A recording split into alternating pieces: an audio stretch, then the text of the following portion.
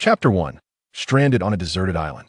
Ah, Jiang Xiao slowly rose, brushing off the sand clinging to him. My head aches terribly, and my eyes sting. He then surveyed his surroundings. Before him lay the shimmering sea, where the horizon met the water's edge, the waves lapping against the rocks with a gentle rustle. Turning around, he saw an endless coastline, while behind him loomed a dense thicket, encircled by coconut palms laden with fruit. Thank goodness, I have drifted to an island. At 28 years of age, Jiang Xiao was a commendable employee of the Han Group, but his fortunes took a turn when he inadvertently caught a glimpse of the company's new aloof female president during a meeting, leading to his abrupt dismissal. To dispel the gloom of unemployment, he had embarked on a global voyage aboard the Harmony of the Seas.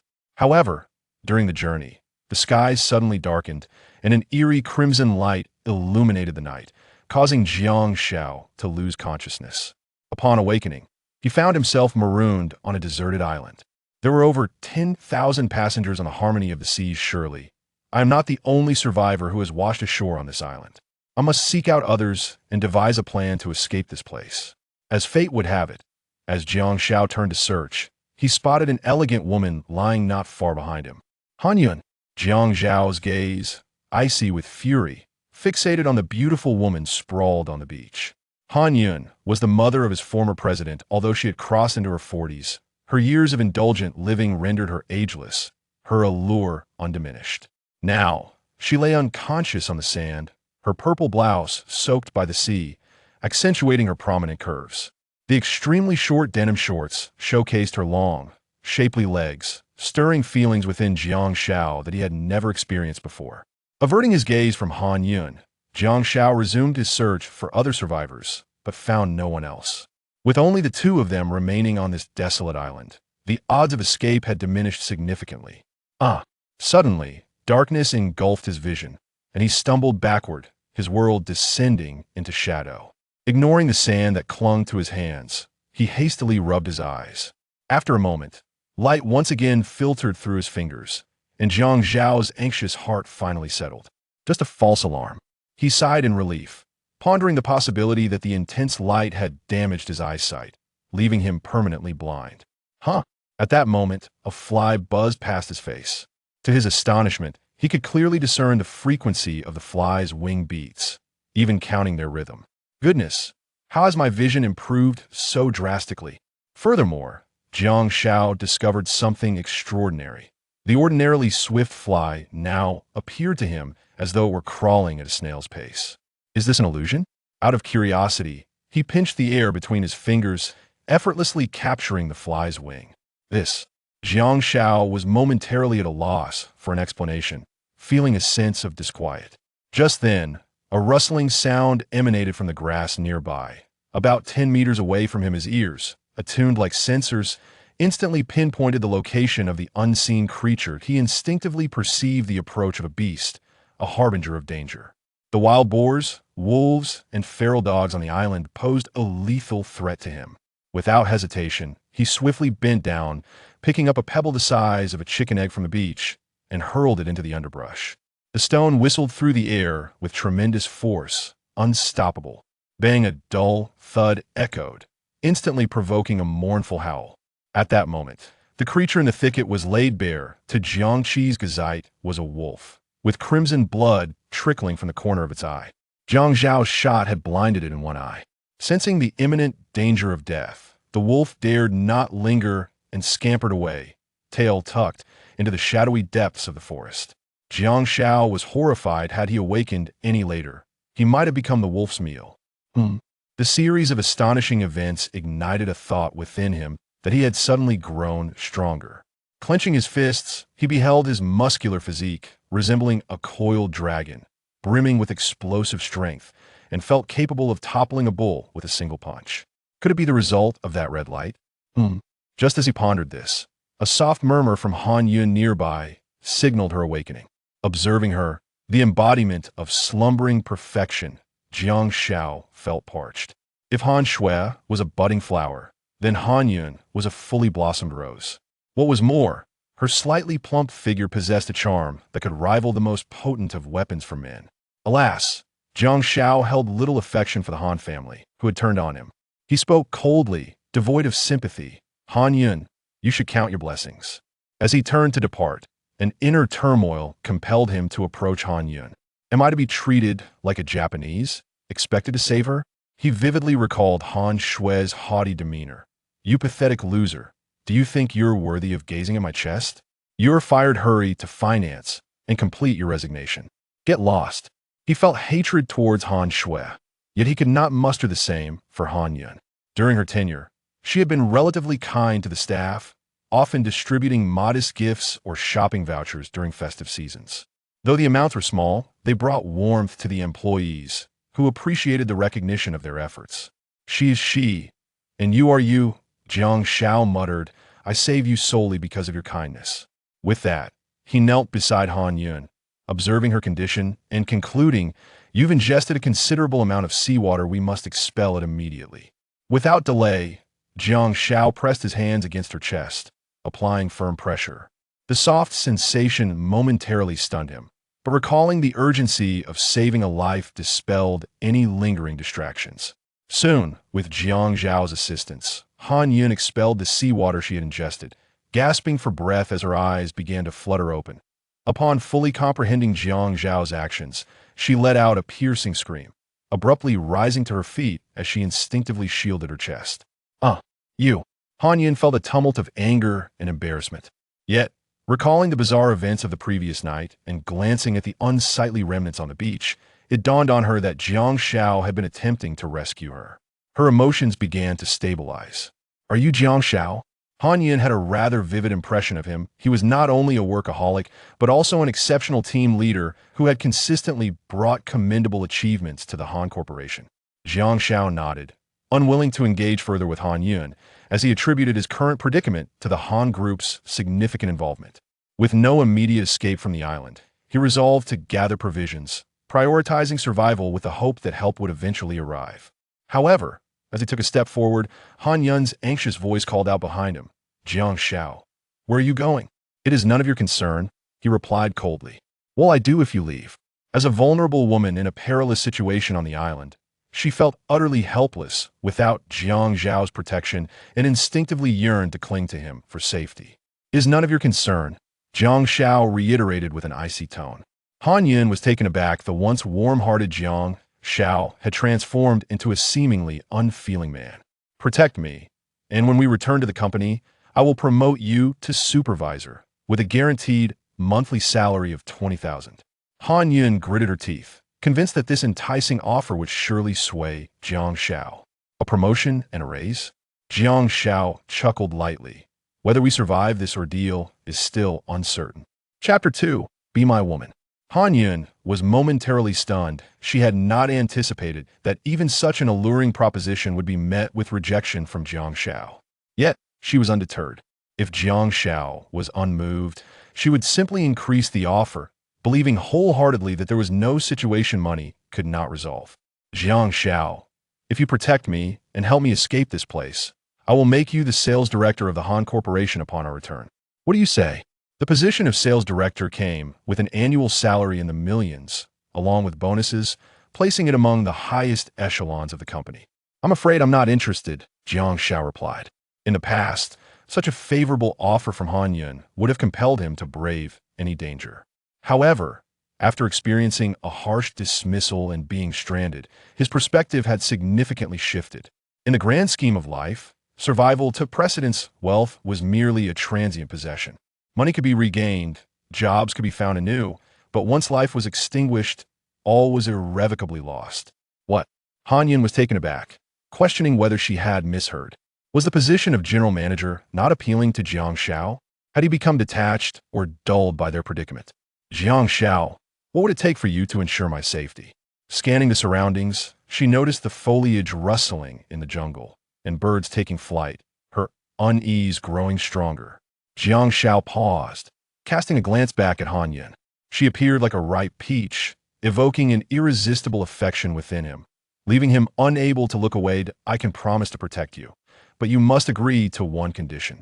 Upon hearing this, Han Yun's heart soared with joy. With a formidable man like Jiang Xiao to safeguard her, her chances of survival on the island had significantly increased. As for Jiang Xiao's condition, it was likely just a matter of wealth she could acquiesce to that. Her life was priceless. Han Yun hastily replied, "State your condition." Jiang Xiao fixed his gaze upon her. "I want you to be my woman." The shock hit Han Yun like a thunderbolt. She never anticipated that Jiang Xiao would have such intentions towards her. It was utterly audacious. "Impossible," she retorted, almost incensed, waving her hand. "I can agree to anything but this." Jiang Xiao leisurely replied, "I desire nothing else." "You." Han Yun was infuriated to the point of spitting blood. How could Jiang Xiao be so obstinate, fixating on her as if she were the only option? "Suit yourself," he said coolly, turning to leave without a backward glance. "Oomph." Han Yun scoffed. "If you think you can make me your woman, you're dreaming. I refuse to believe that amidst the allure of wealth, I cannot find someone capable to protect me." Encountering Jiang Xiao on this island also implied that others might wash ashore. She was certain that there were those who would be enticed by riches. At that moment, a pack of wild wolves suddenly burst forth from the underbrush, encircling the two in the blink of an eye. Among them was a wolf with a bloodied left eye, evidently the one Jiang Xiao had previously driven away. It had returned to summon its kin for vengeance. Roar! The alpha wolf's cry echoed, and 15 ferocious wolves bared their fangs, slowly tightening their circle, poised to attack. "Help!" Han Yun was utterly panicked without a leader. She feared becoming the wolves' next meal. Suddenly, recalling Jiang Xiao's earlier words, she had a flash of inspiration. Jiang Xiao, I agree to be your woman. Please protect me. I don't want to die." "Are you certain?" Jiang Xiao bent down, picking up several pebbles from the beach. "Absolutely." Han Yun rushed to his side, gripping his clothing tightly.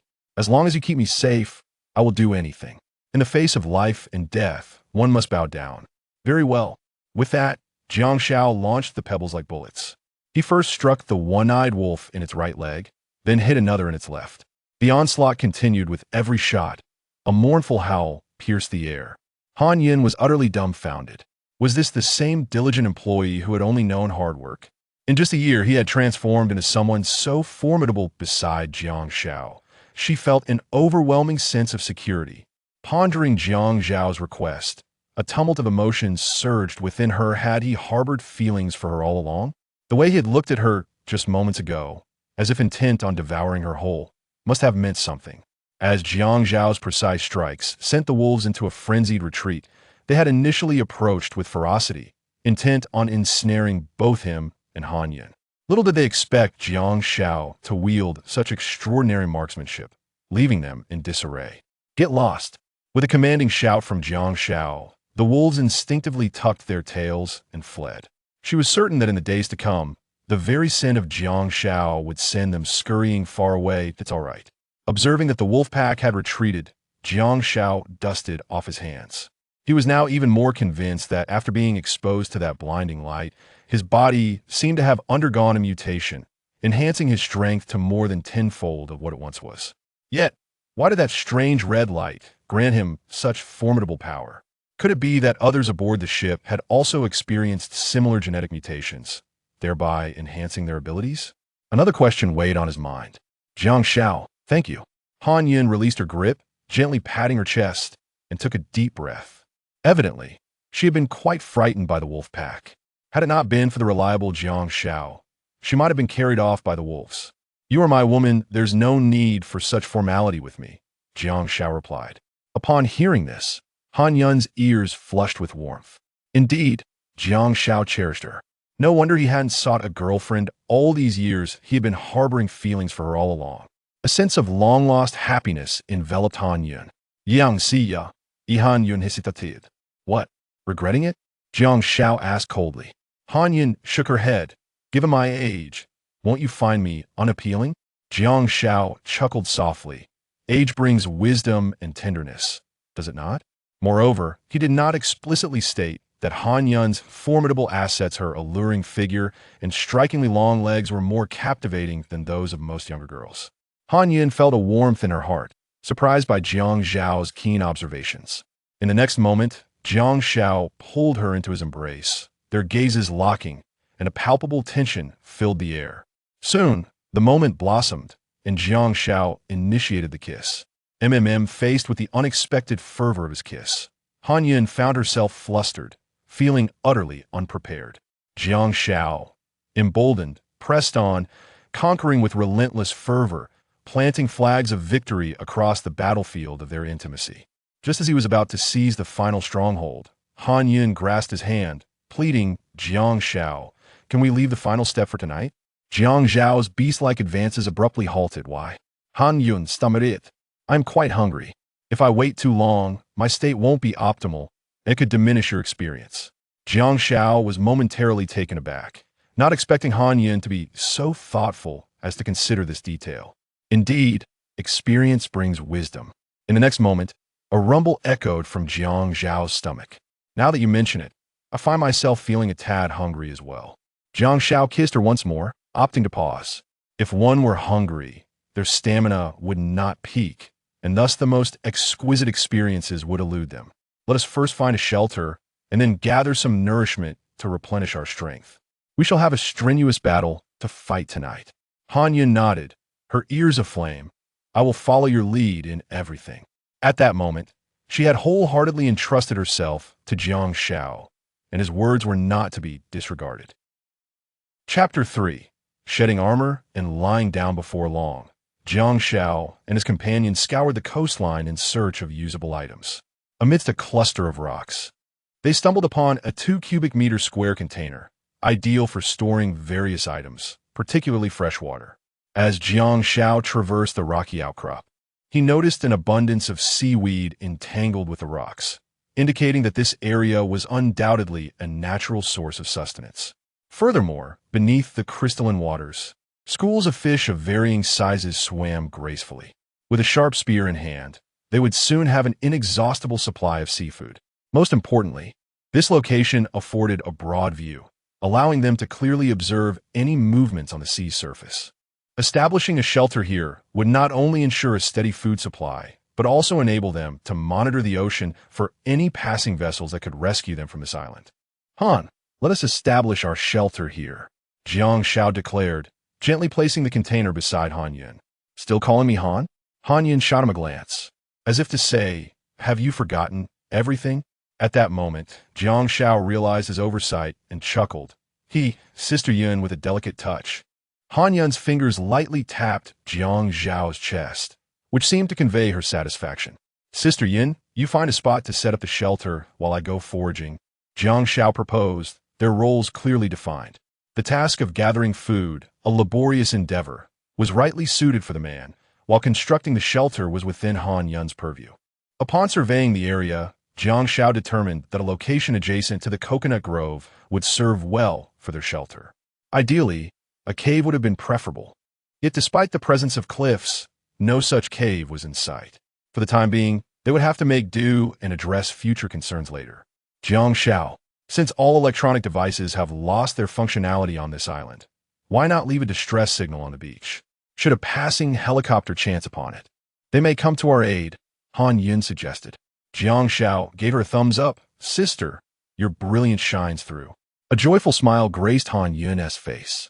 Although she yearned to leave the island swiftly, being with Jiang Xiao filled her heart with an unexpected sense of reluctance. Having received his nurturing attention, she found herself harboring feelings that she had not intended to develop. "I shall get to work now. You gather some dry grass to construct a simple shelter," Jiang Xiao instructed, then teasingly added, "Oh, and make sure to lay it on thick. If you catch my drift such a nuisance," Han Yun playfully retorted. "Ha!" Jiang Xiao beamed with a radiant smile.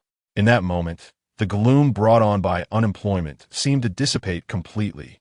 Moving approximately 5 meters away from Han Yun, Jiang Xiao arrived at a clear patch of sand and began to inscribe the letters SOS with branches. To be prudent, he etched several sets in various locations. Concerned that rising tides might wash away their markings, he gathered fist-sized pebbles to outline the letters. Soon enough, the SOS was adorned with pebbles, alleviating his worries about the encroaching sea. Having completed this task, he turned his attention to foraging for food, knowing that their survival on the island hinged upon it. Just then, he noticed something scuttling beneath his feet.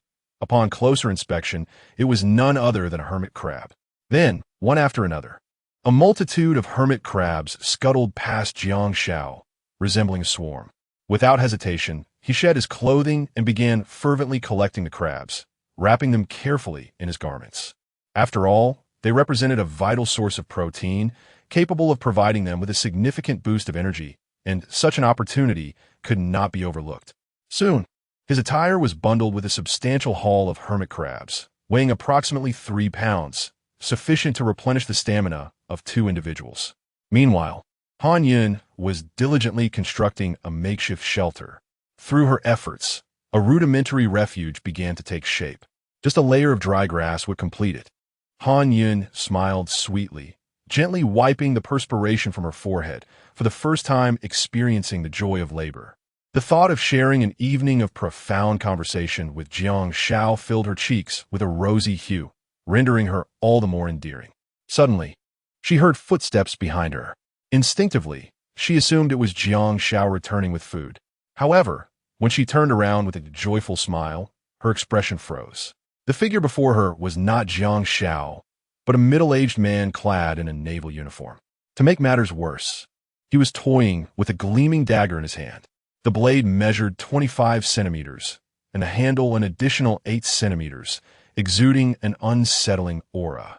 Well, I never expected to encounter such a stunning woman aboard the Harmony of the Seas. Fortune smiles upon me.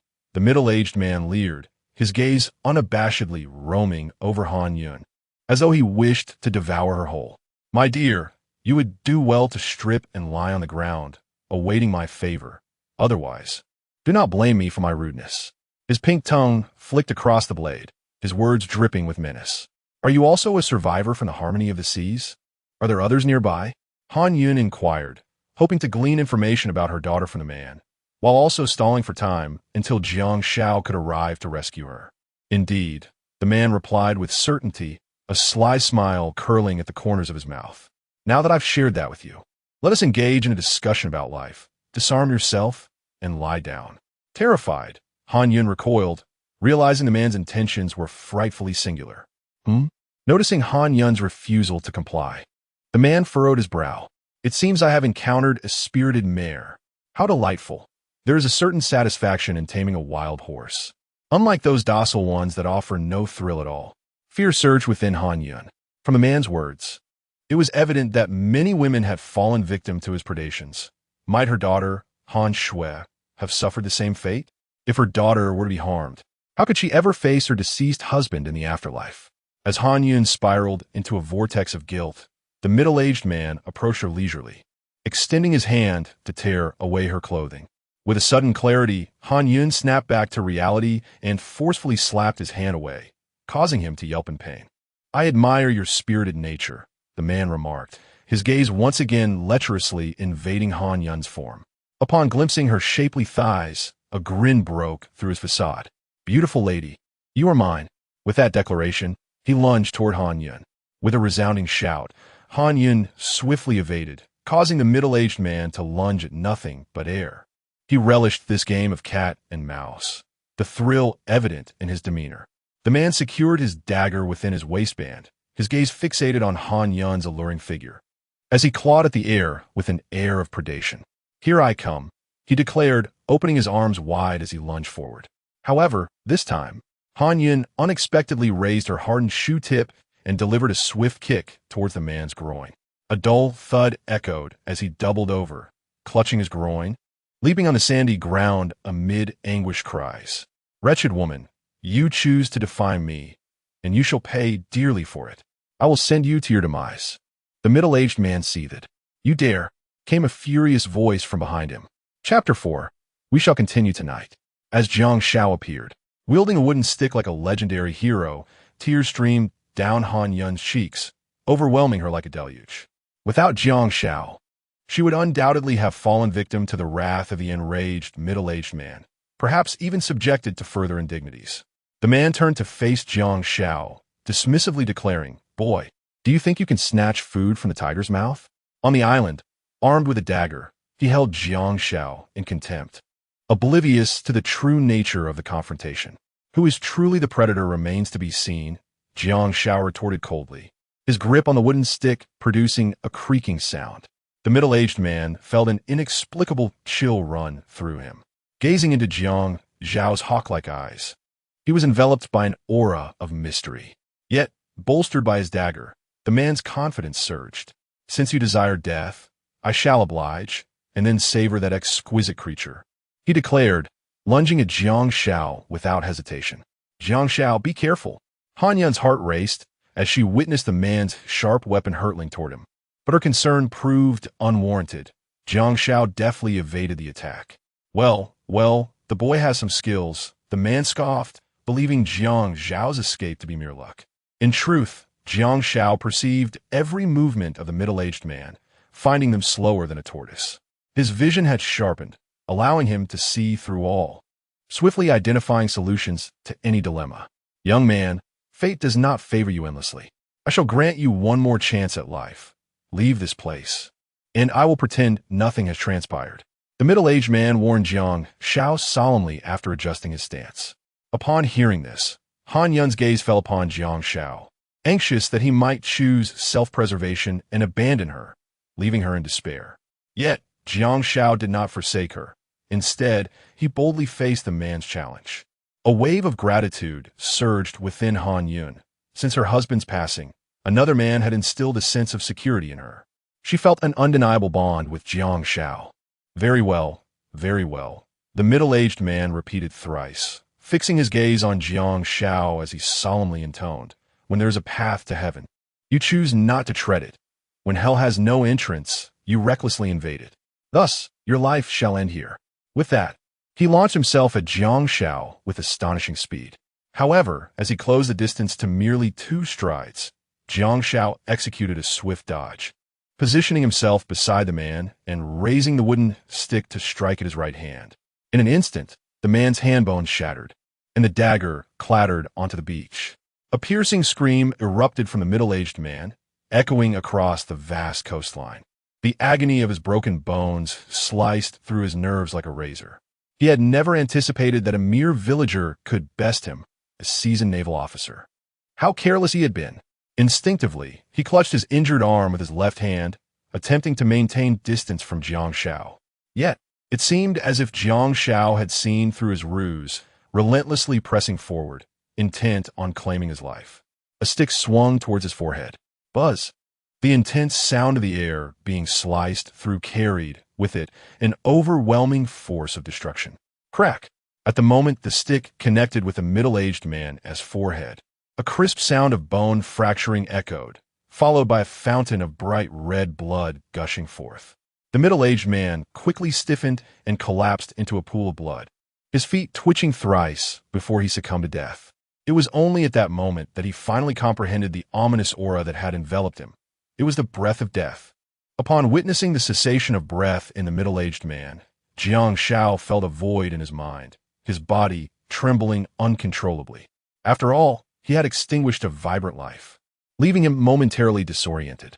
The middle-aged man had posed a threat to his life, and he had been compelled to retaliate, an act of self-defense. This thought surged from the depths of his heart. Then, recalling their current predicament on the deserted island, where the law could no longer govern their actions, he recognized that only the law of the jungle remained. With this realization, Jiang Xiao ceased his errant thoughts, and his trembling form gradually calmed. At that moment, Han Yun rushed to his side, offering words of comfort. "This is not your fault. He attacked first.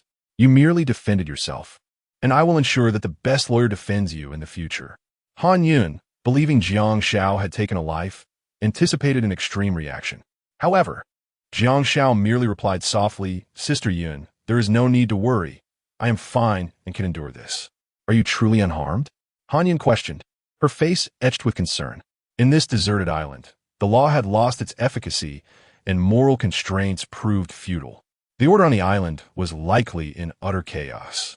To show mercy to an adversary now would be to inflict cruelty upon oneself. "I'm not so fragile," Jiang Xiao asserted. Han Yun was momentarily taken aback. Clearly, Jiang Xiao's words pierced her heart like a dagger.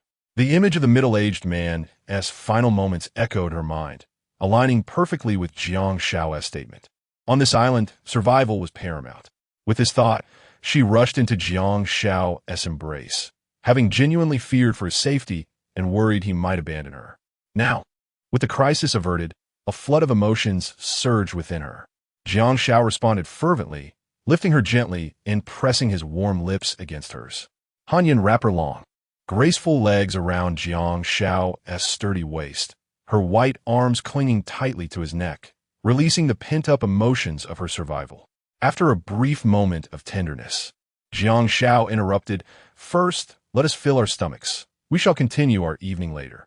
Han Yun nodded shyly, reluctantly departing from Jiang Xiao's side. After instructing Han Yun to tend to the hermit crabs, he began to search the middle-aged man's body for anything of use. First and foremost, of course, was the dagger. With the dagger in hand, his confidence in surviving on the island increased significantly. It could serve not only as a means of protection, but also for peeling coconuts, and even be tied to a long stick for fishing in the sea. In short, the dagger was multifaceted in its utility. After securing the middle-aged man's dagger, Jiang Xiao continued to rummage through his belongings. As he reached into his trouser pocket, his fingers brushed against an object that sent a thrill through him, a lighter and cigarettes. Jiang Xiao was overwhelmed with excitement. Initially, he had intended to create fire through friction to roast the hermit crab before consuming it. But with the lighter now in his possession, such laborious efforts became unnecessary. Upon inspecting the lighter, he found it filled with gas, sufficient for his needs for an extended period. Jiang Xiao deftly tucked it into his pocket. As for the cigarettes, although he was not a smoker, he decided to take them along, recognizing their potential for staunching wounds and treating injuries. Stranded on a deserted island, he could not avoid the occasional scrapes and cuts. Thus, sprinkling tobacco on a wound could serve as an effective means to halt bleeding and promote healing. Regarding the clothing of the middle-aged man, Jiang Xiao had no intention of neglecting it. After a thorough wash, he planned to use it as bedding atop a pile of grass, which would undoubtedly bring him comfort. As for the corpse of the middle-aged man, it would naturally be disposed of in the sea, a meal for the carnivorous fish, for in the sweltering heat, the stench of decay would soon become unbearable. Chapter 5. Contemplating tonight's events, Jiang Xiao exerted immense effort to cast the middle-aged man into the sea. Perhaps due to hunger, combined with the exertion of disposing of the body, each step felt extraordinarily laborious. "I must replenish my strength swiftly," as he mused. His stomach emitted a low growl. The gnawing hunger was overwhelming. Before long, he approached Han Yun, only to find that she had already prepared the hermit crabs. "Jiang Xiao, are we really going to consume them raw?" Though her stomach ached with hunger, the thought of eating the crabs uncooked made her hesitate. After all, raw food could harbor parasites, such as liver flukes, which could wreak havoc on her liver. What a predicament that would be. Jiang Xiao smiled gently and retrieved a lighter from his pocket. Seeing this, Han Yun was filled with excitement. "Jiang Xiao, you are brilliant. Now we needn't eat the hermit crabs raw." With that, she rewarded him with a quick kiss on the cheek before gathering dry twigs to kindle a fire for roasting the crabs. Meanwhile, Jiang Xiao took advantage of the spare time to hang his navy uniform on a tree branch. In this sweltering heat, it would dry in no more than 15 minutes. Soon, a wisp of smoke began to rise from the deserted island, accompanied by flickering flames. Han Yun speared the hermit crabs onto small branches and commenced the roasting process. Before long, enticing aromas wafted through the air, causing both of them, already on the brink of starvation, to salivate profusely. "Jiang Xiao, here you go," Han Yun insisted, offering him the first bite. As the crabs hung from him, he could clearly feel his legs tremble slightly, an evident sign of his extreme hunger. Exacerbated by his somewhat plump physique, Jiang Xiao, without hesitation, accepted the skewered crabs and devoured them with remarkable speed. As the morsels disappeared into his stomach, something extraordinary occurred. A wave of warmth surged within him, and countless streams of heat radiated throughout his limbs and body. As these warm currents dissipated, Jiang Xiao felt a significant resurgence of strength. Initially, he attributed this to the natural response of his body after such hunger. It was only logical that consuming food would restore his energy. However, upon swallowing another bite, an even more astonishing phenomenon transpired. His previously injured fingers began to heal at a visibly rapid pace. This was nothing short of miraculous. Ecstatic, he decided to test it again and each time he consumed food, it replenished his energy instantaneously and facilitated the gradual healing of his wounds. Only when he had eaten his fill did this phenomenon cease. Could this change be a result of that radiant red light's influence? Jiang Xiao pondered, which meant that in the future, whenever he felt exhausted, as long as he could find sustenance, he would be revitalized, and as long as he avoided fatal blows. Could he heal from injuries through mere consumption? Jiang Xiao felt exhilarated, as long as he carried food with him and refrained from reckless behavior. Could he not become an indestructible being? At present, the desire to gather food has intensified. Observing Jiang Xiao's cheerful demeanor, Han Yun inquired, "What are you thinking about?" Her lips nearly betraying her amusement. Jiang Xiao replied with a mischievous smile, "I am contemplating tonight's affairs." Han Yun's cheeks flushed a delicate hue, and she shyly remarked, "You only know how to tease me." In that moment, she was no longer the imperious female CEO, but resembled a bashful neighbor girl awakening to the stirrings of love. Jiang Xiao playfully pinched her nose and said, "What's this? If you don't allow me to tease you, I might just ignore you from now on." A sense of panic seized Han Yun as she grasped his hand, pleading no. The thought of surviving alone on this deserted island terrified her. Even though she understood Jiang Xiao was jesting, a primal worry gnawed at her. As the atmosphere reached this juncture, Jiang Xiao prepared the mattress once more, rejuvenated and ready to engage in more significant endeavors. However, Han Yun gently thwarted his advances, suggesting, "While the sun is still shining, let us first gather some dry firewood." The temperature by the sea can be quite chilly after dark. Though they employed the most rudimentary methods to keep warm, a fire was indispensable. The flames could also fend off wild beasts. Jiang Xiao nodded, suppressing the flames of desire within him. Not only did they need to collect firewood, but they also required some coconuts to serve as fresh water. Since the incident on the cruise ship, he had not consumed a single drop and felt a parching in his throat. Of course, part of this discomfort was due to Han Yun's presence, as the voluptuous beauty beside him inevitably left him feeling dry-mouthed. Soon, the two rose and made their way toward the coconut grove. Before departing, however, Jiang Xiao buried the fire pit with sand. "Why are you burying the fire?" Han Yun, a city dweller born with a silver spoon, was oblivious to its significance. "If we don't cover it with sand, the embers will extinguish soon, but by burying it, we can effectively limit its exposure to oxygen, slowing the combustion. When we return, we shall merely need to add some dry grass to rekindle the fire." As a country boy, Jiang Xiao possessed much practical knowledge. Although he carried a lighter, it would inevitably run out.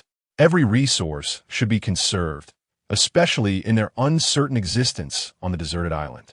Han Yun's eyes brightened with understanding, and she laughed. "Jiang Xiao, you are quite clever." Jiang Xiao shook his head, remarking that such knowledge was common among country folk. Han Yun chuckled softly, realizing that what she deemed remarkable was trivial in Jiang Xiao's eyes. Though she was born into privilege, she had forfeited many joys of life. She resolved to learn from Jiang Xiao henceforth to fill the void of her 40 years. Simultaneously, she reflected on the hardships Jiang Xiao must have faced. "Jiang Xiao, once we leave this island, I shall recommend you for the position of sales general manager. What do you think?"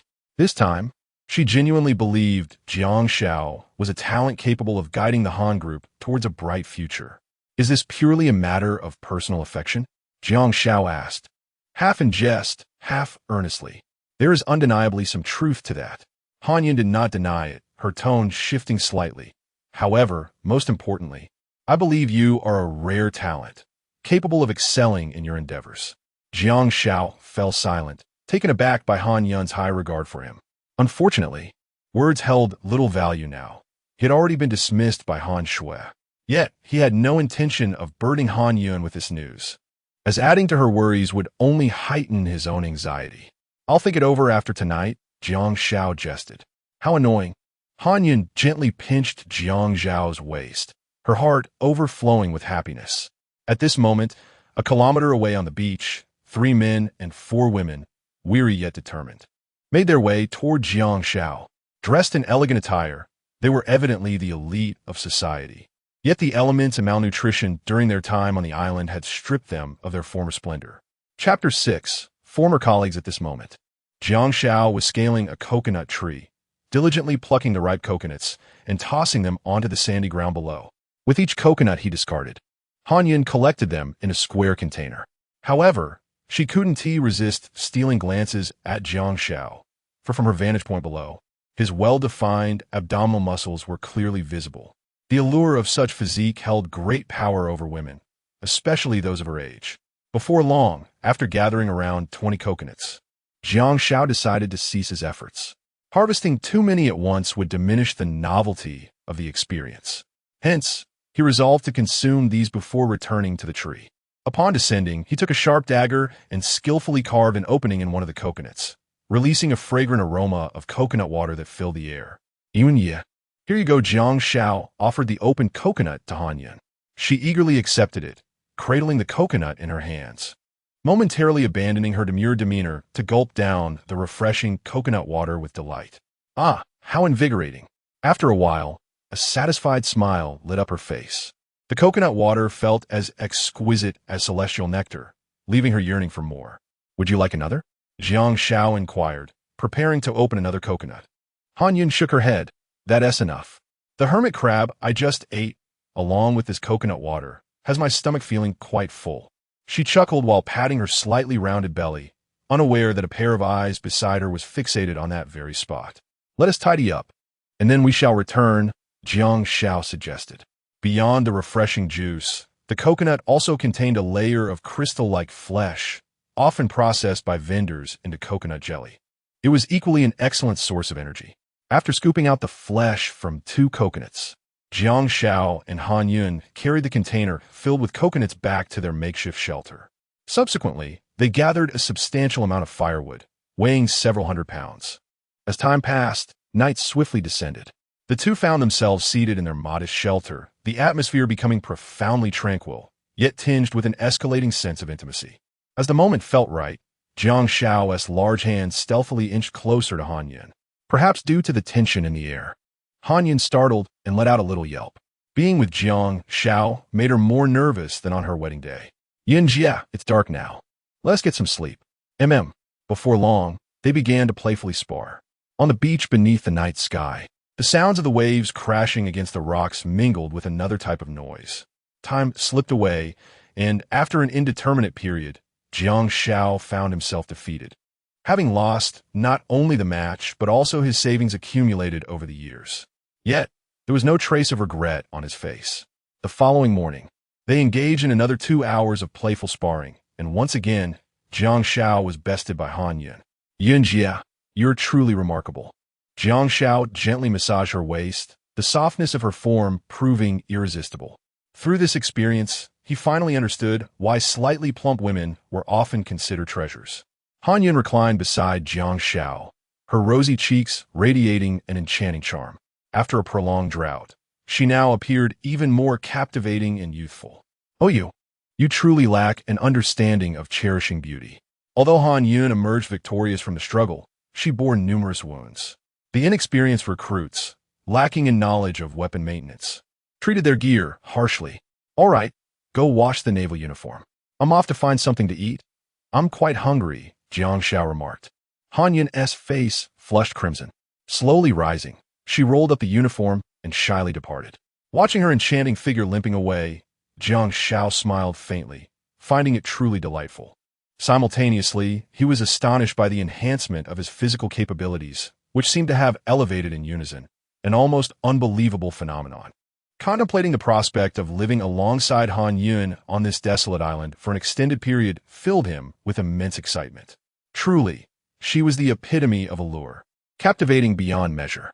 At that moment, Han Yun returned, accompanied by 7 individuals, people Jiang Xiao knew all too well. At the forefront stood a bald, portly man named Tang Chao, the vice general manager of the sales department. Known for his cunning and duplicitous nature, he often claimed the achievements of others as his own. Jiang Xiao, being in the same department, had suffered the loss of several accolades to him. To Tang Chao's left was a slender man named Su Fong, another elite from the sales department who delighted in sabotaging others, selfishly hoarding clients for himself, all under Tang Chao's tacit approval. On Tang Chao's right stood Li Dahai. Like Jiang Xiao, hailed from humble beginnings and had risen through sheer competence. He treated Jiang Xiao fairly, at least without friction in their professional dealings. Surrounding Han Yun was the most striking woman among them, Li Man, whose enchanting beauty was captivating, often engaging in unsavory dealings with Tang Chao. The remaining trio consisted of Chun Mengyao, Zhang Xiaoling, and Lu Xiumon. As elite members of the sales department, their appearances were undeniably impressive. If Han Yun rated a 95, they would be around 85. These three girls cohabited under the same roof as Jiang Xiao, yet their gazes seldom lingered on him. It took someone of Tang Chao's caliber to pique their interest. Jiang Xiao, how come you're still alive? Tang Chao's first words upon seeing Jiang Xiao were cuttingly harsh. The incident involving Jiang Xiao at the conference had embroiled their entire sales department, and Tang Chao's ire flared at the sight of him. Furthermore, Jiang Xiao's exceptional work prowess posed a threat to him, breeding resentment. The others, upon seeing Jiang Xiao, wore enigmatic smirks, as if to suggest that he no longer belonged to their echelon. Only Li Dahai offered a gentle wave in greeting. Tang Chao, did you eat something foul this morning? Why such a rancid mouth? Jiang Xiao retorted, even in death, I would not succumb to you. Tang Chao let out a cold laugh. What is this? Feeling unbalanced after being dismissed by General Han? Are you resorting to biting out of desperation? He dismissed Jiang Xiao with disdain. Let me inform you, I'm not swayed by your antics. You are destined to remain apart from us. Li Man and her companions held their heads high, looking down upon Jiang Xiao, evidently echoing Tang Chao's sentiments.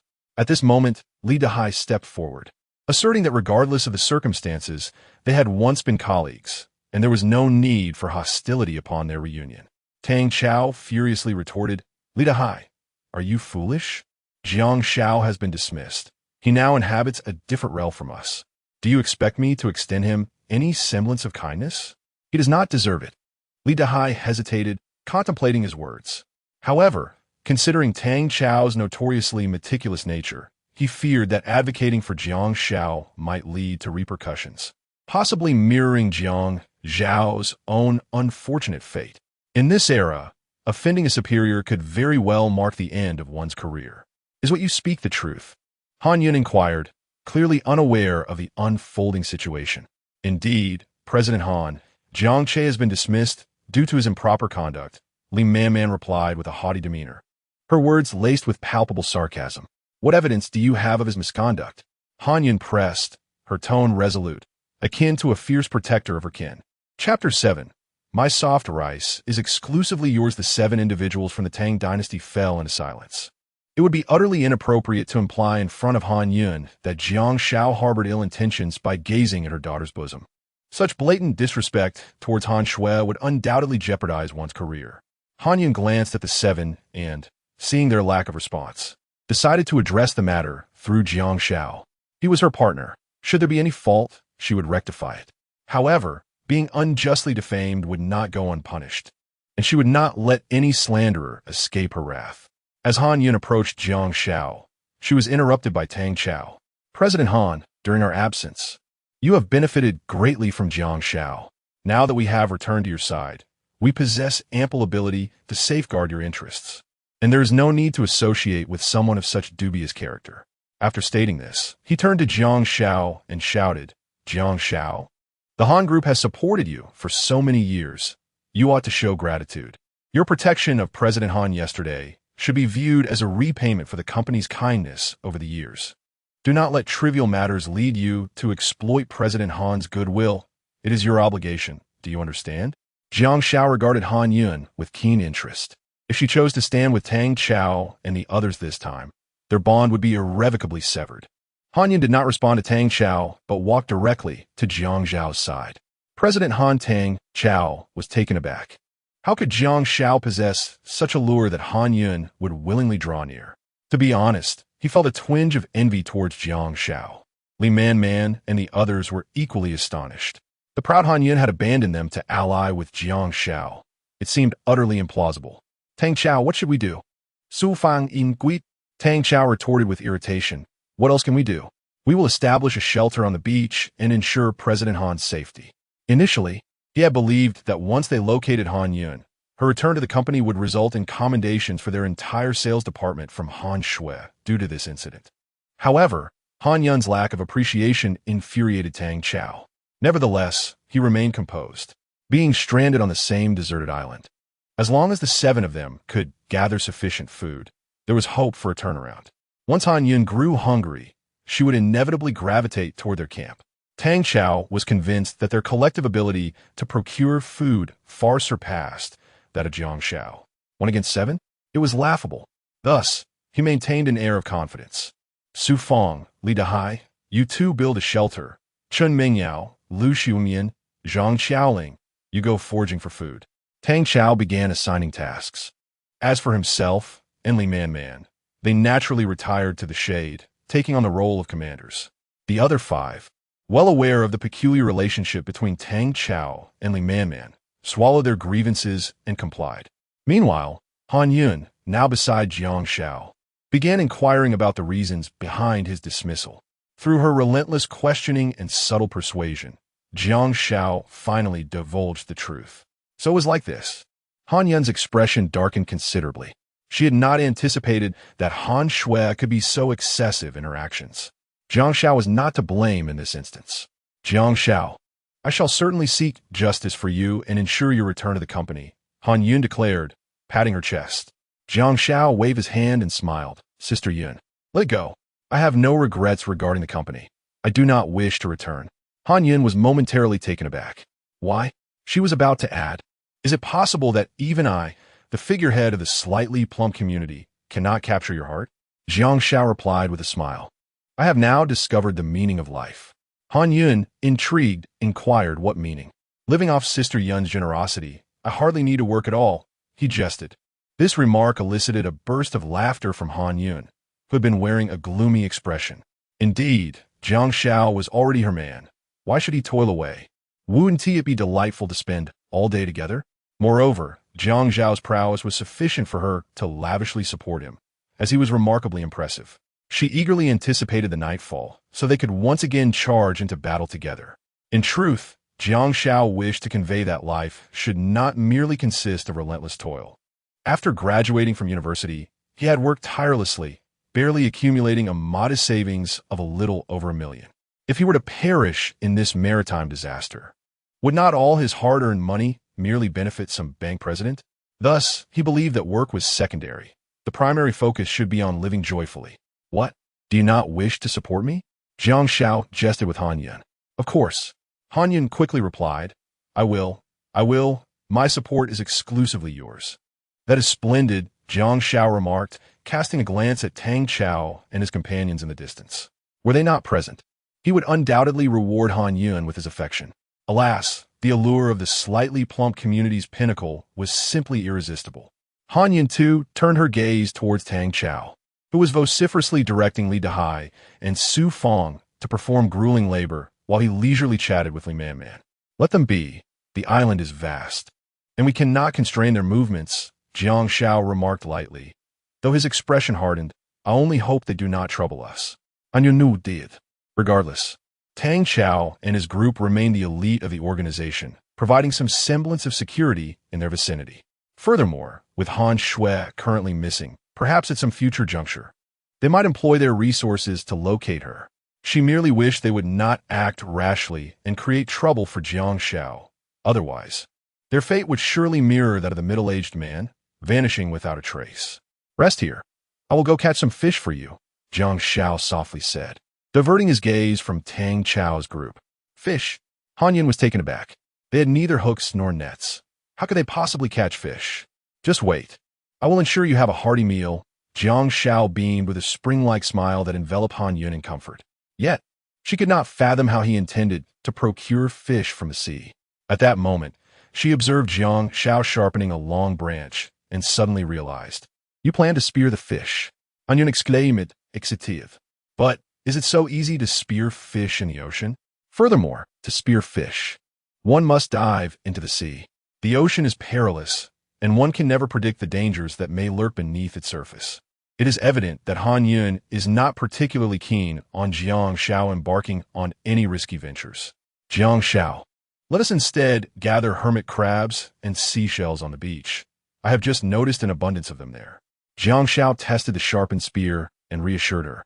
Do not worry. I promise to bring back a great catch. Very well then.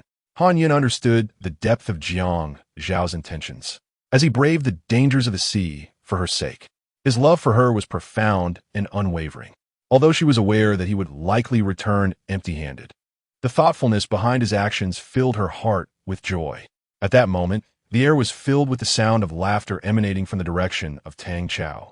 Chapter 8. Jiang Xiao caught fish. Aha, Xiaoling, Mengyao, Xuemian, splendid work. Upon our return, I shall certainly converse with General Han to secure more premium clientele for you. Tang Xiao gazed at the three women, who returned triumphantly, laden with their catch, a sense of indescribable pride illuminating his face. They had collected approximately 4 pounds of hermit crabs and 3 pounds of shellfish, sufficient to sustain them for over a day. Turning to Jiang Xiao, he was seen lugging tree branches outside, perhaps intending to dig for sustenance. Sooner or later, Han Yin would kick Jiang Xiao to return to their team. Su Fang, Li Dahai, you two had better hasten to establish the shelter, or you shall endure hunger by noon. Upon hearing this command, Su Fang and Li Dahai fervently set to work, feverishly adding palm fronds to the shelter. Xiaoling and Xuemian, please attend to the hermit crabs and shellfish, while Mengyao, come and massage my shoulders. I did not sleep well last night, and my shoulders are quite sore. Do work your magic. Tang Xiao, like a regal emperor, casually directed the labor of others. Such behavior was common in the company, where he had consistently found success in this manner, and thus he continued to employ it to this day. Moreover, those assigned to tasks complied obediently, which emboldened him further. Tang Ge, I desire roasted food. While Tang Xiao reveled in Chun Mingyao's massage, Li Man whimsically interjected. He chuckled. Ah, Man, your appetite truly knows no bounds. Tang Xiao, savoring the moment, remarked with a hint of sarcasm, the issues over there with Jiang Xiao remain unresolved, yet you dare to set your sights so high? Nearby, Zhang Xiaoling and Lu Xuemian erupted in laughter. Jiang Xiao was no longer on their level, and starvation was his rightful fate. Alas, it was unfortunate for the previous president. Tang Ge, I am merely craving roasted delicacies, Li Man purred, brushing her alluring form against Tang Xiao's arm, her intentions unmistakably provocative. Each time she showcased her unique charm, Tang Xiao found himself succumbing. You've worn me down. Let us indulge in roasted hermit crabs and shellfish. Although Tang Xiao feigned reproach, he was, in fact, mocking Jiang Xiao while simultaneously reminding his subordinates that compliance would reward them with delectable feasts. Thank you, Tang Ge. Li Man fluttered her enchanting eyes, igniting an intense heat within Tang Xiao's abdomen. Under ordinary circumstances, he would have pounced upon her like a ravenous wolf, but alas, they were stranded on a desolate island, where the harsh environment necessitated strict restraint. Each indulgence required a long recovery. The other three women regarded Li Man with disdain. It was her willingness to exploit her allure that enabled her to surpass them to this point.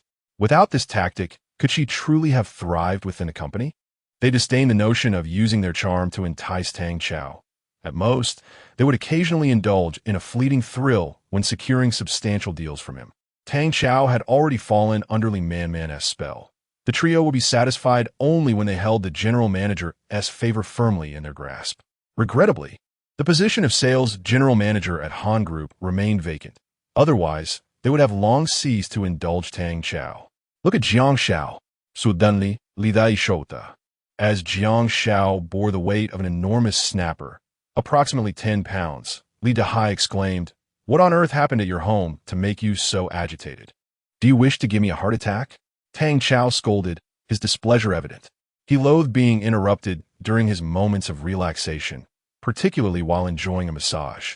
It was akin to being rudely disturbed during a delicate task by someone breaking and wearing a uniform. Who could possibly fathom such an intrusion? Jiang Xiao was preoccupied with the fish. Li Dahai responded dismissively. So what if he is? Tan Cao squinted, disdainful. What can Jiang Xiao possibly catch? At most, a fish no larger than a couple of fingers. Frustrated by Li Dahai's incessant negativity, Tang Xiao snapped, If you still value our past friendship, then kindly remove yourself from our sales team. Li Man attempted to mediate. Dahai, Jiang Xiao has been dismissed. He is no longer one of us. Everything related to him is no longer our concern. so please refrain from mentioning him in front of Brother Tang. The other 3 women nodded in agreement. Just then, Su Fong shouted, his voice piercing even more than Li Dahai's. Tang Xiao felt as though his eardrums might burst, responding impatiently, Su Fong, are you losing your mind? If you're unwell, go seek treatment. If not, stop disturbing me. Tang Xiao's irritation grew with each interruption, akin to having consumed gunpowder. Brother Tang, Jiang Xiao has truly caught a fish, and it's no small one, about 10 pounds. Su Fong declared, his loyalty to Tang Xiao evident in his address. With effort comes reward. Haven't I taught you that? Dan Xiao Tito Dietz Misin. Suddenly, after processing Su Fong's words, his mind exploded with disbelief. What? What did you say? Su Fong reiterated, Jiang Xiao caught a big fish, at least 10 pounds. Damn it. Dan Xiao Guset. Springing to his feet and gazing towards Jiang Xiao's direction, where he beheld a man preparing to bleed the fish, readying it for gutting. The sight of the sizable fish made him envious. 10 pounds seemed a conservative estimate. In that moment, he found the hermit crabs and shells in his possession utterly unappealing. Brother Tang, I want to eat fish, Li Man said, her gaze fixed on Jiang Xiao as he extracted the fish's entrails, swallowing hard. How delightful it would be to feast upon such a delicacy. In the realm of reality, she would have scoffed at anything less than a tuna. Yet now, stranded on a deserted island, even fish entrails were akin to gourmet sausages. The snapper, in particular, surpassed even shark fins in desirability. Eat, eat, eat. All you think about is eating. Tang Xiao erupted, chastising Li Man in front of everyone. If you crave it so much, why not go join Jiang Xiao and live off him? In his eyes, Jiang Xiao was merely a blind cat stumbling upon a dead mouse. It wouldn't be long before he exhausted his resources and would be begging to return to their team. General Tang, Man was merely caught up in the moment. Please don't be angry. She realizes her mistake. Chen Mingyao pleaded on Li Man's behalf, hoping to placate Tang Xiao. Man quickly apologized to General Tang. Subsequently, Chen Mingyao incessantly gestured to Li Man, urging her to promptly apologize to Tang Xiao. Otherwise, if she were truly sent to team up with Jiang Xiao, would she not face the dire consequence of starvation? Li Man, being quite astute, recognized the gravity of the situation and humbly approached Tang Xiao with an apology. Brother Tang, I was merely jesting. Please do not take offense. Tonight, I shall remedy the situation. All right. Tang Xiao waved his hand dismissively. This time I shall grant you forgiveness. Should you err again, I shall indeed send you to endure the company of that scoundrel Jiang Xiao. Thank you, Brother Tang. Li Man sighed in relief. Were she truly to be placed with Jiang Xiao, it would not be long before she found herself utterly famished. Chapter 9. My man is incredible, Jiang Xiao. You are truly remarkable. On the other side, as she gazed at the sizzling, perfectly cooked sea bream over the fire, Han Yun incessantly praised Jiang Xiao. It was astonishing that he had managed to spear a 10-pound fish in such a short time with just a harpoon. It seemed that one could not judge by conventional standards. Jiang Xiao was far more formidable than she had ever imagined. As she reflected on this, memories of the previous night's wild events flooded her mind. He was not merely powerful, but rather a relentless killing machine. Jiang Xiao continued to flip the fish, a subtle smile gracing his lips. Despite having heard her express admiration multiple times the night before, each utterance still filled him with renewed vigor. Approximately 15 minutes later, the fish's surface was enveloped in a golden crust, signaling that it was thoroughly cooked. Yin Jia, come, it's time to eat the fish, he said, slicing off a palm-sized portion of the fish's belly, the most succulent part, and offering it to Han Yun. You are so kind to me, Jiang Xiao, Han Yun said, holding the fragrant, tender fish, overwhelmed with emotion. The experiences of these past 2 days had transported her back to her youth after more than 20 years. You are my woman. If I do not treat you well, whom shall I treat well? Jiang Xiao replied with a smile. Han Yun smiled faintly in response, realizing the truth in his words. With their bond so deep, how could he not treat her well?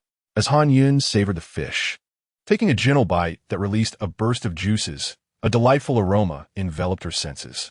How delicious! It was her first time indulging in such exquisite sea bream. Perhaps it was due to their plight on the deserted island that even without any seasoning, she found it utterly delectable. Yet, as she continued to eat, she suddenly halted, her expression shifting to one of profound gloom. What is wrong? Jiang Xiao inquired, perplexed. Does it taste off? No. Han Yun shook her head, tears welling up in her eyes as sorrow engulfed her. Jiang Xiao set aside the fish and gently approached her, enveloping her in his embrace. What is troubling you? Please tell me. Resting her cheek against Jiang Xiao's chest, Han Yun's thoughts turned to her daughter, Han Shui. From conversations with others, she had learned that their company's team-building excursion aboard the Ocean Harmony had involved over 100 people. Han Shui had been with them. But following the sudden maritime disaster, they awoke to find only 7 survivors, with Han Shui missing. Now, as Han Yun enjoyed the feast, the thought of her daughter possibly enduring hardship made her heart ache. Yet, she hesitated to share her worries with Jiang Xiao, fearing that mentioning Han Shui might cast a shadow over his spirits. Sensing her turmoil, Jiang Xiao asked, "Are you thinking of Han Shui?" Han Yun looked up at him in disbelief, astonished that he could perceive her innermost thoughts. It was not an exaggeration to say he was like a worm in her belly. Yes, she nodded faintly. Rest assured, she will be fine, Jiang Xiao reassured her. Han Yun could only nod in agreement, hoping fervently that he was right. However, the current chaos on the island left her anxious, fearing that her daughter might fall victim to the predatory intentions of older men, just as before. Upon contemplating this, her heart felt as though it were being torn asunder. Once we grow accustomed to this desolate island, we shall embark on a quest to uncover Han Shui's whereabouts. You need not fret. Han Yun's ears echoed with Jiang Xiao's words.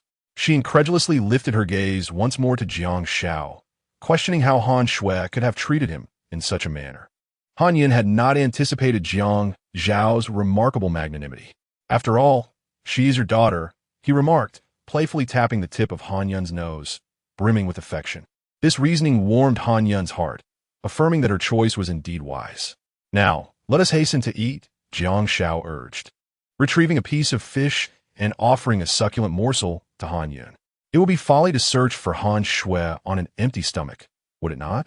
Under Jiang Xiao's encouragement, Han Yun found her appetite insatiable, disregarding her ladylike demeanor as she devoured an impressive 2 pounds of fish. In the end, she let out a satisfied belch. I find you quite lovely when you eat, Jiang Xiao remarked with a chuckle. Anyun's chucks flusha. She realized her earlier consumption had been somewhat barbaric, considering her weight had always been a tad above average. She suddenly felt anxious about the prospect of gaining more and whether Jiang Xiao might find her unappealing. She cautiously inquired if her slightly plump figure would be a source of disdain for him. However, her worries were unfounded. Jiang Xiao had a particular fondness for women with a bit of softness. The allure was simply exquisite. With Jiang Xiao's heartfelt words, Han Yun breathed a sigh of relief, knowing she need not meticulously restrain her appetite any longer. Having filled her belly, she resolved to catch a few more fish for their sustenance. After all, being stranded on an island, one could never predict the whims of the weather. Lacking a strategic food supply would be unwise. Jiang Xiao planned to smoke or roast the fish he caught, ensuring they would last longer. Ah, is it truly that simple to catch fish in the sea? Han Yun asked, her curiosity piqued. Simple indeed, Jiang Xiao replied, withholding the truth that the fish moved in his eyes as slowly as tortoises. With a deft thrust of his spear, he could secure them effortlessly. My man is truly remarkable, Han Yun beamed. If Jiang Xiao's assertions held true, their worries about food would be laid to rest. Remarkable? Jiang Xiao smirked. All remarkable, Han Yun replied bashfully, knowing Jiang Xiao was teasing her once again. Meanwhile, Tang Chao and his companions, though they had hermit crabs and shells to sustain them, found their golden brown feast utterly flavorless. They dined with little joy, as the enticing aroma of Jiang Xiao's grilled fish wafted over, causing their mouths to water uncontrollably. Most vexing were Li Dehai and the 3 women, Chen Mengyao included. Despite their diligent efforts, their share of food was the smallest. The 4 of them were left only partially satisfied, having eaten a mere 3/4 of a meal, while Tang Chao, Su Fong, and Li Man feasted to their heart's content. While it was understandable that Li Man and Tang Chao could enjoy ample nourishment due to their contributions, it was perplexing that Su Fong also reveled in abundance. The disparity in rewards for equal labor seemed unjust. Was this not a form of bullying the honest? Now, the 4 of them bore their grievances in silence. Perhaps salvation could arrive today or tomorrow. It is uncertain. There is no need to provoke Tang Chao, lest one returns to the workplace burdened with incessant grievances. Tang, it seems, Jiang Xiao has ventured out again, carrying branches for fishing. Chen Mingyao, noticing the commotion, promptly reported it. Oh, a glimmer of intelligence sparkled in Tang Chao's astute gaze as he decisively commanded, Su Fong, you and Li Dehai follow him closely. Replicate his methods and bring back some fish for me. The thought of delectable grilled fish made Tang Chao salivate. He was determined not to miss out. Su Fong and Li Dehai hastily trailed behind, resolute in their quest to learn fishing techniques from Jiang Xiao. Xuan Man, the three of you must complete the remaining shelters. Tang Chao proclaimed from his lofty position, assigning tasks to Chen Mingyao and her companions. Though the trio felt a surge of indignation, they dared not voice it, obediently adhering to Tang Chao's orders, albeit with a lackluster spirit while working. Chapter 10. Jiang Xiao, you are truly impressive before long. Li Dehai and Su Fong returned with their heads hung low. Upon their appearance, Tang Chao was filled with excitement. So, did you catch any fish? Li Dehai and Su Fong shook their heads in unison. Useless. Tang Chao erupted in anger. Don't be upset, Brother Tang. Li Man, with her enchanting figure, leaned against Tang Chao's back, continuously kneading his shoulders. Since Dehai and Fong couldn't catch anything, what about Jiang Xiao? Li Man sneered as she glanced at Li Dehai and Su Fong. He must have returned empty-handed as well, right? Tang Chao felt a sense of relief, believing that Li Man had a point. He could hardly believe Jiang Xiao could possibly be so fortunate. Did Jiang Xiao also meet with failure? He inquired, casting a glance at Su Fong and Li Dehai. Once again, they shook their heads in unison. Speak. Tang Chao suddenly stood up, an ominous feeling rising within him. Li Man perked up her ears in anticipation. Li Dehai replied. Jiang Xiao dived into the sea with a spear and managed to spear 3 grouper, each weighing about 8 pounds, along with a snapper weighing around 5 pounds. Before Li Dehai could finish, Su Fong added. He even speared a small shark weighing about 9 pounds. Each word pierced Tang Chao's heart like a dagger. How could Jiang Xiao, of all people, capture such a bounty of delectable delicacies? Li Man's cunning eyes sparkled, as if she had made a decision. Useless. What good are you to me? Tang Chao scolded furiously. Couldn't you have used his spear to dive and catch fish? We tried. Li Dehai and Su Fong replied dejectedly. But the fish in the ocean swim too swiftly. We could hardly catch anything. Excuses. Just excuses. Tang Chao was filled with frustration. Why is it that Jiang Xiao can succeed while you cannot? Explain yourselves. Brother Tang, Jiang Xiao possesses an uncanny talent. Before Su Fong could finish his sentence, Tang Chao angrily retorted, it's not an uncanny talent. It's your incompetence. Continuously being overshadowed by Jiang Xiao left Tang Chao feeling quite discontented. At that moment, an enticing aroma wafted through the air, causing their stomachs to rumble. You too, hurry and catch some fish for me. Otherwise, when we return, I'll demote you to the grassroots level, forcing you to start from scratch. However, just then, the sky darkened suddenly. Ominous clouds gathered, and thunder roared as torrential rain began to pour. It's raining. Hurry to the shelter to avoid getting drenched.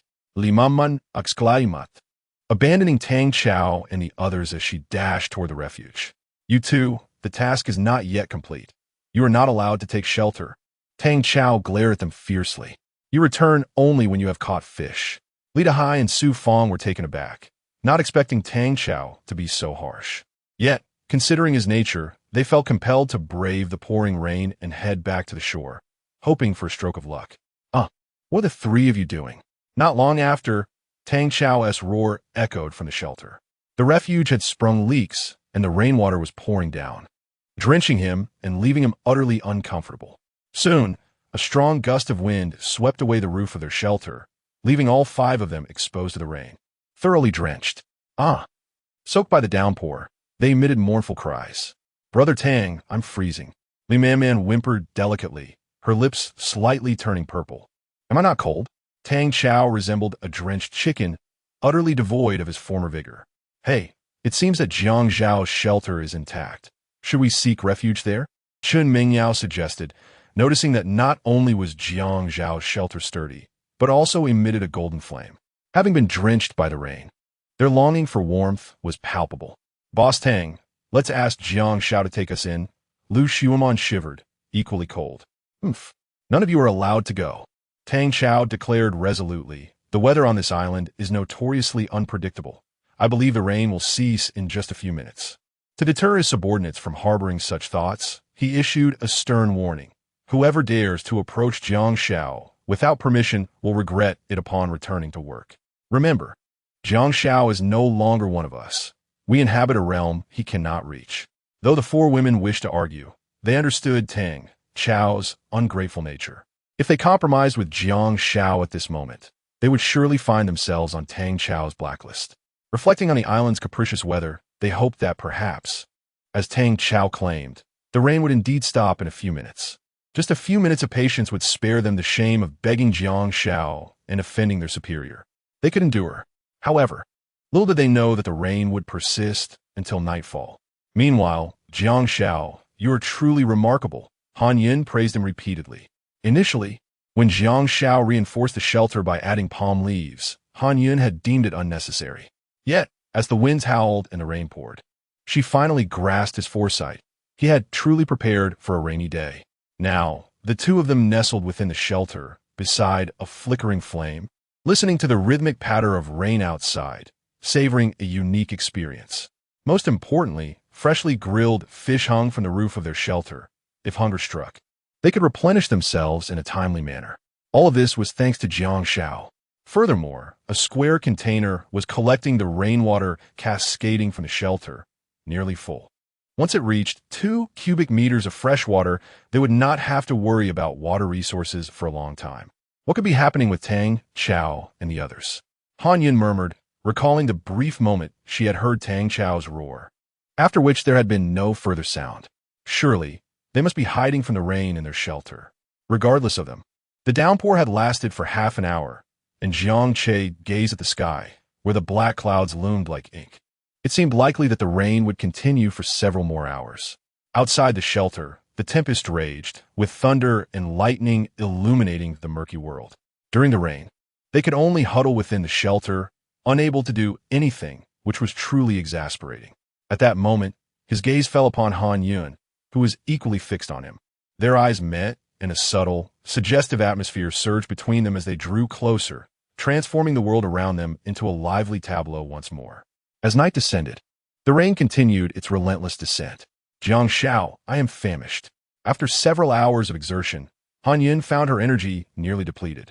Although she had consumed a considerable amount of porridge, it paled in comparison to the rich proteins offered by grilled fish.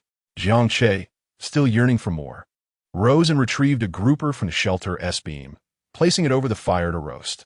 Soon, a rich aroma wafted throughout the space. Come, partake.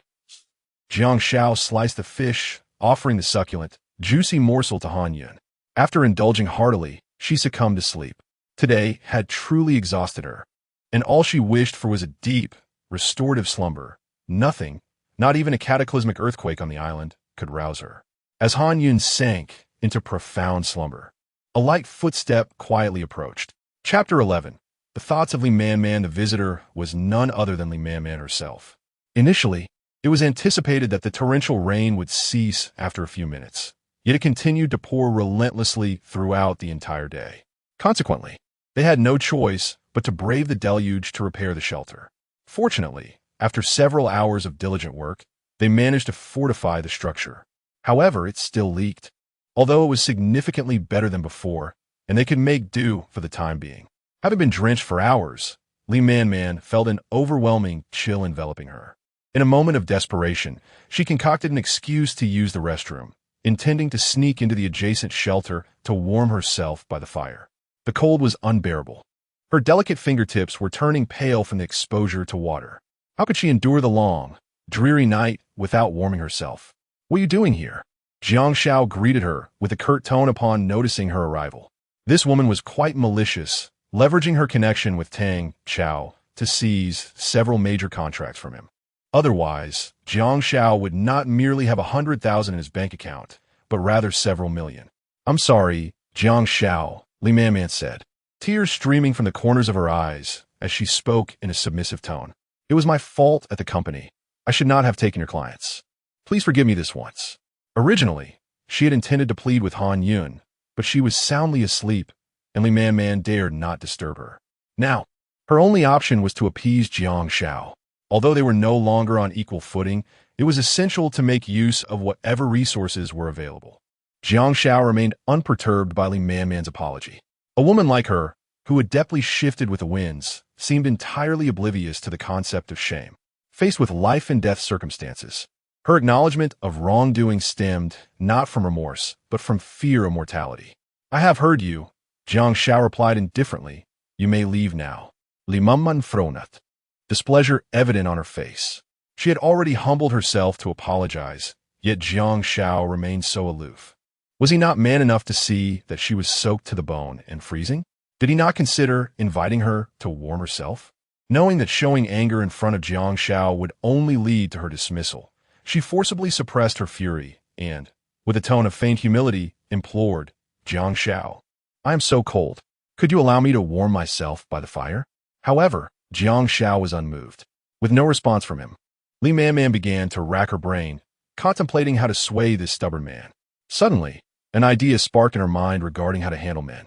Thus, she stifled her revulsion, edged closer to Jiang Xiao, and gently grasped his hand with her arm, offering him warmth. She had often employed this tactic successfully, particularly with Tang Chao, where it had yielded results every time. Jiang Xiao silently mocked her determination to achieve her goals by any means necessary. It was no wonder she had thrived in the Han group over the years. "Very well, have a seat," Jiang Xiao said, gesturing towards an empty space nearby, signaling for Li Man to sit down.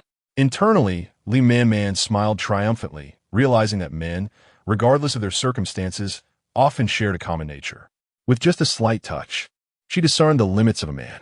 She had initially expected to pay a far greater price to gain access to the warmth, yet Jiang Xiao capitulated remarkably quickly. He had truly been overestimated. Li Man ceased her ponderings, positioning herself near the crackling flames, allowing her body to bask in their warmth. Ultimately, she audaciously removed her damp top before Jiang Xiao, placing it over the fire to dry. This was also part of her strategy. She believed that by offering Jiang Xiao a taste of sweetness, she could subsequently gain complete control over him. Jiang Xiao was left speechless by Li Man's brazen behavior. Nonetheless, it must be said that her allure was undeniably potent. She was indeed the premier socialite of the Han group. Soon, Li Man's clothes were thoroughly dried, her complexion noticeably improving, and the haughty expression she once wore returned to her face. Freed from the chill that had plagued her, her gaze fell upon the remnants of fish on the ground. In her previous focus on warming herself, she had overlooked it, but now, with her body warmed, the aromatic scent of the fish ignited her hunger, her stomach rumbling audibly after a day without sustenance. Although Li Dahai and Su Fong had caught a considerable number of hermit crabs, shellfish, and even a snake that day, the firewood in their shelter had been rendered unusable by the rain, making it impossible to cook. For a refined woman of society, consuming raw food was simply unpalatable, and the thought of eating raw snake meat was particularly repulsive. Glancing up at Jiang Xiao's shelter, where several large fish hung, she felt as though she had glimpsed paradise. She yearned to devour all that food, her cravings overwhelming. Returning to reality, she pondered whether it would be acceptable to ask Jiang Xiao for some of the leftover fish. If he declined, she could resort to sacrificing her modesty, perhaps allowing him to touch her or even assist him in other ways. She had heard that Jiang Xiao, at 28, was still a novice in certain areas, and his desires must surely be intense. She believed this approach might succeed. Thus, she softly inquired, "Jiang Xiao, could you possibly spare me some of the fish you have left?" "On what grounds?" Jiang Xiao replied coldly. "Oh dear." Li Man, embracing her theatrical side, leaned suggestively against him. "What difference does it make? You've already eaten. It's of no consequence to you." In truth, she was internally conflicted. Jiang Xiao had fallen to the lower echelons, and for him to encounter someone of her status felt like an undeserved boon. Yet, reality compelled her to submit. After all, even an elite must eat. With that thought, her heart felt a slight alleviation. "Get away." Jiang Xiao pushed Li Man aside, dismissing her without further ado. Unwilling to relent, she persisted, "Oh, Jiang Xiao, handsome Jiang Xiao, be generous and share your leftover fish with me." As she spoke, she attempted to guide his hand to her chest, only to be halted by Jiang Xiao's timely intervention. If she continued this way, he knew he would be unable to withstand it. All right, Jiang Xiao waved his hand in mock surrender. You can have it, you can have it. Though he appeared to acquiesce, in truth, he was orchestrating a larger scheme. Every one of Li Manman's past actions had been etched in his memory. And now that an opportunity for retribution had finally arisen, he could not afford to let it slip away. Observing Li Manman devouring her meal with fervor, Jiang Xiao couldn't help but chuckle inwardly. Feast away, feast away. Once you finish this meal, the desire for the next will surely arise. And then I shall concoct another splendid dish for you. Li Manman was indeed famished. After savoring the succulent fish, she meticulously licked the bones clean, even snapping the vertebrae to extract every last drop of flavor. At last, she felt satiated. After being stranded on the deserted island, this was the first time she had tasted such exquisite fare. How delightful it would be to indulge in it daily. Casually casting a glance at Jiang Xiao, she conceived a new plan. Yet, she knew it was time to depart, for staying too long would invite scolding from Tang Xiao.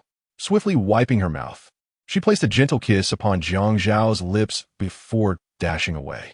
This was her way of bestowing a sweet moment upon him, knowing that only when Jiang Xiao was ensnared in her charm could she freely demand more. Little did she realize, her ploy was entirely within Jiang Xiao's grasp. Chapter 12. The call for help from the dense forest. Upon returning to the shelter, Li Manman was met with suspicion from Tang Xiao. Where have you been for so long in the restroom? Brother Tang, I had a stomach upset. Li Manman fabricated an excuse. Let us hope it's just that, Tang Xiao thought, having just suspected that Li Manman had betrayed them by yielding to Jiang Xiao. Seeing her return, he felt that perhaps he had overthought the situation. Here, I saved some snake meat and hermit crabs for you. Hurry and eat, he said, although the light was dim. The thought of the eerie poisonous snakes stirred a tumult in Li Manman's stomach, nearly causing her to regurgitate the delicious meal she had just consumed. Thank you, Brother Tang. But I'm not hungry, she managed to say, suppressing her discomfort. Not hungry? Tang Xiao frowned, suddenly struck by a thought. Li Manman, did you secretly go to eat Jiang Xiao's leftovers? If that were the case, it would indeed be the greatest insult to their elite society. Absolutely not, Li Manman replied, her anxiety palpable as she shook her head. Even if I were to starve, I would never beg Jiang Xiao. Well, that's more like it. Tang Xiao nodded in satisfaction, perhaps realizing his own unwarranted suspicion. Since you're not hungry, let Su Fong have your portion. Su Fong's eyes lit up at this. Thank you, Brother Tang. He eagerly accepted the food from Tang Xiao and began to devour it ravenously. Witnessing such unfairness, Li Dahai and Chen Mengyao felt a surge of indignation. Brother Tang, most of this food was gathered by me. Why do you only give Su Fong a share and not distribute some to the four of us? Li Dai Castunat. He had caught the snake, yet he was left only to drink its blood without receiving a single morsel of meat. Chen Mengyao and the others were frightened of snakes, and naturally, they dared not eat them raw. Consequently, Tang Xiao flaunted at least 1.5 pounds of the 2 pounds of snake meat, leaving the remaining ½ pound to be divided between Su Fong and Li Manman. With Li Manman opting out, Su Fong consumed the entirety of the ½ pound. Seeing Li Dahai stand up for them, Chen Mengyao and her companions felt immense relief. Finally, someone was voicing their grievances. They had toiled hard, yet their rewards were meager. What is the matter, Li Dahai? Have you lost your mind? Dan Chao Dito An Vili. Su Fong, who usually works quietly and contributes significantly to the company, deserves a share of food. If you're dissatisfied, you can leave, and I will inform President Han. He wore a sinister smile. But should you leave Han's group, how will you manage your monthly mortgage of 3,000, your car loan of 2,500, the expenses of supporting your elderly parents, and all the other miscellaneous costs? What will you use to cover them? Upon hearing Tang Xiao's words, Li Dahai, who had been filled with fervor, immediately lowered his head. Indeed, it is true that a penny can thwart even the mightiest of heroes. The prospect of losing his job would place an immense burden on his family's finances.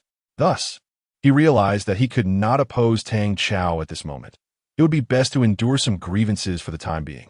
After a long silence, the dimly lit shelter echoed with Li Dahai's voice. Brother Tang, I was impulsive. I hope you won't take offense. The other 3 women echoed his sentiments. Upon reflecting on the prospect of losing their jobs, How could they afford luxury handbags and exquisite clothing? Thus, for the time being, they capitulated to authority. DHI, it is commendable that you can think in such a manner. Jiang with a benevolent expression, suggested, when we return to our posts. I shall propose to General HN that the company enhance the basic remuneration for the sales department by an additional 500 yuan. Jiang possessed a remarkable talent for weaving dreams. With but a few simple words, he alleviated the previously tense atmosphere entirely. The most daunting aspect of existence is to live with high hopes. Much like the grand visions Jiang painted, they incessantly ignited the imaginations of LDHI and his companions. Should they survive and return, a 500 yuan increase in basic benefits would amount to an annual bonus of 6,000 yuan. Enough for today. After being drenched in rain all day, we are all fatigued. Let us find a place to rest, and tomorrow we shall continue improving our shelter. Jiang concluded, assigning various tasks. XF and LDHI resumed their laborious work, while the other young women ventured out in search of sustenance. He could not fathom how, with hands and feet, they could not procure fruits or similar provisions from the island. This time, he enlisted LMNM to join the search for food, sensing a hint of crisis from LDHI's discordant tone. As for himself, he remained at the camp, overseeing the operations of various departments. That night, Jiang and his team felt as though time dragged on interminably. Due to the leaking shelter, they were roused from their slumber repeatedly by the dripping rain. Each time he awoke, Jiang would unleash a stream of curses, inciting a chorus of grievances among the others, who dared not voice their discontent. In contrast, Jiang Xiao's shelter was entirely different. It not only shielded against wind and rain, but also boasted an ample supply of food. While Jiang's group fretted over their sleep, Jiang Xiao engaged in a delightful import-export trade with HNYN. They only paused when the first rays of light pierced the sky. By the time the two fully awakened, the rain had ceased. Yet Jiang's gruff voice echoed in their ears. LDHI XFNG, hurry up. If you do not replenish the palm leaves in the shelter, do you wish to endure another night like last? MYO, now that the rain has cleared, swiftly venture into the forest and gather some fruits or similar food. Jiang Xiao stretched his back and retrieved a striped base from the beam of the shelter, placing it over the fire to heat. Last night had drained much of his energy. He needed to replenish his strength. YNG, once we finish breakfast, I shall explore the surrounding area. Jiang Xiao turned the fish to ensure it cooked evenly. I shall accompany you, she replied, knowing that Jiang Xiao was in search of his daughter. Thus she felt compelled to contribute. The post-rain island may harbor dangers. It would be wiser for you to remain here and guard the home. After a day of relentless rain, their containers now overflowed with fresh water. Along with a few remaining fish, lest Jiang and his group seize the opportunity to claim their supplies. Indeed, HNY conceded. Recognizing the wisdom in Jiang Xiao's words, and she added, when you venture out, take great care. If danger arises, retreat promptly, understood? Now, Jiang Xiao had become a vital seasoning in her life. She could scarcely bear to contemplate a future devoid of his companionship. Rest assured, I shall be quite fine, Jiang Xiao confidently asserted. Shortly thereafter, after a simple breakfast, he set off along the path through the dense forest. After traversing approximately 500 meters, he stumbled upon a series of fresh footprints. Wild boars. Observing the varying sizes of the hoof prints and the fresh droppings nearby, Jiang Xiao promptly deduced the presence of the animals. Alas, he lamented that he had arrived a tad too late. Had he come sooner, he could have slain a wild boar and brought it back to enhance his meals. Diverting his gaze from the footprints, Jiang Xiao noticed not far ahead a grove of banana trees, laden with clusters of plum bananas. His excitement surged. Bananas were indeed a rare delicacy. Moreover, if taken back and left to ripen for a while, the unripe bananas would mature over time, alleviating any concerns about spoilage. Just as Jiang Xiao contemplated using his dagger to sever a cluster of bananas, he was suddenly startled by a piercing cry for help emanating from deep within the thicket. Chapter 13. Jiang Xiao. Save me. As Jiang Xiao raced towards the source of the cries for help, he discovered that it was none other than Chen Mengyao in distress. Beside her stood a black bear, weighing approximately 150 pounds, poised to launch an attack. Though the bear was not particularly large, its razor-sharp teeth resembled those of a crushing machine, capable of severing the bones of Chen Mengyao with ease. Coupled with its powerful claws, a shadow of death loomed over her. At that moment, Chen Mengyao caught sight of Jiang Xiao and urgently called out, "Jiang Xiao, save me." Jiang Xiao's impression of the three women, including Chen Mengyao, had been relatively favorable, at least within the confines of the company. They had treated him with a degree of courtesy, refraining from undermining him. However, this was understandable. In their eyes, Jiang Xiao was merely a loser, unworthy of their attention, which likely led to their disdain. Witnessing Chen Mengyao on the brink of being attacked by a wild beast stirred a sense of compassion within Jiang Xiao. Without hesitation, he bent down and picked up a stone the size of an egg, launching it at the bear without a second thought. The stone flew through the air with the velocity of a bullet, carrying an immense potential for destruction. With a dull thud, it struck the bear's back, delivering a significant blow.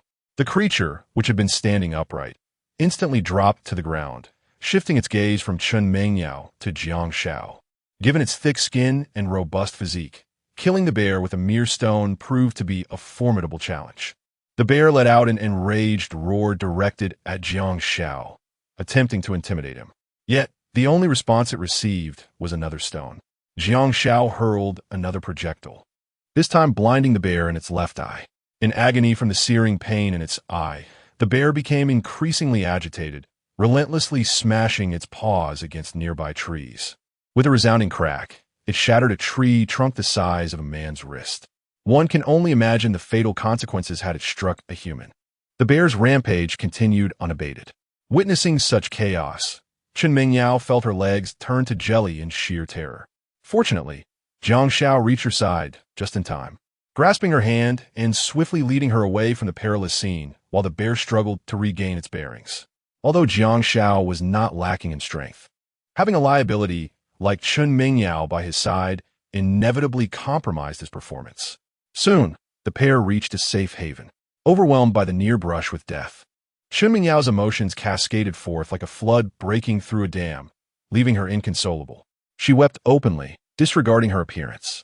Jiang Xiao stood in stunned silence, taken aback by her fragility. Yet, this reaction was understandable. A delicate flower, shielded from hardship, would undoubtedly find such a scene terrifying. "All right, please stop crying. It's over now," he gently reassured her. "Jiang Xiao, thank you."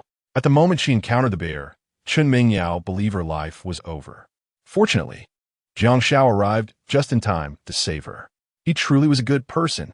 Regrettably, Jiang Xiao had been dismissed from his position. Otherwise, she might have considered giving him a chance to be her boyfriend. "You're quite bold, daring to venture alone into the unknown forest." Jiang Xiao shook his head inwardly, recognizing her as a quintessential example of beauty without brains. In the forest after the rain, the wild beasts emerged to forage. Had it not been for his timely arrival, Chen Mengyao would have become the prey of a black bear. Tang Chao had instructed us to search for food, and failure to find any would result in his reprimand upon our return. Thus, I ventured deeper into the jungle, hoping for a stroke of luck. There were some words she had withheld from Jiang Xiao. Tang Chao had expressly forbidden them from engaging with him, lest they face dire consequences upon returning to their posts. At that moment, Jiang Xiao recalled that this morning Tang Chao had been vociferously assigning tasks to his subordinates. It seemed that the girls had all been dispatched to seek provisions. "Jiang Xiao, what brings you into the forest?" Chen Mengyao inquired, her tone more animated than usual. Over the years at the company, she had exchanged no more than 100 words with Jiang Xiao and had never initiated conversation. Now, receiving his assistance, she unexpectedly felt a sense of security in his presence. Alas, Jiang Xiao had already been dismissed. Otherwise, they could have truly formed a pair. "I am also here in search of food," Jiang Xiao replied, withholding the full truth. After all, given Han Shui's treatment of him, if he were to be forthright with Chen Mengyao, she might perceive him as a shameless sycophant. "Have you found anything?" She pressed again. "Follow me," was his only response as he made his way towards the dense grove of banana trees. Had Chen Mengyao failed to find food, she might have persisted deeper into the jungle, risking becoming fodder for the beasts. Once colleagues, he could not bear the thought. Thus, Jiang Xiao had no qualms about revealing the location of the banana trees to Chen. Observing his retreating figure, she hesitated but ultimately resolved to follow him. Soon, they arrived at the grove, and upon sighting the multitude of banana trees, Chen was rendered speechless with excitement. As she gazed at the golden bananas, her stomach growled incessantly. She had not even had breakfast after being hastily urged by Tang Xiao that morning. "Wow, so many bananas!" Chen exclaimed, her eyes sparkling as if she had stepped into a wondrous fairy tale. While she marveled at the sight, Jiang Xiao, as light as a feather, had already scaled one of the banana trees. Chen eyes widened in astonishment. Had she not witnessed it herself, she would never have believed Jiang Xiao possessed such remarkable agility. In her mind, he had always been the most diligent employee at the company, tirelessly working and attending to endless clients. She had assumed that the rigors of work had drained him, yet he proved to be incredibly capable. Looking up at Jiang Xiao perched upon the tree, she could see the sculpted muscles of his abdomen. Chen heart raced unexpectedly. Jiang Xiao's life was evidently more disciplined than she had imagined.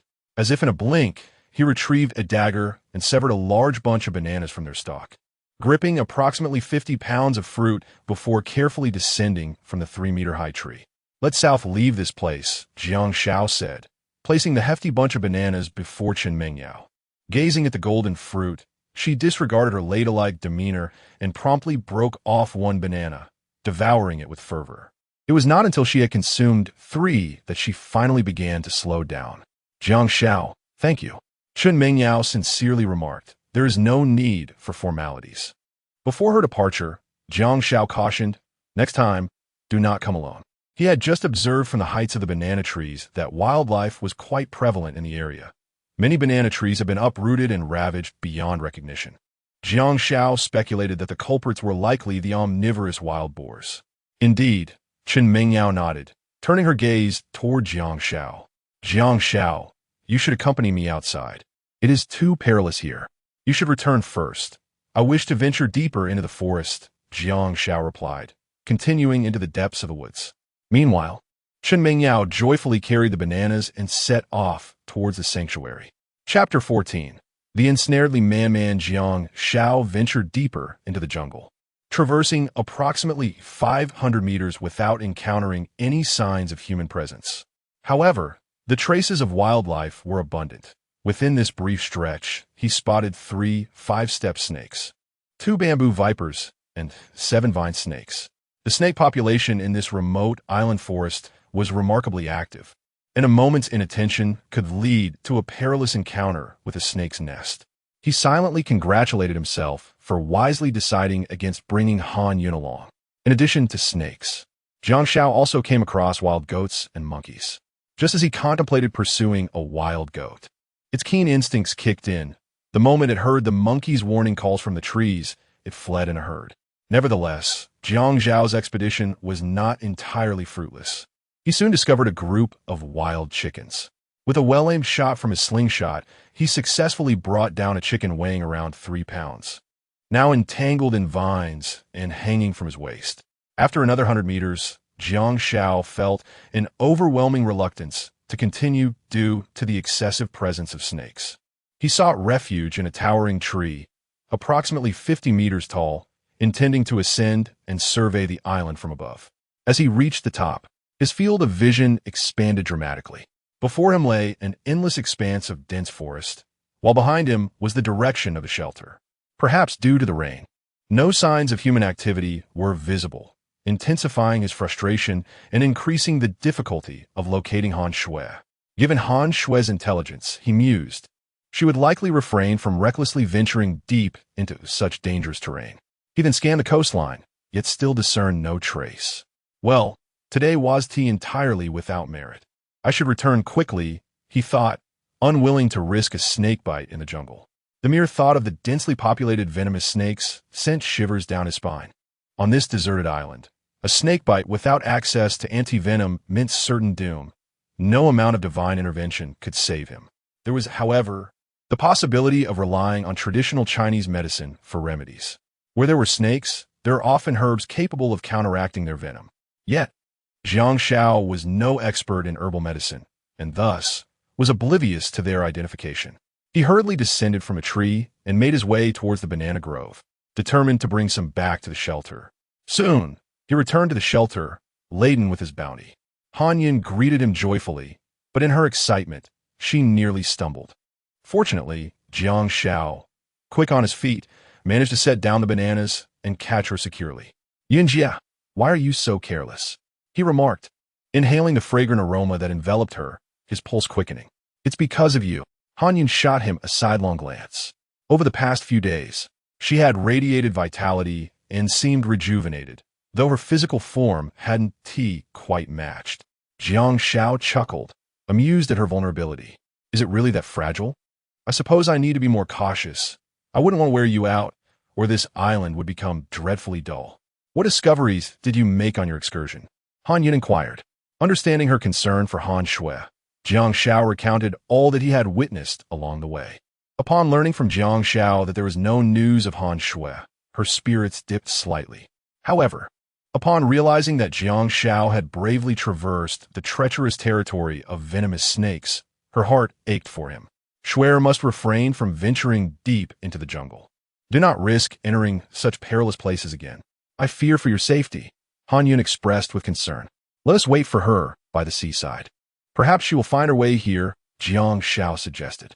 Indeed, Han Yun nodded, acknowledging their limited options. She silently prayed that Han Shui, being fortunate, would navigate through the dangers unscathed. Unbeknownst to them, evening had quietly arrived. After plucking the feathers from the wild chicken, Jiang Xiao began roasting it over the fire. The 3-pound bird, once cleaned, yielded just over a pound of meat. Fortunately, they still had fish and bananas. Their dinner will be satisfactory. As for the entrails, Jiang Xiao had other plans. He contemplated setting traps in the jungle at dawn, using the entrails as bait to lure unsuspecting animals, hoping for an unexpected bounty.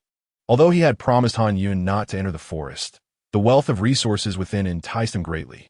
With heightened physical capabilities, he felt confident that he could navigate the risks involved. Having grown up in the countryside, he was well-versed in various trapping methods. As the charcoal sizzled, a rich aroma wafted through the air and drifted towards the neighboring shelter. The discerning Li Man, recognizing that Jiang Xiao had prepared something delectable, sought an excuse to slip away. She stealthily approached his shelter, discreetly waving at him. Understanding her intentions, Jiang Xiao directed Han Yun to continue roasting the chicken while he stepped away to join her. What brings you here? He inquired. What are you cooking? Li Man asked, her nose twitching at the enticing scent. Oh, nothing much. I caught a wild chicken in the jungle today, and it's currently roasting, he replied. The mere mention of roast chicken conjured vivid images of golden, crispy skin in Li Man's mind, causing her mouth to water. She recalled how Tang Chao and the others were feasting on undercooked bananas, which tasted akin to eating a sponge, hardly appetizing. In contrast, Jiang Xiao's roasted chicken represented a lifestyle she yearned for. Jiang Xiao, could you possibly spare me a chicken leg? Li Man imploreth, her eyes glistening with desire as she struck a tempting pose. Such a lure would ensnare any man. I'm afraid not. The wild chicken I caught took a considerable amount of effort to acquire, Jiang Xiao replied, fully aware of her intentions. Yet, Li Man, fixating on the golden roast, thought that perhaps sacrificing a little could be worthwhile. Let me touch you a couple of times, and then I'll take a chicken leg, she proposed. Jiang Xiao feigned a troubled expression. I can't do that. It would be too great a loss for me. Li Man, recognizing the truth in his words, pondered the toil involved in catching a wild chicken. What would it take for you to agree? She pressed, her determination for the chicken leg unwavering. There was no way around it. Ever since she indulged in the delectable fish yesterday, she had lost all desire for the hermit crabs, shellfish, and the mundane bananas. Jiang Xiao, noticing that the big fish had already been hooked, decided it was time to reel it in. Come here, I have something to tell you, he gestured, indicating that she needed to lean in closer. Li Man slowly approached, her ear poised to listen. However, upon hearing the terms Jiang Xiao proposed, she felt a mix of anger and embarrassment. Jiang Xiao, aside from this, I can agree to anything else. Jiang Xiao shook his head with a smile, asserting that apart from this, he desired nothing else. He added, "If you don't wish to savor the succulent chicken leg, then you may leave. I'm going to roast some chicken." With that, he promptly turned away, leaving no room for Li Man to ponder her decision. Wait, I agree. Li Man, driven by her craving for the chicken leg, was willing to relent. A subtle smirk appeared on Jiang Xiao's lips as he mused that Li Man could not escape his grasp. Let us retreat into the shadows and converse at our leisure. Chapter 15. Once more half an hour later, Jiang Xiao felt a surge of relief. The resentment that had accumulated over the years towards Li Man transformed into strength during this brief interlude, all of which he returned to her. Wait here for a moment. I will bring it to you shortly. In half an hour, Han Yin must have finished roasting it by now. Hey, you wouldn't deceive me, would you? Li Man grasped Jiang Xiao's hand, reluctant to let him leave so easily. Having paid such a hefty price, she could not afford to be played for a fool. Rest assured, integrity is paramount in our line of work. Your trust is invaluable. Jiang Xiao finally understood why Li Man, this enchanting creature, had bewitched Tang Chao so thoroughly. She was both captivating and skilled. Who could remain unaffected? I believe Li Man released his hand, watching him depart. Soon, Jiang Xiao returned with a steaming chicken leg, accompanied by a rather unappealing chicken backside. Under normal circumstances, Li Man would have discarded the latter to feed the dogs, but now it seemed a delectable delicacy. The chicken backside, rich and succulent, was a true indulgence. With a single bite, she savored the richness, relishing the ultimate pleasure as she devoured the meat, even crunching the bones as they slid down her throat. All right, I must be on my way. Just as Jiang Xiao was about to leave, Li Man stopped him. Wait, curious about her intentions, Jiang Xiao inquired. What is it? Once more Li Man replied. Jiang Xiao offered a knowing smile. It appeared she was becoming addicted. When Jiang Xiao returned to the shelter, the night had completely enveloped the sky. At that moment, Han Yin lay there like a perfect work of art, constantly stimulating Jiang Xiao's senses. Sister Yin, shall we sleep? Wait, you must hear me out first. What is it? I'd like to take a few days off. Why? I'm swollen, let us discuss it later. Meanwhile, upon returning to the shelter, Li Man found Tang Chao leaning in closely, persistently signaling her with subtle hints. Yet, Li Man chose to disregard him, having just indulged herself. Tang Chao, feeling frustrated, was used to Li Man eagerly submitting to his advances at the slightest signal. But now, she remained impervious to his charms. Don't you wish to continue at Han's group? Man, I need to speak with you outside for a moment. Tang Chao attempted to hint again. Tang Yi, I'm quite exhausted today. I wish to rest properly. Li Man expressed her annoyance. In contrast, her thoughts raced with excitement about Jiang Xiao. He evoked a primal allure within her, and she found herself utterly entranced.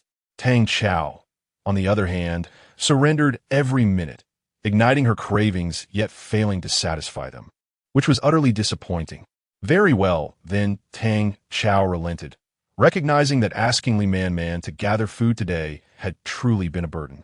She was so fatigued that she had no appetite for dinner. To push her further would be unkind. I'm going to sleep now. You all should rest as well, Li Man declared before making her way towards the haystack. Weakened legs and cramping feet indeed call for rest. Let us retire as well. Tang Chao glanced at Li Dahai and Su Fong.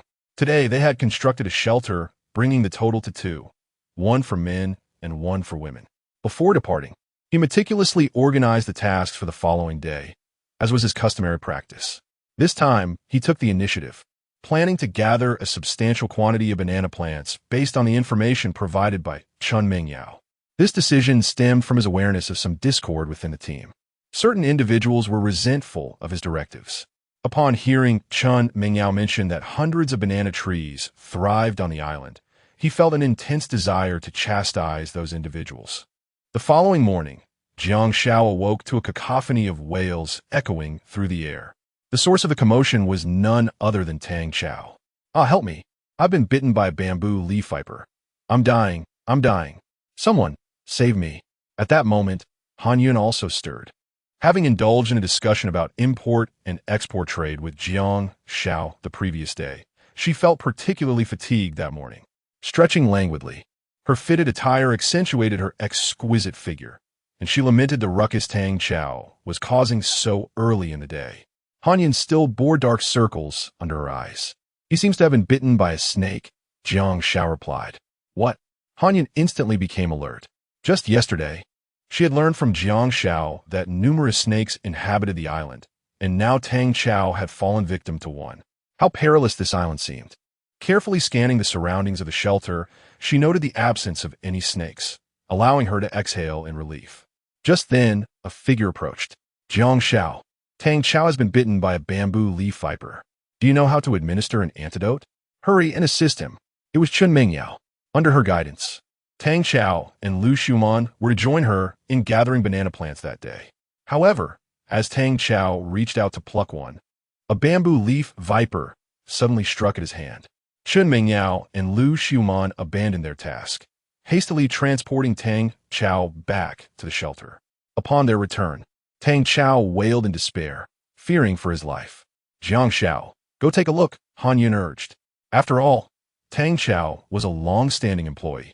Should anything happen to him, the Han group would suffer significant repercussions. Initially, Jiang Xiao was reluctant to intervene, believing Tang Xiao's fate to be of no concern to him. Nevertheless, Han Yun's persistent coaxing compelled him to accompany her.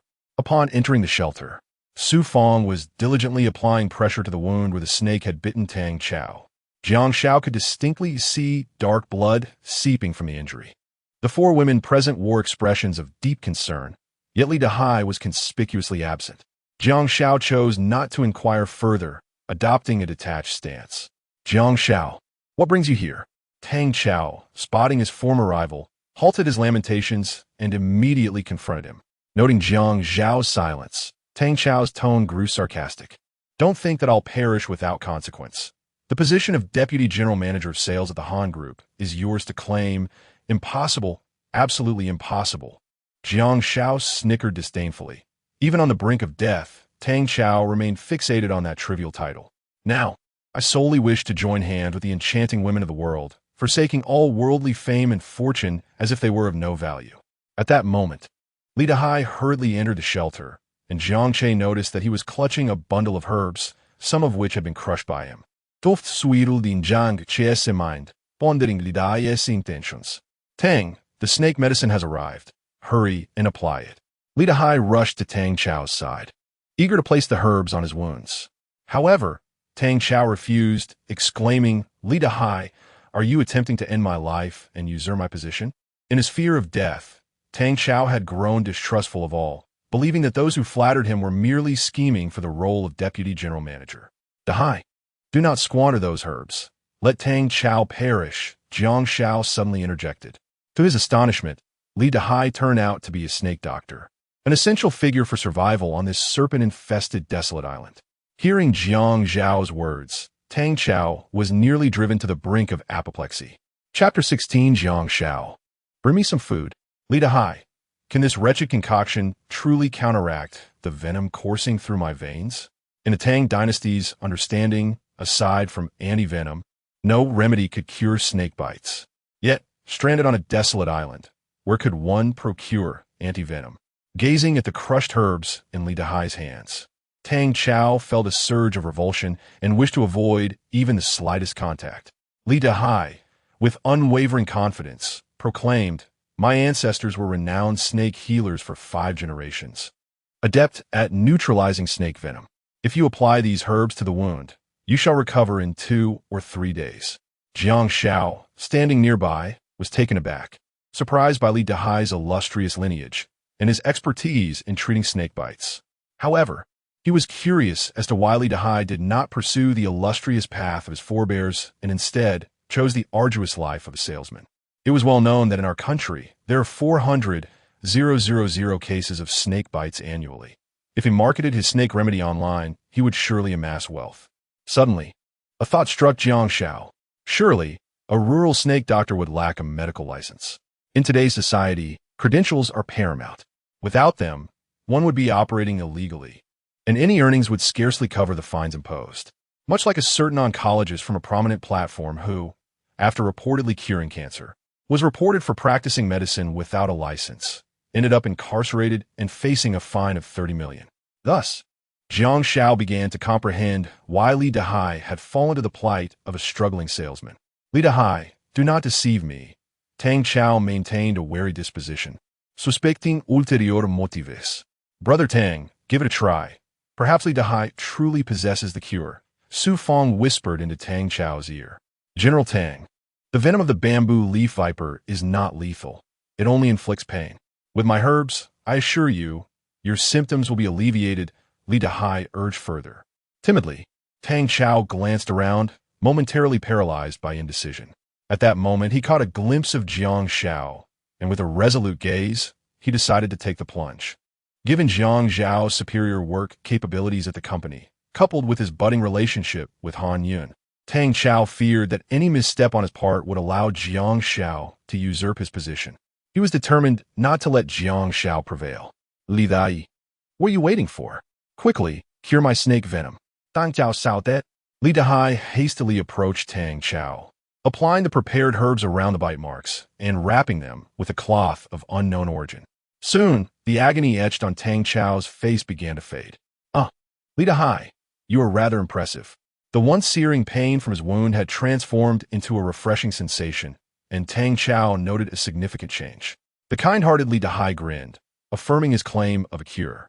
Well then, from today onward, you all shall take turns venturing out to seek sustenance. Understood? Tang Chao addressed Su Fong and the others. They remained silent. The jungle was rife with venomous snakes, and the banana grove had become an unspoken forbidden zone in their minds. The only potential source of food lay in the sea. Yet their ignorance of fishing left them at a loss. Li Dehai, you rest today. Let them go find food, Tang Chao concluded, unwittingly elevating Li Dehai's standing in his esteem. However, at the moment when Tang Chao uttered those words, Su Fong's gaze turned ferociously menacing. Seeing that the matter had been resolved, Jiang Xiao departed with Han Yun. Their provisions were depleted, compelling them to seek sustenance once more. Upon returning to the shelter, Han Yun continued her role as the guardian of the home. Unfortunately, after the exhaustion of the past 2 days, she found herself with bruises that rendered her reluctant to move. Meanwhile, Jiang Xiao strode towards the shore armed with a harpoon, oblivious to the figures stealthily approaching from behind. On another front, Su Fong, along with Chun Mengyao and 2 others, was engaged in deliberations about their strategy. Su Fong incessantly complained. Why should we toil endlessly while Li Dehai enjoys a respite? Isn't this a blatant case of unequal treatment? The disdainful glances of the 3 women fixed upon him, as they pondered his lack of self-awareness, though they refrained from voicing their thoughts. He continued, if this persists, why don't the 4 of us leave and form our own team? To be honest, this notion had long lingered in the minds of the 3 women. Yet they feared returning to their posts under Tang Chao's oppressive rule. They still clung to a glimmer of hope that a rescue team would come to their aid. Sugu, let it go, Lu Xiuman interjected. We've been stranded on this deserted island for 2 days.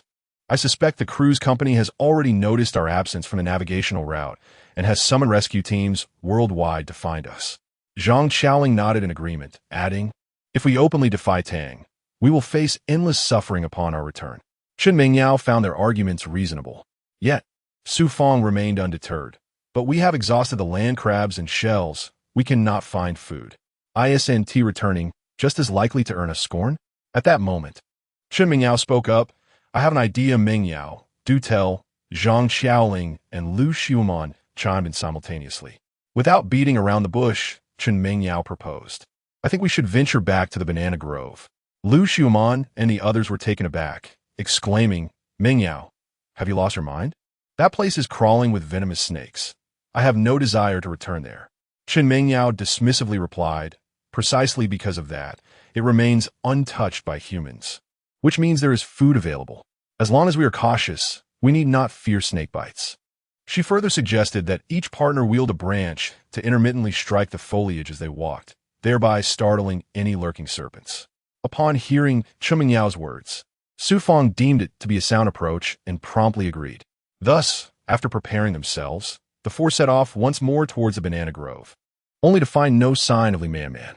Whereas Li Man gone, Su Fang Ge Dao, this woman vanishes during work, only to appear at mealtime. It is utterly detestable. I just saw her heading towards the shore. She must be searching for land crabs and shells, Jiang Xiao responded. Fool! Su Fang's no. Crabs and shells aren't available every day. She is destined to return empty-handed. At that moment, he solemnly warned the three women, this time when we gather bananas. If Li Man fails to procure food, she must not be allowed to share in our bounty. The three women remained silent. As Li Man enjoys the support of the Tang dynasty, she has become accustomed to her unearned privileges. Sensing the thoughts of the three women, Su Fang confidently declared, even with Tang Ji's protection, I will ensure she faces difficulties this time. All right, let's first go pick bananas. Discussing this now serves no purpose, Lu Xiuman interjected. Come on, it's early morning and we haven't eaten anything. My stomach feels empty. Let us hasten to indulge in a grand feast of bananas, Su Fang exclaimed eagerly, determined to return with 2 large bunches. With the 3 women accompanying them, their bounty would provide sustenance for several days, leaving Li Man to watch helplessly. Just as they were about to set off at the seaside, Jiang Xiao was already engaged in a successful fishing spree. In no time, he had caught a 12-pound snapper, a 20-pound octopus, and 4 lobsters, each weighing around 5 pounds. Just as he was preparing to leave with his haul, Li Man suddenly appeared before him, asking Jiang Xiao, "Could you spare me some food?" Chapter 17. The transaction of Li Man. Just as Jiang Xiao submerged beneath the water surface, Li Man stealthily concealed herself on the shore, observing intently. To her astonishment, she discovered that each time Jiang Xiao plunged into the depths wielding a sharp branch, he would catch fish within mere minutes. She was utterly astounded. It was no wonder Jiang Xiao had been enjoying sumptuous meals lately, seemingly untroubled by hunger. He harbored such remarkable skills. What? Jiang Xiao was taken aback to find Li Man here, and moreover, she proposed a bargain.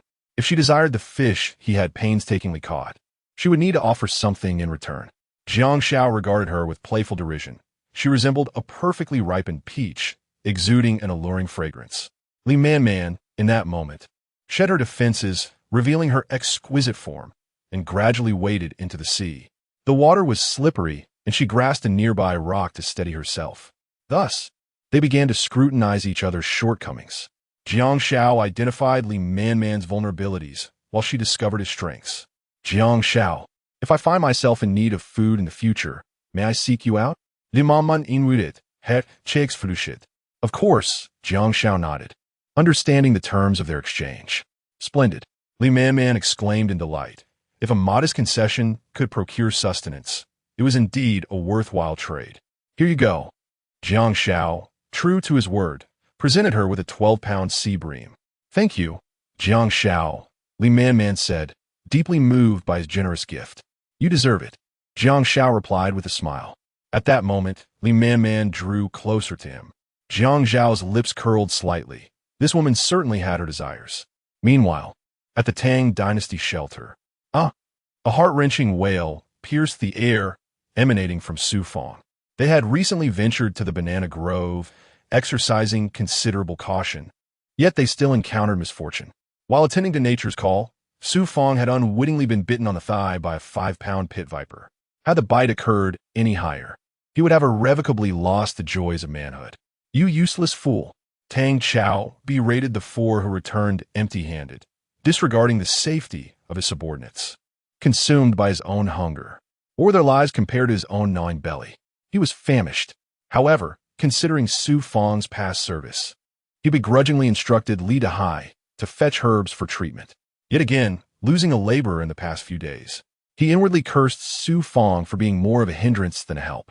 Chen Mingyao and her companions remained silent, taken aback by the unexpected turn of events. They had been prepared to climb trees, yet Su Fang had been bitten by a snake. They had underestimated the dangers of the banana grove. Indeed, they could not afford to enter the forest again. Should they fall victim to a venomous snake, recovery could take a fortnight or more. If fortune did not favor them, they might meet their end. Where's that wretched Li Man? Tang Chao scanned the area and, upon realizing she was absent from the crowd, his fury ignited. After refusing him the previous night, she now neglected to attend to him in his time of injury. Relying on his affection, she had grown increasingly audacious. As Tang Chao resolved to give Li Man a good scolding upon her arrival, she unexpectedly appeared, bearing a magnificent golden-red sea bream upon her shoulder, panting from the exertion. In the blink of an eye, Tang Xiao's urge to reprimand her vanished, replaced by awe as his keen gaze fell upon the impressive fish. "Ah, Momo, I am astounded by your remarkable catch," he exclaimed, a smile gracing his lips, brimming with affection. Chun Mingyao and her companions were left utterly astonished. Who would have thought Li Man possessed such prowess? Truly, she was a hidden gem. Su Fong ceased his lamentation, his face ablaze with embarrassment. For he had confidently predicted Man would return empty-handed, and now this splendid fish was a stinging rebuke to his assumptions. "Come, Man, sit beside me. Let the others handle the rest," Tang Xiao beckoned. Chen Mingyao and her friends took the fish from Li Man, preparing to gut and clean it, igniting a fire to cook their treasure. However, Li Man chose to remain with them, assisting in the preparation of the prized fish, recognizing that such a hard-won bounty should not go to waste. Watching her retreat, Tang Xiao felt no ire at her decision. Instead, he nodded in satisfaction. Man had become capable, ensuring a future filled with an abundance of fish. Man, you are truly impressive," exclaimed Lu Xiumian, who had always thought Li Man rode on Tang Xiao's coattails in the workplace. Now witnessing her true abilities, admiration flooded her heart. As they worked, Lu Xiumian pulled out the fish entrails, preparing to discard them into the sea. "Don't throw those away. Limaman interjecta. The entrails are edible." Taking the entrails from Lu Xiumian, she meticulously cleaned them before setting them aside, mindful of the value of hard-earned food. "Sister Man, with food being scarce, could you teach us the art of fishing?" Jiang Xiao inquired. Upon hearing this, Chen Mingyao and Lu Xiumian exchanged eager glances, their eyes filled with hope. If they could master the skill of fishing, their lives would undoubtedly improve, sparing them the peril of wandering the jungle and risking snake bites. Jiang Xiaoling's unexpected question left Li Man momentarily speechless. She had no expertise in fishing, having procured the fish through a trade with Jiang Xiao. She couldn't divulge this secret to her friends, lest it diminish her bargaining power in future dealings. "Perhaps another time," Li Man replied, evading the inquiry. "Thank you, Sister Man." Chen Mingyao and her companions were filled with excitement. Just then, Jiang Xiaoling noticed Jiang Xiao making his way into the jungle. "Hey, look, what is Jiang Xiao doing in there?" She pointed toward his retreating figure. "Oh, should we remind him that snakes lurk in the jungle and advise him not to venture in?" Chen Mingyao suggested. "Mingyao is right," Lu Xiuman added. "Although Jiang Xiao has been dismissed, his character is commendable, and it is indeed necessary to alert him." All right. Let's not be alarmists," Li Man interjected. "He might just be stepping out for a moment and wander too deep. Quickly clean the fish and prepare it for grilling. I am nearly starving," she continued. Rather than worrying about Jiang Xiao, we should prioritize our own concerns. Ever since Li Man began interacting more closely with Jiang Xiao, she realized that he was far more formidable than she had initially perceived. His athletic prowess was undeniable, and a mere small snake was hardly a concern for him. Chen Mingyao and the others found this reasoning sound and ceased their worries. Chapter 18. Li Dahai's pitfall. The three women toiled tirelessly to roast fish. Yet their efforts yielded only a meager portion of sustenance. Tang Xiao first indulged in the succulent fish fillets himself, subsequently distributing some to Li Man, and finally to Chen Mingyao. As for Su Fong, his status had been overshadowed by Li Dahai, leaving him with just a scant share. A single sea bream was to be shared among 7 individuals. Apart from Tang Xiao and Li Man, the others could scarcely sate their hunger. This inequitable distribution fostered an ever-growing discord, teetering on the brink of conflict. Following their simple repast, Tang Xiao instructed the 3 women to gather more food, while Li Man, having proven herself a significant contributor, was granted a well-deserved respite. Meanwhile, Li Dahai had yet to return from his quest for snake medicine. At that moment, Jiang Xiao was navigating through the thicket, wielding the entrails of a wild chicken alongside those of fish to set traps. He first sought out resilient vines in the woods, then bent a pliable sapling and secured it to the ground. One end of the vine was fashioned into a noose, while the other was anchored to the top of the bent branch. A small portion of entrails was scattered at one end. When an animal stepped into the noose, the branch would spring up, lifting it off the ground and leading to its demise. He also considered digging deep pits lined with sharp implements, but found such an endeavor overly cumbersome. Thus, he proceeded with the simple traps. Once all were set, he stumbled upon a lychee tree, so large that it could not be embraced with both arms, flourishing in the jungle, its fruits ripe and enticing. The vibrant red lychees captivated Jiang Xiao's gaze. Without delay, he prepared to ascend the tree. However, just as he was poised to leap, a dark figure streaked past him like lightning, a massive king cobra, weighing approximately 15 pounds. Jiang Xiao had trespassed into its territory, and without hesitation, the serpent launched an attack. To its dismay, its renowned speed faltered before Jiang Xiao. The creature raised its flat head to a height of about 1 meter, flicking its tongue to detect Jiang Xiao's scent. "Damn!" Jiang Xiao exclaimed, realizing he had underestimated the forest perils. For an ordinary person, the cobra's swift strike would likely have been fatal. Fortunately, his reflexes were extraordinary. To him, the snake's speed appeared sluggish, akin to that of a turtle. With a hiss, the king cobra exhaled and attempted to strike at Jiang Xiao. In response, he drew his dagger, aiming for its head, and hurled it with remarkable speed. A sickening thud echoed as the blade pierced the cobra's skull, pinning it to the lychee tree. The pinned serpent thrashed violently, striving to free itself, but the grievous wound rendered its efforts futile. As time elapsed and blood flowed from its body, it gradually succumbed to stillness, ultimately finding peace. Jiang Xiao approached cautiously, retrieving his dagger and securing the king cobra for later. Having lived in the countryside, he had savored snake meat on more than one occasion, particularly the king cobra. Its flesh is delectable and the broth fragrant. Combined with a local chicken and a cat, a sumptuous dish of dragon, phoenix, and tiger is thus born.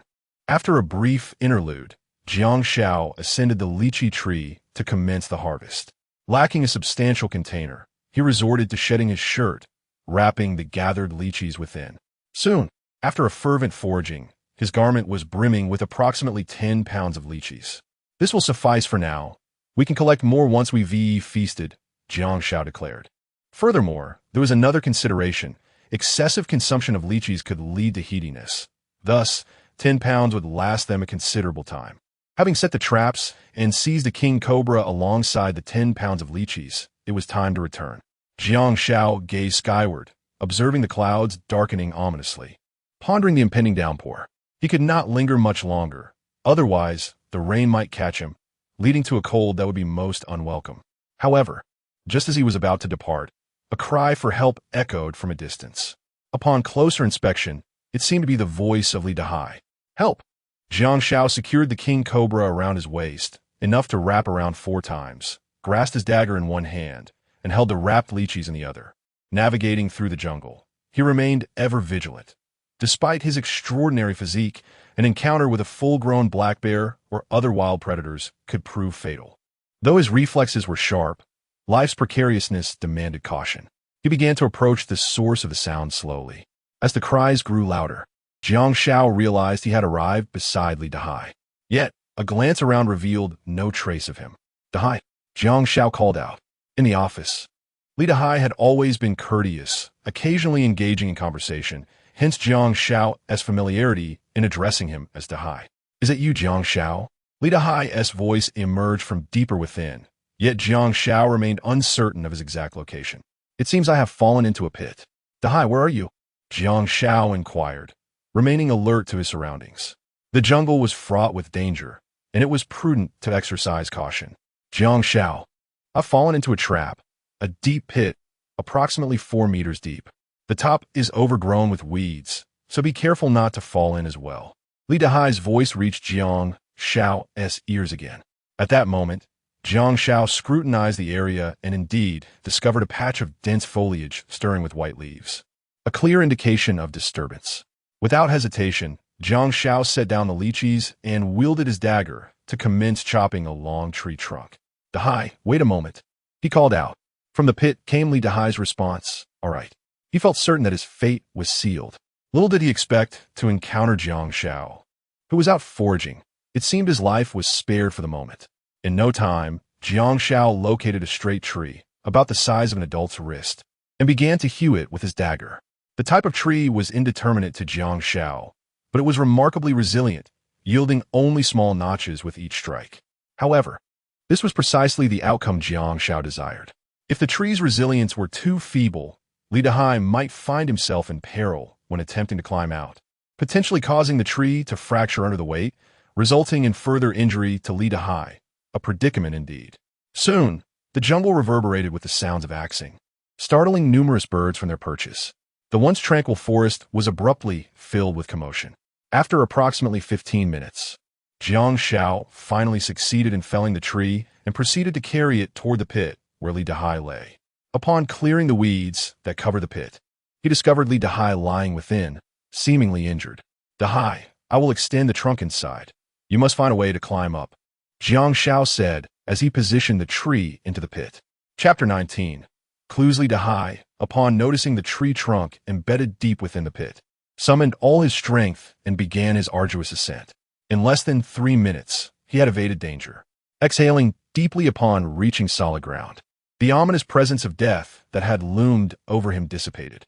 "Jiang Xiao, thank you," he expressed his gratitude, realizing that without Jiang Xiao's intervention, he might have perished in the depths of that pit, unnoticed. At that moment, he inadvertently caught sight of the spectacled cobra coiled around Jiang Xiao's waist, and a chill ran down his spine. "Did you kill that?" he asked, estimating its weight to be around 15 pounds. Such a formidable serpent. If it were to bite him, he would surely stand no chance of survival.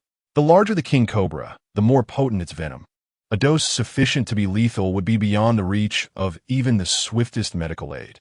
"It was merely a casual kill," Jiang Xiao replied nonchalantly. "Casual kill?" Li Dahai felt a shiver of apprehension. The king cobra was the apex predator among serpents, and for Jiang Xiao to regard its demise as a trivial matter was astonishing. Nevertheless, he cautioned Jiang Xiao, when encountering such venomous snakes in the future, do refrain from provoking them. Their venom is terrifying, and even my ancestral herbal remedies may prove ineffective against it. At that moment, his gaze fell upon the lychees wrapped in Jiang Xiao's satchel, and he felt a sudden rush of desire. Having spent the entire morning foraging for herbs, he was utterly famished. Sensing Li Dahai's plight, Jiang Xiao produced a cluster of lychees and offered them to him. "Jiang Xiao, thank you," Li Dahai exclaimed, seizing the fruit and devouring it ravenously, disregarding any concern for indigestion. After satisfying his hunger, Jiang Xiao inquired, "Dahai, how did you end up in that pit?" "Li Dai Raplia. I have no idea which scoundrel set this trap for hunting beasts. I accidentally stepped in a thin air and fell." "A hunting trap?" Jiang Xiao asked, perplexed. "Indeed," Li Dahai nodded, then recalled something. "This trap has been abandoned for many years. Had the sharp branches within not decayed, I might have been pierced like a hedgehog." He gestured to a small wound on his calf, where a branch had grazed him, the blood now congealed. Jiang Xiao pondered aloud. Has there ever been human presence on this island? In that moment, Li Dahai suddenly realized. When he had fallen, his mind had solely focused on escaping, completely oblivious to this aspect. Now, reminded by Jiang Xiao, he recalled that this trap was indeed a testament to human ingenuity. Moreover, there are numerous remnants of beasts within. He relayed the situation from the pit to Jiang Xiao. Jiang Xiao's expression turned grave. It was now clear that they were not the first humans to set foot on this desolate island. As for the creator of the trap, he may have either fled the island or perhaps met his demise. Li Dahai's countenance darkened. The fleeting glimmer of a clue had abruptly vanished.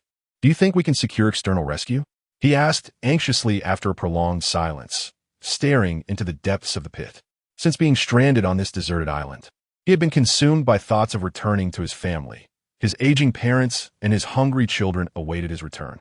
"One would hope so," Jiang Xiao replied. Understanding the concerns weighing on Li Dahai's mind, Jiang Xiao was reluctant to burden him with negative emotions. "That's wonderful," Li Dahai exclaimed, gripping Jiang Xiao's hand tightly, his eyes gleaming with excitement. However, Jiang Xiao's heart sank. The peculiar maritime disaster that had cast them onto this desolate island seemed far too intricate to be mere chance. He could not articulate the reasons for this feeling, but perhaps he would uncover the truth upon encountering other survivors. For now, their only course of action was to strive for survival, connect with more survivors, and await external rescue. "Let's return," Jiang Xiao suggested. "You go ahead. I still have matters to attend to," Li Dahai declined, explaining, "Su Feng has been bitten by a 5-step snake, and I ventured out to gather herbs. I'm still missing one. Jiang Xiao understood now that Li Dehai had fallen into the pit while searching for medicinal plants for Su Fong. Indeed, Li Dehai was a genuinely good person. Curiosity piqued, Jiang Xiao inquired, Dehai, with your exceptional skills, why do you not inherit your family's esteemed practice and become a snake doctor? Li Dehai offered a wry smile and disclosed the circumstances that bound him. As Jiang Xiao had surmised, Li Dehai's father had been reported after encroaching on the local hospital's territory, resulting in a hefty fine that nearly led to imprisonment for 7 years, had it not been for some connections. With rain imminent, Jiang Xiao urged, hurry back to the shelter once you find the herbs. Understood, Li Dehai. If antidotes are not procured soon, Su Fong may not survive the night. You should return. Jiang Xiao did not linger further and turned to leave, but as he stepped away, Li Dehai called out, Jiang Xiao, thank you for saving my life today. If you ever need anything, do not hesitate to ask. I would brave any peril for you. Be cautious in the forest. With that, Jiang Xiao departed. Watching Jiang Xiao's retreating figure, Li Dehai shook his head in dismay. Such a commendable individual, yet he wondered what flaw had led Han Shui to dismiss him. Truly a waste of talent. After a moment of reflection, he resumed his search for the final herb. As Jiang Xiao had noted, rain was on the horizon, and lingering in the dense forest was ill-advised. Every step Li Dehai took was fraught with trepidation, given the myriad dangers hidden within.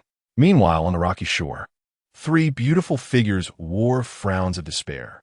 Their mission from Tang Chao had become unattainable.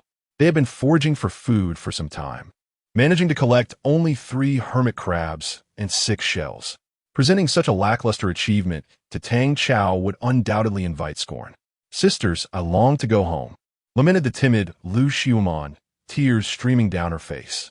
She had anticipated a delightful adventure with the group, yet found herself stranded on a deserted island. In just 2 days, she felt utterly drained, on the brink of collapse. All she desired now was to return home for a luxurious hot bath, and then sleep soundly without a care in the world. Sisters, do not fret. We shall return home soon, Zhang Qiaoling reassured as she patted Lu Xiuman's shoulder. In their workplace, the camaraderie among the 3 was strong, often sharing insights about their research subjects. Before we return home, I fear we shall face severe reprimands, Chen Mingyao lamented, her gaze filled with despair as she surveyed the scant supplies in her hands. Alas, the trio sighed heavily. Why was it so arduous to find sustenance on this desolate island? Come now, sisters, lift your spirits. We must rise and toil, lest we be drenched in scorn tonight, Zhang Qiaoling urged. Just then, she noticed a figure emerging from the dense forest. Upon closer inspection, it was none other than Jiang Xiao. Hey, sisters, take a look at what Jiang Xiao carries in that bundle. Chen Mingyao and Lu Xiuman followed Zhang Qiaoling's gaze, their mouths watering in anticipation. Chapter 20. The enigma of Jiang Xiao. Chen Mingyao and Lu Xiuman sharpened their eyes, confirming repeatedly that the object wrapped by Jiang Xiao was indeed lychee. Instantly, envy washed over them. Why were their lives so arduous while Jiang Xiao thrived in indulgence? It seemed utterly unjust. Sisters, let us greet Jiang Xiao. Zhang Qiaoling, ever resourceful, suggested indirectly. What greeting, if not an attempt to lay claim to Jiang Xiao's lychees? The trio often employed such tactics to engage with affluent gentlemen, even those balding patriarchs. Before long, the 3 took a shortcut, orchestrating a meticulously planned encounter just as Jiang Xiao arrived at the shelter. Remarkably, the timing was impeccable. Ah, Jiang Xiao, where have you been? Lu Xiuman inquired, her doe-like eyes shimmering with allure. Many young men had been captivated by her enchanting gaze, though they could only admire from afar. Yet, upon catching sight of a large black snake coiled around Jiang Xiao's waist, a thrill of fear coursed through her, mingled with an insatiable desire to partake in his bounty. I just returned from the forest, foraging for some sustenance, Jiang Xiao replied, observing the 3 women before him. Though they lacked their former radiance, they remained strikingly youthful. He felt an urge to compete with them. What did you find? Lu Xiuman asked, her inquiry rather pointed. Zhang Qiaoling and Chen Mingyao inwardly cringed. Lu Xiuman's directness was ill-advised. Such blatant intentions could easily shatter their fade of casual interest. The most astute approach was to lure them into a state of intrigue, a hallmark of true sophistication. Jiang Xiao, well acquainted with their personalities, recognized their charm and their reluctance to pursue relationships, merely waiting for a golden opportunity.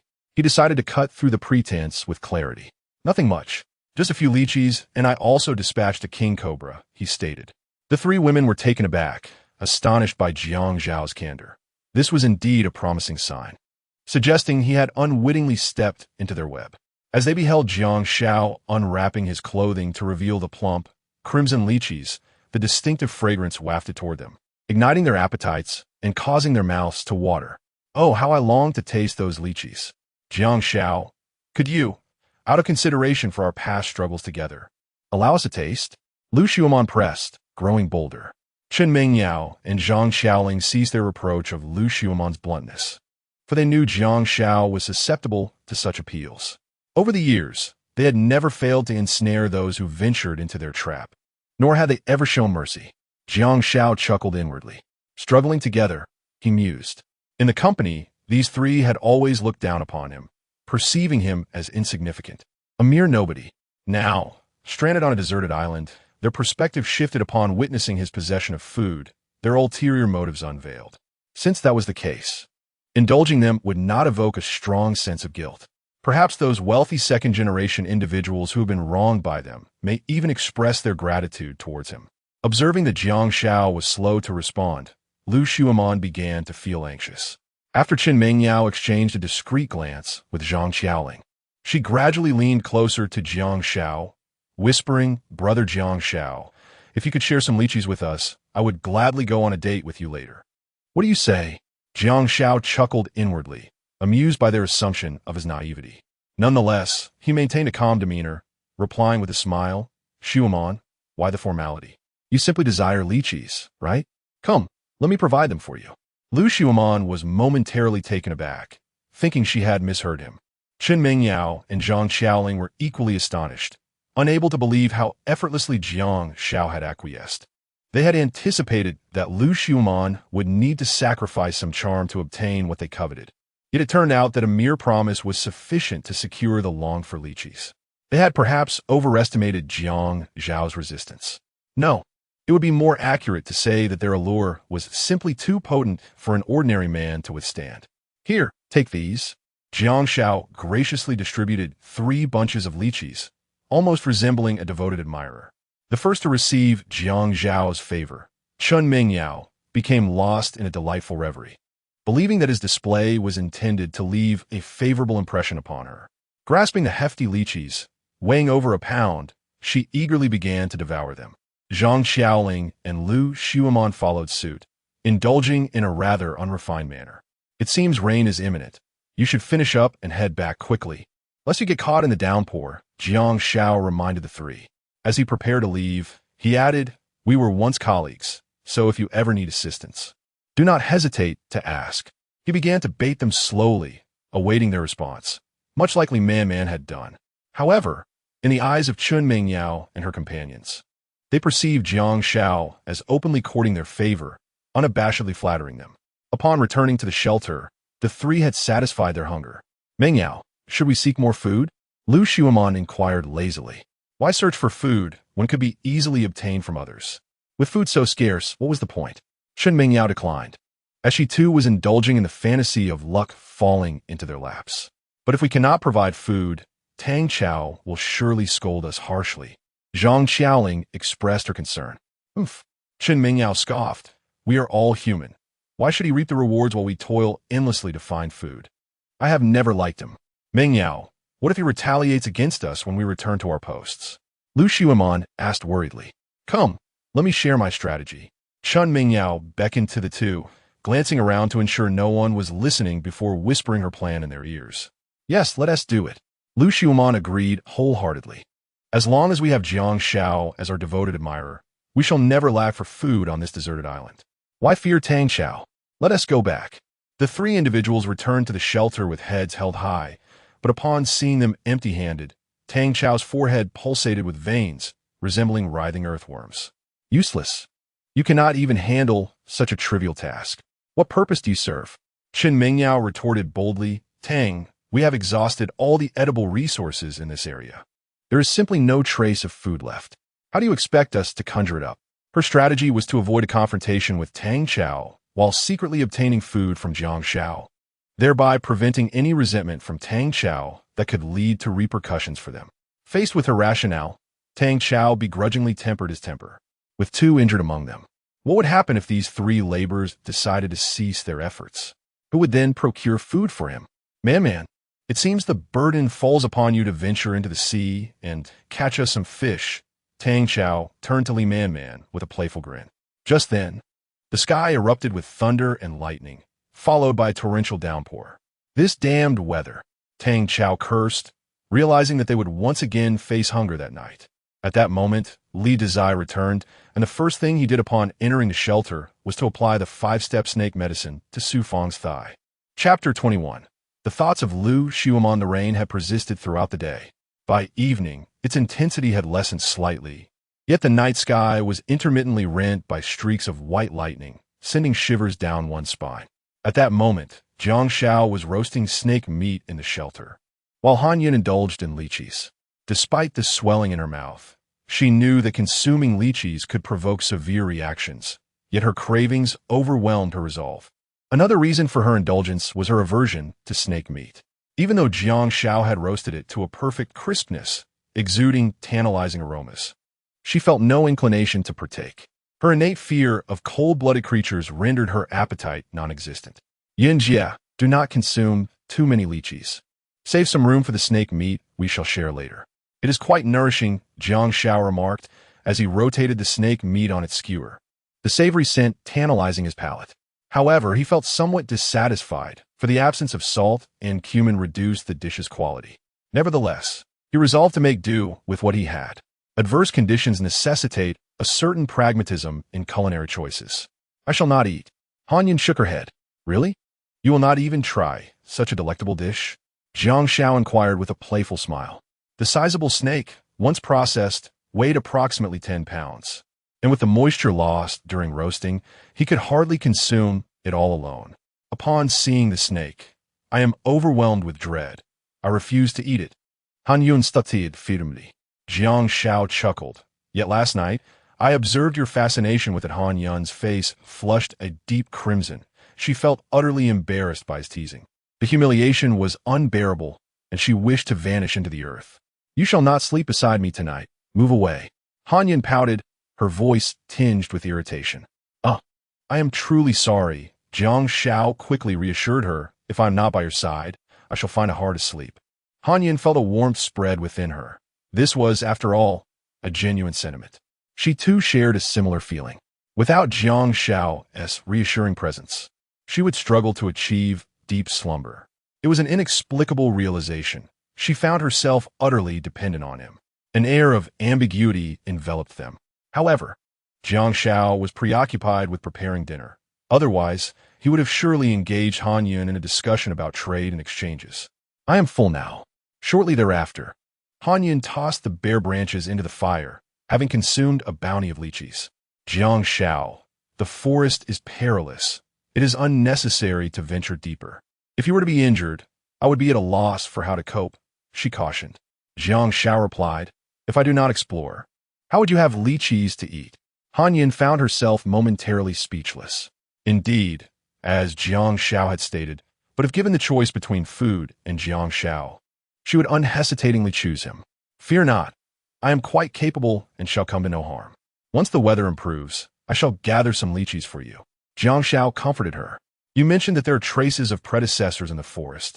Could they not also be thriving somewhere, posing a threat to our lives? Han Yun kvidieth. Jiang Xiao shook his head. I cannot say how to answer that. Should our lives be in jeopardy, I will handle the troublesome entities. This dilemma had plagued Jiang Xiao for an entire day. Yet, despite his relentless contemplation, he found himself unable to unearth an answer. Thus, he resolved to cease his brooding, unwilling to invite further distress. Presently, his existence, brimming with ample sustenance and accompanied by a captivating beauty, was the very life he had long yearned for. As for anyone daring to disrupt his dream, they would have to reckon with the dagger in his grasp. At that moment, a rustling sound of footsteps approached from outside the shelter, signaling the arrival of someone. Jiang Xiao immediately adopted a vigilant stance. However, upon recognizing the visitor. A barely perceptible smile graced his lips. It was Han Zong, Jiang Xiao, and Lu Xiumon. She had come, accompanied by Chun Mingyao and Jiang Xiaoling, presumably to collect some interest from Jiang Xiao, the devoted admirer. Xiumon, have you eaten? Han Yun greeted harormly.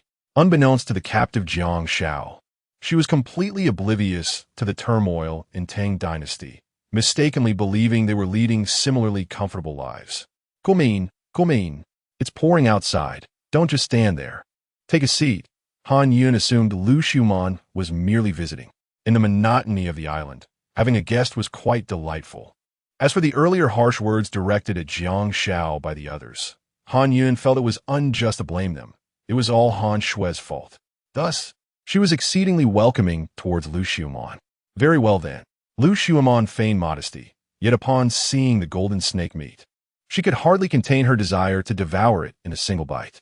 Glancing up at the beams of the shelter, Lu Xiumon was left speechless. There hung large lobsters, colossal octopuses, and groupers. The conditions were simply too splendid. She secretly rejoiced that Jiang Xiao was their devoted admirer. Otherwise, she would never have the chance to savor such delicacies. Before long, Jiang Xiao had the snake grilled to perfection. Und an Yunnes did Kun.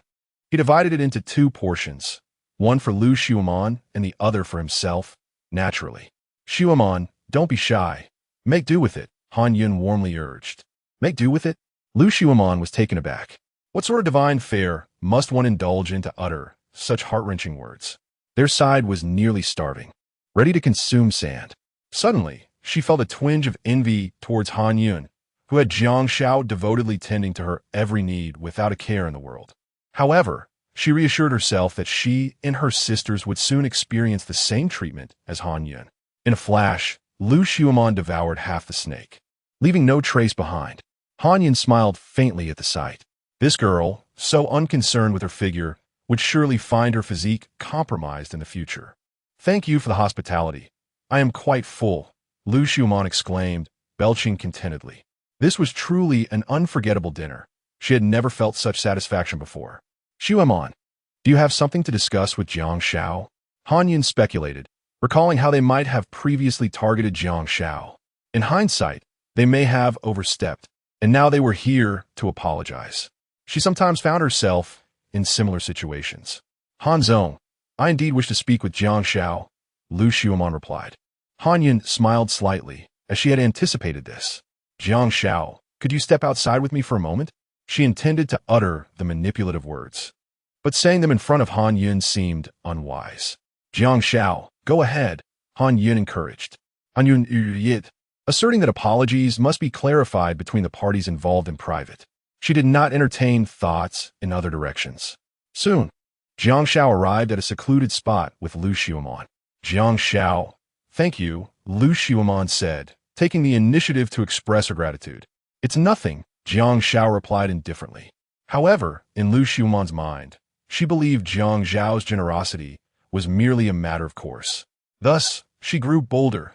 Jiang Xiao, could you perhaps give me 2 lobsters? Meng Yao and Xiaoling haven't had dinner yet and are waiting for my return to report. Jiang Xiao couldn't help but smirk internally. What does their meal have to do with me? As long as I'm not hungry, it doesn't matter. Nonetheless, he feigned composure and replied with feigned reluctance, Xiumon, that might be a bit inappropriate, don't you think? What is inappropriate about it? Lu Xiumon's hand subtly reached towards Jiang Xiao's vicinity. Chapter 22. I feel a bit sleepy. Lu Xiumon's delicate fingers lightly brushed against Jiang Xiao's hand before swiftly retracting, which she considered the greatest indulgence she could offer him. With her head held high in pride, she mused that Jiang Xiao might refrain from washing his hands for several days to come. Perhaps every dark night, he would find himself reliving the moment of contact with her, lost in ecstasy. Was this not sufficient to appease him? Lu Xiumian thought haughtily. Yet, Jiang Xiao shook his head in disagreement. Lu Xiumian frowned, taken aback by his insatiable appetite. Growing somewhat impatient, she hoped he would know his limits.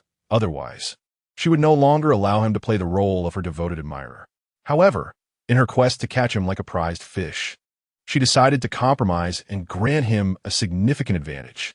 At that moment, her gentle fingers firmly enveloped Jiang Xiao's hand. This was the first time she had ever experienced such intimate contact with someone of the opposite sex, and she felt the sacrifice was considerable. Now, tell me, Lu Xiumian purred, confidence radiating from her. Is this not sufficient? Jiang Xiao continued to shake his head. Xiumian, fishing for me is no easy task. You can't just take 2 lobsters from me without consequence. That would be unfair to an honest person. Initially, Lu Xiumian felt anger rising within her, believing Jiang Xiao to be utterly ungrateful. Yet, upon reflection, she recognized the validity of his words. If that were the case, she would have to coax him into speaking. Jiang Xiao, what will it take for you to agree? Lu Xiumian asked coldly. Come closer. Jiang Xiao beckoned her with a gesture, indicating for her to lean in. As she pressed her ear closer, the moment she heard his terms, fury erupted within her. Jiang Xiao, you shameless fool, she exclaimed. She had hoped to offer a small prize for the lobsters, but he seemed intent on taking advantage of their situation. They would rather starve than let him succeed. She was about to unleash a torrent of insults when, in an unexpected moment, Jiang Xiao silenced her with a kiss. Lu Xiumian's mind went blank, momentarily forgetting to struggle. This was her first kiss, a precious moment she had reserved for someone special, as she had never had intimate contact with a boy before. When she regained her senses, she slapped Jiang Xiao hard across the face. Smack! Jiang Xiao deftly caught her hand, a playful grin on his face. Consider this the cost of your indulgence. There is no such thing as a free lunch. If you wish to partake, you must offer something in return. You wish? Lu Xiumian retorted fiercely. Don't think for a moment that having a few resources makes you exceptional. That is utterly impossible. You have it all wrong. A devoted admirer should know their place. To me, any excessive demand from a sycophant are an affront to reason. Let me tell you, without your food, we can still thrive splendidly. With a touch of arrogance, Lu Xiumian declared, do you think you're the only one who can fish on this island? What a laugh. Now that the facade had been torn away, Lu Xiumian felt no need to treat Jiang Xiao with courtesy. Oh, and what makes you say that? Jiang Xiao asked with keen interest. Lu Xiumian scoffed, standing tall in her pride. Let me enlighten you. Sister Man is equally skilled in fishing, and today she caught a sea bream weighing over 10 pounds. What do you wish to convey? A mocking smile lingered on Jiang Xiao's face. Lu Xiumian, with an air of arrogance, proclaimed, as long as Man teaches us how to fish, do you truly believe we would be in need of your meager provisions? Attempting to use food as leverage against us is a miscalculation on your part. Are you certain? Jiang Xiao narrowed his eyes, fixing his gaze on Lu Xiumian. From this day forth, the 3 of us shall no longer allow you to play the sycophant. Mind your own affairs, Lu Xiumian retorted boldly. If you wish to meddle in our affairs, dream on. With that, she stormed off. Soon, she arrived at the rendezvous point with her sisters, and upon seeing Lu Xiumian's arrival, Chen Mingyao and Jiang Xiaoling were filled with joy. Finally, the evening's provisions seemed assured. However, their expressions instantly shifted to one of shock upon noticing Lu Xiumian returned empty-handed, as if they had aged significantly in an instant. Sister, what happened? Jiang Xiaoling inquired, her stomach already growling. Although they had feasted on lychees at noon, it hardly staved off their hunger. Fuming, Lu Xiumian recounted the entire saga to her companions. What? Chen Mingyao exclaimed, her eyes wide with disbelief. Is that truly the case? She had never imagined that the seemingly honest Jiang Xiao could harbor such wicked intentions. Why would I deceive you? Lu Xiumian insisted, embellishing her tale to convince them, portraying Jiang Xiao's unwelcome advances as an attempt at something far more sinister. Damn it! Jiang Xiaoling gritted her teeth. In a civilized society, one ought to report him for such offenses, ensuring he pays for his misdeeds. Indeed, he must compensate for the emotional distress incurred, Chen Mingyao added, her indignation palpable. Sister, you were right this time. Jiang Xiaoling eventually calmed down, realizing that such misguided thoughts should never have been entertained by a sycophant. I had intended to present myself well, but since he failed to appreciate the opportunity, he cannot blame us. Chen Mingyao shared her profound disappointment in Jiang Xiao. Had he remained the faithful sycophant from the beginning, it would have been a source of pride to discuss this with friends. Yet, he squandered a promising hand of cards. Sisters, shall we ignore that despicable man from now on and learn skills from Sister Man, becoming self-sufficient? Lu Xiumian proposed. It seems we have no other option. Chen Mingyao and Zhang Xiaoling replied in unison. They would simply have to endure hunger tonight. Is that clear? Upon returning to the shelter, Han Yun smiled at Jiang Xiao, sensing his good spirits. Is clear, Jiang Xiao responded. Then all is well. Suddenly, Han Yun blushed and confessed. I feel a bit tired. Jiang Xiao beamed brightly. Just as Jiang Xiao was settling down, a staggering event unfolded at the neighboring shelter. Su Fang, due to a delay in treatment, succumbed to snake venom, leaving them in utter disarray. At that moment, they were at a loss, unable to accept the grim reality. If they had viewed the waiting period for rescue as a test of endurance, then their suffering was trivial. However, with a life lost, their mindset shifted dramatically. A haunting fear took root. Would the next casualty be one of them? Particularly in the fearful and life-preserving Tang dynasty. There was an acute dread that the next to perish might be him, for he had been bitten by a bamboo leaf viper. Zai. The trembling Tang dynasty inquired, did you not say that applying the herbal remedy would counteract the venom? The island serpents were far more formidable than I had anticipated. It was a miscalculation on my part, Li Dezai lamented, simultaneously expressing sorrow for Su Fang's plight. Had he not been ensnared in the trap for so long, Su Fang would not have met his demise. Then, am I to perish as well? Tang dynasty's teeth chattered incessantly, engulfed by a fear that silence might usher in his end. You shall be fine. Upon hearing Li Dezai's reassurance, Tang dynasty exhaled in relief, yet remained vigilant. From tomorrow onward, the four of you must venture forth to diligently gather provisions. Should you fail to procure sustenance, do not blame my ruthlessness. Tang dynasty bellowed furiously at the four women. The four were rendered speechless, faintly sensing that a treacherous path lay ahead of them. Chapter 23. The giant sea turtle. The following day, the rain had ceased. As Jiang Xiao prepared to embark on his endeavors once more, he was interrupted by the anxious voice of Li Dehai. Restless, he struggled to suppress the turmoil brewing within him. After adjusting his attire, he approached Li Dehai. Dehai, what troubles you so? Unbeknownst to Jiang Xiao, the tragic demise of Su Fang had transpired the previous night, along with an extraordinary event that followed. Su Fang is dead, Li Dehai conveyed sorrowfully. What? At that moment, Han Yun emerged from the shelter, radiating vitality and grace, reminiscent of her youthful days. Upon hearing of Su Fang's death, she was struck with profound astonishment. Dehai, was your herbal remedy ineffective? Jiang Xiao inquired with curiosity. Li Dehai, his head hung low, lamented. The venom of the five-step snake proved to be more potent than anticipated. Without timely intervention, it was beyond remedy. Jiang Xiao signaled for him not to blame himself, declaring it to be Su Fang's fate. Dehai, gather yourself. Look ahead, Jiang Xiao offered words of comfort. Li Dai Nudda then divulged a startling revelation. Last night, after we dragged Su Fang's body to the beach, something unbelievable occurred. Jiang Xiao's gaze sharpened. What happened? Li Dai Rakunta. His voice trembling with dread. An unknown creature dragged him into the sea. What? Jiang Xiao's pupils dilated. The only creature he could fathom capable of such an act was a crocodile. It resembled a vision from the Tang dynasty, Li Dehai continued. However, upon returning to the shelter, he was in a frenzy, cowering in a corner, trembling with fear. We dared not inquire further. Quickly, take me to the scene of the incident, Jiang Xiao urged with urgency. Follow me. Li Dehai promptly led Jiang Xiao to the site of Su Fang's disappearance.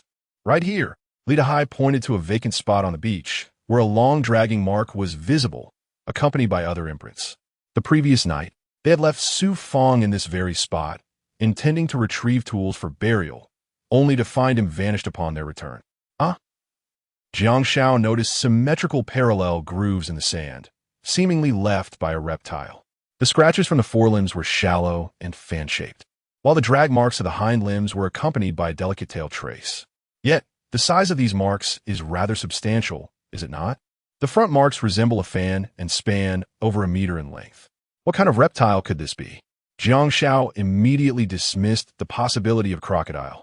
These traces bear a striking resemblance to those of a turtle, Han Yun remarked casually.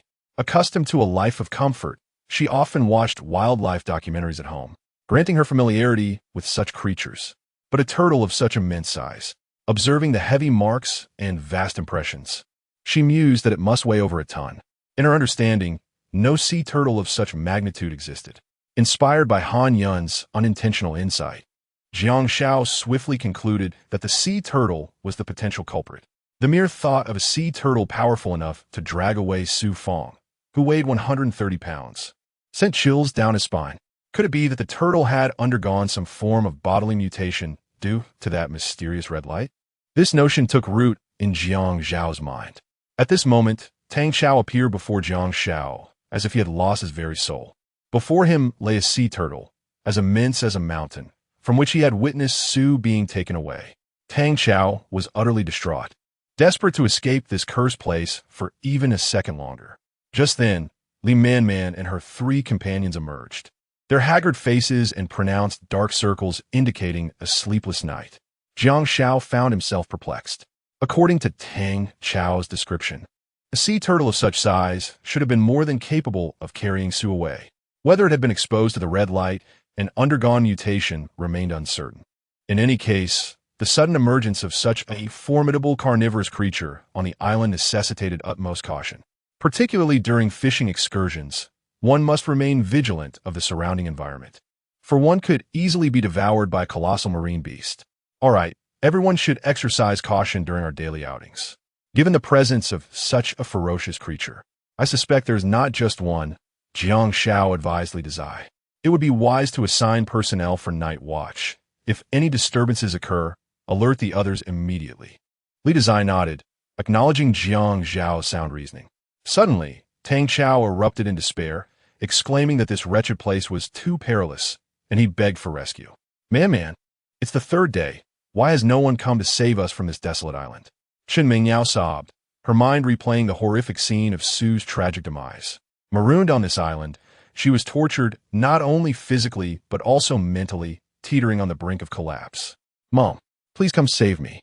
Lu Xiaomon cried as well. Zhang Xiaoling appeared outwardly strong, remaining silent, yet her eyes betrayed a deep-seated fear. Jiang Xiao, should you and Mr. Han not consider staying with us? 2 individuals alone are too vulnerable.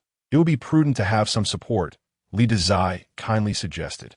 Upon hearing this, Tang Xiao's anger flared. Li Dezai, have you lost your mind? We would welcome Mr. Han, but Jiang Xiao is a different matter. Tang, can you not set aside past grievances for the moment? We are stranded on this perilous island and must unite to overcome our challenges if we wish to survive. Li Dezai raturta. With a resounding slap, Tang Xiao struck Li Dezai. Li Dezai staggered back, clutching his stinging cheek in disbelief, considering Tang a madman. Li Dezai, I know you have a good rapport with Jiang Xiao, but forget about seeking our protection for him. It's futile. Tang Xiao lashed out, completely disregarding Jiang Xiao, who observed him with the bemusement of a spectator watching a fool. Tang, Jiang Xiao has made significant contributions to the company. Protecting his safety is entirely justifiable. Why must you deliberately target him?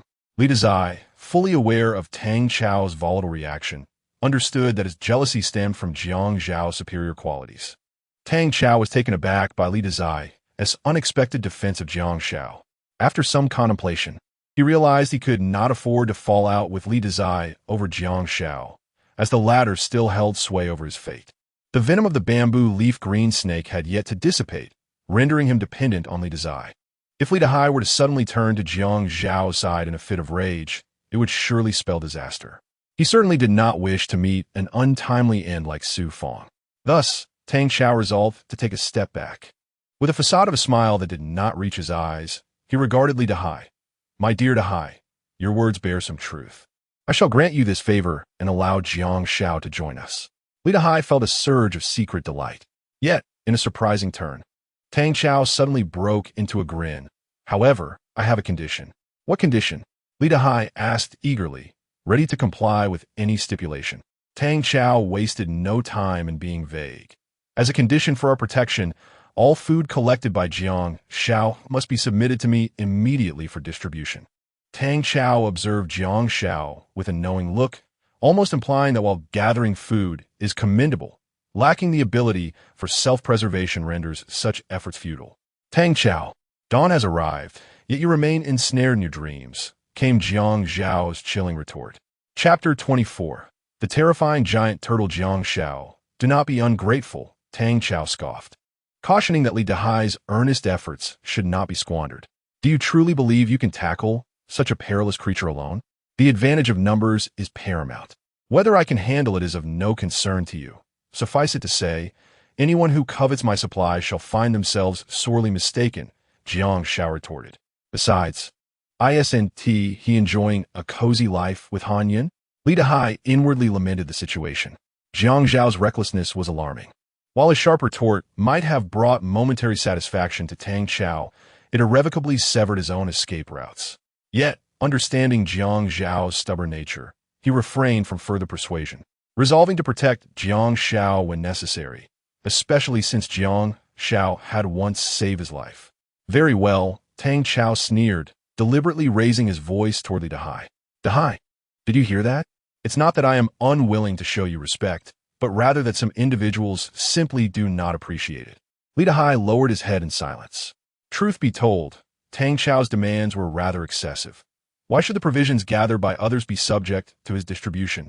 Did he truly view himself as a sovereign?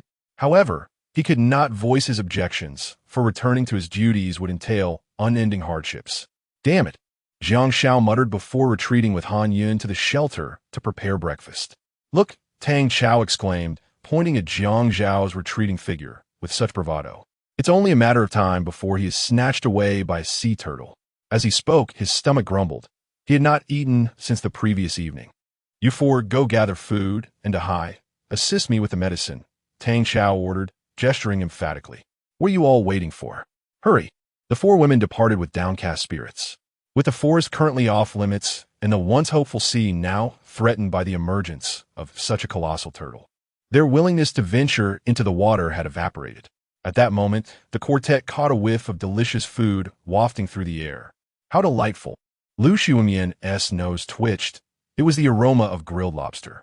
The image of Jiang Xiao's golden lobsters at the shelter flashed in their minds, accompanied by the recollection of Jiang Xiao's demands from the previous day. If only they could have a taste. Zhang Xiaoling, equally famished, felt a pang of hunger. Stop dreaming, Chen Mingyao interjected. Jiang Xiao is living lavishly for now, but in 2 or 3 days, he will surely find himself foraging for hermit crabs, just like us. With the fearsome giant turtle lurking, he will be too terrified to enter the water, and his days of comfort will come to an end. Sisters, let us search for hermit crabs and shells. Tang Qiao has been in a foul mood lately. If we fail to find food, who knows how he might punish us? Limamman Ramarka. Hey, look, Jiang Xiao has gone back into the forest, Zhang Xiaoling pointed out, her keen eyes catching sight of him. Is he really that brave? Does he consider the forest his backyard? With so many venomous snakes and ferocious beasts within, isn't he afraid for his life? Lu Xiumian pondered, stroking her chin thoughtfully. Jiang Xiao seemed to navigate in and out of the forest without issue, which was quite illogical. She felt a strong urge to follow him and uncover his secret, but the thought of the snake-infested woods quickly dissuaded her. At that moment, her gaze inadvertently fell upon Li Man, who was sensually licking her crimson lips. Intently fixated on Jiang Xiao, she dismissed the notion as a mere illusion. How could someone of Li Man's stature, a paragon of elegance, exhibit such profound interest in Jiang Xiao? Alas, fortune does not always smile upon one. Frequently traversing the riverbank, one is bound to get their shoes wet.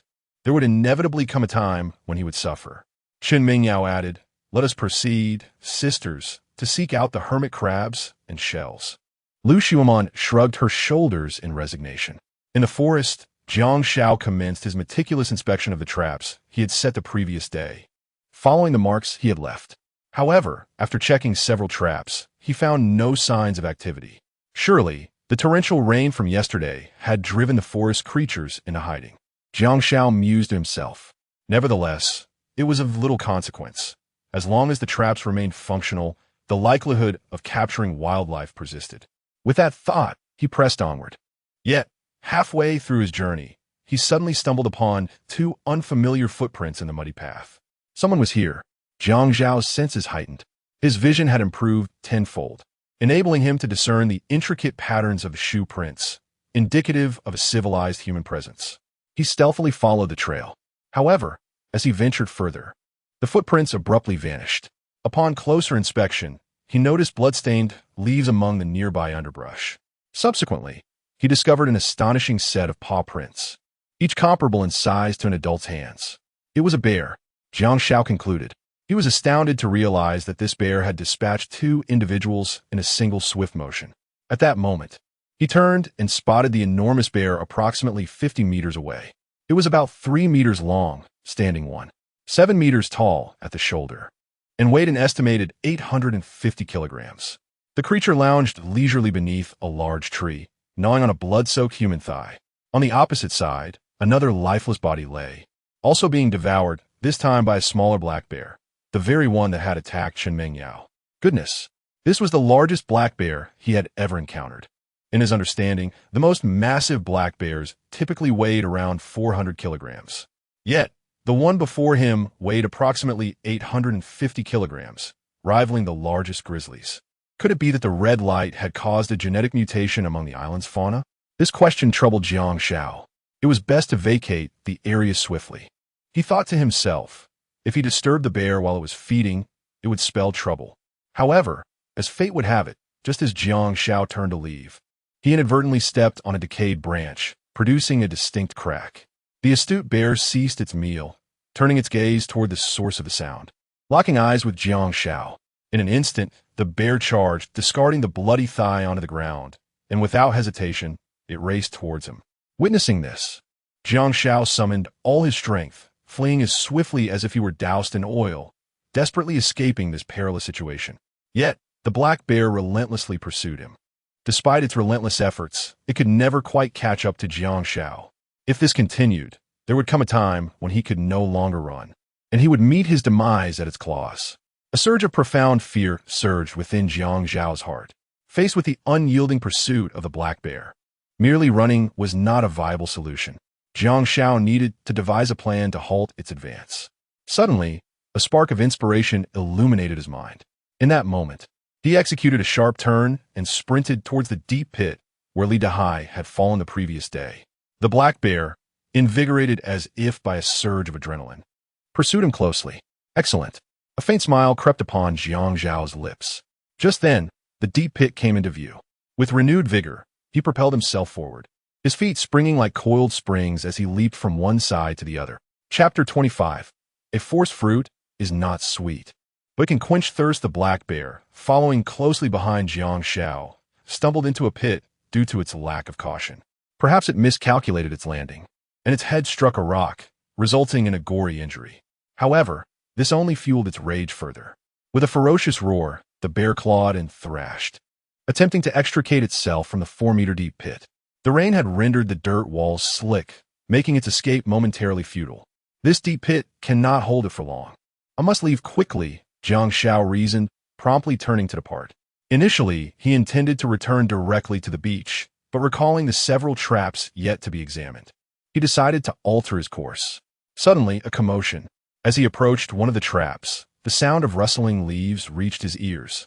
Jiang Xiao drew forth his sharp dagger, cautiously advancing toward the source of the disturbance.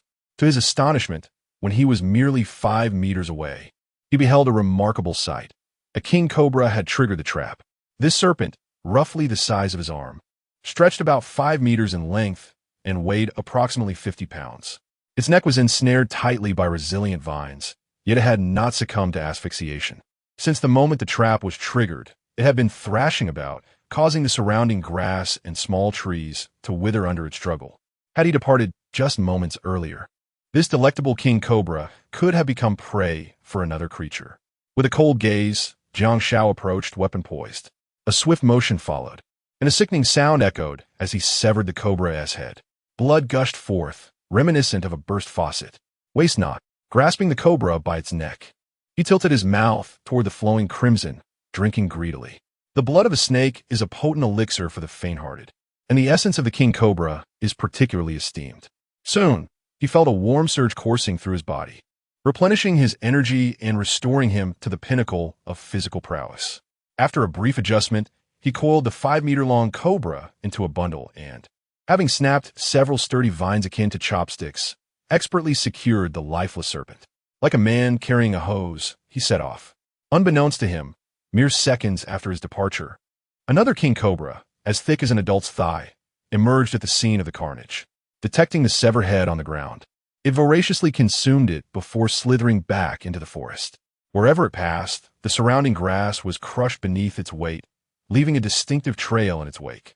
Meanwhile, as Jiang Xiao retraced his steps with the king cobra in tow, he stumbled upon a plum tree in a wooded area. His eyes lit up at the sight of the heavy plums hanging from the branches. "Sanwali!" he exclaimed, tossing the cobra aside in excitement as he removed his clothing. For in the countryside, this was a cherished memory of his childhood. He nimbly ascended the plum tree, embarking on a grand foraging expedition. Before long, he had filled his bag with an impressive haul of plums, exceeding 15 pounds, enough to sustain both him and Sister Yun for several days. However, as he leaped down from the tree, he narrowly avoided stepping on a venomous pit viper, evading it with the agility of a bird. This island might as well be dubbed Snake Island, he mused before departing. As he transitioned from the dense forest to the sandy shore, he felt a sticky sensation on his face, only to discover it was smeared with snake blood. He couldn't help but worry about how Han Yun would react upon seeing him like this. Coupled with a strong scent of sweat from his recent chase with a black bear, he decided to wash himself in the sea first. Upon reaching the beach, he spotted Lu Xiuman sitting alone on a rock, quietly weeping. Her expression was one of profound grievance. Just then, Lu Xiuman, sensing someone approaching, hastily wiped her tears and feigned indifference. Assuming it was one of her friends come to find her, her heart skipped a beat when she realized it was Jiang Xiao. Had he witnessed her tearful moment? She felt compelled to maintain her proud facade in front of him. Yet, in the next instant, her thoughts were cast aside as her attention was drawn to the formidable king cobra he was holding. Goodness!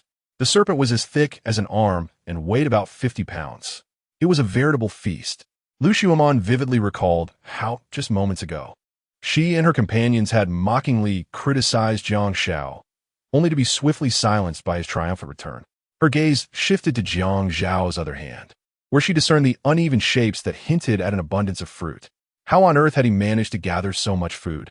She felt a pang of envy. Just earlier, she and her friends had returned empty-handed, scolded by Tang Chao for their lack of worth, and in her frustration, she had retorted, only to receive a slap. Driven by her emotions, she had sneaked away to vent, never expecting to encounter Jiang Zhao's bountiful return. The disparity between their situations was stark. One was in the depths of despair, while the other basked in triumph. Jiang Xiao did not acknowledge Lu Xiuman as he tossed the king cobra onto the beach. Thud! The heavy serpent landed with a thump, creating a depression in the sand. Thud! He then flung his plum-laden clothing, which also made a small indentation. However, an unexpected incident occurred. Due to his less-than-ideal packing, several fruits scattered upon impact. This moment caught Lu Xiuman's eye plums, her favorite fruit, especially when prepared with various seasonings into a tangy treat she adored. As she contemplated, her mouth watered at the thought of indulging in plums. Suddenly, her expression darkened. This was Jiang Zhao's bounty, and she could only watch, unable to partake. She felt the injustice of fate. Why was it so difficult for someone as remarkable as her to enjoy plums when the craving struck?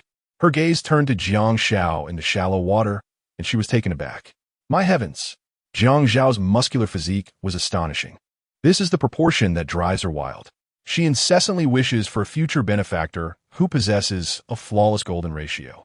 Unfortunately, the patrons she encounters are either emaciated or 9 months pregnant. At this moment, memories of Jiang Zhao's whispered words from the previous night flood Lu Xiuman's mind. Clenching her delicate fist, she appears to be making a difficult decision. Just then, Jiang Xiao, having completed his task, coldly passes by her, bending down to retrieve the items on the ground, preparing to leave. Jiang Xiao, could you spare me some food?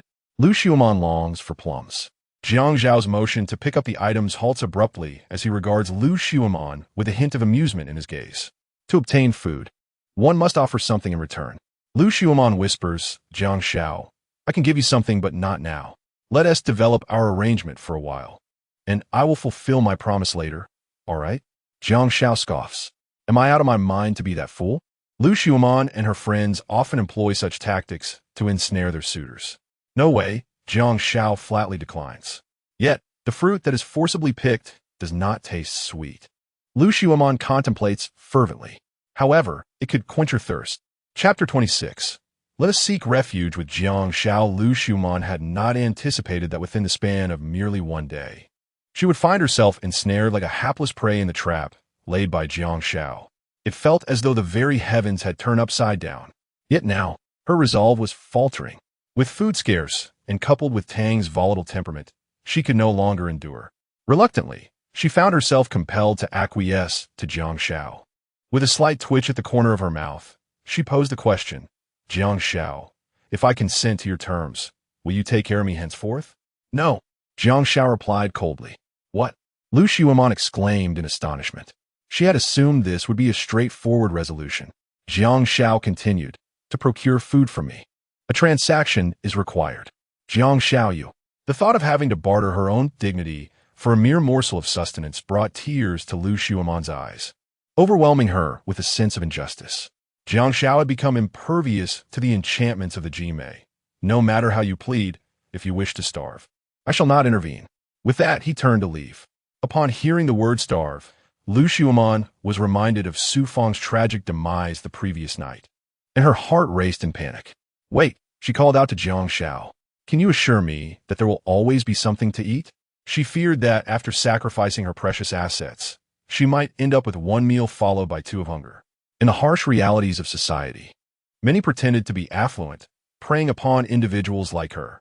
Thus, she felt the need to remain cautious. Of course, Jiang Xiao affirmed, as long as you offer something in return, I shall provide you with nourishment. And what about our physiological needs?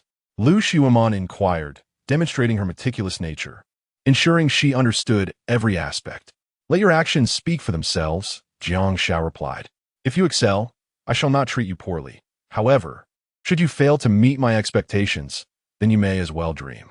Having received a decidedly affirmative response from Jiang Xiao, Lu Xiuman no longer hesitated. Jiang Xiao, I agree to your terms. Without further ado, Jiang Xiao inquired, do you require food now or later this evening? I cannot wait that long. I need it now, she declared, too famished to delay. Excellent. Your forthright nature is quite to my liking. You shall prove to be a valuable client. With that, he suddenly embraced Lu Xiuman and slowly waded into the sea. Half an hour later, Lu Xiuman adjusted her attire, and the remnants of her former grandeur were nowhere to be seen. She now exhibited an unwavering obedience to Jiang Xiao. Should he instruct her to venture east, she would not dare to stray west. If he commanded her to raise her leg, she would not bend her back. At that moment, Jiang Xiao produced approximately a pound of plums and placed them into Lu Xiuman's hands, a knowing smile gracing his face as he remarked, May our collaboration be fruitful. Having previously navigated the circles of affluent individuals, Lu Xiuman had experienced the harshness of society. Little did she know, this sea queen had yet to truly embrace the depths of the ocean. Remember, what I bestow upon you is yours alone. Do not grow complacent, understood? Jiang Zhao's demeanor shifted abruptly to a more austere one. Understood, Lu Xiuman replied, joyfully cradling the hard-won provisions and continuously expressing her loyalty to Jiang Xiao. And the food I provide you must not be shared with others. Should I discover any breach of this agreement, our transaction will cease immediately, Jiang Xiao warned once more. Aside from Lu Xiuman, his gaze also fell upon Chen Mengyao, both of whom were remarkable beauties. However, their unexpected resilience was noteworthy. Yet, Jiang Xiao believed that even those two exquisite ladies would soon reach their limits. Just like Lu Xiuman, who had been as stubborn as a rock yesterday, was now, after all, pried open by the iron drill of reality. I understand, Lu Xiuman replied softly, fully aware that Jiang Xiao was now her benefactor, and thus, she would not dare to oppose him. After saying this, Jiang Xiao departed, leaving Lu Xiuman alone to cover her face as she began to weep inconsolably. For the sake of a meal, she had sacrificed something precious. If the other beauties were to discover this, it would surely become the most laughable joke in history. Yet, to fend off hunger and to survive, she had no choice but to bow her head. With this thought, she clutched a plum and exclaimed fervently, so delicious. At the Tang dynasty's refuge, useless, Tang Chao shouted angrily, having failed once again to procure food. The three women before him remained silent, having searched thoroughly without any trace of sustenance. If we do not find food today, you will venture into the forest tomorrow, Tang Chao declared, his frustration palpable. Tang Yi, are you joking? Li Man asked, her tone displeased. Tang Chao replied gravely, do I appear to be the type who makes jokes? In his desperation for food, he disregarded the safety of his subordinates, focusing solely on delegating tasks and demanding results. Tang Xiao, have you lost your mind? Jiang Xiaoling could no longer contain herself. Since their stranding on the deserted island, Tang Xiao had treated the three sisters differently. Now, he brazenly suggested sending them into the forest to face certain doom, prompting her to retaliate. What's the matter? You're surprised that I'm resisting you, huh? You think you hold all the power here? Jiang Xiaoling shot back, her anger flaring. Whether we survive or not is not up to you, but rather Mr. Han. You're nothing but a petty tyrant, constantly acting superior. One might think you are the head of the Han Corporation. She spat. If you want us to march to our deaths, you can wait here. Tang Xiao slammed the table in fury. Jiang Xiaoling. Before he could finish, Jiang Xiaoling interrupted. This isn't the company. You have no authority over me. Keep talking back, and I'll kick you where it hurts. Tang Xiao was infuriated. These people had the audacity to speak to him in such a manner. He would remember this transgression and ensure they faced repercussions upon his return to duty. Sisters, I'm leaving. Jiang Xiaoling glanced at Chen Mingyao. Without hesitation, Chen Mingyao followed suit, sharing her disdain for Tang Xiao. What is this? You want me to risk my life to gather food, only to be subjected to your distribution? Am I born to be lowly? Begone. Tang Xiao cursed vehemently. All of you, get out. Li Man observed the once united group, now fracturing over food scarcity, and it was truly disheartening. At the same time, she felt sorrowful. Perhaps soon, the conflict would escalate further, and she needed to brace herself for what was to come. As the two women emerged from the Tang dynasty's refuge, they spotted Lu Xiumian limping back, and they rushed to greet her. Sister, we just had a falling out with Tang Xiao, Jiang Xiaoling announced. As they stood together, Lu Xiuman gazed intently at her two sisters. Has this day finally arrived? However, now that they had severed ties with the Tang dynasty's protection, the trio appeared increasingly vulnerable. That scoundrel actually commanded us to venture into the forest to meet our demise. Only a fool would comply. Jiang Xiaoling exclaimed indignantly. Her fists clenched as if she longed to deliver a sound thrashing to the Tang. Sisters, from this moment forth, we must rely on ourselves for survival, she declared. At the very least, they possessed absolute authority over the distribution of food. At this juncture, Lu Xiuman cautiously interjected, I have a suggestion, though I am uncertain whether it is appropriate to voice it. Chen Mingyao, with a stern expression, replied, Sister, there's no need for concealment. Speak your mind freely. Indeed, do share your thoughts, Jiang Xiaoling added, resting her arm on Lu Xiuman's shoulder, perhaps a bit too forcefully, as a sharp pain shot through her. Gritting her teeth against the discomfort, she softly proposed, What if we seek refuge with Jiang Xiao? Upon hearing this, both Chen Mingyao and Jiang Xiaoling stared wide-eyed, thinking Lu Xiuman had lost her senses. Chapter 27. I choose Jiang Xiao. Are you out of your mind, sister? Chen Mingyao exclaimed, coming to her senses as she gently placed her fingers on Lu Xiuman's forehead, fearing she might have a fever. Have you forgotten the conditions Jiang Xiao proposed yesterday? How could we possibly ally ourselves with him? It would be akin to lambs entering the lion's den. Sister, are you feeling unwell? Your temperature seems quite high. Chen Mingyao said, a cold sweat breaking out on her brow. I'm fine, Lu Xiuman reassured her, lightly patting Chen Mingyao's hand. She could not confess her elevated temperature. It was too embarrassing. She voiced her innermost thoughts. Currently, the situation on the island is fraught with internal and external troubles. As three vulnerable women, our survival is precarious. We can only endure by relying on a powerful ally. Do you still wish to leave this cursed place? Yet that despicable Jiang Xiao, his demands are utterly shameless. How could someone of our stature be subject to his whims? Jiang Xiaoling fumed. You are absolutely right, sister, Chen Mingyao affirmed.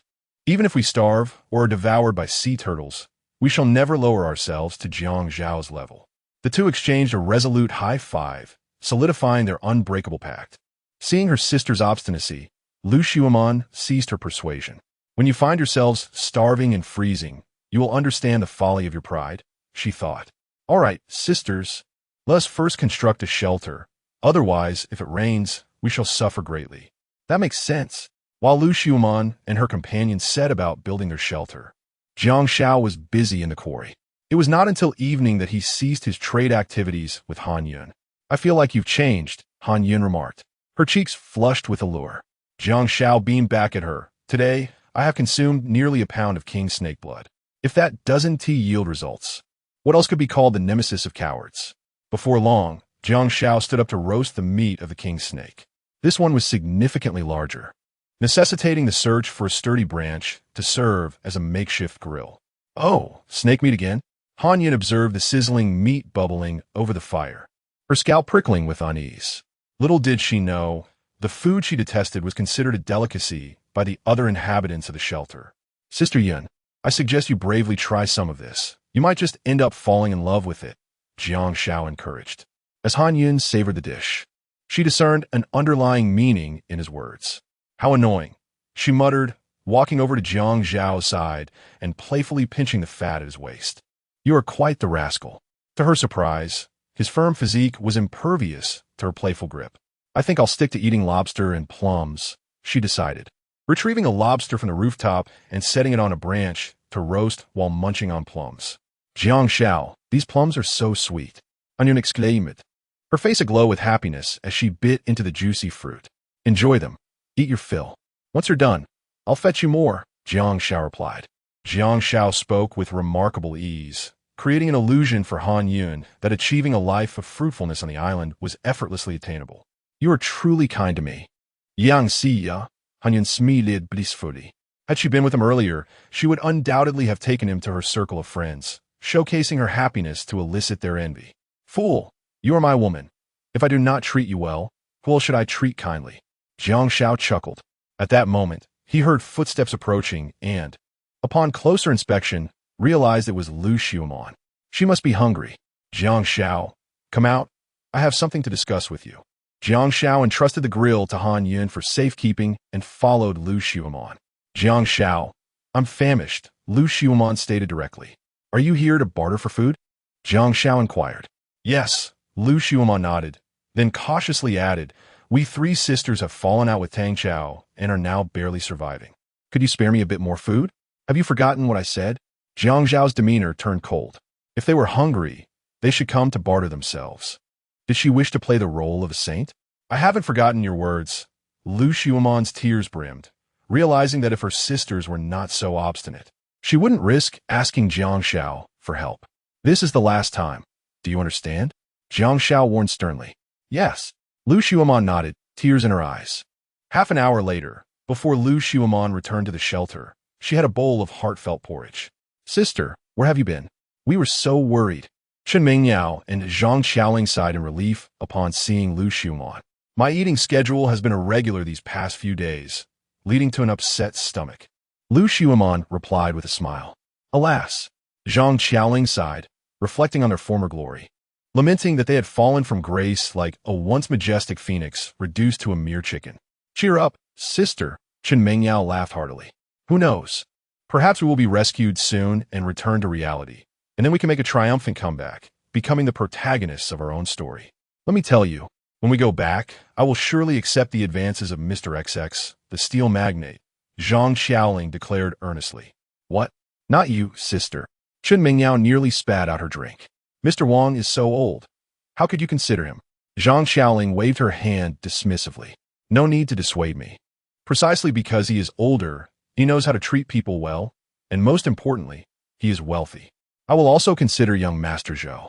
Despite his baldness and pockmarked face, he treats me genuinely well. What about you, sister? At that moment, both Chen Mingyao and Zhang Xiaoling turned their serious gazes upon Lu Xiumon. Typically, her tastes were quite particular, often fixated on certain young masters from the gym or perhaps a particular chairman. Me? Lu Xiumon inquired. Chen Mingyao and Zhang Xiaoling looked at her intently, eager to learn of her choice. Lu Xiumon fell into contemplation. Had it been in the past, she would surely have chosen Mr. Su, with his good physique and wealth. However, after her exchange with Jiang Xiao, she suddenly realized that sometimes an excessive focus on materialism led her to neglect her spiritual aspirations. If she returned, she would certainly seek to develop a romantic relationship with Jiang Xiao. I choose Jiang Xiao, she blurted out. Both Chen Mingyao and her erupted in laughter, evidently taken aback by Lu Xiumon's unexpected response. This sisterhood frequently mentioned that insufferable sycophant Jiang Xiao, Could it be that they had fallen under some sort of spell? Yet, they promptly dismissed the notion. Lu Xuemian typically concealed her true thoughts among the three, revealing them only when absolutely necessary. This was a deliberate act of misdirection on her part. The inquiries among the trio soon dissipated, as there were no further activities on the island, prompting them to retire early for the night. Meanwhile, on the other side, Jiang Xiao was concocting a monumental scheme. Chapter 28. The seduction of Jiang Xiao. In the following 2 days, the weather on the island experienced a sudden and severe change, with the sun blazing down like the flames of hell, scorching the earth. Stepping outside for even a minute subjected one to the intense ultraviolet rays that burned the skin. During the day, Jiang Xiao could only hide in the shelter like a turtle, enduring hunger. When night fell, he yearned to rendezvous with Li Man. Yet she relentlessly concocted excuses to reject him. Infuriated, Jiang Xiao vented his frustrations, hurling insults at both Li Man and Li Dahai. The rift among them grew ever wider. Had they not still clung to the hope of returning to civilized society and their jobs, they might have parted ways long ago. Speaking of jobs, they had been stranded on the desolate island for 5 days, with no sign of a rescue team in sight. Some began to relinquish any remaining hopes. The 3 sisters, Lu Xuemian and her companions, faced immense hardships. During the day, they endured hunger, and only in the evening, when the ultraviolet rays weakened, could they venture out in search of food. The hermit crabs had been completely depleted, and shells were nowhere to be found. However, Chen Mingyao and Jiang Xiaoling stumbled upon a peculiar phenomenon. Despite their own gaunt and weary appearances, Lu Xuemian's complexion remained not only rosy, but also exuded an irresistible allure. In fact, her weight was steadily increasing. This anomaly piqued the curiosity of Chen Mingyao and Jiang Xiaoling, prompting them to interrogate Lu Xuemian, who concocted a tale about thriving on coconut juice. The duo remained skeptical. In a bid to convince them, Lu Xuemian resorted to revealing her assets. This revelation left Chen Mingyao and Jiang Xiaoling utterly convinced. They could not fathom any other reason for such a rapid transformation aside from the coconut juice. Motivated by the adage, from childhood to adulthood, believing Lu Xuemian's fanciful claims, the two began to indulge excessively in coconut juice. However, their overindulgence led to a relentless bout of diarrhea, causing them to waste away. Observing their plight, Lu Xuemian explained it was merely a matter of personal constitution and should not be attributed to her. Chen Mingyao and Jiang Xiaoling accepted this rationale, aware of their shared diet, and concluded it was purely a matter of individual differences. Unbeknownst to them, Lu Xuemian was secretly indulging in additional meals at night, as was Li Man. Amidst their arduous circumstances, Chen Mingyao and Jiang Xiaoling had ceased to utter the names of Boss Wang and young Master Zhou. After 5 days, they realized that if the outside world were aware of their maritime misfortune, rescue teams would have already been dispatched to their aid. Now, they had lost hope of escaping this bizarre island. Survival had become their paramount objective. While others lamented their fate, Jiang Xiao continued to live with ease.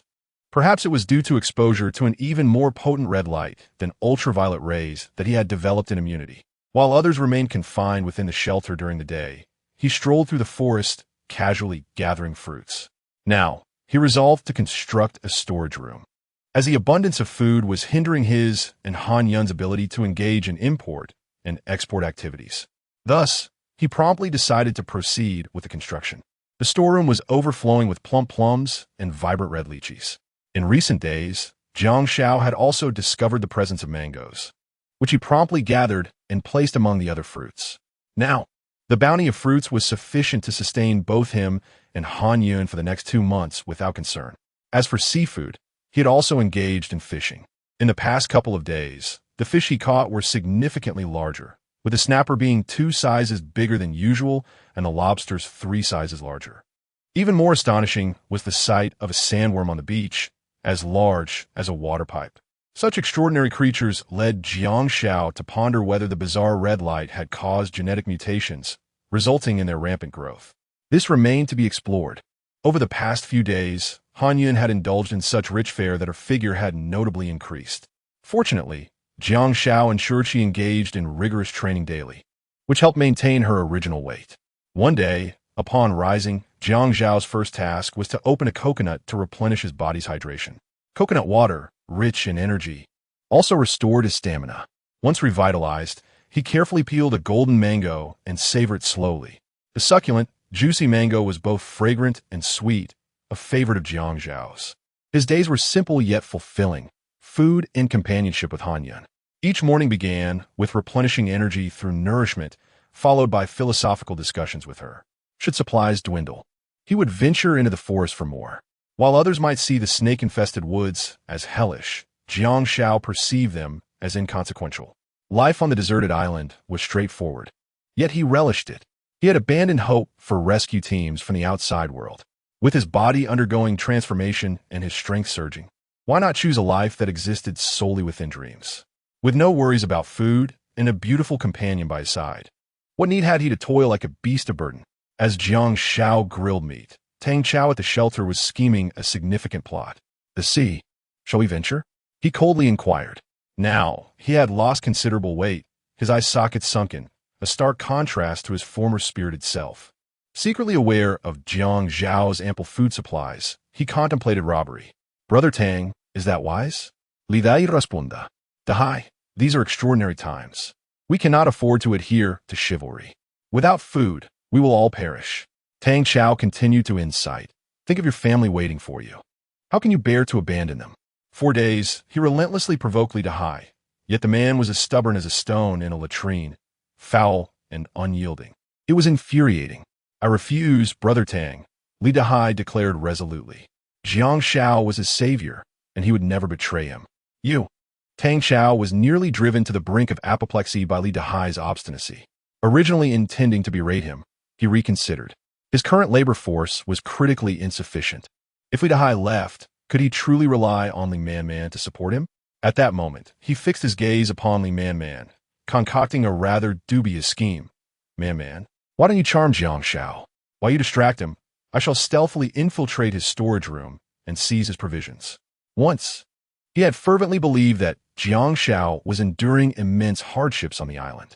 Little did he know, Jiang Xiao was relishing sumptuous feasts daily and had even established a grand storage chamber. This revelation infuriated him. Simultaneously, Tang Chao found himself perplexed. Here he was, a robust man weighing 180 pounds, now reduced to little more than skin and bones, while Li Man remained unscathed, her figure not only intact, but increasingly alluring. Truly a mystery. Were it not for their alliance, he might have suspected her of clandestinely indulging with Jiang Xiao. Li Man wished to decline, yet she could not withstand Tang Chao's relentless persuasion. Thus, she acquiesced, hoping to seize this opportunity to relay Tang Chao's intentions to Jiang Xiao, urging him to prepare. Haha, Man, you truly are my trusted aide. Tonight, as darkness falls, it shall be the moment for your sharp blade to unsheathe. Tang Chao laughed heartily, reminding her, remember, your sole task is to entice Jiang Xiao. Ensure he does not succeed, understood? Li Man can only belong to me. No one else shall partake. Chapter 29. I will be obedient, ensuring your satisfaction. As dusk swiftly descended, Li Man, adhering to Tang Chao's instructions, stealthily entered Jiang Zhao's storage room. Managing to discreetly divert his attention, Tang Chao remained nearby, vigilant. Should he observe the two departing, he would seize the cover of night to raid Jiang Zhao's storage with fervor. 15 minutes had elapsed since Li Man entered. Yet Jiang Xiao remained unperturbed. What was taking so long? Tang Chao, anxious, tapped his shoe against the ground. After a moment of impatience, he reassured himself. It was only natural. If Jiang Xiao were so easily swayed by Li Man, something would surely be amiss. After approximately half an hour, he finally beheld two silhouettes quietly exiting the storage room. So Jiang Xiao could not withstand Li Man's relentless persuasion after all. He had taken the bait. A sly smile crept upon Tang Chao's lips, a reflection of his confidence in the situation. Li Man, indeed, was a well-trained ally, never failing to meet his expectations. Yet, observing her somewhat awkward gait as she departed stirred a flicker of doubt within him, though he chose not to dwell on it. His mind was consumed with thoughts of how to transport all of Jiang Zhao's provisions to his refuge, envisioning a life of unparalleled luxury. Soon, after Jiang Xiao and Li Man vanished from view, Tang Chao stealthily approached the storage room. Upon pushing open the door, a treacherously cunning grin illuminated his face. Meanwhile, on the darkened beach, Jiang Xiao engaged Li Manman in conversation regarding import and export trade. Shortly thereafter, she received a wire transfer amounting to several $100 million, eliciting a sense of elation. Are you not concerned that Tang Chao might pilfer your supplies? Li Manman inquired, her flushed cheeks radiating a captivating allure. Rest assured, he cannot take them, Jiang Xiao replied with confidence. Oh, how so? Li Manman asked, intrigued. Jiang Xiao leaned closer, whispering something astonishing into her ear. Is there such a plant in the forest? Indeed, and it is far more potent than those found in rural areas. One touch, and the victim is immediately afflicted, skin itching, pain so severe it renders existence unbearable. He spoke of the biting grass, a discovery made during his mango foraging when he witnessed a wild boar suffer excruciating agony after a mere brush with the plant's spines. A spark of inspiration struck Jiang Xiao. He intended to harvest it to safeguard the food in the storage room, anticipating Tang Chao's potential thievery. Little did he know, it would prove useful today. You are truly wicked, Li Manman playfully chided, her delicate fingers lightly tapping Jiang Xiao's chest. My wickedness was learned from you all, Jiang Xiao replied, admiring her beauty. Do you think we can escape this deserted island? Li Manman shifted the topic. It had been 6 days since the shipwreck severed their ties with the outside world, and still, there was no sign of a rescue team. The island's capricious weather, one moment a tempest, the next an oppressive heat, was driving her to the brink of madness. You would do well to abandon such unrealistic dreams, Jiang Xiao admonished her, dousing her hopes with a dose of cold reality. Are we destined to be trapped here for a lifetime? Li Manman pouted, no way. I want to return to my designer clothes, carry my luxury bags, indulge in delectable Haidaleo, and sleep on my comfortable Sealy mattress. Jiang Xiao continued to dampen her spirits. You are merely dreaming. The drastic changes in weather over the past 2 days have made finding food increasingly difficult. Do you comprehend what that signifies? Li Manman, perplexed, asked. What does it signify? Jiang Xiao replied. It signifies that the order on this island has descended into further chaos. The last vestiges of legal restraint and moral obligation have been shattered.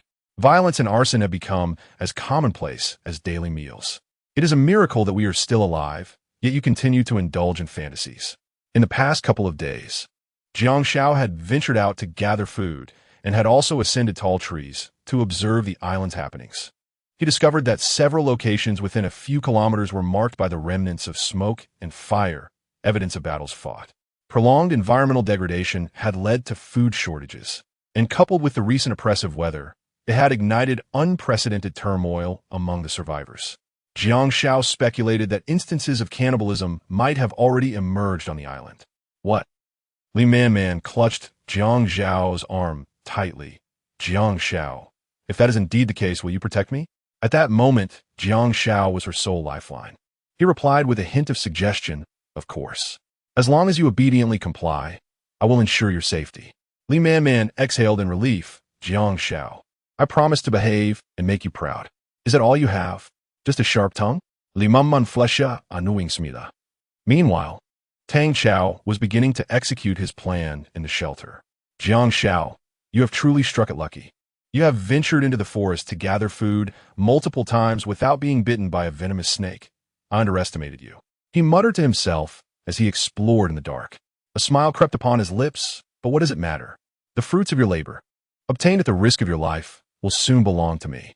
The more he spoke, the more excited he became until suddenly he felt something peculiar under his hand. The next moment his palm was pierced by sharp stings, followed by an intense itching that began to consume his entire body. Tang Chao let out a horrific scream. In a frantic flurry, he realized that he had been pricked all over by thorny plants.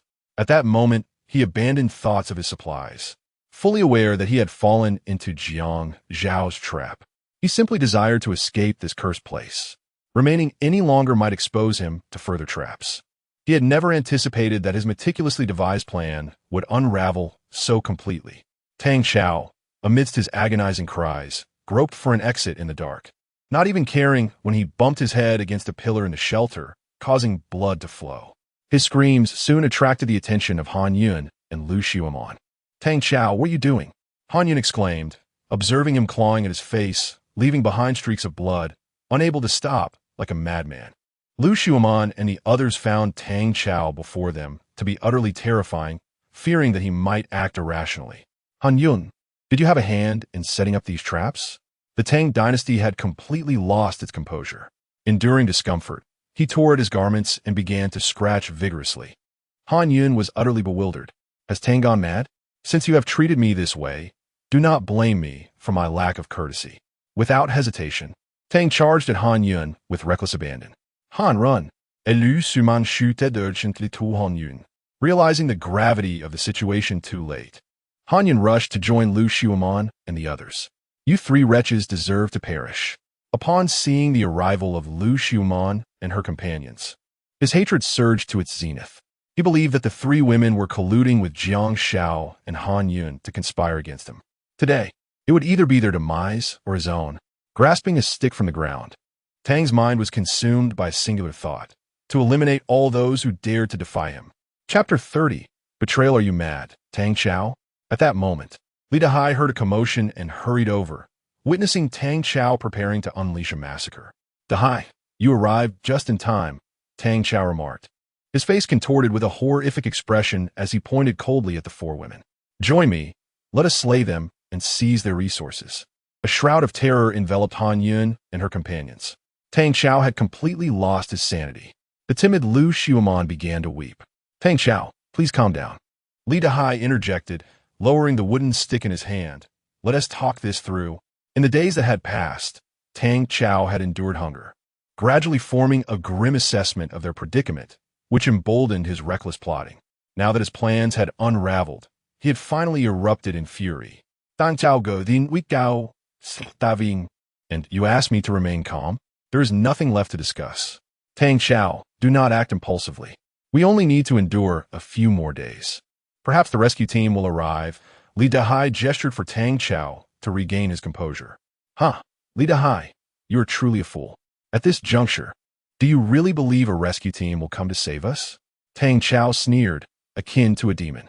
But what you're doing is illegal, Li Dahai slowly reasoned. Quickly discard that stick and refrain from committing any unlawful acts.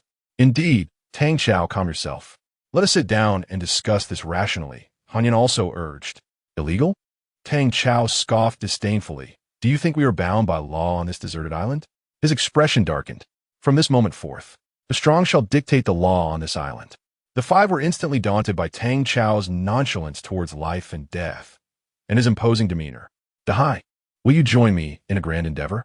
Let us eliminate them and consume them as our sustenance. He had completely lost his grip on reason. When one is famished, they are capable of anything. Or perhaps you fancy one of them. I could leave her for you, to be your plaything, Tang Xiao added with a twisted amusement. Tang Xiao, you are utterly inhuman, Li Dahai exclaimed indignantly, convinced of Tang Xiao's madness. Will you assist me in this grand venture or not? Tang Xiao asked earnestly.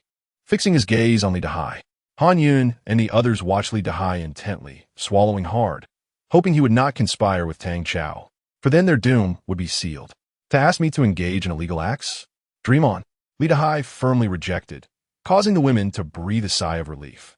Stubborn and unyielding, Tang Xiao's gaze turned icy, piercing through the very marrow of their bones. Then I shall turn my wrath upon you first, before slaying them. With that, Tang Xiao lunged at Li Dahai, wielding the wooden stick as a weapon. Li Dahai, unarmed, was no match for Tang Xiao, and soon found himself bloodied and battered. Han Yun and her companions longed to rush to his aid, but witnessing such a terrifying spectacle for the first time, their timid hearts held them back from taking that first step. Tang Xiao ceased this madness. Ultimately, Han Yun could only resort to reproach in an attempt to halt Tang Xiao's brutality. Han Yun, are you eager for an early demise? Tang Xiao paused his assault on Li Dahai and turned to face Han Yun. The voluptuous woman thrived on the deserted island, her beauty as captivating as ever. With a generous bosom, an alluring waist, and a curvaceous backside that intimidated many men, Tang Xiao couldn't help but smile, his resolve shifting momentarily. Han Yun, I can ensure your survival, but only if you submit to being my pet. Tang Xiao, you must be dreaming. I would never agree to that. Han Yun firmly refused. Tang Xiao chuckled dismissively. Your beauty is commendable, yet your mind is tragically rigid. Since you refuse to obey, your fate is sealed. Just as Tang Xiao turned to enact his grim intentions, a chilling voice interrupted from behind. Tang Xiao, it would be wise not to act rashly. For in the next moment, your life will surely be forfeit. It was Jiang Xiao, accompanied by Li Man. Oh, Tang Xiao's lips curled into a smirk as he cast a sideways glance at Jiang Xiao. To him, Jiang Xiao was hardly a worthy opponent, especially with a sturdy wooden club in his grasp. In a confrontation, Jiang Xiao would surely meet his demise. Li Man, why aren't you returning to my side? Tang Xiao glared, finding her proximity to Jiang Xiao irksome. Li Man clung tightly to Jiang Xiao's shirt, unaware that Jiang Xiao's analysis of the island's predicament would soon prove prophetic. Even you have betrayed me? Tang Xiao felt darkness envelop him, his world spinning uncontrollably. The one he cherished most had finally abandoned him. The collective betrayal ignited an unprecedented fury within him. Very well, Tang Xiao laughed maniacally. If that is the case, I shall slay you both and turn you into sustenance. He licked his lips, envisioning Li Man as a delectable feast. Jiang Xiao, I must commend you. You not only set a trap for me, but also seduced my woman to your cause. Tang Xiao turned his gaze upon Jiang Xiao, his words dripping with lethal intent. Observing Tang Xiao, whose body was marred with bloodstains, Jiang Xiao felt a pang of nostalgia. The once vibrant Tang Xiao now resembled neither man nor ghost. How times had changed. Tang Xiao, cease this madness, and I shall grant you a dignified demise, Jiang Xiao spoke coldly. Tang Xiao erupted in laughter, as if he had heard the most absurd jest. However, his mirth faltered. Jiang Xiao, what delusion leads you to such arrogance? A defeated foe dares to be so presumptuous? Now prepare to die. I shall claim all remaining resources. Without further ado, Tang Xiao swung the wooden club towards Jiang Xiao's head. Yet, inexplicably, he struck nothing but air. Jiang Xiao deftly seized Tang Xiao's club, rendering him unable to break free, no matter how fiercely he struggled. What is happening? Tang Xiao felt disbelief wash over him. Jiang Xiao had been but a weakling in his memory. Yet now, not only had he evaded Tang Xiao's onslaught, but he had also turned the tide of battle in his favor. As Tang Xiao grappled with his shock, Jiang Xiao produced a sharp dagger, poised to sever Tang Xiao's head. Jiang Xiao, no. Han Yin cried out, her heart stirred by compassion for Tang Xiao, a long-standing member of their company. Do not kill him. Let him go, I implore you. Han Yin pleaded desperately, observing the cold dagger in Jiang Xiao's grasp. Tang Xiao felt an involuntary chill of sweat trickle down his back. Just moments ago, he had been so close to Jiang Xiao that he could not discern when the knife had been drawn. Swift, incredibly swift. Tang Xiao was convinced that had it not been for Han Yun's intervention, he would likely be on his way to meet his ancestors by now. Get lost, Jiang Xiao coldly retorted, delivering a kick to Tang Xiao's waist. Killing you, this worthless being, would only tarnish my blade. Crumpling to the ground, Tang Xiao coughed up blood, summoning his last vestiges of strength to rise. Stumbling 10 meters away, he cast a venomous threat, Jiang Xiao, if you do not end my life today, I shall undoubtedly seek vengeance in the future. Prepare yourself. Chapter 31. Do not touch me tonight. Upon returning to the sanctuary, Han Yun felt an overwhelming sense of melancholy, burdened by guilt towards Jiang Xiao. What troubles you? Jiang Xiao inquired. I should not have hindered you from eliminating Tang Xiao, Han Yun confessed, revealing her inner turmoil. However, he is a vital asset to the company, and I find it difficult to let go. Let bygones be bygones. Jiang Xiao waved his hand dismissively. Are you not angry? Han Yun's spirits lifted slightly, taken aback by Jiang Xiao's magnanimity. In my eyes, Tang Xiao is now akin to an insignificant insect, incapable of causing any substantial disturbance. If he dares to overstep again, I can easily suppress him, Jiang Xiao replied nonchalantly. I hope that after this incident, Tang Xiao will learn his lesson and refrain from further foolish actions, Han Yun expressed, weighed down by concern. Little did she anticipate that the situation on the island had already spiraled into an irreversible state. She worried deeply for Han Shui's safety. Let us hope for the best, Jiang Xiao remarked. What Li Dahai's injuries? Han Yin recalled how severely Li Dahai had been beaten by Tang Xiao, fearing he might not survive unscathed. His injuries are minor. He will recover with a few days of rest, Jiang Xiao assured her. I just instructed Li Man to take good care of him and share some food to aid in his recovery. That's a relief. Han Yun sighed in relief. Sister Yun, the situation on the island may be more chaotic than we imagined. Therefore, starting tomorrow, We must be prepared for battle at any moment. The unrest among the survivors prompted Jiang Xiao to prepare Han Yun mentally, as he sought to establish his own armed team. To survive, one must become formidable. Huh? Han Yun's mouth fell open in surprise. She had not anticipated such gravity. Yet, recalling the once rational man who had succumbed to madness like Tang Chao, she found Jiang Xiao's words to ring true. However, she lamented her own lack of combat skills, excelling only in the basics of eating and sleeping. Beginning tomorrow, I will teach you some survival skills and basic combat techniques, enabling you to respond swiftly in the face of adversaries, Jiang Xiao stated. Alright, Han Yun did. Feeling encouraged by the prospect of Jiang Xiao's personal guidance. Sister Yun, let's rest now. Hold on, tomorrow's training will be intense. So do not touch me tonight. All right, I solemnly swear not to touch you. You are insufferable. In the sanctuary, Lu Xuemon spoke. Sisters, today has been the most perilous day of my life. Zhang Xiaoling's legs trembled even now. Had it not been for Jiang Xiao driving that madman Tang Chao away, I might have met my end. Who could have foreseen that Tang Chao would turn into such a ruthless figure? Truly, one cannot gauge a person's heart by their facade. Chen Mingyao lamented.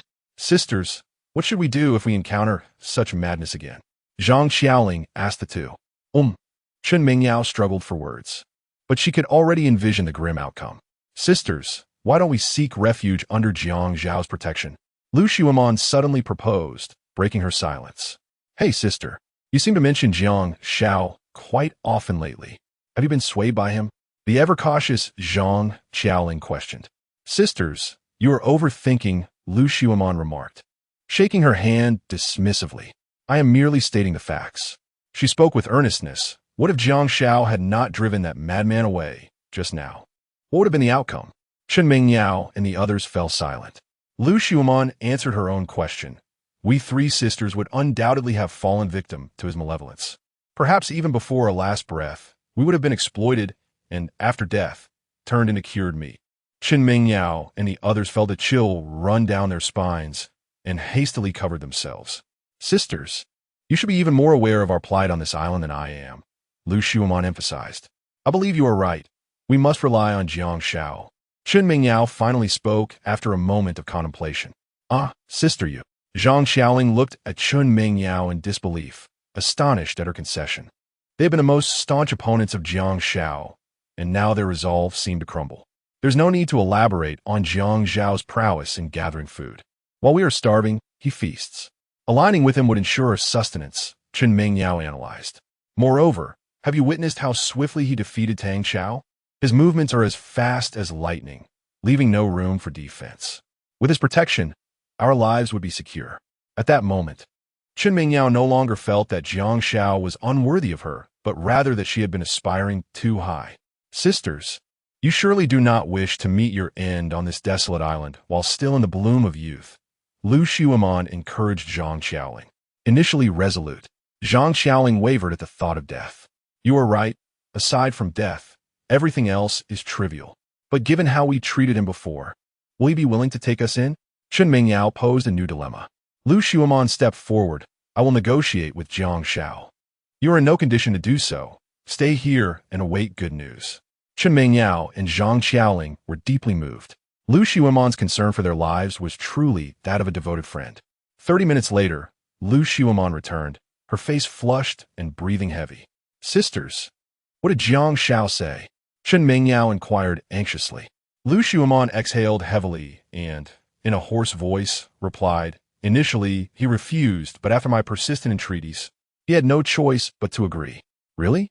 Chen Mingyao exclaimed, jumping with excitement before embracing Lu Xuemon.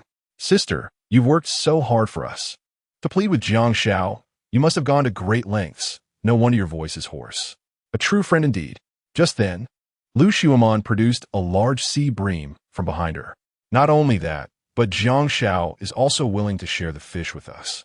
Due to the dim light in the shelter, Chen Mingyao had not noticed the fish earlier, but now, seeing it, she realized it was the fish she had longed for.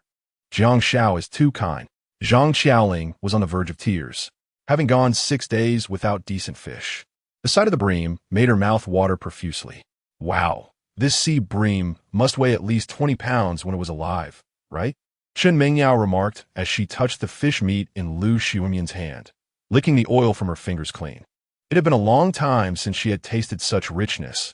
Now, merely a trace of oil sliding down her throat brought her a sense of revitalization. Sister, hurry and place it over the fire to heat. Then we can indulge in a grand feast of sea bream. Chen Mengyao exclaimed eagerly. Lu Xiumian chuckled. That can certainly be arranged, but there is something I have yet to share with you all. Oh, spare me the suspense, and just say it all at once so we can eat. Chen Mengyao shot her a glance, her hunger overwhelming her patience. Lu Xiumian, undeterred, replied straightforwardly, Jiang Xiao will be joining us for the meal shortly. Chen Mengyao exchanged a silent look with Jiang Xiaoling, words escaping them in the face of their shared anticipation. Chapter 32. The elegant woman Tian, after enjoying a delightful grilled fish with Lu Xiumian and her sisters. Jiang Xiao indeed arrived as promised, partaking in the exquisite feast. However, the fish was remarkably rich, and they savored the seafood while engaging in lively conversation, not finishing until dawn. To alleviate the greasiness of the fish, Jiang Xiao thoughtfully prepared 3 bowls of steaming white porridge for Lu Xiumian and her companions. Chen Mengyao and Zhang Xiaoling, overwhelmed by the delectable taste of the fish, were moved to tears, shrieking in excitement throughout the night. In contrast, Lu Xiumian exhibited a graceful demeanor. Having previously indulged in lobster, octopus, and shark, she was well accustomed to such culinary delights. Just be obedient, and I assure you there will always be an abundance of food, Jiang Xiao proclaimed, feeling invigorated. We shall be obedient and not disappoint you. The 3 women responded in unison, exuding femininity. I hope your words align with your actions, Jiang Xiao thought to himself, contemplating from now on. You must survive according to my demands. The 3 women looked at him, momentarily perplexed by his intentions. They had already pledged their loyalty, but was it insufficient? Jiang Xiao stated directly, the island is fraught with complexities, and I need to train you to become self-sufficient warriors. The incident from the Tang dynasty continued to haunt Lu Xiumian and her companions, and they expressed their agreement with Jiang Xiao's proposal. Only by becoming sufficiently strong could they survive, and perhaps ultimately escape this desolate island. All right, everyone prepare yourselves. We shall soon commence rigorous physical training. With that, Jiang Xiao led the way, seeking out Li Man and the others to invite them to join the team. Li Man and her companions did not disappoint him and agreed to join. Now, his team comprised 7 individuals, and after specialized training, he believed they would soon possess the capability to confront various challenges. Once everything was in place, Jiang Xiao began instructing them in basic combat theory. As for Li Dahai, still nursing his injuries, he could only listen quietly from the sidelines. After delivering the theoretical knowledge, Jiang Xiao had the women wield specially crafted branches to spar with one another. This practical exercise was immensely beneficial for novices. Ultimately, he would personally assess their progress. In addition to theoretical combat, Jiang Xiao also focused on enhancing the women's endurance. In life-and-death struggles, not only intellect and bravery mattered, endurance was equally crucial. The beach provided an ideal setting for endurance training. Through Jiang Xiao's relentless efforts, significant progress was made over 2.5 days. They had mastered basic combat techniques and developed exceptional stamina. Any ordinary person who underestimated them would surely pay with their life. During this period, Li Dahai's injuries had healed, enabling him to join the specialized training team, and he too made remarkable strides. Throughout these days, Jiang Xiao not only guided their training, but also ventured into the sea to fish. However, he found it perplexing that, despite the usual abundance of fish in shallow waters, they had become almost invisible in recent days. After a meticulous observation, Jiang Xiao discovered that colossal creatures in the ocean were sweeping into the shallow waters, voraciously devouring the fish within. A chill ran down his spine, compelling him to alter his strategy and source sustenance from the forest instead. It must be said that the traps he had previously set proved to be remarkably effective, capturing both mountain chickens and small antelopes in succession. This ensured they had meat to eat and fruit to nibble on, leading to a rather prosperous existence. On the morning of the 10th day upon the deserted island, Jiang Xiao was roused from a blissful slumber filled with enchanting dreams by Han Yun's anxious voice. His delightful reverie was abruptly shattered igniting a spark of irritation within him as he contemplated teaching her a lesson. However, upon beholding the company she had brought, all his anger dissipated. The individual before him wore a white short-sleeved top, her proud figure resembling a towering peak, utterly breathtaking, with a discernible measurement of 36 Her lower half was clad in form-fitting jeans that accentuated her long, slender legs. Jiang Xiao had encountered many long legs, yet hers were exceptionally straight, seemingly capable of captivating attention for an entire year. Most strikingly, she possessed a beauty that was equally matched to Han Yun's, and they appeared to be of similar age. Women of this age exude an undeniable charm, though her appearance hinted at some disarray, with several rips in her clothing and scars adorning her face, as if she had endured a calamity. "Yin Jia, who is this sister?" Jiang Xiao inquired. Han Yun smiled and introduced, "Her name is Tian, another survivor." Jiang Xiao was astonished to discover such an extraordinary survivor aboard the Harmony of the Ocean. "Brother Jiang, I implore you to assist me." As Jiang Xiao scrutinized Tian, she suddenly knelt before him. It was evident that Han Yun had informed her of Jiang Xiao's capabilities. "Sister Tian, what are you doing?" Jiang Xiao quickly helped her to her feet. The moment he touched her skin, the soft texture was almost intoxicating. Yet, despite his efforts, Tian remained resolute in her kneeling position. "Sister Tian, please stand and speak." Jiang Xiao, not wishing to be presumptuous, understood the importance of clarifying the situation. Only after hearing Jiang Xiao's request did Tian slowly rise and recount the events that had transpired. It turned out that she and her husband, Tang Fan, had boarded the Harmony of the Ocean to seek medical treatment in Japan. After 20 years of marriage, she had yet to conceive, having consulted several top-tier hospitals in their homeland, all of which could not identify any issues. It was then that a friend informed them of a world-class hospital in Japan with specialists in this field. After a mere consultation, the friend successfully became pregnant. The couple, stirred by hope, promptly purchased tickets to Japan. However, calamity struck when they encountered a maritime disaster, and tragically, her husband was captured by a formidable group after they washed ashore on the deserted island. "Sister Tian, I sympathize with your plight, but I must candidly state that my abilities are limited and I cannot rescue your husband," Jiang Xiao resolutely declined. "Brother Jiang, I apologize for my abrupt request, but currently, you are my only hope on this island. If you could rescue my husband from their clutches, I would owe you a great favor. I am truly unable to assist." Jiang Xiao replied once more. Tian pleaded, tears streaming down her face, "Brother Jiang, I implore you, save my husband.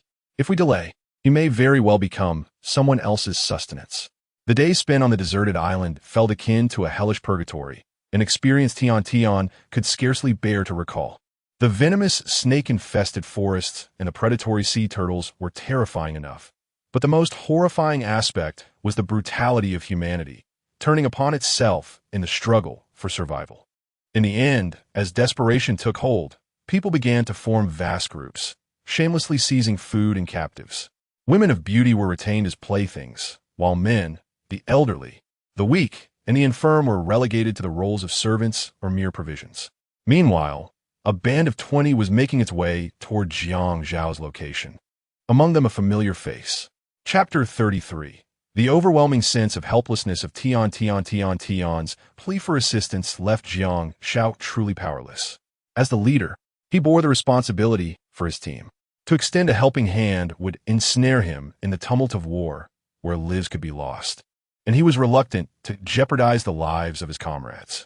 Moreover, their acquaintance was superficial and had not yet reached the depth of mutual sacrifice.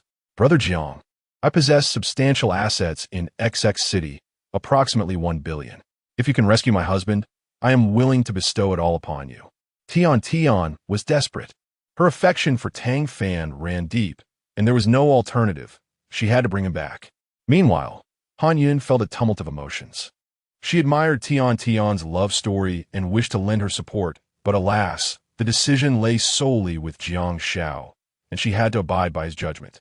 Jiang Xiao remained non-committal. "Sister Tian, we find ourselves stranded on a deserted island. I must advise you against indulging in unrealistic dreams. The likelihood of returning to society is exceedingly low." He had lost hope in the outside world. Upon hearing this, Tian Tian felt her strength wane. 10 days had passed without a trace of the rescue team. They were likely forgotten. Her demands seemed excessive. Even if Jiang Xiao was formidable, could he truly rescue her husband from such a band of foes? She recalled that many among their attackers were former Navy personnel, and their leader was a special forces soldier. This realization left her in a state of confusion. Was her husband doomed? Jiang Xiao, come out. At that moment, a brazen voice pierced the air, signaling trouble. The voice seemed oddly familiar. As Jiang Xiao stepped out of the shelter, he discovered it was Tang Chao. He appeared vigorous and assertive, hands on his hips, exuding an air of superiority. However, the scars on his face, still fresh and scabbed, told a different story. The source of his arrogance was likely the scarred man beside him, clad in a Navy uniform. Jiang Xiao scrutinized the figure. The man stood approximately 6 feet tall, with dark skin and a robust physique, emanating a menacing aura. The sword hanging from his waist further emphasized his intimidating presence. His subordinates mirrored his ferocity, clearly seasoned from numerous battles. Soon, Li Dehai and others were drawn to the commotion, and ultimately, Tian Tian and Han Yun arrived as well. Notably, upon seeing the scar man, Tian Tian's eyes widened in terror. Tang Chao, you have truly accomplished something remarkable this time. The scarred man surveyed Li Man and the other women, captivated by their beauty and allure, stirring something primal within him. Tang Chao, like an eager sycophant, grinned. What are you saying, Brother Wan? I am more than willing to serve you, no matter the peril. Wan Peng lightly patted Tang Chao's cheek. Pleased, good, very good. Your words are music to my ears. From now on, you shall be by my side. Thank you, Brother Wan, thank you. Tang Chao nodded and bowed, overwhelmed with respect for Wan Peng. A few days ago, after being released by Jiang Xiao, he fled to the Wanpeng camp. Originally destined for execution, he piqued Wanpeng's interest by revealing a shocking secret. Jiang Xiao was surrounded by numerous alluring beauties, curvaceous and captivating, guaranteed to attract Wanpeng's favor. Upon seeing this, Wanpeng began to contemplate which enchanting lady he would pursue first that very night. Are you Jiang Xiao? Wanpeng inquired, gesturing towards Li Dehai. Having observed the latter's robust physique, and assuming he was the infamous Jiang Xiao mentioned by Tang Chao. Brother Wan, this simple-minded, brawny man is Li Dehai. The true Jiang Xiao is over there, Tang Chao awkwardly interjected.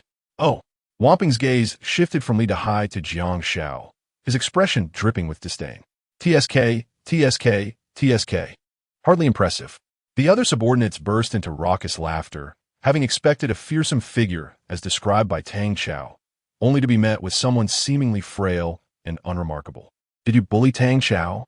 Wanpeng fixed his stare on Jiang Xiao, a smirk playing on his lips. Jiang Xiao replied coolly, yes. That's good enough. Wanpeng's expression turned serious.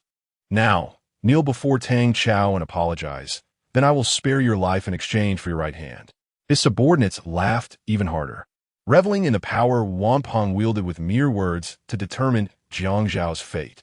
Jiang Xiao remained silent, his gaze locked onto Wanpeng as if he were gazing at a corpse. What's the matter? Wanpeng, noticing Jiang Xiao's lack of response, grew impatient. You harm my subordinate and wish to act as if nothing has transpired? Let me be frank. If your apology displeases Tang Chao, you will be in dire straits. Tang Chao looked at Jiang Xiao with an air of superiority, perhaps regretting the day he had unleashed a tiger back into the wild.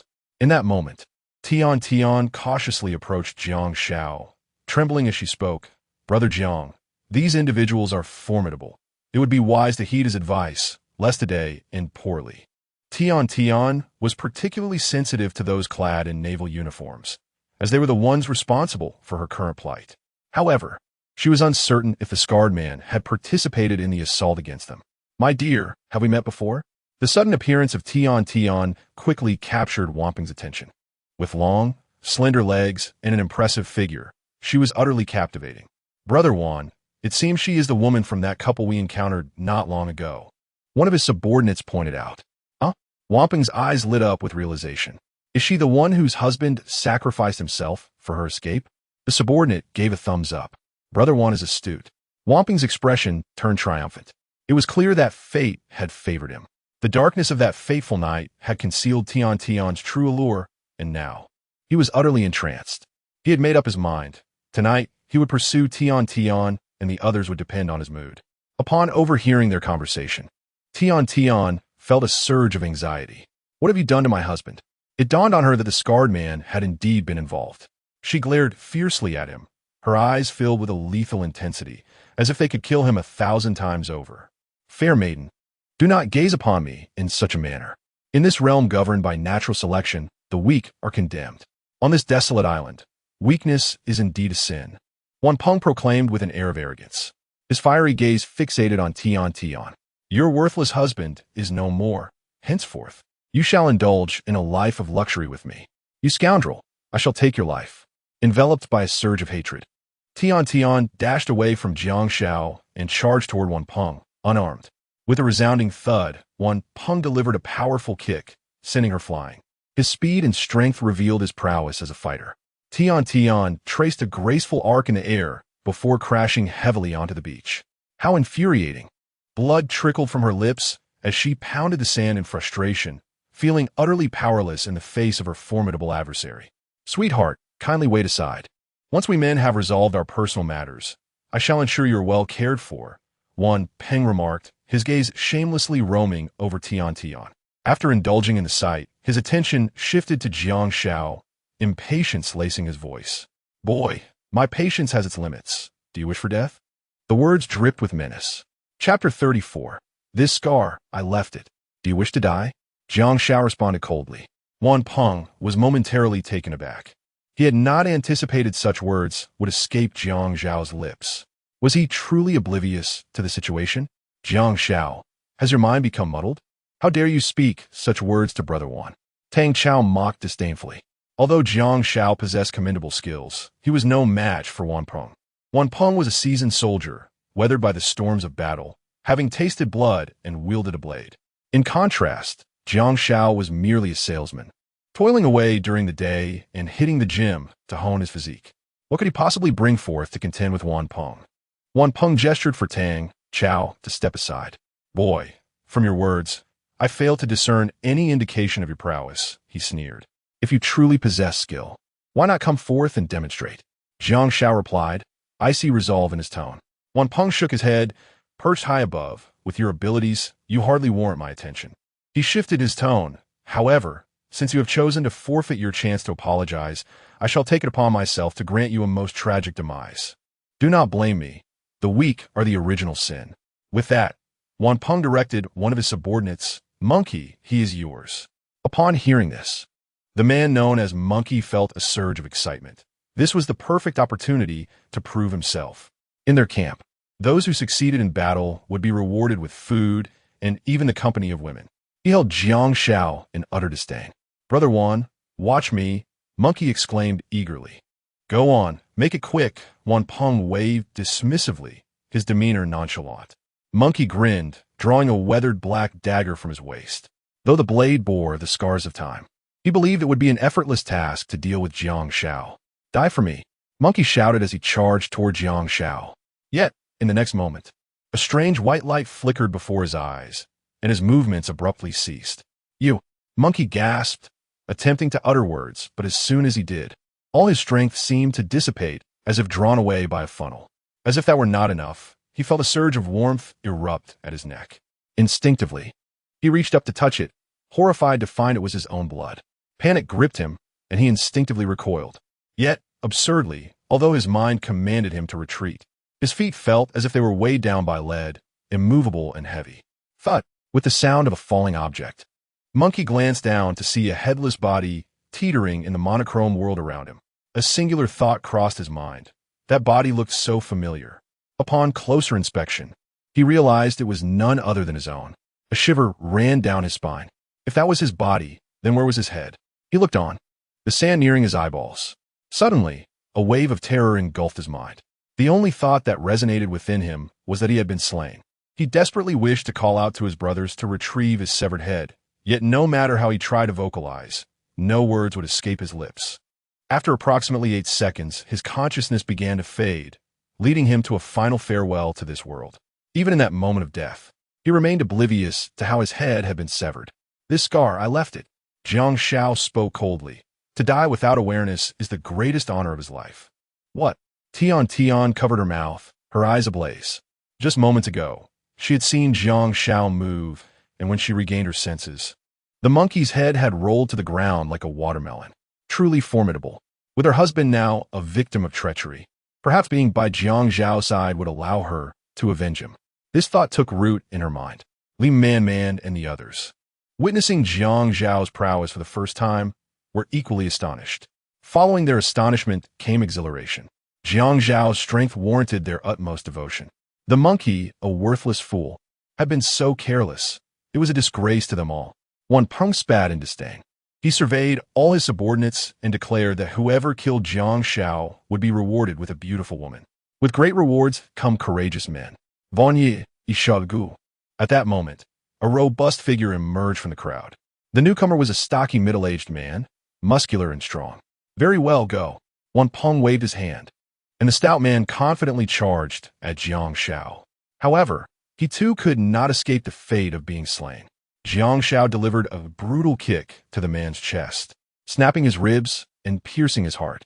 After a brief struggle, he fell lifelessly to the ground.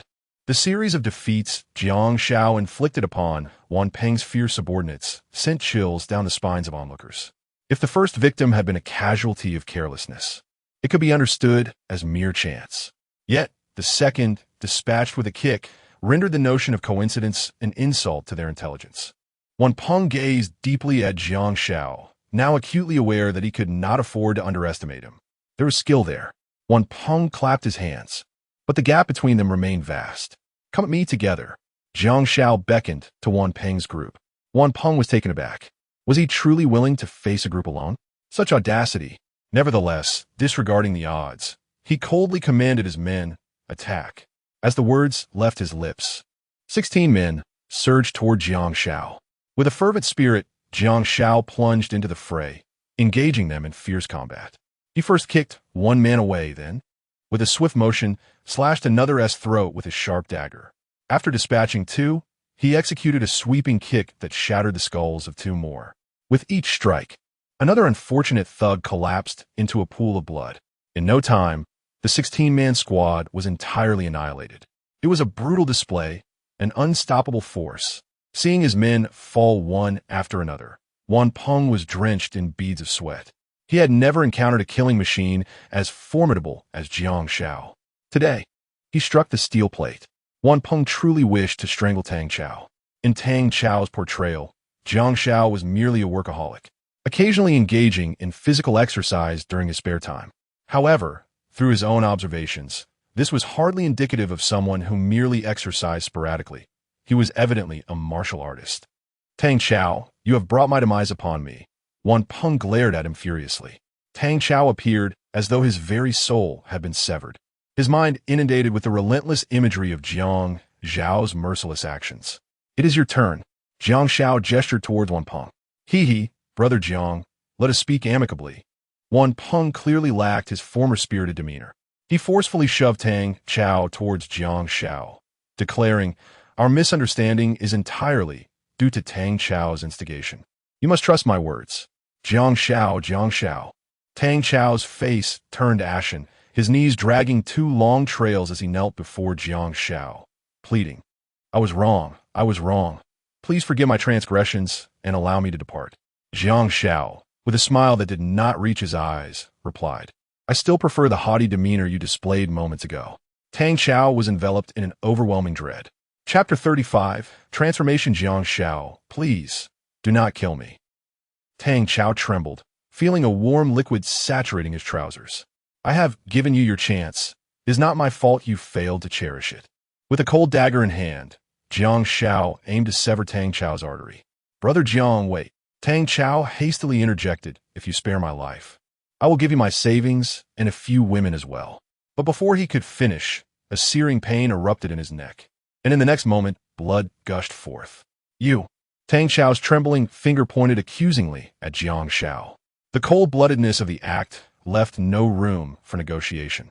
Never in his wildest dreams did Tang Qiao imagine he would meet his demise at Jiang Xiao's hands. As blood continued to flow, he collapsed to the ground, his breath forever stilled. Jiang Xiao's gaze shifted from Tang Qiao to Wan Peng, the glinting blade in his hand radiating menace. Wan Peng swallowed hard, an unsettling sensation washing over him. He fell to his knees, quaking, "Brother Jiang, please do not kill me. My boss is a mutant. If you take my life, he will surely avenge me." The term mutant pierced the air sharply. Jiang Xiao lowered the knife slowly. He had been perplexed by the strange crimson light, yearning to unravel its mystery. Now, learning from Wan Peng of the existence of other mutants, he sought to extract information regarding the maritime disaster. "Take me to your boss." Wan Peng, acutely aware of the peril of displeasing Jiang Xiao, complied without hesitation. Soon, the two set off, leaving Li Dehai and the others to cleanse the battlefield and gather whatever spoils they could. This battle yielded significant rewards, 5 lighters and a modest amount of candy. Additionally, there was the monkey's dagger. Though aged, it could prove vital in times of peril. Once the battlefield was cleared, they disposed of the bodies into the vast, unyielding sea. Unbeknownst to them, as the corpses sank, the scent of blood attracted a horde of monstrous creatures. Meanwhile, at Wan Peng's camp, a dark-skinned man voiced his concerns. "Black Dog. What if Wan Peng and his crew have met their demise at the jaws of a venomous snake?" "Old Ma, you worry too much," Black Dog replied, shaking his head. "There are remnants left by our predecessors here. Wan Peng and his group would not stray carelessly. The longer Wan Peng remains absent, the greater the spoils he must have." Black Dog added with a smile. The dark-skinned man pondered gravely. If Wan Peng achieves great success, he might truly become a favored figure by the boss. Black Dog clapped him on the shoulder, with the island engulfed in chaos. "Do you really think there will be a lack of opportunities for glory?" At that moment, a voice echoed from the camp's entrance. "Dog brother, horse brother, one brother has returned. Ha, come on. Let us hurry to greet him and see what treasures he brings us. I believe there should be women around." The women in the camp have become tiresome over the past few days. Acquiring fresh company would be quite delightful. Suddenly, a figure crashed heavily before them. Upon closer inspection, it was none other than Wan Peng. "Wan Peng, what happened?" the anxious Black Dog inquired. "Black Dog, we encountered a formidable opponent," Wan Peng replied, struggling to rise to his feet after the harsh fall. "Was it the 13th sister?" Black Dog asked. "No," Wan Peng shook his head. "Was it the foreigners?" the burly man queried. "Not them either." Wan Peng found even answering was a challenge due to his injuries. "Who dares to wreak havoc in our territory?" both Black Dog and his companion exclaimed. "It is I." At that moment, Jiang Xiao appeared, effortlessly dispatching several minions with a kick. Black Dog and the burly man sprang to their feet, rallying a dozen subordinates to surround Jiang Xiao. "Who are you? Such audacity to disturb our camp?" Black Dog questioned coldly. "My time is precious. Summon your leader to meet me," Jiang Xiao replied in a chilling tone. "You speak nonsense. Our leader is not someone you can just meet at your whim," the burly man retorted, drawing an axe from his waist, preparing for a confrontation. "Old Ma, do not act impulsively." But before the words could fully escape his lips, Old Ma's head rolled to the ground, leaving a trail of blood. "So brave, are you?" Jiang Xiao remarked impassively. Witnessing even the formidable Old Ma fall within a single exchange left Black Dog and his companions parched with an insatiable thirst for water. At that moment, a figure emerged from the crowd, as the surrounding minions parted to create a path. The newcomer was the camp's leader, known as Lu Meng. With a square face and a humorous buzz cut, he approached. "Young brother, to slay my subordinate with a single blow is quite excessive, don't you think?" "Boss! Boss!" Upon his arrival, many subordinates greeted him with an unspoken reverence. Jiang Xiao sensed a potent aura emanating from Lu Meng, unmistakably a mutant. However, Jiang Xiao stood undaunted, stating, "Doubt my strength? Then come and test me." With a casual motion, Lu Meng produced a cigarette from his pocket and lit it with a lighter. After inhaling deeply, he exhaled a thick cloud of smoke. "You managed to defeat Old Ma and severely injure Wan Peng. You possess some skill, yet you pale in comparison to me." The identity of a mutant instilled in Lu Meng a sense of superiority. "Disclose all that you know, or I cannot guarantee your safety," Jiang Xiao declared, ready to engage in combat without hesitation. Lu Meng chuckled disdainfully. To simply divulge information upon request would be rather undignified, wouldn't he? Suddenly, the atmosphere grew tense. Jiang Xiao strode purposefully towards Lu Meng, coldly demanding, "What must you concede for you to share your knowledge?" His speed was so swift it was nearly imperceptible. "The one with the mightiest fist holds the authority to speak," Lu Meng revealed, no longer concealing his fearsome presence. In an instant, white steam erupted from his body, and his skin gradually transformed into a shade of red, visible to the naked eye.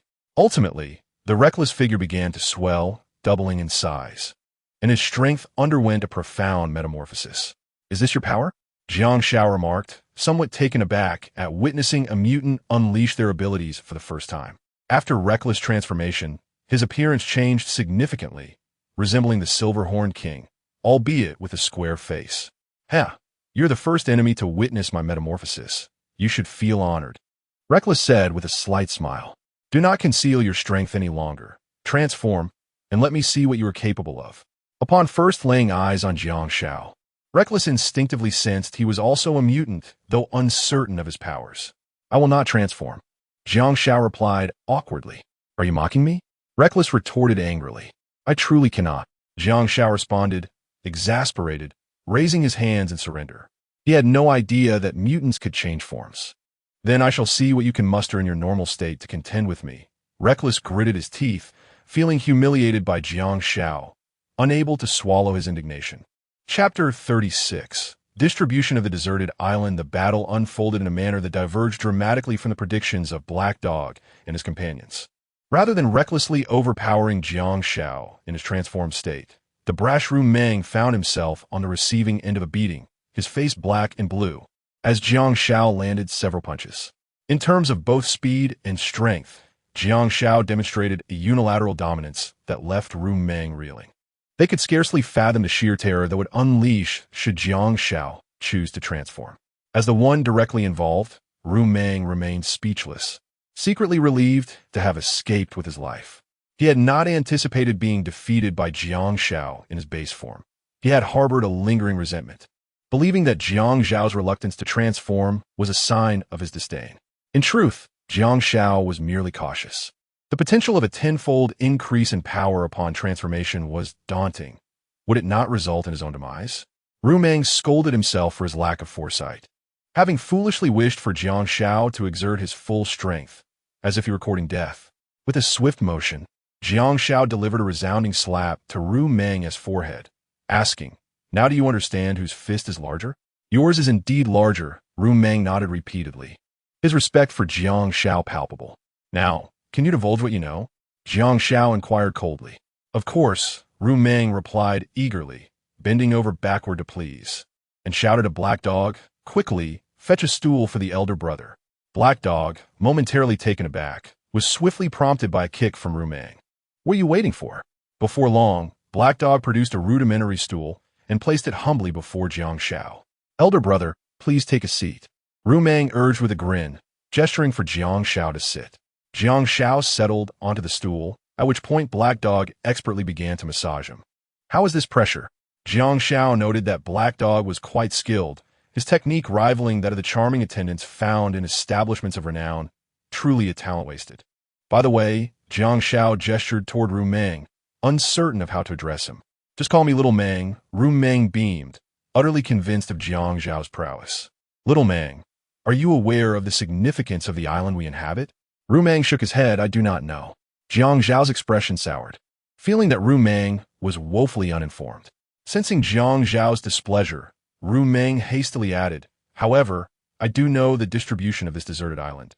It is quite extensive." Jiang Xiao furrowed his brow. How vast can a deserted island truly be? Yet, as Ru Meng recited specific figures, even Jiang Xiao was taken aback. The very forest they occupied stretched an astonishing 20,000 kilometers in length, comparable to the distance from the South Pole to the North Pole. The width remained unknown. What a jest! Furthermore, Ru Meng revealed that the forest was merely the periphery of the island, which comprised several additional sections. Jiang Xiao was left in a state of astonishment. This deserted island was monumental, far beyond his imagination. He could hardly believe the truth of Ru Meng's words. Black Dog whispered in Jiang Xiao's ear, "This information was uncovered in ancient human texts." At this juncture, Jiang Xiao recalled the deep pit that Li Dehai had fallen into, a testament to the ingenuity of those who came before. "Quickly, bring me the ancient texts," Jiang Xiao urged. The Black Dog halted its actions and scampered into the tent, returning with an ancient parchment made of sheepskin, the size of an A4 sheet. It then presented it to Jiang Xiao with utmost reverence. Jiang Xiao gazed at the various codes inscribed on the parchment, as if deciphering a celestial manuscript, and shot a glance at the black dog. I cannot comprehend this.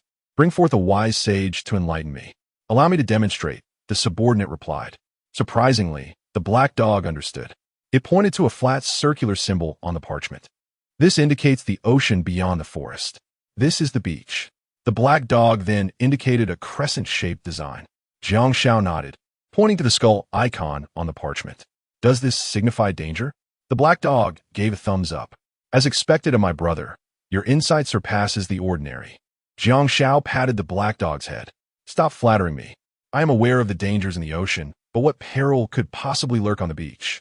The reckless one, with a square face, interjected, Brother, you do not understand. The creatures of the ocean possess certain abilities, allowing them to traverse both land and sea.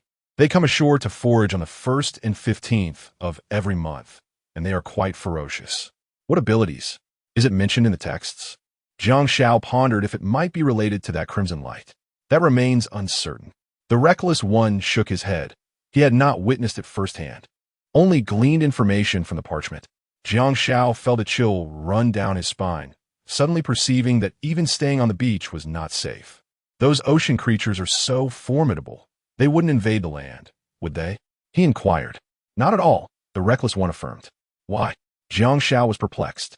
Because snake venom is their nemesis. Once bitten, they perish. Thus, ocean creatures can only venture onto the beach to a limited extent. Ah, I see. Jiang Xiao nodded, finally grasping the reason for the dense population of serpents in the forest. They serve to deter ocean creatures from encroaching inland. This delineates the forest boundaries. He concluded. The black dog then pointed to a second oval shape. Jiang Xiao noticed a line running from one end to the other and asked curiously, Is this a river? He had just seen a river about 20 meters wide when he arrived with Wan Prong. My brother is wise, the black dog flattered again, eliciting envy from the others. Suddenly, Jiang Xiao sensed something amiss, as the area beyond the forest was poorly marked. Hee, there we are left in the dark. Perhaps this predecessor only explored the forest before meeting their demise, the black dog jested. At this point, the clues regarding the island's layout had come to an end. However, Jiang Xiao had gained a renewed understanding of this desolate island. Perhaps, with further knowledge, escaping from here might not be impossible. In the ensuing conversation with the reckless one and the others, Jiang Xiao inquired about how they had acquired the sheepskin scroll. The reckless one and his companions replied that they had found it in a wooden box on the beach. It was due to the scroll's warnings of numerous dangers that they collectively ventured into the forest to establish a refuge.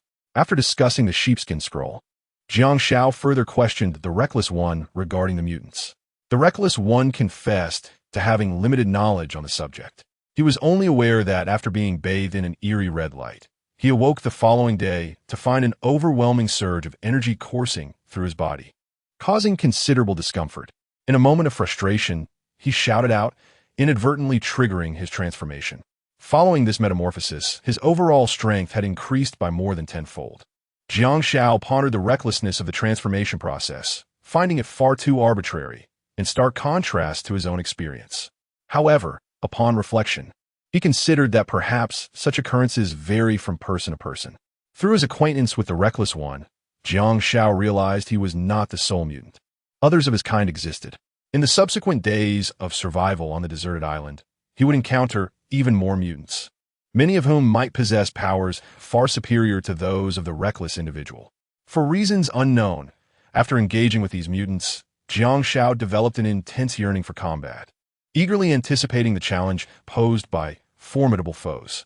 Ultimately, after gathering intelligence from the reckless one, Jiang Xiao intended to depart, only to be halted by the latter. Chapter 37. The Eerie Pearl. What else is there? Jiang Xiao turned and fixed his gaze on Rumong, suspecting that Rumong's foolishness had resurfaced. Rumong trembled all over, chuckling nervously, and mustered the courage to express his thoughts. Brother, please become our leader. On this treacherous island, having a powerful leader increases our chances of survival. The other followers nodded in agreement, having witnessed Jiang Xiao subdue Rumong. If they could be his subordinates, they would not only roam the island with confidence, but at least be spared from bullying. Jiang Xiao was taken aback. Was Ramong's head so muddled from the beating that he was no longer sane? Brother, I implore you to be our leader. With a formidable leader like you as our support, we can navigate through this predicament and return to the real world. Ramong hurriedly insisted, fearing that Jiang Xiao might leave. Jiang Xiao furrowed his brow, sensing that Ramong intended to leverage him for nefarious deeds. Ramong, catching on, quickly waved his hands. Brother, please don't misunderstand my intentions. He elaborated, explaining that they were all unfortunate souls stranded on this island, yearning to band together for warmth and hoping that Jiang Xiao could lead them out of this thorny path and back to their hometowns. Black Dog, with a sorrowful expression, joined in. Brother, please agree to our request. I have an elderly mother waiting for me at home. I have responsibilities to my family, and they rely on me to provide for them. I still haven't earned the bride price, and my family awaits my return to continue our lineage. The other followers also voiced their heartfelt desires, expressing a deep yearning to return home. Hearing this, Jiang Xiao felt a tumult of emotions within him. In that moment, this group of survivors no longer resembled the wicked individuals they once were, but rather the pillars of their respective families, embodying the struggles of countless ordinary citizens. Under the fervent insistence of Ramong and the others, Jiang Xiao felt a flicker of hesitation. The harsh environment of the island suggested that forming a cohesive force could enable them to confront various challenges, such as battling wild beasts, foraging for food, and defending against encroaching foes. This was precisely why he had initially established an armed team. Only by uniting all available forces could they hope to return to civilized society one day. Do you truly wish for me to be your leader? Jiang Xiao asked earnestly. Ramong and the others nodded eagerly, exclaiming, Brother, the position of leader is rightfully yours. Each silently resolved to remain steadfastly loyal. From now on, shall we cease the inhumane killings? Is that acceptable? Jiang Xiao surveyed the group as he proposed his terms, having learned from Tian that they had engaged in rampant pillaging and violence. Ramong detected the underlying tone. Boss, we resorted to theft due to food shortages, and we have indeed taken more than our share and wrongfully harmed many. From this moment forward, we shall not repeat our past misdeeds. Indeed, we will amend our previous transgressions. I will release the captives shortly, Black Dog concurred. In summary, my principle is simple. If one does not harm me, I shall not harm them. However, should one provoke me, I shall eradicate their entire family, Jiang Xiao stated coldly. He did not wish for his subordinates to be mere lambs. Rather, he desired them to adhere to their own principles. Ruthless felt a chill run down his spine upon hearing those words. Was this truly a ruthless decision? Yet, in a desolate island, how could one survive without being resolute? We shall heed the leader's words, and, one by one, the others expressed their determination. Since you are willing, I shall not decline from this day forth.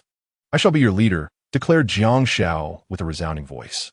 Ruthless gestured to his companions behind him. All brothers, greet the leader. Hail the leader. Hail the leader. Hail the leader. The shouts were thunderous, invigorating the spirit. Jiang Xiao waved his hand to signal for silence, then turned to Ruthless. Xiaomong, release those you have captured. Yes. Ruthless jogged off to set them free. Before long, 6 men and 7 women appeared before Jiang Xiao, their faces smeared with dirt, hair disheveled, and bodies emaciated, clearly having endured harsh treatment. The 7 women, in particular, bore tattered clothing and marks around their necks, unmistakably signs of inhumane torment. Is there a man named Tang Fan among you? Jiang Xiao inquired of the crowd. Soon, a middle-aged man in a suit stepped forward. I am Tang Fan. Do as you please, whether it be death or mutilation. His demeanor was resolute, facing death without fear. Jiang Xiao's gaze fell upon Tang Fan, and he nodded, realizing that this was indeed the man whom Tian sought to rescue at all costs, displaying a commendable spirit. You are free now. You may leave. Tang Fan and the others were utterly taken aback, convinced they had misheard. What? What did you say? Tang Fan asked tentatively. We can leave? Just moments before, as they emerged from their confinement, they had believed their fate was sealed, but now the turn of events was astonishing. Brother, you truly won't kill us? Someone asked cautiously. The leader has commanded you to leave. Do you wish to linger here and die? Ruthless scolded. After several confirmations, smiles of long-lost joy spread across the faces of the 13, their fears dissipating. However, considering their shattered lives and the chaos engulfing the island, They realized that venturing out would likely lead to their demise. Thus, someone quietly asked, "Brother, may we remain here as your humble servants? As long as you provide us with a morsel of food, we would be content. Indeed, if we go out, we will be captured by other factions. It is better to stay with you, brother. Please take us in."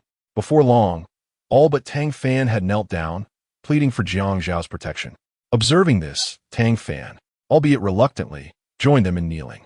To find his wife, he had no choice but to endure this humiliation for the time being. "Are you truly willing to stay?" Jiang Xiao asked. The 13 affirmed with conviction. Jiang Xiao addressed them. "Since you wish to remain, I shall take you in. But let it be clear that all past grievances must be forgiven. If you cannot do so, you may leave through that door now." The 13 assured him they could set aside their prior unpleasantness and were willing to strive together for survival. In the end, Jiang Xiao welcomed them, and with Ruthless 12, his newly formed group, now numbered 25. Ruthless led me to inspect your warehouse. After Jiang Xiao arranged for those 13 individuals to be organized, he was eager to discover what supplies Ruthless had in store. However, upon seeing a collection of wrinkled plums in the warehouse, he felt a slight twitch at the corner of his mouth, realizing he had inherited quite a troublesome situation. Ruthless awkwardly explained, "Boss, there is an abundance of food in the forest, but snakes are everywhere. Many of our companions lost their lives there. This food was procured at the peril of my own life." Jiang Xiao shot him an annoyed glance and replied, "All right, regarding the food. Let us devise a plan when I return. For now, distribute the remaining provisions to those 13 individuals. They must have endured considerable hardship these past few days." Reluctantly, Ruthless protested, "Boss, do we really have to give it to them?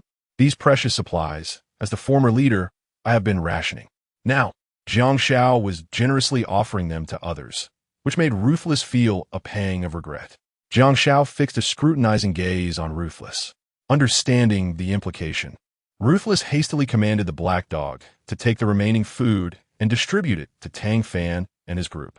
Suddenly, Jiang Xiao's attention was drawn to an ancient black wooden chest. It was merely a dilapidated box containing several rusty axes, as Ruthless chuckled in response. "Open it for me to see," Jiang Xiao prompted. Ruthless adeptly opened the chest, and indeed, as he had stated, there were 5 axes inside, with nothing else. "Wait, there is also a collection of shells and some pebbles," Jiang Xiao noted. "What is that?" He then spotted a pearl, roughly the size of a marble, emanating an eerie glow. "A luminescent pearl," Ruthless remarked with a grin. "Seeing its rarity, I decided to keep it, thinking that once we return to the real world, I could sell it at a jewelry store for a handsome price." Jiang Xiao remained silent, reaching out to examine it. Yet, the moment his fingers brushed against the pearl, an extraordinary event unfolded. Chapter 38. The ocean monster's sudden, enigmatic force surged from Jiang Xiao's fingertips into his body, clashing with the innate energy that resided within him. Now, 2 disparate powers wrestled within him, locked in a relentless battle reminiscent of an epic clash of armies.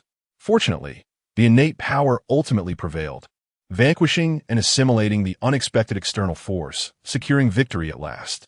At that moment, the pearl Jiang Xiao had touched finally ceased its tumultuous vibrations. "How peculiar," Jiang Xiao mused, contemplating the extraordinary commotion stirred by the pearl, which contained an astonishing reservoir of energy. For a moment, he found himself bewildered. Perhaps seeking out the predecessors who had left the wooden boxes on the island would shed light on this mystery. "Boss, what's the matter?" At that moment, Lu Meng patted Jiang Xiao on the shoulder. Since earlier, Jiang Xiao appeared to be in a trance, unresponsive to calls. Lu Meng feared that something was amiss with him. "It's nothing." Jiang Xiao shook his head, regarding Lu Meng with a tentative inquiry. "Have you ever touched this pearl?" Lu Meng deeply honestly. Who could resist such a beautiful pearl? He had taken to carrying the pearl in his pocket during his leisure hours, fantasizing about returning to society and selling it for a handsome price, reveling in the prospect of becoming a lord. Jiang Xiao frowned. It was evident from Lu Meng's response that nothing strange had occurred during his contact with the pearl. Jiang Xiao found himself perplexed. Why was it that Lu Meng, also a mutant, could not sense anything? Was it truly a matter of individual variance? Perhaps in the future, as understanding deepens, the truth would be unearthed. "Little Meng, could you possibly part with this pearl for me?" Jiang Xiao asked, feeling a touch bashful. The enigmatic pearl was undoubtedly extraordinary, potentially harboring monumental secrets. "Oh, boss, your words are overwhelming," Lu Meng exclaimed, taken aback. "Now that you're the leader of the team, everything should be allocated by you. This pearl is undoubtedly your personal possession." Jiang Xiao chuckled, finding truth in Lu Meng's words. Thus, he graciously accepted it. This expedition not only offered new insights into the deserted island, but also gained him 25 new companions, and more importantly, a remarkable treasure.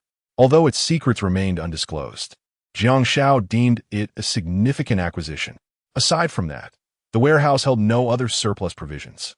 Naturally, there were cooking utensils as well. "Boss, from this day forth, we shall toil for our supplies," Lu Meng remarked. The increase in their numbers had exacerbated their already meager existence, especially with the forest fraught with dangers. Lu Meng felt apprehensive about the road ahead. "Rest assured, with me here, you shall not go hungry," Jiang Xiao declared confidently, patting his chest. Lu Man Chuke Nevao Sin, harboring some doubts about Jiang Xiao's assurances, though he refrained from voicing them. After all, Jiang Xiao was the leader, and he had his own plans. As a subordinate, Lu Meng's duty was simply to follow orders. "Xiao Meng, could you summon the brethren to venture forth and procure some timber to reinforce our encampment?" Jiang Xiao observed meticulously throughout the journey, noting that Lu Meng and his comrades had chosen a spacious clearing by the riverside for their camp, a location of considerable merit. Yet, the fortifications of the encampment still required further enhancement. For instance, the barriers were insufficient to withstand an assault for ferocious beasts. A prime example was the 850-kilogram black bear they had previously encountered, which could effortlessly leap into the camp and wreak havoc. To survive sustainably on this desolate island, the living environment must be rendered secure. It is indeed possible, yet we can only fell trees in relatively safe peripheries, as you understand. Lu Meng replied with an awkward smile.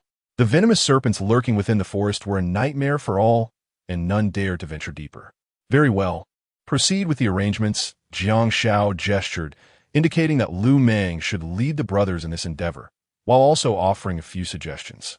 Lu Meng found Jiang Xiao's reasoning sound and eagerly called upon several brothers, including Tang Fan, to assist in the timber harvesting. Once all matters were organized, Jiang Xiao retraced his steps back to the beach, preparing to welcome Han Yun and the others to their new shelter. Unbeknownst to him, an extraordinary event was unfolding on the beach. At the encampment of Jiang Xiao and the others, a tempest brewed upon the ocean. Am I imagining things? Han Yun's expression reflected fear, her voice quivering. Moments ago, colossal waves surged, leading them to believe it was a precursor to an earthquake. Suddenly, various creatures began to emerge from the depths, further solidifying Han Yun's conviction that an earthquake was imminent. However, as time elapsed, the number of creatures increased exponentially, their sizes becoming increasingly outrageous. What began with a few kilograms escalated to dozens, then to hundreds, culminating in the appearance of creatures as large as tanks and lobsters the size of a Toyota Corolla, not to mention the gigantic octopus that dwarfed trucks. Most astonishing of all was the whale that breached the surface, a creature the size of an aircraft carrier. The group stood in stunned silence. Surely, they had stumbled into a realm of science fiction? To their utter dismay, the terrifying creatures were advancing towards the beach, mere dozens of meters from the shore. "What you see is indeed real." Lida Hai swallowed hard, his throat parched. The sight of the enormous turtle opening its gaping maw sent chills down his spine. Observing the giant lobster effortlessly snap a sizable fish in two before swallowing it whole, Lida Hai felt as though the apocalypse had arrived. "Do you think they might consume us?" Lu Xiumon cried out in despair. As the creatures moved, the phenomenon of larger fish preying upon smaller ones was evident, with the shallows turning into a sea of blood. "Sister, do not fret. We are on land, and they cannot reach us," Chen Mengyao reassured her. However, the moment she spoke, the colossal sea turtle was the first to set foot upon the sand, its piercing gaze locking onto the group. Once it had identified them, the giant turtle began its slow, deliberate crawl toward the bewildered individuals. All eyes were fixated on Lu Xiumon, who was deemed to have an ill-fated tongue. "Ah!" Lu Xiumon cried out, desperate to escape her impending doom. "Help!" Chen Mingyao and Jiang Xiaoling clung to one another, echoing her plea for salvation. Li Dai, embodying the courage of a man, brandished a wooden stick, positioning himself before the four women, ready to engage in a fierce battle with a monstrous threat. In that critical moment, a sharp sound sliced through the air, followed by a thud as a lump formed on the giant turtle's head. It let out a mournful wail and turned its gaze to discover a man with a fierce glare fixed upon it. It was Jiang Xiao. Having heard Lu Xiuman's cry, he sensed something was amiss and hastily picked up a pebble, sprinting towards the shelter. To his dismay, he witnessed a multitude of marine creatures advancing towards the group. Without hesitation, he hurled the stone in their direction. Jiang Xiao. Tears welled in the eyes of Lu Xiuman and her companions. In the face of peril, the sight of Jiang Xiao's arrival brought them immense comfort. Jiang Xiao confronted the colossal turtle, drawing forth a sharp dagger and leaping into the air, aiming to sever its head.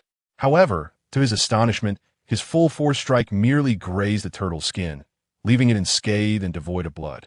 If he could not even pierce its flesh, the shell was surely impenetrable. The formidable defense was terrifying, as he observed the lobster and octopus trailing behind the giant turtle. Jiang Xiao realized that lingering here could spell disaster for them all. "We must flee," he decisively declared, leading Han Yun and the others into the depths of the forest. The scroll had recorded that the forest was a forbidden realm for oceanic monsters. Indeed, as they entered the woods, the creatures behind them halted their advance. Chapter 39. Jiang Xiao. I wish to join you shortly thereafter. Jiang Xiao, accompanied by several companions, arrived at a clearing in the forest to rest. Having grown somewhat weary from their journey, Jiang Xiao, is it appropriate to stop here? Li Man, still shaken, exclaimed. Those oceanic monsters, they wouldn't be pursuing us relentlessly, would they? She glanced around nervously, fearful that a giant octopus might suddenly ensnare her with its tentacles. Not at the moment, Jiang Xiao reassured them, before revealing the information he had gathered from Lu Meng. Upon hearing the news, his companions realized there were indeed strange occurrences on the island. Jiang Xiao, does this mean we can no longer stay on the beach? Lu Xiumian inquired, her voice trembling. The thought of closing her eyes one night and awakening to find herself engulfed in darkness, swallowed by a giant fish, filled her with dread. Yes, we cannot remain on the beach. We must relocate our shelter. Jiang Xiao nodded in agreement. Where shall we go? Han Yun asked, her voice laced with concern. Are we to establish our refuge in the forest? Please, that's a haven for venomous snakes. The peril of the seaside was equally daunting. At that moment, Han Yun felt as though the vast expanse of land offered no sanctuary. The forest, Jiang Xiao replied firmly. What? The group gasped in unison. Is it truly that dangerous in the forest? Are you serious? Jiang Xiao then elaborated on his reasoning. The forest boasted an abundance of fresh water and ample food resources. With caution, survival was achievable. Moreover, with Li Dahai, their snake doctor, their chances of survival were significantly increased. Listening intently, the companions nodded in agreement. Well. At that moment, Tian timidly raised her hand, trembling. Previously, she had asked Han Yun about the possibility of joining Jiang Xiao's team. After hearing Han Yun's conditions for joining, her face had flushed crimson. Having faced danger, she had finally made her decision. What is it? Jiang Xiao turned to Tian, intending to share news about Tang Fan, believing she would be elated to learn he was still alive. Jiang Xiao, I wish to join you. Do you think that would be acceptable? Tian asked cautiously, apprehensive that Jiang Xiao might refuse her, leaving her to fend for herself on this unforgiving island. Jiang Xiao, Tian is a person of unfortunate circumstance. Let her join us. Han Yun interjected, advocating on her behalf. Very well, Jiang Xiao acquiesced, albeit momentarily forgetting to inform her about Tang Fan. Huh? Tian exclaimed, overwhelmed with joy. She had finally secured a strong ally, which meant her quest for vengeance would be far more attainable. As for the conditions of her joining, she had not forgotten and resolved to find an opportunity to offer herself to Jiang Xiao. Once we have rested, we shall prepare to head to our new shelter, Jiang Xiao said slowly, rising to his feet and gazing toward the direction of their future refuge, approximately 2 kilometers away. Jiang Xiao, there are many snakes in there. What if we do not reach the new shelter before nightfall? Lu Xiumian queried anxiously. Jiang Xiao smiled reassuringly. The path we traverse is one often taken by those before us. Snakes are not frequently encountered, and we shall arrive before long. That is splendid news. Han Yun replied, her spirits lifted. She held a particular aversion to snakes. As they prepared to depart, she realized she had forgotten her Huawei phone, which contained precious items. However, the beach was teeming with monsters, and there was a lingering fear that they might not return. Soon they set off, believing that retracing the old paths would allow them to evade the perils posed by serpents. Yet, they encountered numerous such creatures along the way. Fortunately, Jiang Xiao managed to handle these troubles, and ultimately, the group arrived at their new sanctuary, unscathed but shaken. Upon entering the gates of the new refuge, the reckless leader and his entourage welcomed them with exuberance. He greeted Han Yun and her companions with fervor, even going so far as to refer to them as sisters-in-law. Han Yun and the others felt their cheeks flush with embarrassment at the unexpected attention. Meanwhile, Wan Peng, upon seeing Han Yun and her group, was drenched in cold sweat. He had never felt such a desire to sever ties with his comrades as he did at that moment. Not long ago, he had entertained thoughts of pursuing them. But now, given their elevated status, he feared for his very life should he pursue those whims. Lost in his thoughts, his legs grew weak with dread, compelling him to kneel and repeatedly bow in supplication. The women, however, were magnanimous and chose not to hold it against him. Wan Peng breathed a heavy sigh of relief, vowing silently to protect these revered ladies with his life from that moment forward. Wife. At that instant, a voice pierced through the crowd, brimming with excitement. Tang Fan caught sight of Tian Tian. Upon hearing the familiar voice, Tian Tian turned to find her longed-for partner. Their eyes locked, as if transcending time itself. Overcome with emotion, Tian Tian rushed into Tang Fan's embrace, tears streaming down her face. Husband, she exclaimed, having believed him to be dead.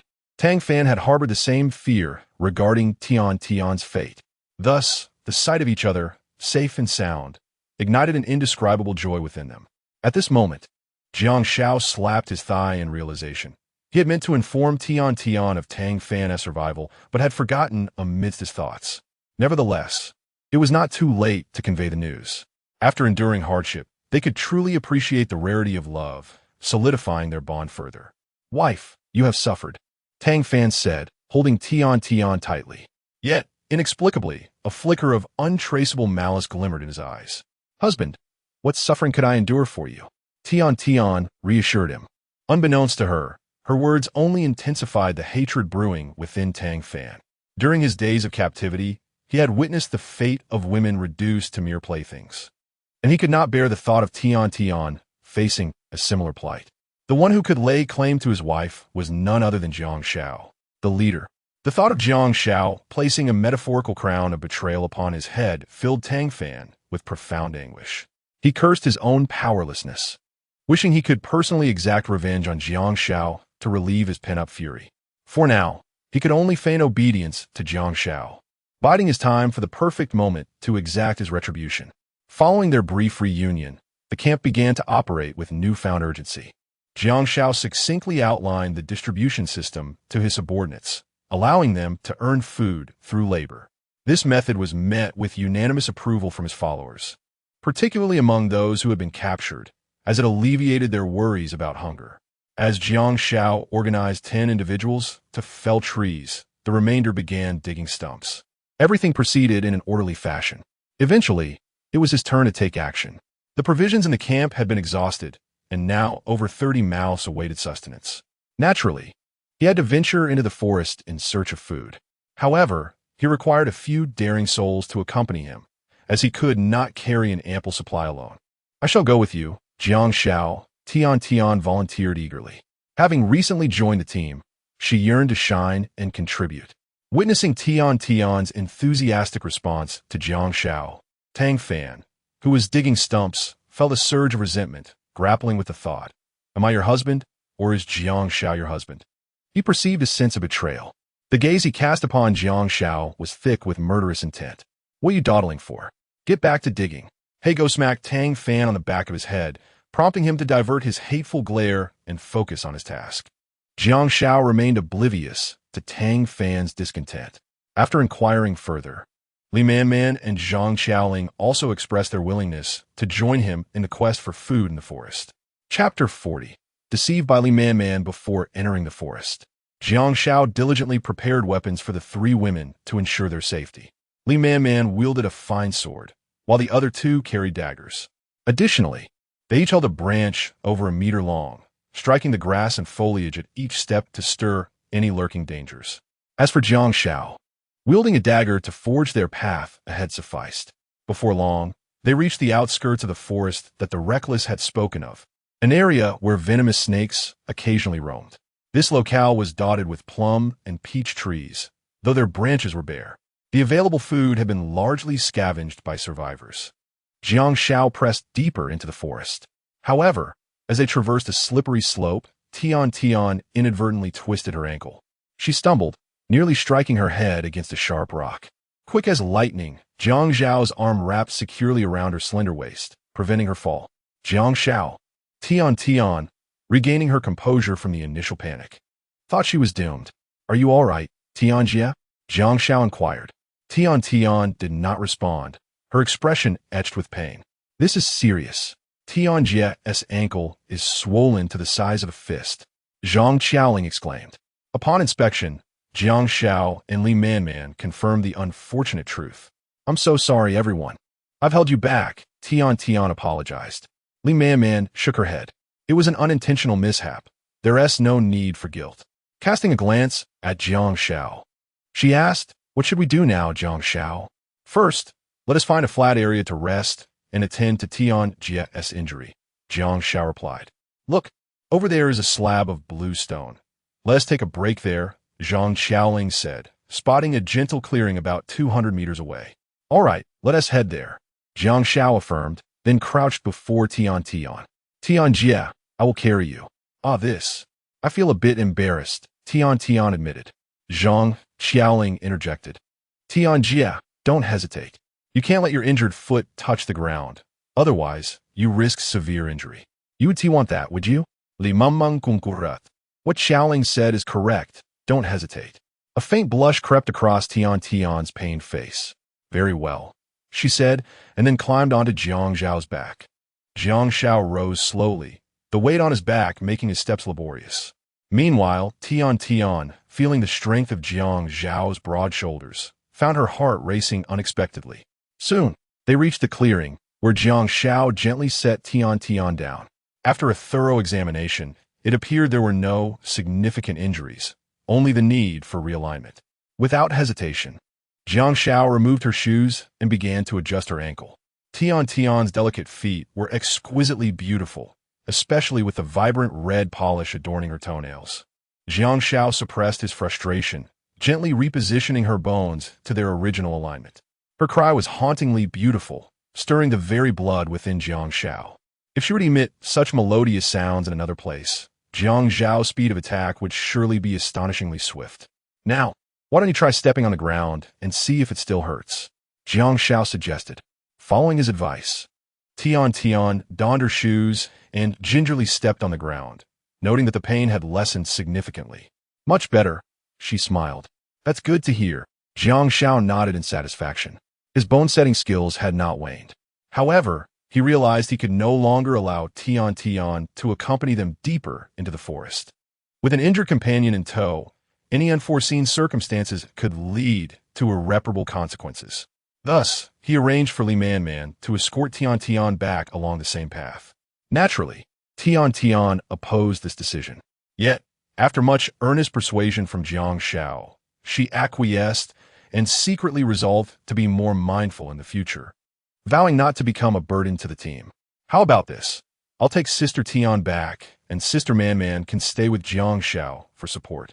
Li Man's eyes lit up at Zhang Qiaoling's suggestion, and she wholeheartedly agreed. When you head back, be careful not to get bitten by snakes, Jiang Xiao cautioned. All right, you all stay safe too, and if you encounter danger, make sure to run, Zhang Qiaoling said as she helped Tian depart. Let us continue on our journey, Jiang Xiao declared after watching them leave. However, just as he intended to set off again, Li Man concocted another scheme. Jiang Xiao, my feet are sore. Could you take a look? She sat on the ground, massaging her foot as if in great distress. Is that so? Let me see. Jiang Xiao, believing her, examined her foot only to realize he had fallen for her ruse. Half an hour later, he shot her an exasperated glance. You're always up to these tricks." Though he feigned annoyance, inwardly he was quite pleased. It must be said that Li Man Man had quite the knack for capturing a man's attention. If she were the sharp blade, he was the whetstone. Hee. A blush crept onto Li Man Man's enchanting face. "I'll try to restrain myself next time." "Ah, no, no, no. Do not suppress your true nature. Embrace it and be true to yourself," Jiang Xiao hastily interjected. Li Man Man beamed widely. Men are always so contradictory. After wasting half an hour, they found themselves with nothing to show for it, prompting them to quicken their pace. Oh, there's some movement up ahead. Upon reaching a clearing, they discovered several wild chickens foraging among the low grass. Buzzing with excitement, Jiang Xiao picked up a stone the size of an egg and hurled it toward the thicket of wild chickens. The stone carved a graceful arc through the air, the sound of its flight accompanied by an overwhelming force of destruction. Soon, a pitiful cry echoed from the bushes as a 3-pound wild chicken fell, struck down. Li Man Man covered her mouth in astonishment, unable to utter a word.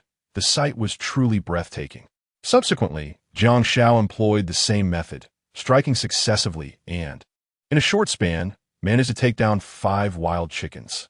Observing their companions falling one after another, the surviving chickens exhibited a modicum of intelligence. Hastily retreating with their families from this perilous locale. "These creatures possess a shred of sense," Li Man Man remarked with a smile, just as she intended to step forward. Passing by a stone to retrieve the wild chickens hidden in the thicket, a shadowy figure lunged at her like a bolt of lightning. "Be careful," Jiang Xiao shouted, launching a sharp dagger from his hand. With a piercing sound, the blade found its mark, pinning a 5-pound viper firmly against the embankment, which struggled momentarily before succumbing. Limamman skramat. After a fleeting moment of joy, coupled with the awe of witnessing Jiang Xiao's extraordinary marksmanship, she felt an unwarranted sense of ease envelop her. Little did she know that her complacency nearly cost her life. "Help!" At that moment, a frantic cry for assistance echoed from afar. Jiang Xiao urged Li Man Man to remain vigilant while he dashed toward the source of the distress. Chapter 41. He is handsome at this moment. In a valley 300 meters away from Jiang Xiao, a voluptuous and stunning woman found herself cornered by a fully grown wild boar. Her name was Su Billion, and she had just ventured out with companions in search of food, inadvertently trespassing into the boar's territory, which relentlessly pursued her.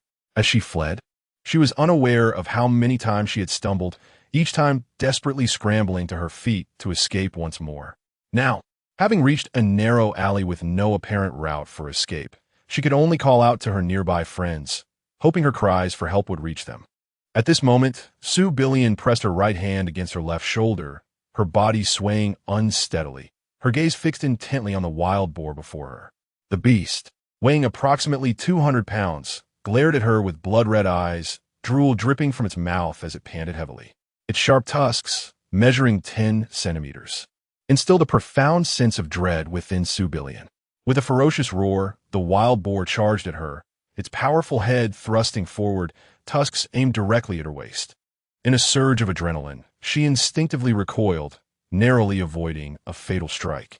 However, the tusks still grazed her waist, leaving a small but painful wound.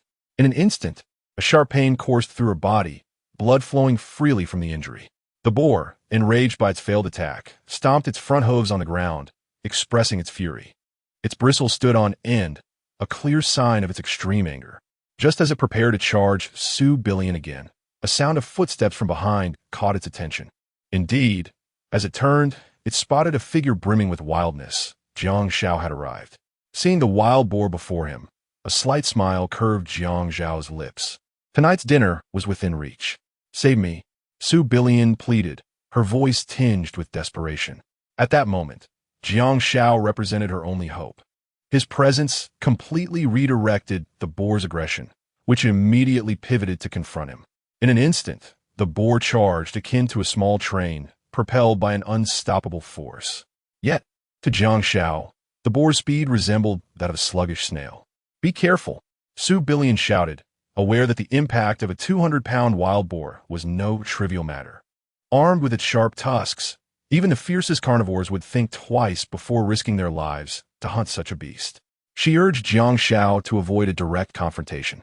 However, The next moment left her in shock as she witnessed Jiang Xiao seize the boar by its ear with his left hand, effortlessly pinning it to the ground like a ferocious tiger. Despite the boar's desperate thrashing, it could not budge an inch. She was astounded. The man before her possessed such terrifying strength? It was utterly horrifying. Amid her astonishment, Jiang Xiao produced a sharp dagger, seemingly from nowhere. With a swift thrust, he plunged it into the boar's chest, the blade piercing through to emerge bloodied. In an instant, a geyser of blood erupted from the wound, cascading forth like a fountain. The forest echoed with the mournful cries of a wild boar.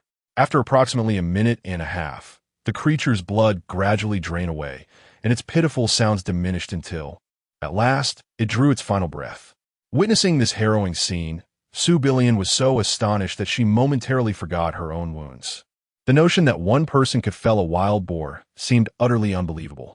At that moment, Jiang Xiao removed his shirt. What was he intending to do? Su Billion felt puzzled. It was then that she began to comprehend one of the reasons behind Jiang Xiao's formidable strength. His body was a tapestry of dense muscle, indicative of someone who regularly engaged in physical training. What transpired next was even more astonishing. Jiang Xiao, with his bare torso, approached the wild boar, skillfully bent down, and with a mighty effort, lifted the 200-pound beast onto his shoulders as if it were a trivial burden, striding away with it. He was nothing short of a modern-day Hercules. What a good man. What is your name? Su Billion mustered the courage to inquire about his name as she watched Jiang Xiao's retreating figure. However, he offered no reply, merely leaving her with a chilling admonition. The forest is fraught with danger. If you wish to survive, leave quickly. Su Billion was left speechless.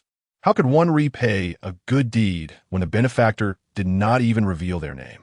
Nevertheless, his fierce battle with the wild boar had undeniably been impressive. Once Jiang Xiao vanished from her sight, a striking figure hurriedly approached. Eighth sister, are you all right? The newcomer was Guo Furong, wielding a dagger, her long purple hair cascading down to her waist like a waterfall. Her exquisite curves were particularly pronounced. She possessed a voluptuous figure with a graceful waist. She was the leader of the 13th sister team. Eldest sister, Su Billion, recalling the recent peril, buried her face in Guo Furong's bosom and wept. Had it not been for that man, she might never have seen Guo Furong again. I was chasing a wild goat when I heard your cries for help and rushed over. Thankfully, you are unscathed. Guo Furong exhaled slowly in relief. Upon hearing the wild boar's agonizing cries, she surmised that Su Billion had driven the beast away in a moment of peril. It was then that she noticed the pool of red blood on the ground. Eighth sister, what happened here? Su Billion recounted the entire incident to Guo Furong. Impossible. Guo Furong exclaimed, incredulous. How could a single person possibly slay a 200-pound wild boar? Are you jesting? Yet the bloodstain on the ground served as undeniable evidence that such an event had indeed transpired. Eldest sister, I assure you. Su Billion incite au stili.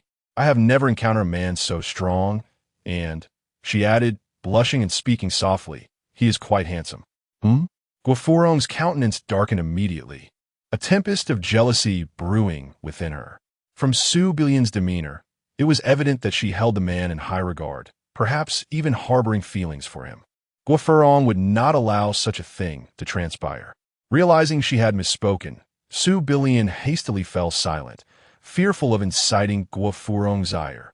Well, as long as you are unharmed, that is all that matters. This place is teeming with venomous snakes, and their activity will soon increase. We cannot linger any longer. We must depart swiftly. Guo Furong forced a strained smile, suppressing the fury that surged within her.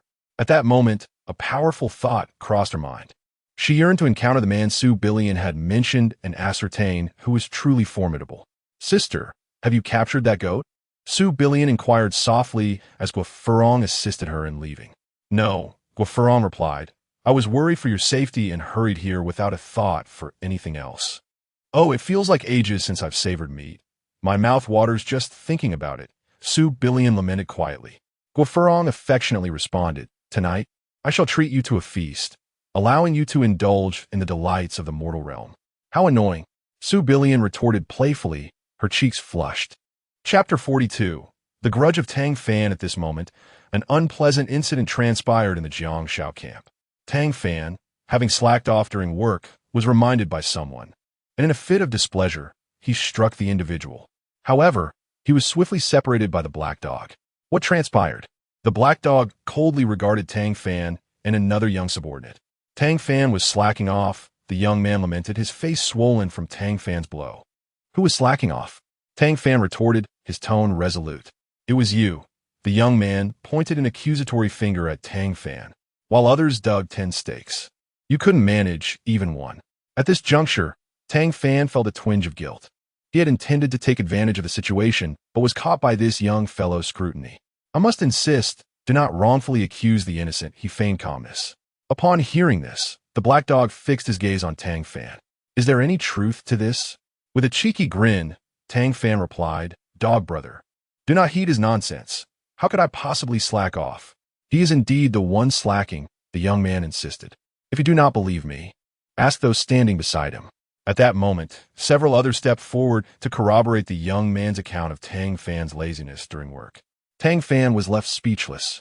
Here stood a prominent entrepreneur, one capable of determining the fates of thousands, yet he found himself overrun by a mere rabble. Truly, it was a case of the tiger falling into the plains being bullied by dogs. The black dog said coldly, Tang Fan, you are quite remarkable, slacking off during work. You shall have no food today. Do not blame me. Tang Fan muttered in discontent. You preach about the rewards of hard work, yet where is our food? Who understands the plight of those of us toiling tirelessly, only to be deceived into laboring for you?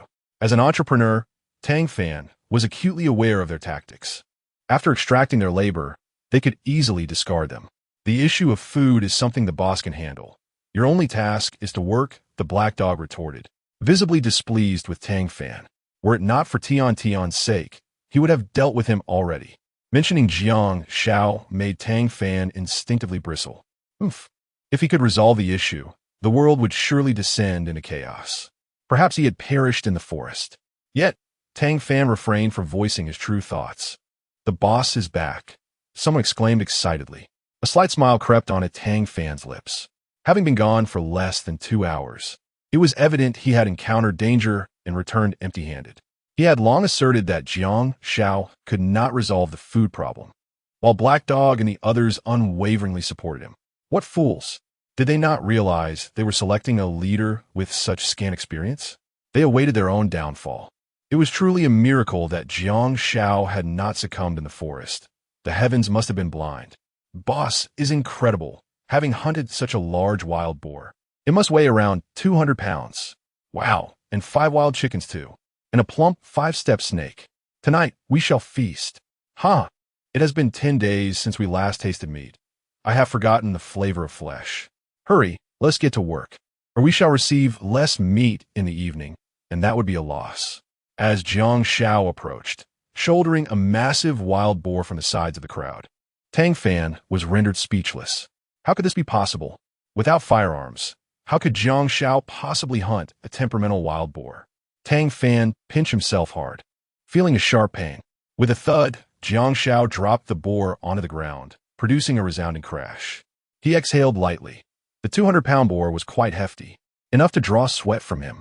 Boss, you've worked hard, Hego said as he stepped forward, offering Jiang Xiao a cup of cool boiled water. Jiang Xiao gulped it down in one go and inquired, Hego, was everything smooth sailing? After a brief report from Hego, he also mentioned Tang Fan's laziness. You did well, Hego. Without rules, nothing can be achieved, Jiang Xiao said, his gaze fixed sharply on Tang Fan, deliberately raising his voice. This served as a warning to others. To partake in the spoils, one must contribute labor. Jiang Xiao, you've worked hard. At that moment, Tian appeared, gently approaching Jiang Xiao and presenting him with a handkerchief to wipe away his sweat. This seemingly mundane gesture, in Tang Fan's eyes, took on a more intimate connotation. Is your foot feeling any better? Jiang Xiao asked thoughtfully after drying himself off. It's fine now. I've been diligently organizing the internal affairs with Sister Yun and the others. Tian replied with a smile. Jiang Xiao laughed heartily. Well done. A smile crept onto Tian's face as well. Their banter, perceived by Tang Fan, exuded a sense of harmony reminiscent of a couple in sync, which infuriated him. Mango and the others are back, someone exclaimed excitedly. Jiang Xiao turned towards the entrance, where Lu Meng was seen carrying 3 logs as thick as a calf. With each step, he left shallow footprints on the ground. Lu Meng truly possesses the strength of an ox. Haha, with the boss and Lu Meng at the helm, our camp is certainly looking promising, a subordinate remarked eagerly. Following closely behind were Li Dehai and a few others, also lugging logs. Wan Peng was the last to enter, not bearing logs but a snakeskin bag filled with potatoes. Oh, we thought we were impressive for unearthing a large bag of potatoes, yet it still pales in comparison to what the boss has achieved, Lu Meng said, dropping his 3 logs. He intended to boast to Jiang Xiao, but upon spotting the wild boar lying on the ground, his confidence waned entirely. Well done, Lu Meng. Digging up over 100 pounds of potatoes is commendable, Jiang Xiao said, gently patting Lu Meng on the shoulder, which somewhat lifted his spirits. Curiously, Jiang Xiao asked, "Where did you find the potatoes?" Rich in starch, potatoes are an invaluable resource for their survival on the deserted island. Moreover, they are easy to store and do not spoil quickly. If they could amass a substantial supply of potatoes, their camp sustenance would be secured. Lu Meng replied, "Boss, there is an open area about 1 kilometer from our camp, where many potatoes are growing." Upon hearing this, the black dog exclaimed with delight, "How splendid! Henceforth, we can simultaneously construct the campsite while venturing forth to unearth the potatoes." Lu Meng sighed. "It is not that simple. The area is rife with venomous snakes, and a moment's carelessness could lead to a bite. Just recently, a comrade was struck by a bamboo viper. Had it not been for Brother Desai, he might have faced dire consequences." He recounted how, while he was bent down digging for potatoes, he narrowly avoided a bite from a 5-step snake.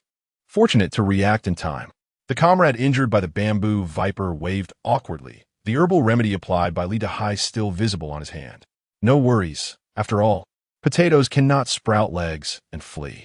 We can always return to dig them up later. For now, let's prepare a pot of water and handle the wild boar. Let us relish the delectable meat first. With Jiang Xiao's words, the crowd erupted in jubilant cheers, for soon they would feast upon fragrant meat. In stark contrast, Tang Fan's expression was as dark as the bottom of a pot. Chapter 43. Heartbroken Tian. As evening descended, a fragrant aroma began to waft through the camp, signaling the distribution of food based on the principle of rewarding labor with sustenance. Under normal working conditions, each individual received a large potato, a handful of plums, and a bowl of savory pig offal, replete with pork ribs. Jiang Xiao first cooked the wild boar's entrails and bones, which were challenging to preserve. As for the remaining 100 or so pounds of wild boar meat, he sliced it into portions of approximately 2 pounds, seasoning it with salt in preparation for curing into bacon. The reckless camp possessed around 20 pounds of coarse salt, which Jiang Xiao had learned was seized from others during a prior raid. The method for curing bacon was remarkably straightforward. Marinate with coarse salt overnight, allowing the flavors to penetrate, and the following day, smoke it to create exquisite cured meat.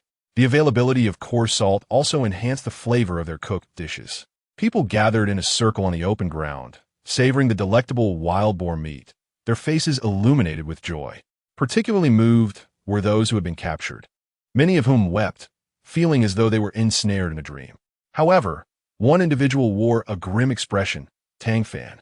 His rations consisted of 3 plums, a potato the size of an egg, and a bowl of pig offal soup. At that moment, he distanced himself from the crowd, sulking in a corner. Why were others enjoying meat while he was relegated to soup? Anger simmered within him. He had already apologized for his earlier laziness. Yet the black dog continued to scrutinize him, convinced that the group was deliberately targeting him. The orchestrator of this disdain was none other than Jiang Xiao. "One day, I shall make you pay." Tang Fan bit into the potato as if it were Jiang Xiao, swallowing it whole without peeling the skin.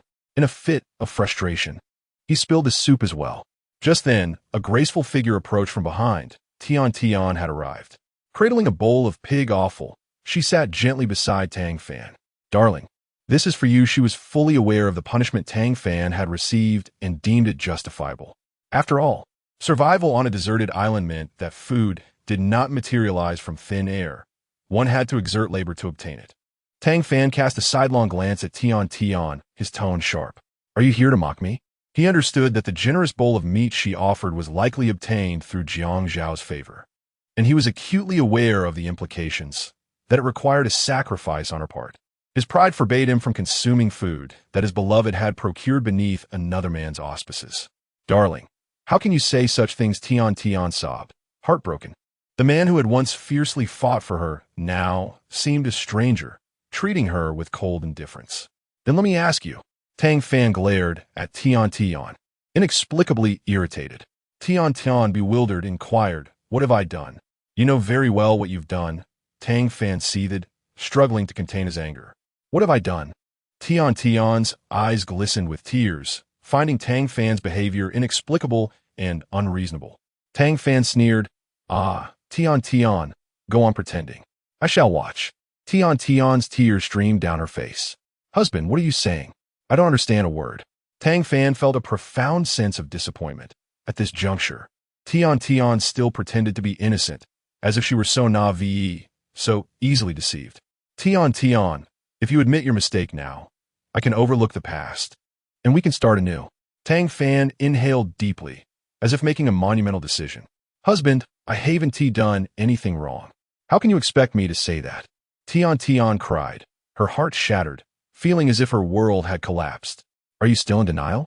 Tang Fan's cold gaze bore into her, filled with loathing for her infidelity. With a humble demeanor, Tian pleaded, "Husband, could you give me a hint?" "Perhaps with a hint, I could recall." "Then let me ask you, did you not promise Jiang Xiao some sort of favor?" Tang Fan inquit easily. "Ah." Tian froze. Indeed, she had promised Jiang Xiao that she would offer her body if he allowed her to join, but that was predicated on the assumption that Tang Fan was dead. She could swear that had she known Tang Fan was alive, she would never have made such a commitment to Jiang Xiao. Sure enough, upon seeing Tian's silence, Tang Fan understood completely. This woman had truly been with Jiang Xiao. No wonder she had so easily solicited a bountiful meal from him. "Husband, I haven't betrayed you." Tian argued fervently. "I can swear by the heavens." Tang Fan's gulp, sui. Does he truly believe he is dealing with a child? "Get out. I don't wish to see you." Tian felt a deep ache in her heart, believing that Tang Fan harbored severe misunderstandings about her. He was currently in a fit of rage, and the more she explained, the less clarity there seemed to be. Thus, she resolved to wait until tomorrow, when Tang Fan had calmed down, to clarify everything. However, before that, she wanted him to enjoy a bowl of pork.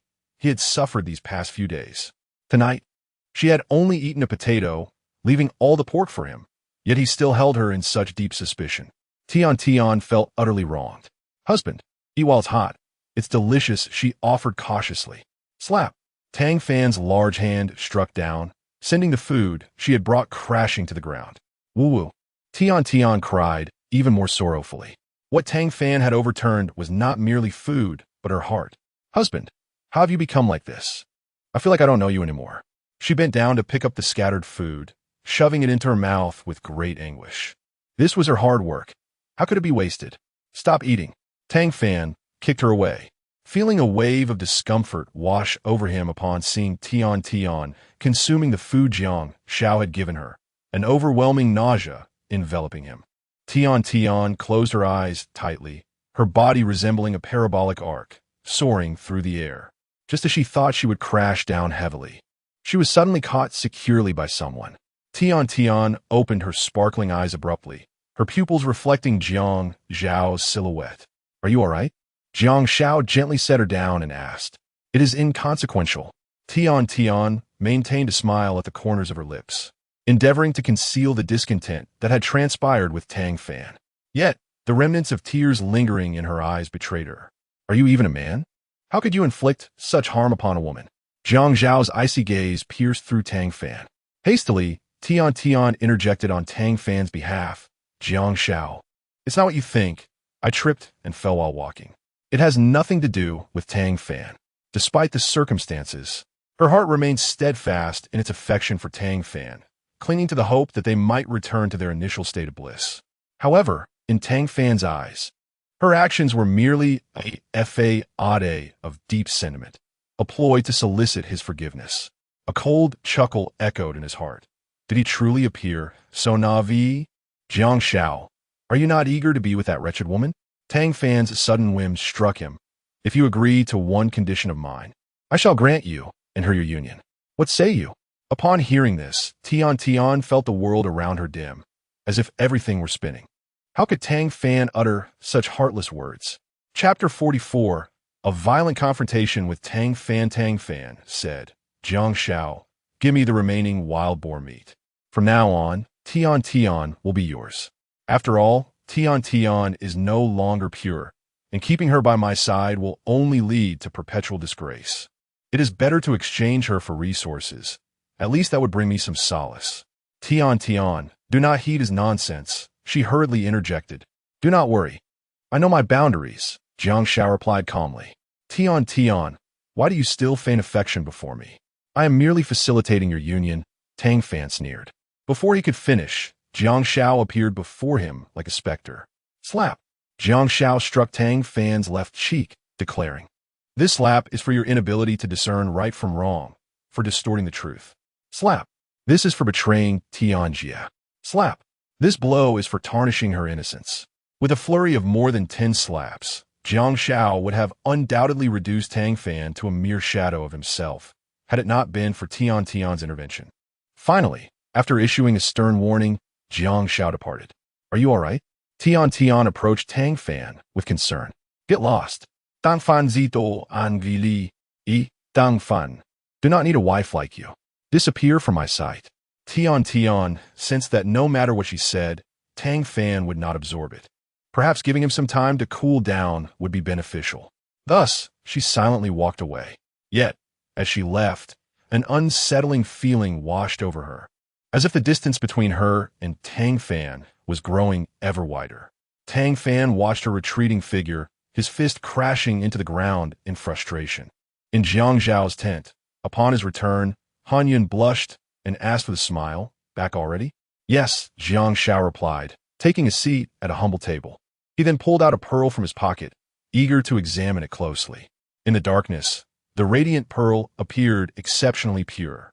However, despite his scrutiny from various angles, he could not unravel its mysteries. Where did you find such a beautiful pearl? Han Yun exclaimed, her eyes lighting up as she noticed the exquisite gem in Jiang Xiao's hand. It was a gift from Lu Meng and the others today. I feel there is something extraordinary about this pearl, Jiang Xiao remarked, lost in thought. Of course, it is extraordinary, Han Yun laughed charmingly. If it were a tad larger, it could rival the one worn by the Empress Dowager, worth billions. Jiang Xiao shot her a glance. What I mean by extraordinary is the invisible energy it seems to emanate. Han Yun, intrigued, approached Jiang Xiao and took the pearl to examine it closely, finding nothing unusual. Are you feeling particularly stressed lately, making you so sensitive? She inquired. Jiang Xiao embraced Han Yun, admitting, indeed, the pressure has been mounting. I need an outlet. Tonight, I desire release. Han Yun's cheeks flushed with embarrassment. The vigor of this man was nearly overwhelming for her. However, she relished this life of being cherished. Meanwhile, at the 13th sister's camp, 8th sister playfully inquired, Are you still craving, dear? On the grand bed, 2 perspiring forms nestled together, as if recounting timeless tales. Sister, you still care for me. Su Bilyong sighed contentedly against Guo Furong's chest, her rosy face exuding charm. Ha! If I don't care for you, who will? Guo Furong laughed heartily, feeling at that moment as though she were the most formidable person in the world. Sister, I heard that Lu Meng and his group are currently undertaking extensive construction to reinforce the camp, Su Bilyong remarked. Those foreigners are making a move? Guo Furong asked, astonished. Su Bilyong replied, The foreigners are momentarily stationary. That is peculiar, Guo Furong continued. That fool Lu Meng is recklessly expanding, as if he possesses an endless life. Courting danger with venomous snakes. He is bound to meet his demise. Su Bilyong added, I just received reliable news that Lu Meng and his team have discovered a significant potato cultivation area, and the yield is substantial. Guo Furong's body trembled with surprise. Do you know the exact location? Not yet, but we should find out in the next couple of days, Su Bilyong asserted confidently. Well done, Guo Furong said, her delicate fingers gliding over Su Bilyong's chin. We must keep a close watch on Lu Meng's side. We cannot afford to be lax regarding the foreigners. By the way, there is another crucial piece of news from the foreigners, Su Biliang suddenly recalled. Do share. They have discovered a treasure. The following morning, after Jiang Xiao briefly distributed food for breakfast, the camp was bustling with activity once more. Due to only felling a few dozen trees the previous day, they were still far from their goal, so Jiang Xiao arranged for Lu Meng to continue the logging with the brothers. Just then, Tang Fan unexpectedly volunteered, offering himself to Jiang Xiao, eager to join the logging efforts. Jiang Xiao's eyes lit up. It seemed that after receiving a beating yesterday, Tang Fan had come to his senses, which was a positive development. Thus, he promptly allowed Tang Fan to join. The happiest among them was Tian Tian. Seeing Tang Fan harboring less intense animosity towards Jiang Xiao, she felt that the Tang dynasty had finally calmed down and was no longer being unreasonable. All right, be cautious and do not let a venomous snake bite you, Jiang Xiao cautioned. Boss, do not worry. Even if we are accidentally bitten, as long as Brother Hai is around, he can save us, said the young man who had been bitten by a bamboo viper yesterday. He was still eager to join the logging crew today. Jiang Xiao bellowed, always keep your wits about you. Your life is your own responsibility. Lu Meng and the others chorused, understood. With that, they enthusiastically ventured into the depths of the forest. Seizing the opportunity, Jiang Xiao also headed into the forest to cut down some bamboo to craft fishing tools. He had observed the river in front of the camp, noting that large fish often surfaced, pondering how he might catch them. Then, while processing the entrails of a wild chicken yesterday, he devised an excellent plan to weave a fish trap from bamboo, designed with a funnel-shaped entrance, wide inside, narrow outside, allowing fish to enter easily while making their exit difficult. Then, within the confines of the cage, they placed the entrails of a wild chicken, along with chicken liver, to attract fish and shrimp. This fishing apparatus was something Jiang Xiao often crafted himself during his childhood in the countryside, thus presenting no challenge to him. I wish to accompany you, Jiang Xiao. He heard Li Man call out as she halted him. You cannot bear such a load of bamboo alone. A slight twitch appeared at the corner of Jiang Xiao's mouth. He was acutely aware of the scheming thoughts swirling in Li Man's mind. She was clearly feeling a bit mischievous. Observing her alluring and graceful figure stirred a keen interest within him. He found himself inclined to acquiesce to her request. However, just as he was about to respond, Lu Xiaoman expressed her desire to join as well, insisting on sharing some of the burden with Jiang Xiao. His eyes sparkled with delight. He could not disregard Lu Xiaoman's kind intentions. To create a significantly large fish basket would indeed require a considerable amount of bamboo, and having an extra pair of hands would certainly alleviate some of the strain. Chapter 45. She longed to assist Jiang Xiao. An hour later, Jiang Xiao, accompanied by Li Man and Lu Xiaoman, traversed a rather lengthy and tumultuous path, ultimately arriving at the grove of bamboo. Xiaoman, could you perhaps emulate Man? Despite the rugged terrain, she persevered to the end, Jiang Xiao remarked with irritation, his chest brimming with pent-up frustration. Jiang Xiao, please do not be upset. I promise to endure next time and will not let you down, Lu Xiaoman replied, her cheeks flushed with embarrassment, taken aback by Jiang Xiao's fortitude. Li Man stifled a laugh, thinking that Lu Xiaoman, being rather inexperienced, lacked the necessary skills to capture a man's heart. She still had much to learn. Before long, the three of them finished chopping bamboo, binding it into 3 bundles to carry back. Jiang Xiao intended to weave an exceptionally large fish basket, one capable of catching fish weighing several pounds or even a dozen. After approximately 15 minutes, they returned to the campsite, where Jiang Xiao began to split the bamboo into strips. Through his relentless effort, he ultimately crafted a fish basket the size of a pig pen, measuring 2 meters in length and 60 centimeters in diameter. The gaps between the bamboo strips were less than 1 centimeter, ensuring it could capture small fish and shrimp without exterminating them entirely. All right, I shall now head to the river to set the fish basket. Please wait for me at the campsite, Jiang Xiao announced. As for catching the fish, the method was simple.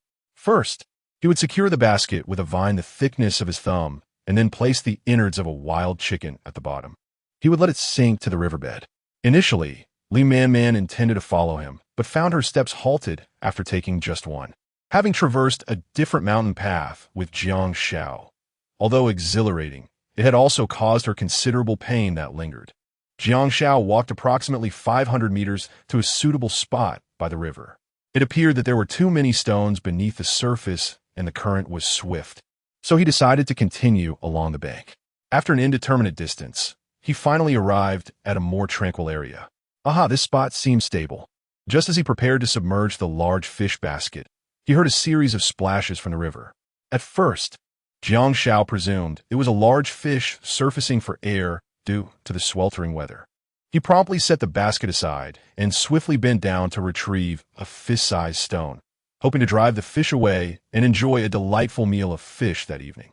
However, upon closer inspection of the river, he exclaimed in shock, "What on earth? This was no fish. It was unmistakably a mermaid." Thankfully, he restrained himself, for had he thrown the stone, the consequences would have been dire. Jiang Xiao was captivated by the enchanting sight, but the longer he gazed, the more he sensed something amiss. It appeared that the mermaid was struggling rather than swimming freely. Alarmed, Jiang Xiao deduced that she was drowning. Without a moment's hesitation, he removed his shoes and then his clothing, leaving only his shorts. It is well known that when rescuing a drowning person, it is best to avoid wearing clothes, as they may cling to the victim, complicating the rescue effort. Splash! Jiang Xiao plunged into the river, swimming towards the woman who was struggling in the water. As he approached her, he remained cautious, maintaining a safe distance. I have a cramp in my leg." Perhaps the woman, upon seeing a rescuer, felt compelled to inform him of her predicament. Jiang Xiao squinted, examining the woman closely. She appeared familiar. Suddenly, a spark of recognition ignited within him. Wasn't this the same woman who had been cornered by a wild boar yesterday? What a stroke of misfortune.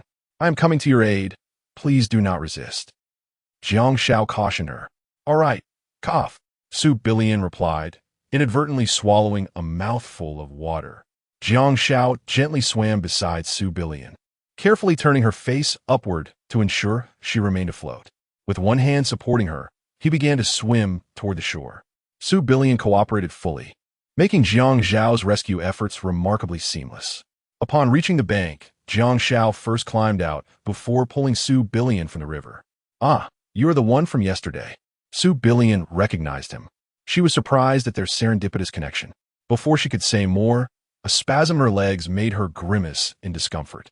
"Please, help me press on my thigh. The cramp is unbearable." Without hesitation, Jiang Xiao applied pressure to the tense muscle in her thigh. "Ah, a bit higher." Su Billion gasped, the pain overwhelming her. Yes, yes. Press harder." Following his assistance, she let out a sigh of relief. With Jiang Xiao's help, the cramping subsided. Yet, he felt a slight discomfort himself. "Thank you," Su Billion said, her cheeks flushed. She had come to wash bed linens, and, after completing her task, had decided to take a swim to wash off the sticky residue. Little did she know that the moment her feet touched the cold water, she would succumb to a cramp. Had she not encountered a kind-hearted soul, she might have met a dire fate. One must exercise caution when bathing in the river during summer. Even the most adept swimmers can find themselves in peril. Jiang Xiao recalled life in the countryside, where every summer, numerous proficient swimmers tragically drowned, often due to cramps. Su Billion chuckled awkwardly, acknowledging her earlier carelessness. The cramp had caught her entirely off guard. "Good Samaritan, may I know your name?" she inquired. Having been rescued twice, she felt it imperative to learn the name of her savior. Otherwise, she believed she did not deserve to live in this world. "Jiang Xiao," he replied. "Jiang Xiao." Su Billion blushed, finding the name melodious. Yet, she realized he had not asked for her name in return. She felt an inexplicable distance from him. Nevertheless, she mustered the courage to share, "I am Su Billion." With a sense of familiarity, she asked, "Kind soul, do you too feel the heat and wish to swim in a river?" "Not at all." Jiang Xiao shook his head, gesturing toward the nearby fish basket. "I'm here to catch fish." Upon realizing the function of the fish basket, Su Billion exclaimed, "You possess such remarkable skills. It is truly impressive." The mere thought of fish and meat made her mouth water, as it had been quite some time since she had savored genuine meat. At that moment, a shadow, swift as lightning, lunged toward Su Billion. "Be careful." Jiang Xiao, with remarkable reflexes, grasped Su Billion's hand and pulled her towards himself, resulting in them tumbling across the ground for 2.5 revolutions. Ah. Su Bilian found herself pressed against Jiang Xiao, feeling the rhythm of his heartbeat, akin to a war drum, causing her own heart to race uncontrollably. In this area, there are many five-step snakes. A moment's inattention could lead to a bite. We must be cautious, Jiang Xiao advised. You are so kind. Thank you. Without you, I surely would have been bitten by the snake. You have saved me time and again. I am at a loss as to how I can repay you. Su Bilian gazed into Jiang Xiao's profound eyes, pondering what he might enjoy. She yearned to give Jiang Xiao. Chapter 46. Tang Fan's desire for divorce. The atmosphere thickened with an unmistakable tension. Su Bilian gazed into Jiang Xiao's eyes, as if an enchanting force compelled her to draw closer. Meanwhile, the fervent heat within Jiang Xiao surged forth like a torrent of molten lava. Throughout their encounter, Su Bilian's flawless figure perpetually stimulated his taut nerves. Her ample assets, alluring waist, and captivatingly long legs held an allure akin to that of Han Yun. With the added advantage of youth, being approximately 35 years old, even the most steadfast monk, tasked with retrieving scriptures from the West, would likely find his composure shattered under the spell of such beauty. Jiang Xiao resolved to embody the indomitable Sun Wukong, wielding his golden staff to confront the specter of temptation amidst the encroaching darkness. An hour later, Su Bilian inquired, "Good man, will we still have the chance to meet again?" Unbeknownst to her, she was captivated by Jiang Xiao's raw, primal charm, her heart both enchanted and apprehensive. "Why do you ask?" Jiang Xiao replied, meeting her gaze. "If you wish to see me, it can be arranged. It's nothing." Su Bilian Duke Sopti. "But how would I find you?" Jiang Xiao informed her, "You may visit the camp of Lu Meng, or wait for me here every morning. I personally come to inspect the catch each day." "Ah, you serve under Lu Meng?" Su Bilian exclaimed, astonished by the strength of his affiliation. If it weren't for the camp's policy of accepting only women, she might have considered introducing Jiang Xiao to Guoferong. Jiang Xiao refrained from revealing that he was the leader of the group. "I belong to the 13th sister team." Su Bilian Volunte, omitting her role as a key member. After their brief exchange, Su Bilian prepared to depart, but not before offering a sudden warning. "Lu Meng and his team have ventured deep into the forest. Do not follow them. If you are bitten by a snake, I will be heartbroken not to see you again." Upon uttering this, a delicate blush graced her cheeks, adding an alluring charm to her presence. "No need to worry.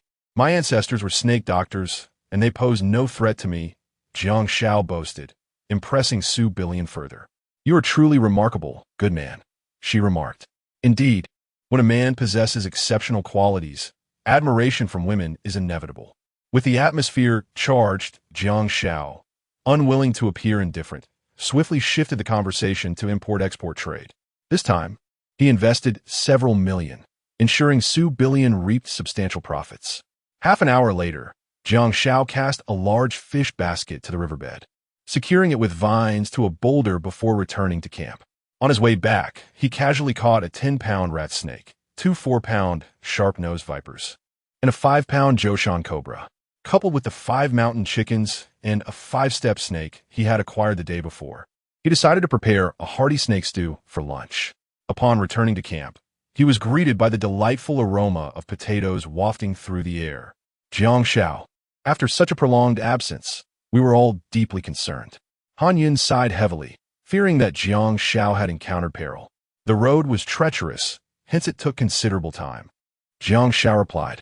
After speaking, he casually discarded several snakes at the feet of Chun Mingyao and the others, stating that they would prepare snake meat stew for dinner. Initially, they had intended to volunteer to accompany Jiang Xiao to the river for fishing, but upon seeing the venomous snakes, they instinctively recoiled. "Jiang Xiao, should we perhaps be frugal with our meals? We just had pig offal yesterday," Han Yun suggested, currently stranded on a deserted island. Having enough to eat was already a blessing, yet Jiang Xiao frequently cooked meat, which made Han Yun apprehensive about waste. "There is no need to be frugal. We shall eat like this." Jiang Xiao waved his hand dismissively. Han Yun continued, "Now that our numbers have increased, our expenses have also risen. I propose we limit meat consumption to once a week and subsist on potatoes and fruit otherwise." "Sister Yun, you truly deserve the title of my wise aide. Your thoughts are always so considerate," Jiang Xiao commended, giving Han Yun a thumbs up before shifting the conversation. However, during the construction of the camp, It is essential that the brothers eat well. Otherwise, how can they muster the energy to work? He said this partly to reassure Han Yun. With his current strength, ensuring that the comrades at the camp enjoyed meat daily was not a challenge. Yet, Han Yun remained concerned that such a diet would impose undue pressure on Jiang Xiao. Rest assured, I will manage everything, Jiang Xiao replied with a cheerful smile. Very well, Han Yun nodded. For reasons unknown, whenever words came from Jiang Xiao's lips, she felt an unwavering conviction that he would indeed accomplish whatever he set out to do. By the way, you should talk to Tian, Han Yun suddenly recalled. What is wrong with Sister Tian? Jiang Xiao inquired. Han Yun shook her head helplessly. She just came to see me, crying sorrowfully. She must have been deeply affected by something. If it weren't for preparing lunch for everyone, I would have stayed to console her. All right, I shall go check on her. Jiang Xiao agreed with a nod. You go, we'll take care of things here. Upon entering the tent, Jiang Xiao found Tian sitting on a stool, looking utterly despondent, her eyes still glistening with tears. Sister Tian, what has happened? Jiang Xiao approached her cautiously. Woo-woo. Tian suddenly stood and rushed into Jiang Xiao's embrace, exclaiming, Jiang Xiao, I feel so miserable, sensing the weight on his chest. Jiang Xiao gently patted her back. What is wrong? He then gestured for her to sit back down. Tang Fan wants to divorce me. Tian cried. It turned out that earlier, when Tang Fan returned from chopping wood, Tian had kindly offered him a damp handkerchief to wipe his sweat. To her dismay, Tang Fan not only rejected her gesture, but also threw the handkerchief to the ground, harshly declaring, I don't want something used by others. Hearing this shattered Tian's heart. She had hoped that after a night of reflection, their relationship could be mended and restored to its former state. But instead, matters had only worsened. Tian incessantly elucidated her relationship with Jiang Xiao. Yet Tang Fan, much like a stubborn and obstinate bull, remained impervious to her explanations. He even invoked the grounds of infidelity within their marriage as justification to divorce Tian, demanding that she leave with nothing. Has Tang Fan lost his sanity? Jiang Xiao exclaimed in frustration. In the past, Tian had gone to great lengths to seek vengeance for him, sparing no effort. With such a devoted wife, what more could a husband desire? Tang Fan had once cherished me throughout our 2 decades of marriage. Even though he had not bestowed upon the Tang family a pair of offspring, he had always treated me with unwavering affection.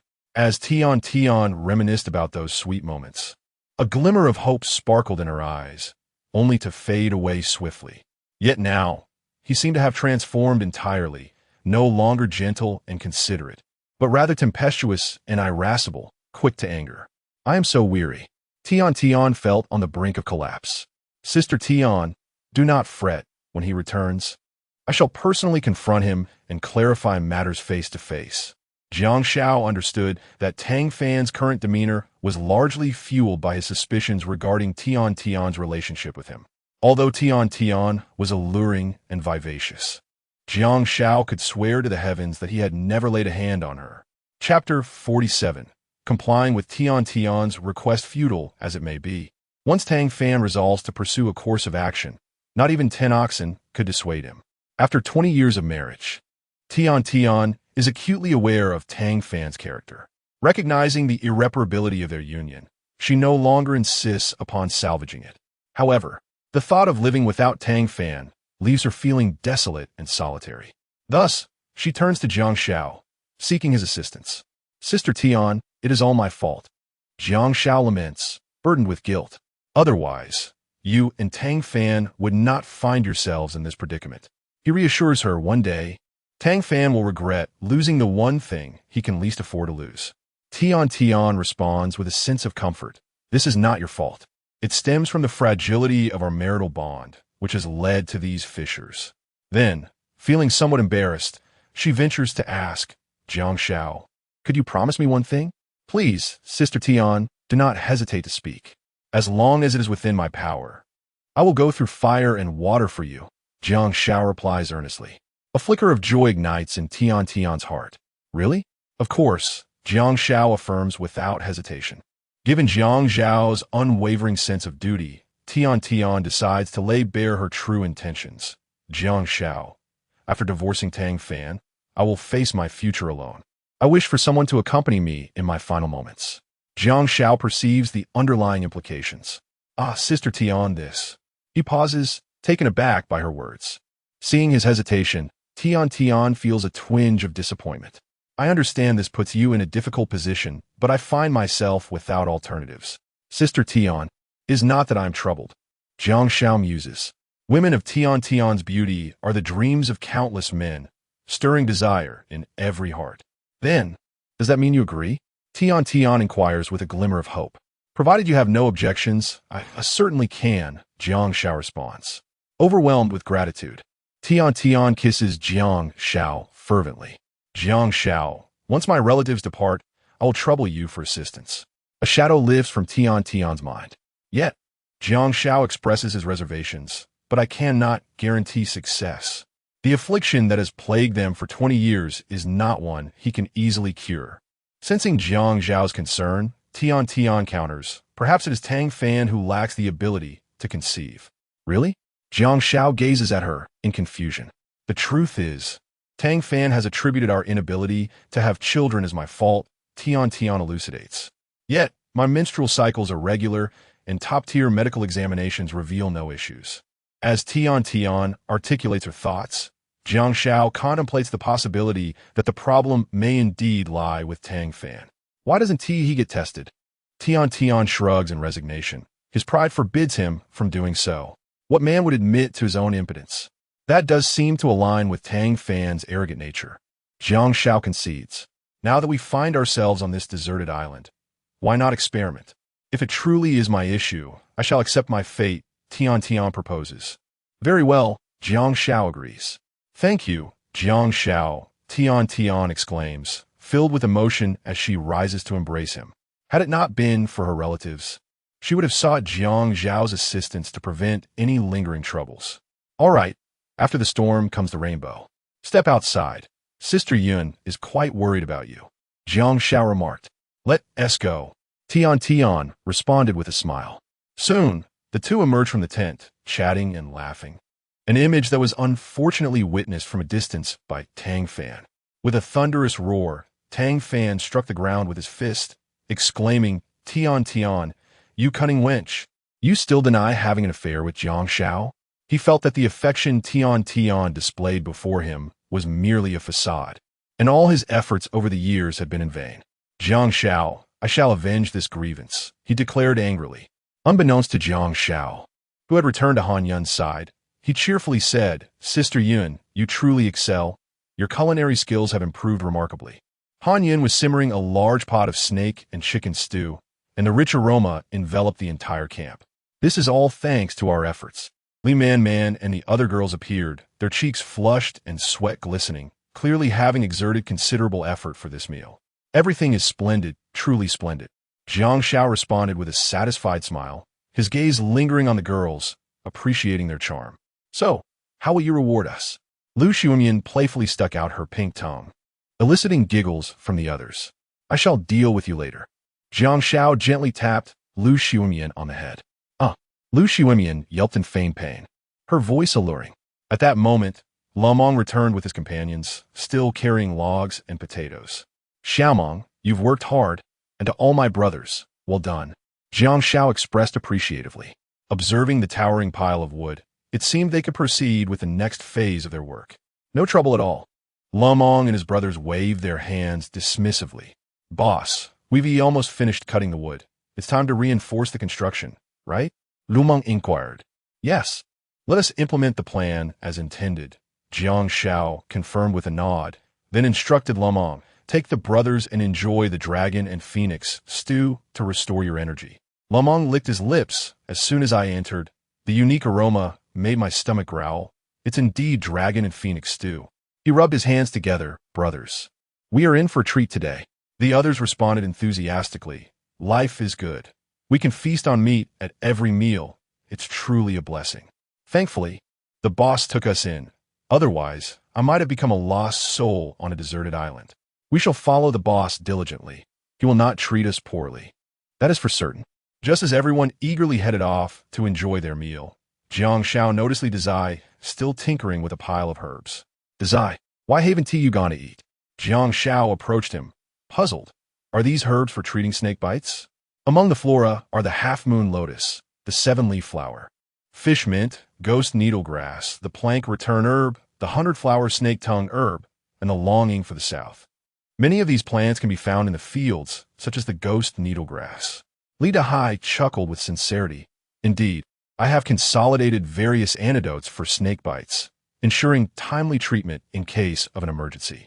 The death of Su Fong has remained an insurmountable hurdle in his heart, which is why Li Dahai now holds himself to high standards. Dahai, may I ask a favor of you? Jiang Xiao expressed interest in snake antidotes and wished to learn from Li Dahai. With venomous snakes prevalent on the island, acquiring additional survival skills is by no means excessive.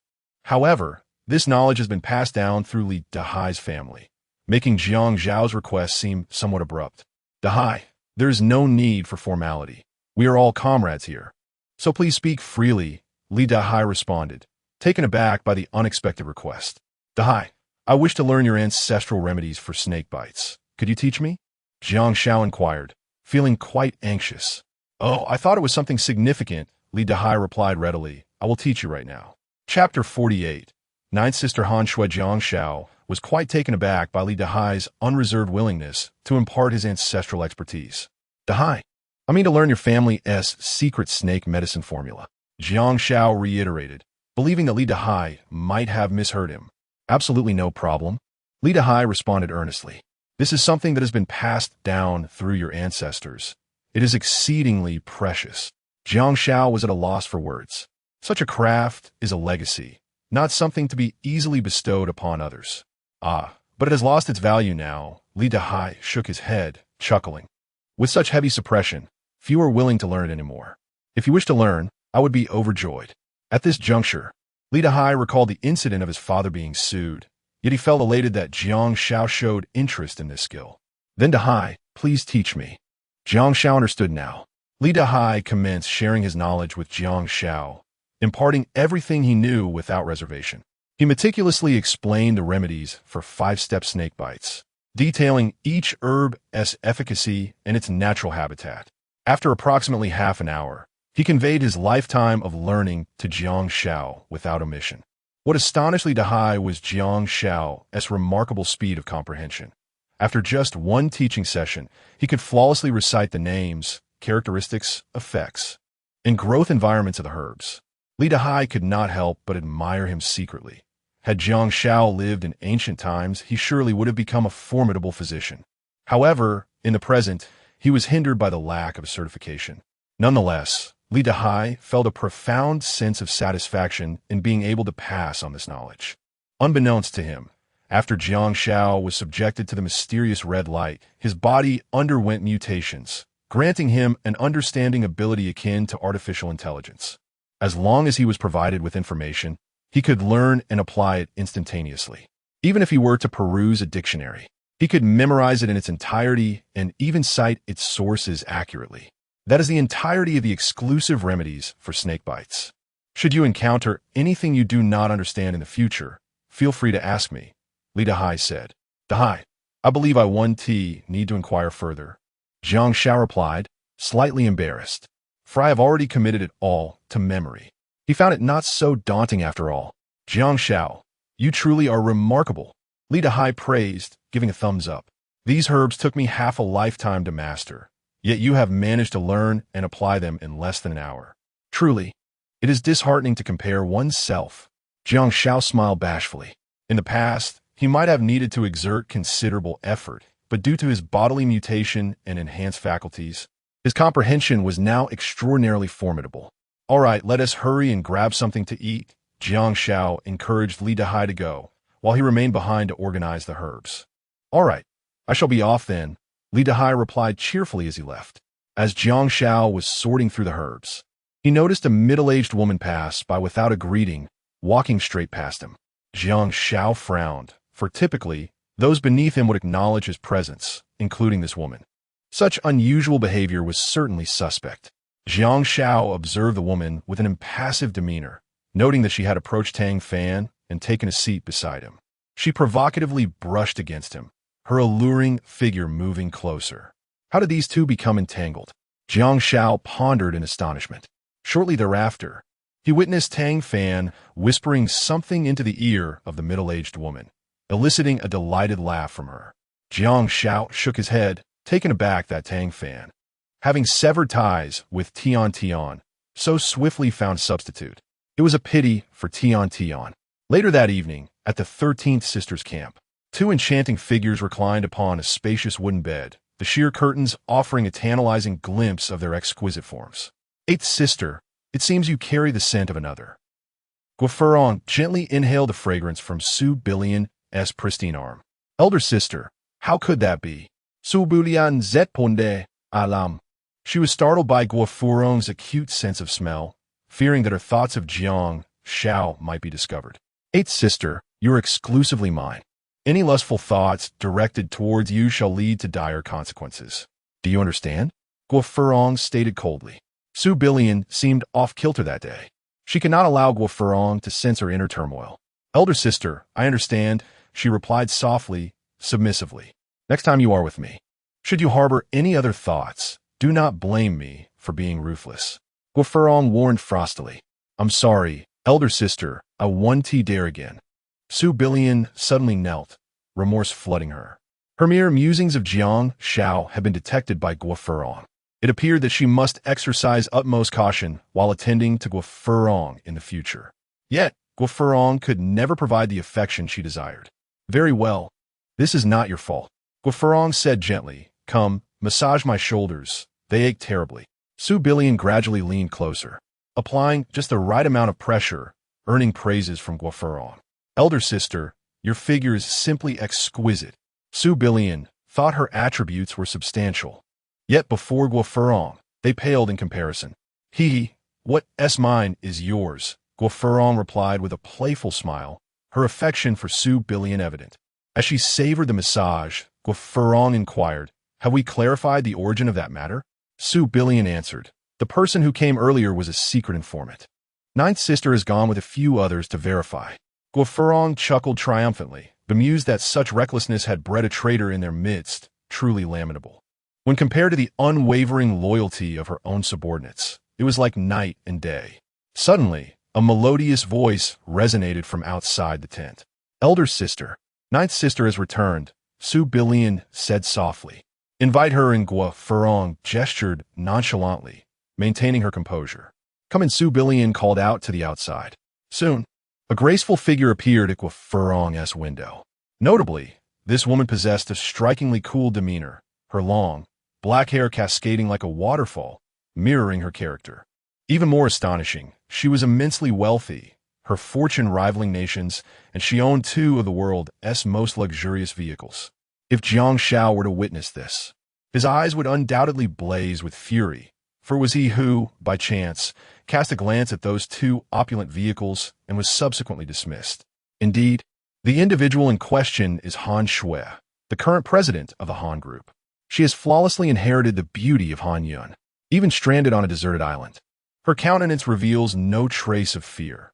Rather, it exudes an air of composure, confidence, and imperiousness. Jiu Mei, is the intelligence accurate? Su Billian inquired. Yeah, it has been unequivocally confirmed, and we have just excavated a considerable quantity of potatoes from there. Han Shui replied succinctly, her expression suddenly turning serious. However, the area does harbor a rather excessive number of venomous snakes. Just moments ago, one of our sisters was inadvertently bitten by a bamboo viper, and I am concerned. What? Su Billian exclaimed in shock. Meanwhile, Guofurong, who had remained impassive, displayed an uncommon gravity in her demeanor. Chapter 49. We should go there. The region is abundant in potatoes, yet is also rife with serpents, causing one to shudder at the mere thought of inadvertently stepping upon them. Han Shui recalls that moment with trepidation. Sister Jiao, we must not venture there again. Guofurong states solemnly, breaking her prolonged silence. But elder sister, if we do not go, we shall encounter difficulties in procuring food, Su Billian responds anxiously. Sister Ba is correct. We cannot easily relinquish that fertile land, Han Shui asserts. Yet, I truly wish to shield my sisters from the peril of foraging, Guofurong uses. Leave the subsequent matters to me. Guofurong, undeterred, adds, Sister Ba, I am not so delicate. As a mutant, I can contend with those venomous snakes. Her competitive spirit rivals that of any man, driven by the belief that women are no less capable than men. Elder sister, I believe Sister Ba is right. As our camp leader, your focus must be on the greater good. Han Shui articulates her thoughts. Let us handle the food procurement. As long as the sisters exercise caution, I foresee no significant issues. As a formidable female executive, Han Shui possesses an unwavering resolve and a tenacious spirit in the face of adversity. Observing this, Guo Furong refrains from further discussion, finding solace in Han Shui's steadfastness. Sister Jiao, you shall take charge of this matter. Do not concern yourself with anything else. Su Billion declares. Understood. Han Shui nods in agreement. Will the sister bitten by the bamboo viper endure until dawn? Su Billion inquires, her worry palpable. We have expanded the wound with a triangular needle, expelled the venomous blood, and rinsed it in the rushing river. She should be fine. However, the pain from the bamboo viper's bite is indeed severe, causing her great distress, Han Shui replies, her face marked by helplessness. Regrettably, no healer for snake bites can be found on this desolate island. Whether she lives or dies rests solely on fate. Sister Jiao, arrange for someone to attend to her tonight, tomorrow. Su Billion's sentence abruptly halts. She nearly divulged Jiang Xiao's ability to treat snake bites. Had she inadvertently revealed this, Guo Furong's keen instincts would have surely detected the presence of a man nearby, endangering not only herself but also Jiang Xiao. What a close call. She resolves to exercise greater caution in her speech moving forward. What about tomorrow? Guo Furong inquires, her eyelids lifting slightly. Eager to hear more from Su Billion. Tomorrow, she may be better. Su Billion quickly adds, her mind racing. Guo Furong does not press further. Elder sister, Sister Ba, I shall take my leave now.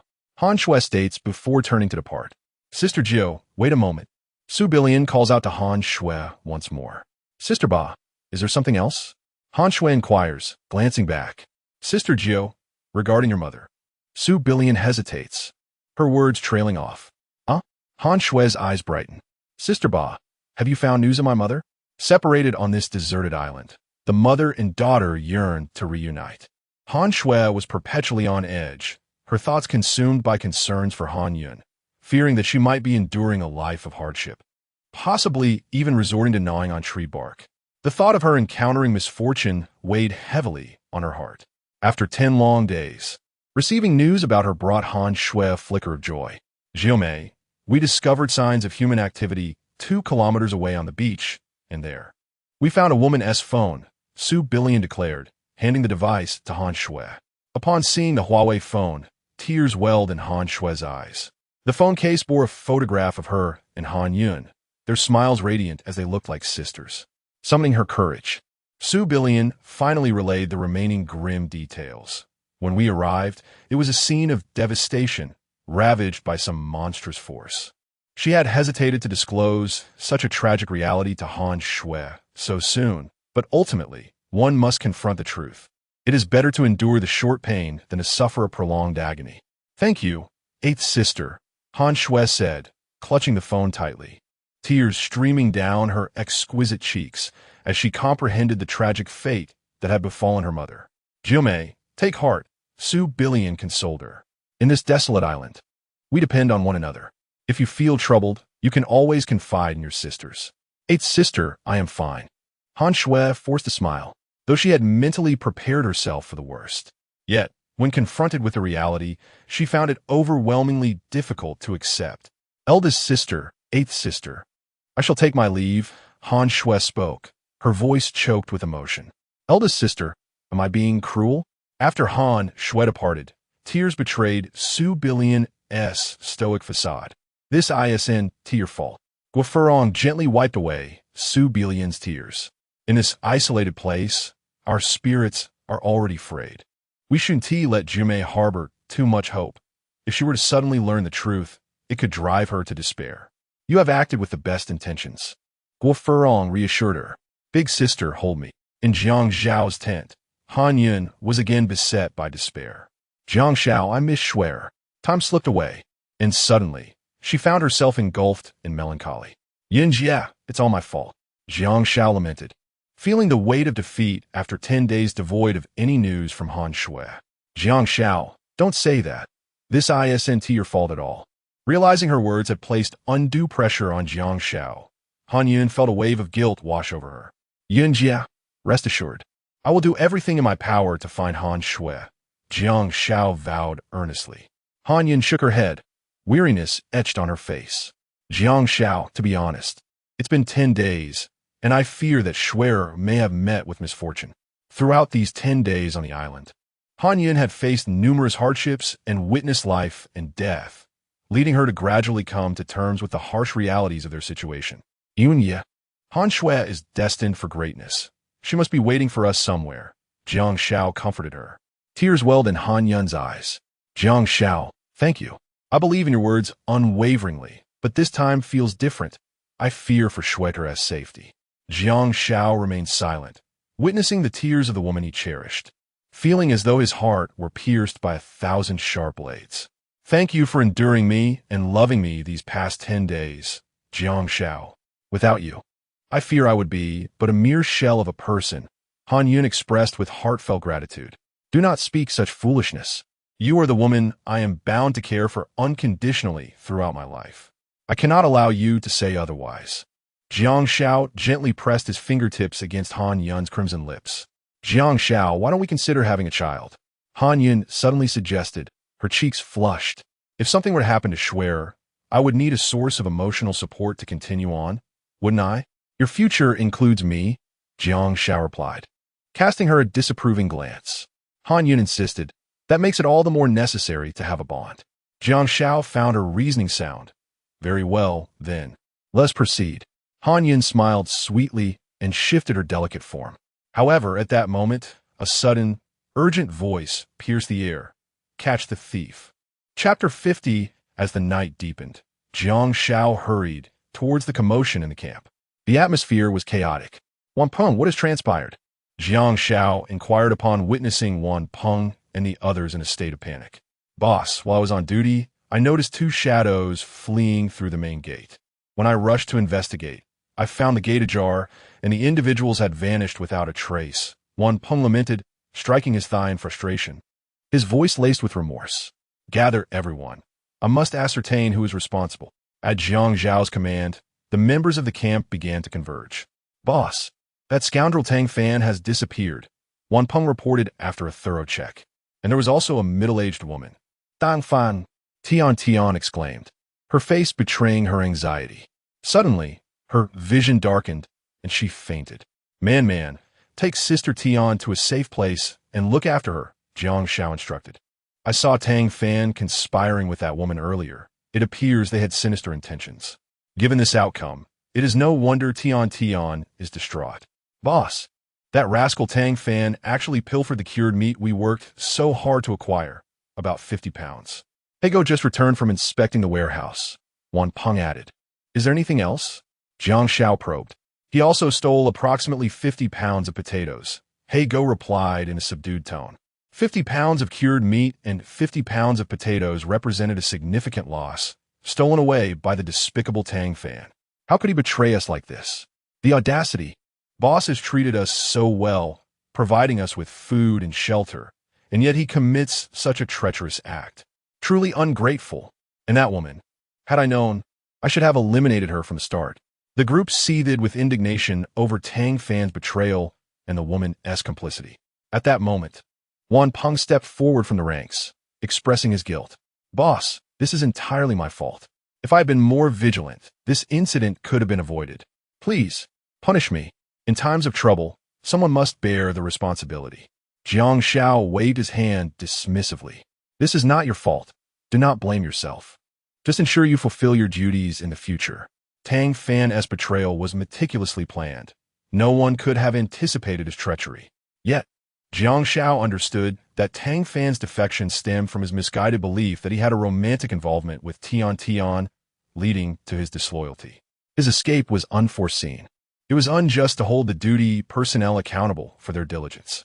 Wan Peng, filled with gratitude, vowed to remain vigilant and prevent such occurrences from happening again. At that moment, Lu Meng also spoke up.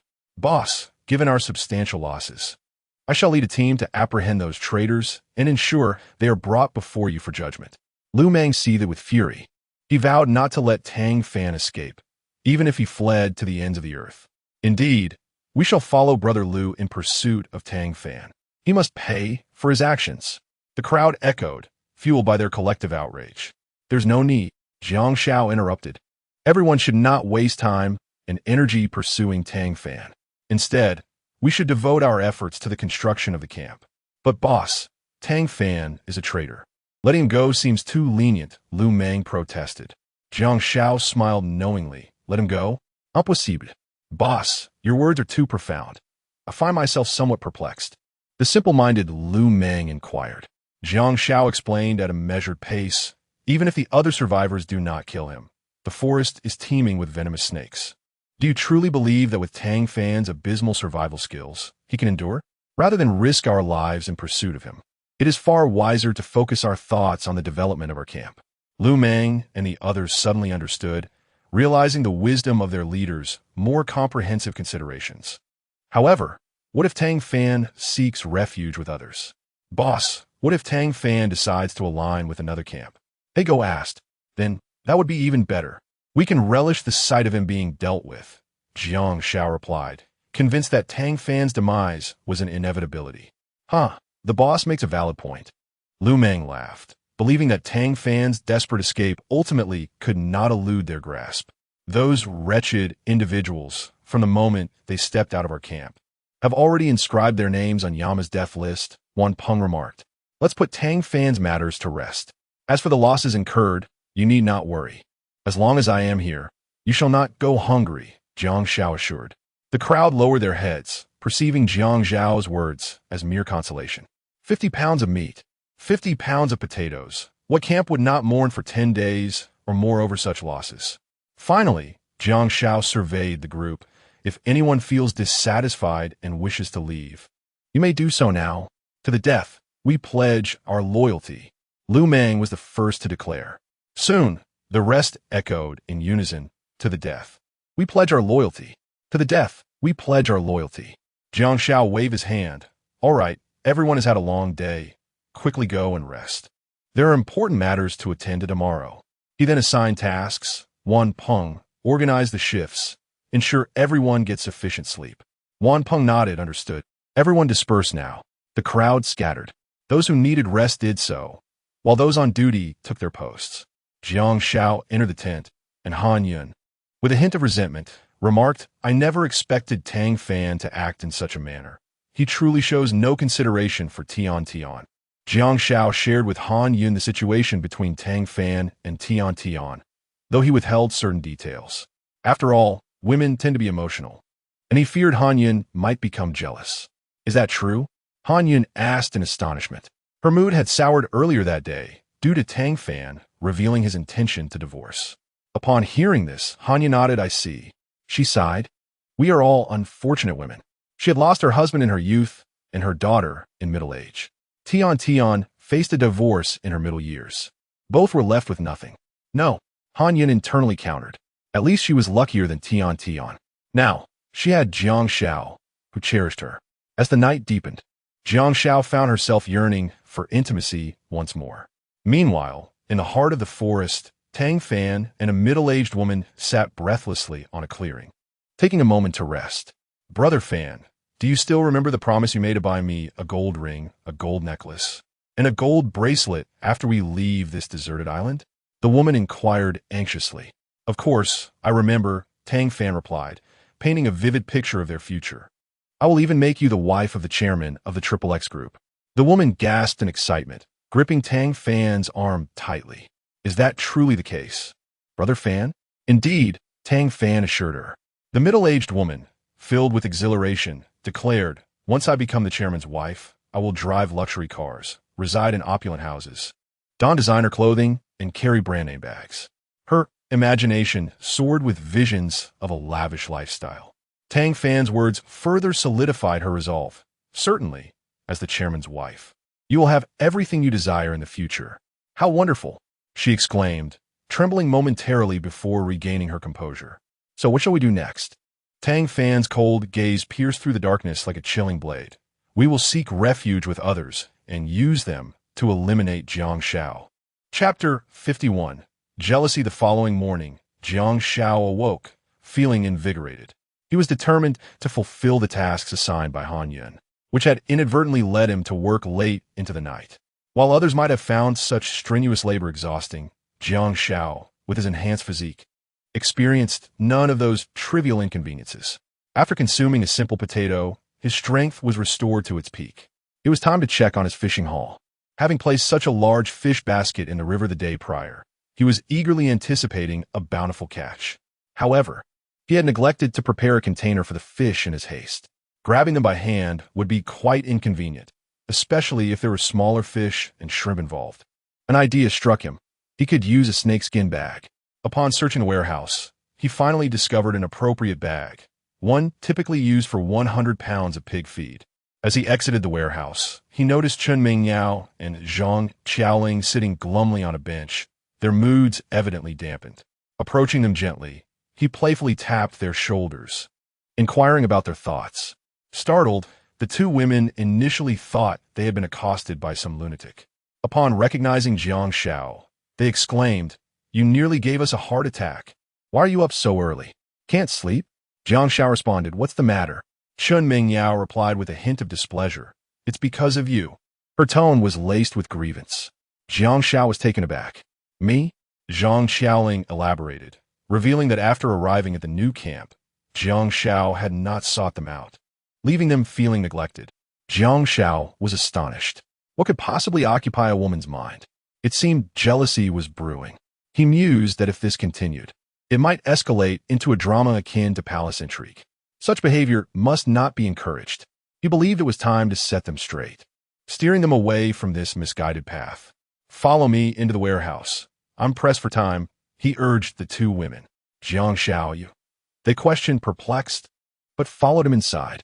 A half-hour later, the two women emerged from the warehouse, their cheeks flushed, exuding grace. "Had I not been in a hurry, I would have thoroughly reprimanded you both for the entire day," Jiang Xiao chided lightly. "From now on, should anyone foster such attitudes, they will face my wrath." "We were wrong. We won't overthink things in the future," Jiang Xiaoling admitted, a hint of shame in her voice. Jiang Xiao cared for them. Recognizing their faults was the first step toward improvement. "By the way, wash the potatoes and prepare breakfast for everyone. I'm off to catch some fish," he instructed as he prepared to leave, only to be halted by Chen Mingyao. "Jiang Xiao, may I accompany you to help catch fish?" she asked, understanding her intentions. He nonetheless declined. "The terrain is treacherous and infested with snakes. Your presence would only distract me. Stay at home and wait for my return." He was primarily concerned that Su Bilian might also be waiting by the river, which could lead to an inevitable confrontation fueled by jealousy. Jiang Xiao couldn't help but lament the complexities of being a man. This requires careful consideration. Every detail must be taken into account. "Good morning." As Jiang Xiao approached the camp entrance, Wan Peng greeted him. "Wan Peng, you aren't still on duty until dawn, are you?" Jiang Xiao inquired. Wan Peng remained silent, which clearly indicated he was. Jiang Xiao admonished, "Your spirit is commendable, but your actions are not. Should you disregard my orders again, you shall be expelled from our camp." Understanding that Wan Peng was burdened by guilt over Tang Fan's betrayal, Jiang Xiao recognized his attempt to atone. However, excessive fatigue would impose a heavy toll on his body. How could he possibly contribute to the tasks of the following day? It is unwise to neglect one aspect for the sake of another. "Boss," Wan Peng attempted to explain, but was interrupted by Jiang Xiao. "Go fetch the black dog, and then you shall rest for a few hours," Jiang Xiao instructed. "This shall not be repeated, understood?" "Yes." Wan Peng nodded, visibly relieved. As Jiang Xiao continued along the path, he stumbled upon a clearing where he discovered a remnant, gnawed upon by beasts. Beside the remains lay garments stained with crimson blood. That woman, the image of the middle-aged woman who had fled with Tang Fan yesterday, flashed in Jiang Xiao's mind. The tattered clothing on the ground perfectly matched her attire in life. Clearly, she had fallen victim to the beasts. Yet, what Jiang Xiao could scarcely fathom was that, while the foolish woman dreamt of a life of luxury, Tang Fan had raised a large stone behind her and struck her violently on the back of her head. The middle-aged woman died without ever grasping how Tang Fan, who had once sworn eternal love, could turn so cruelly against her. Her eyes remained wide open in death. After her demise, the scent of her blood attracted carnivorous beasts, reducing her to mere fragments of bone. Upon witnessing the fate of the middle-aged woman, Jiang Xiao lamented, "Had I known this would be the outcome, would she have followed Tang Fan out of the camp?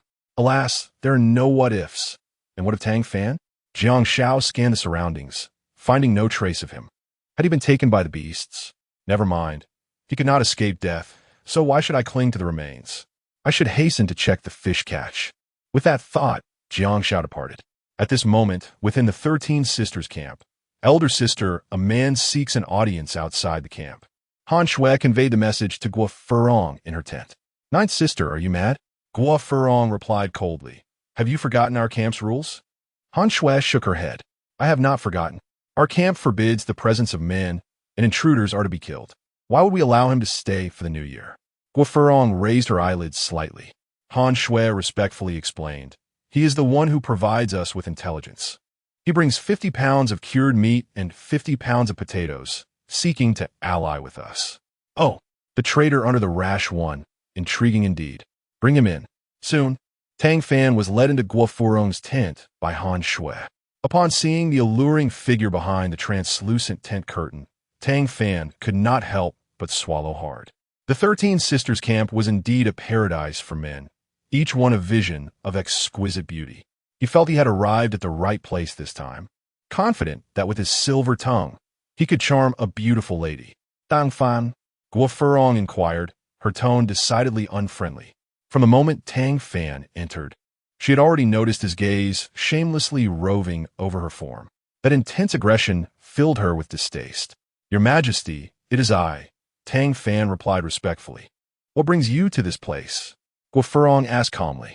"I come with sincere intentions, wishing to offer my allegiance to your Majesty," Tang Fan asserted confidently. 50 pounds of cured meat and 50 pounds of potatoes are valuable resources for other camps. I believe no one would refuse such provisions.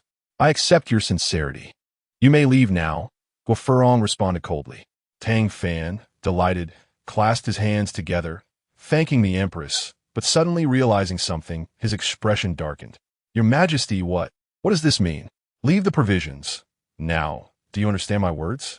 Guo Furong's icy voice inquired. Tang Fan was taken aback, bewildered by the situation. "Get out." Han Shui kicked him away. "Eighth sister, come attend to me." "Elder sister, the 8th sister has gone out." Chapter 52. Su Billian's astonishment at this moment. By the riverbank, Su Billian perched upon a stone, appearing like a celestial being fallen to the mundane world. Her heart was rife with agitation. That insufferable man, who had promised to arrive in the morning, had left her waiting for nearly an hour without a trace.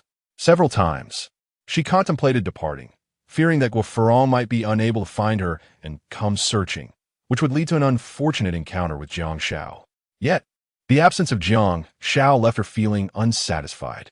Suddenly, as her thoughts drifted, she was swept up in a princess embrace.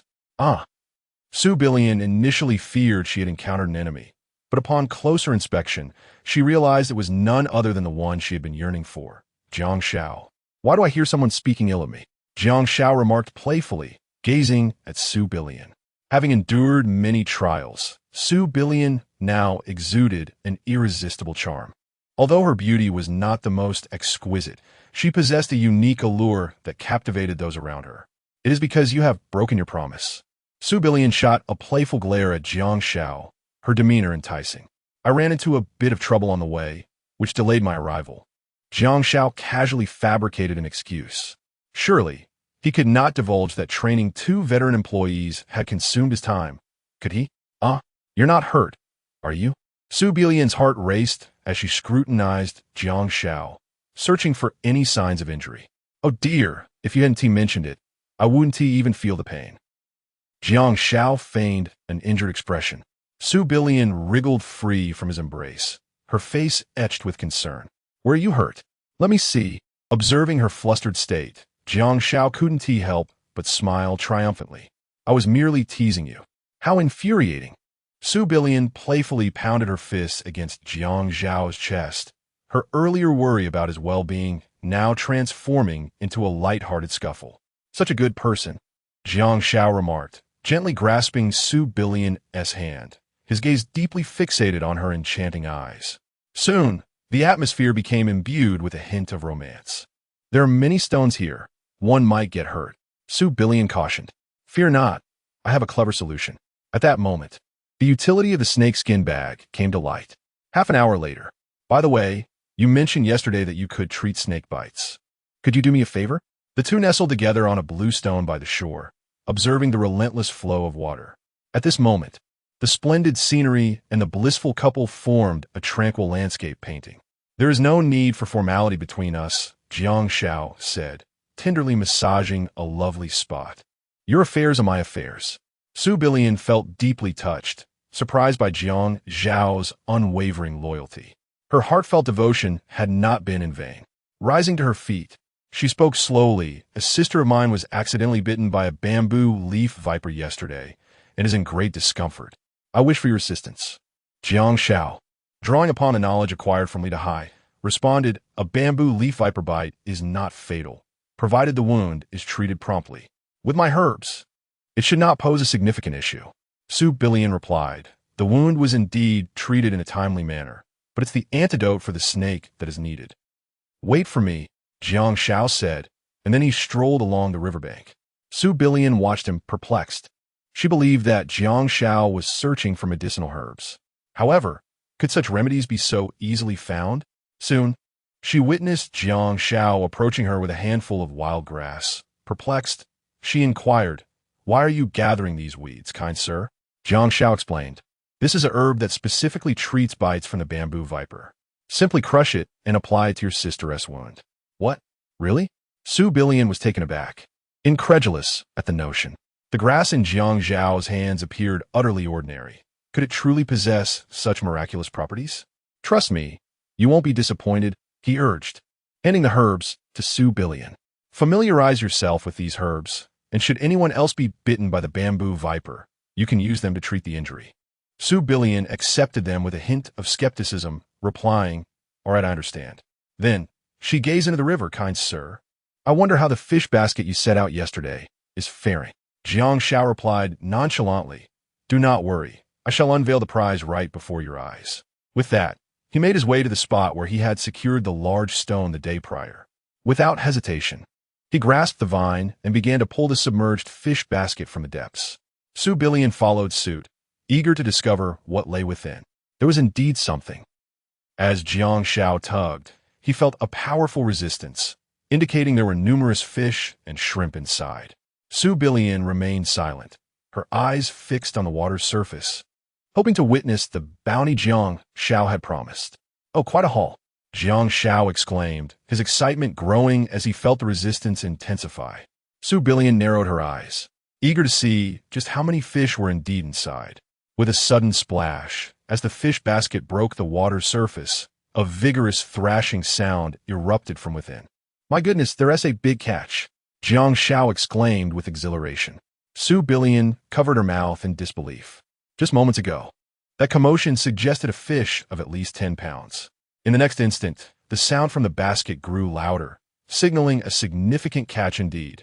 Su Billion was astounded, never imagining Jiang Xiao possessed such remarkable skills. Fishing, concocting remedies, and captivating hearts, all with equal finesse. Wow, this is exhilarating. We must have at least 100 pounds of fish. Jiang Xiao's enthusiastic voice echoed in her ears.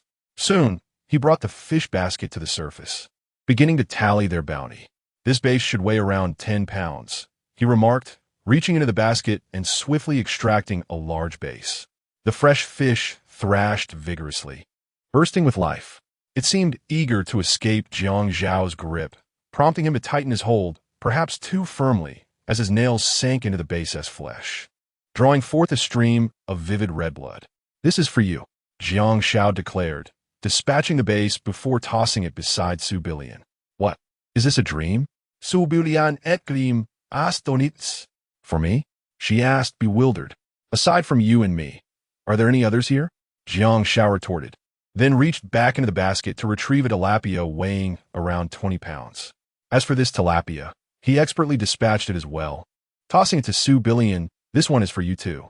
In civilized society, the sight of a tilapia often evokes feelings of aversion among many, who find it exceedingly repugnant. This disdain is largely attributed to the dismal environments in which these fish thrive: sewage treatment plants, fetid ditches, and murky ponds. Such conditions render them indiscriminate eaters, and they exhibit an astonishing rate of growth. Their flesh is both rich and greasy, yet they are remarkably inexpensive. Many people resort to using them as feed for pets or other large carnivorous animals. However, on a desolate island, they represent a culinary delight rivaling that of bear paws. Su Bilian was taken aback as Jiang Xiao presented her with a sizable fish.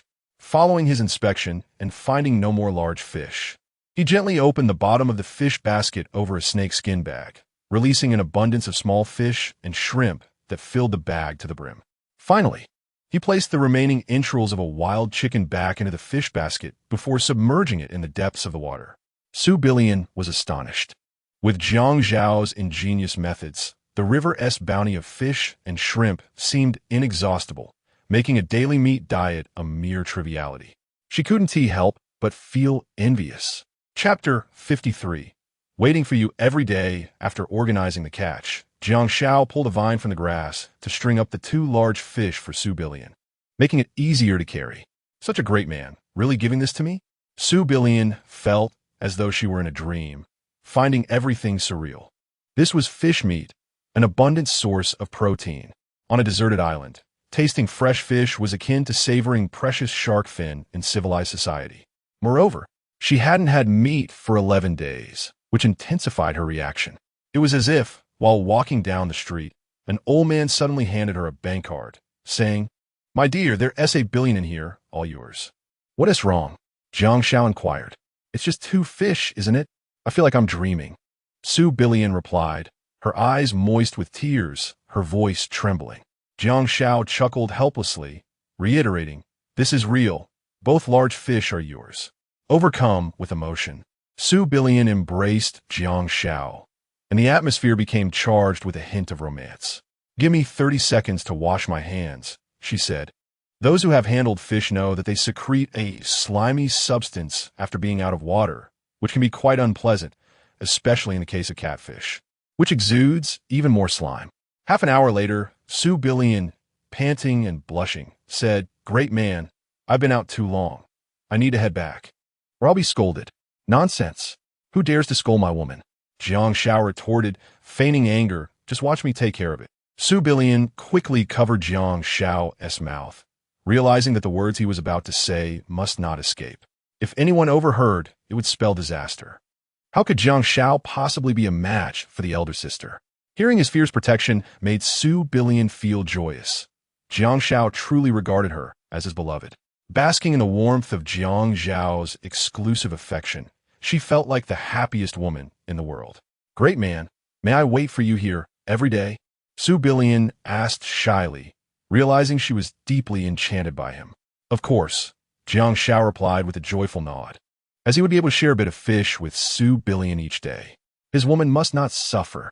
"That's wonderful," Su Bilian thought excitedly, gently kissing Jiang Xiao on the cheek. This time, they managed to restrain themselves, as Su Bilian felt they had lingered too long. If Gu Furong grew impatient and came looking for her, discovering her entwined with Jiang Xiao would surely lead to trouble for him. Gu Furong had a strong possessiveness. "Oh no, I almost forgot the fish."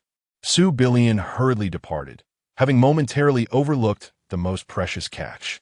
Thankfully, Jiang Xiao reminded her from behind. "On my memory." Su Bilian laughed awkwardly, bending down to retrieve the approximately 30-pound fish.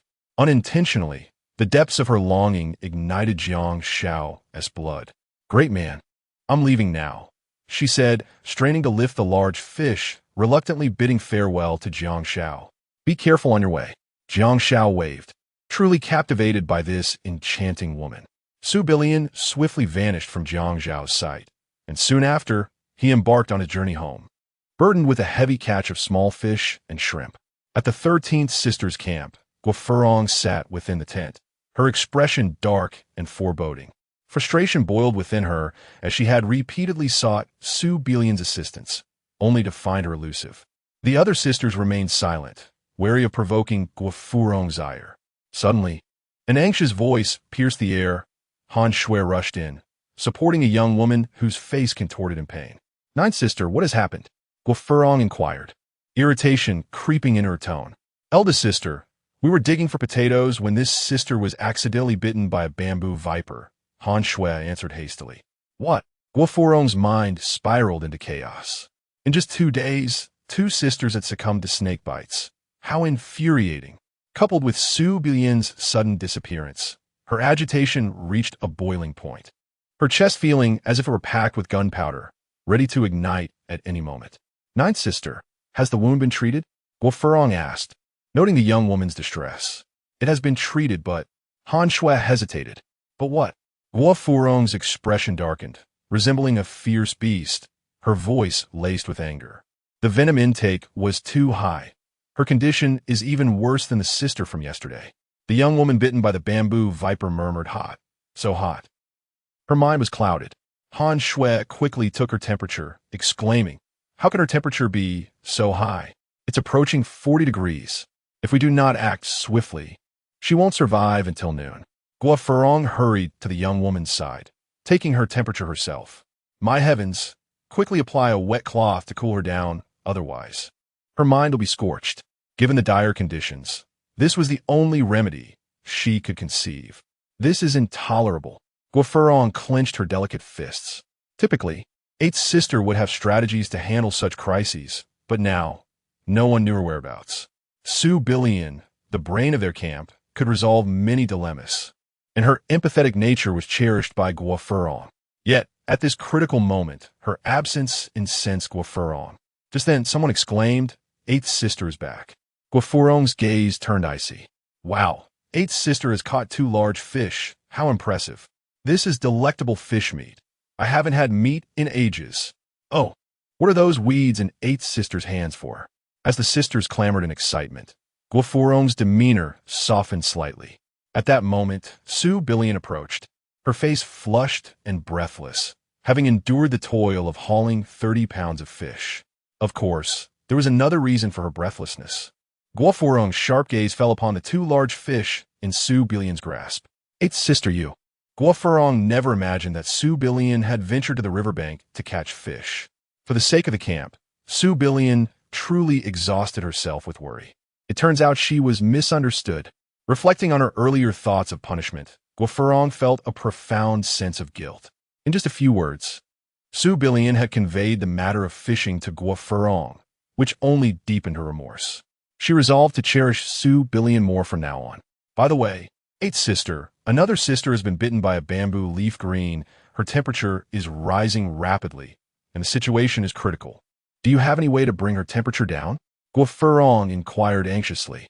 I will give it a try. Su Bilian glanced at the herbs in her hand and began to crush them according to Jiang Xiao's instructions. What is Eight's sister doing? Could it be that the herbs she holds are for reducing fever? A few young women whispered among themselves. Guo Furong also looked at Su Bilian in confusion, sensing that she seemed transformed in some way over the past few days, though she could not pinpoint how. While she was lost in thought, Su Bilian finally crushed the herbs, declaring, this is snake medicine. Applying it will resolve the issue. Wow, what? Guo Furong and the others were left in stunned silence. Chapter 54. The abundant capital of Tian, snake medicine? How could this be? Some gazed in astonishment at Su Bilian, unable to believe that the weeds before her were indeed the snake medicine she spoke of. Are you certain, Eight's sister?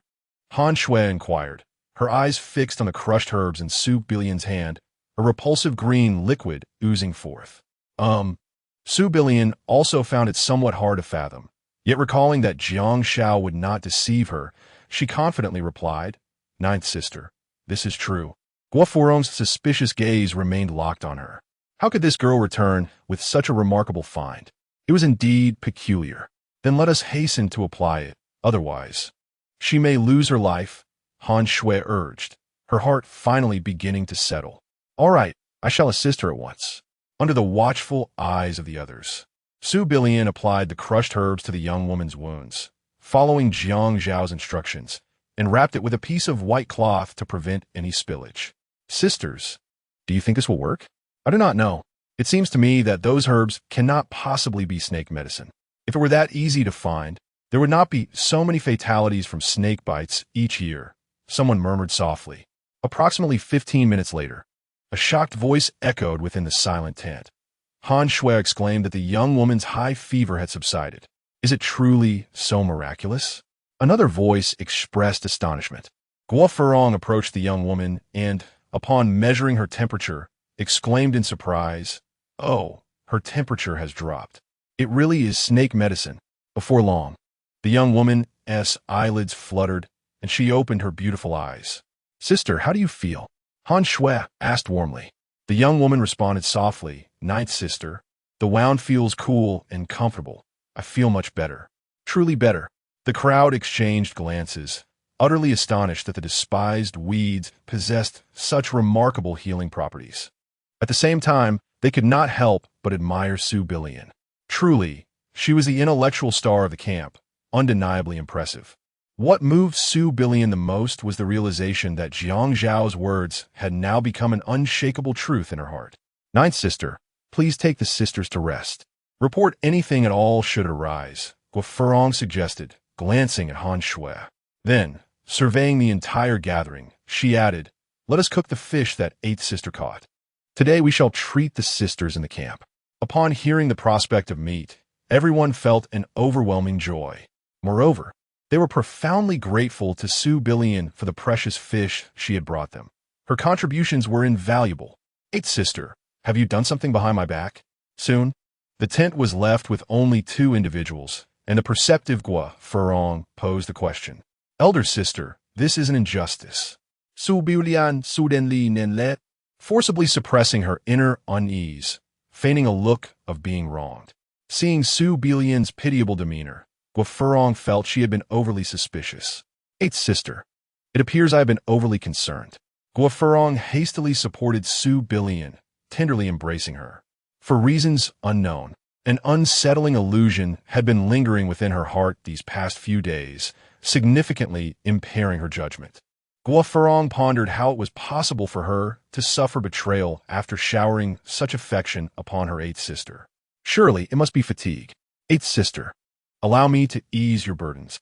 Guo Furong gently lifted Princess Su Billion and slowly made her way to the bed, laying her down with utmost care, not forgetting to draw the curtains afterward. At that moment, a disheveled figure was threading through the thickets. "Jiang Xiao, 13th sister, you shall wait for me. One day, I will bring you to your knees to serve as my hounds." The malevolent Tang Fan swore fiercely, while the ravenous wolves trailing behind him clung to him like a persistent shadow. Meanwhile, at Jiang Xiao's camp, he entered through the gates, bearing a snakeskin bag brimming with fish and shrimp. The black dog exclaimed with delight, "Boss, have you caught so many fish?" Jiang Xiao shot him an exasperated glance. "What is all the fuss about? It's merely a basic task." The black dog flattered, "Boss, you are incredible. Working for you is a veritable pleasure." Jiang Xiao lightly kicked the black dog, enough with the flattery. At that moment, he surveyed the camp and noticed that Li Dahai and 3 of his brothers were absent. Inquiring with the black dog, he learned that Li Dahai had taken them to dig for potatoes. "Very well, let us prepare for dinner when they return on time," Jiang Xiao stated before heading to the kitchen. Coincidentally, Han Yun and the others were busy boiling potatoes. Their spirits soared upon seeing Jiang Xiao return, and their excitement amplified when they noticed the bags of fish and shrimp he bore. "All right, remove the innards from the small fish. We'll set aside 1/3 for lunch and turn the rest into dried fish. Let us get to it." The 4 women, including Li Manman, sprang into action, bustling about their tasks. "Where is Sister Tian?" Jiang Xiao inquired as he approached Han Yun from behind, wrapping his arms around her gently. "Don't fool around in public." Han Yun playfully scolded, topping young Xia's hand. He chuckled, "You weren't saying that last night." Nevertheless, he quelled the playful fire within him and asked about Tian Tian. "She is currently in a state of despair. I've instructed her to remain in the tent and not work. Otherwise, if anything were to happen, it would be a loss beyond measure," Han Yun replied. "It's truly pitiful for a woman to be betrayed by her husband. Such a wound cannot be healed in a short time." "Poor Tian Tian," Jiang Xiao lamented. "Well done, Yun Jia," he praised, his large hand playfully patting her.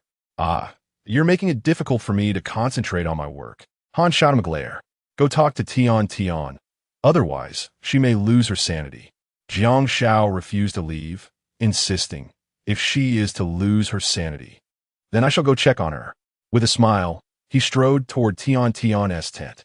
Upon entering, Jiang Xiao found Tian sitting listlessly at the table, her fingers tightly gripping a diamond ring, the symbol of her marriage. Memories of their once tender moments flooded her mind like a relentless slideshow.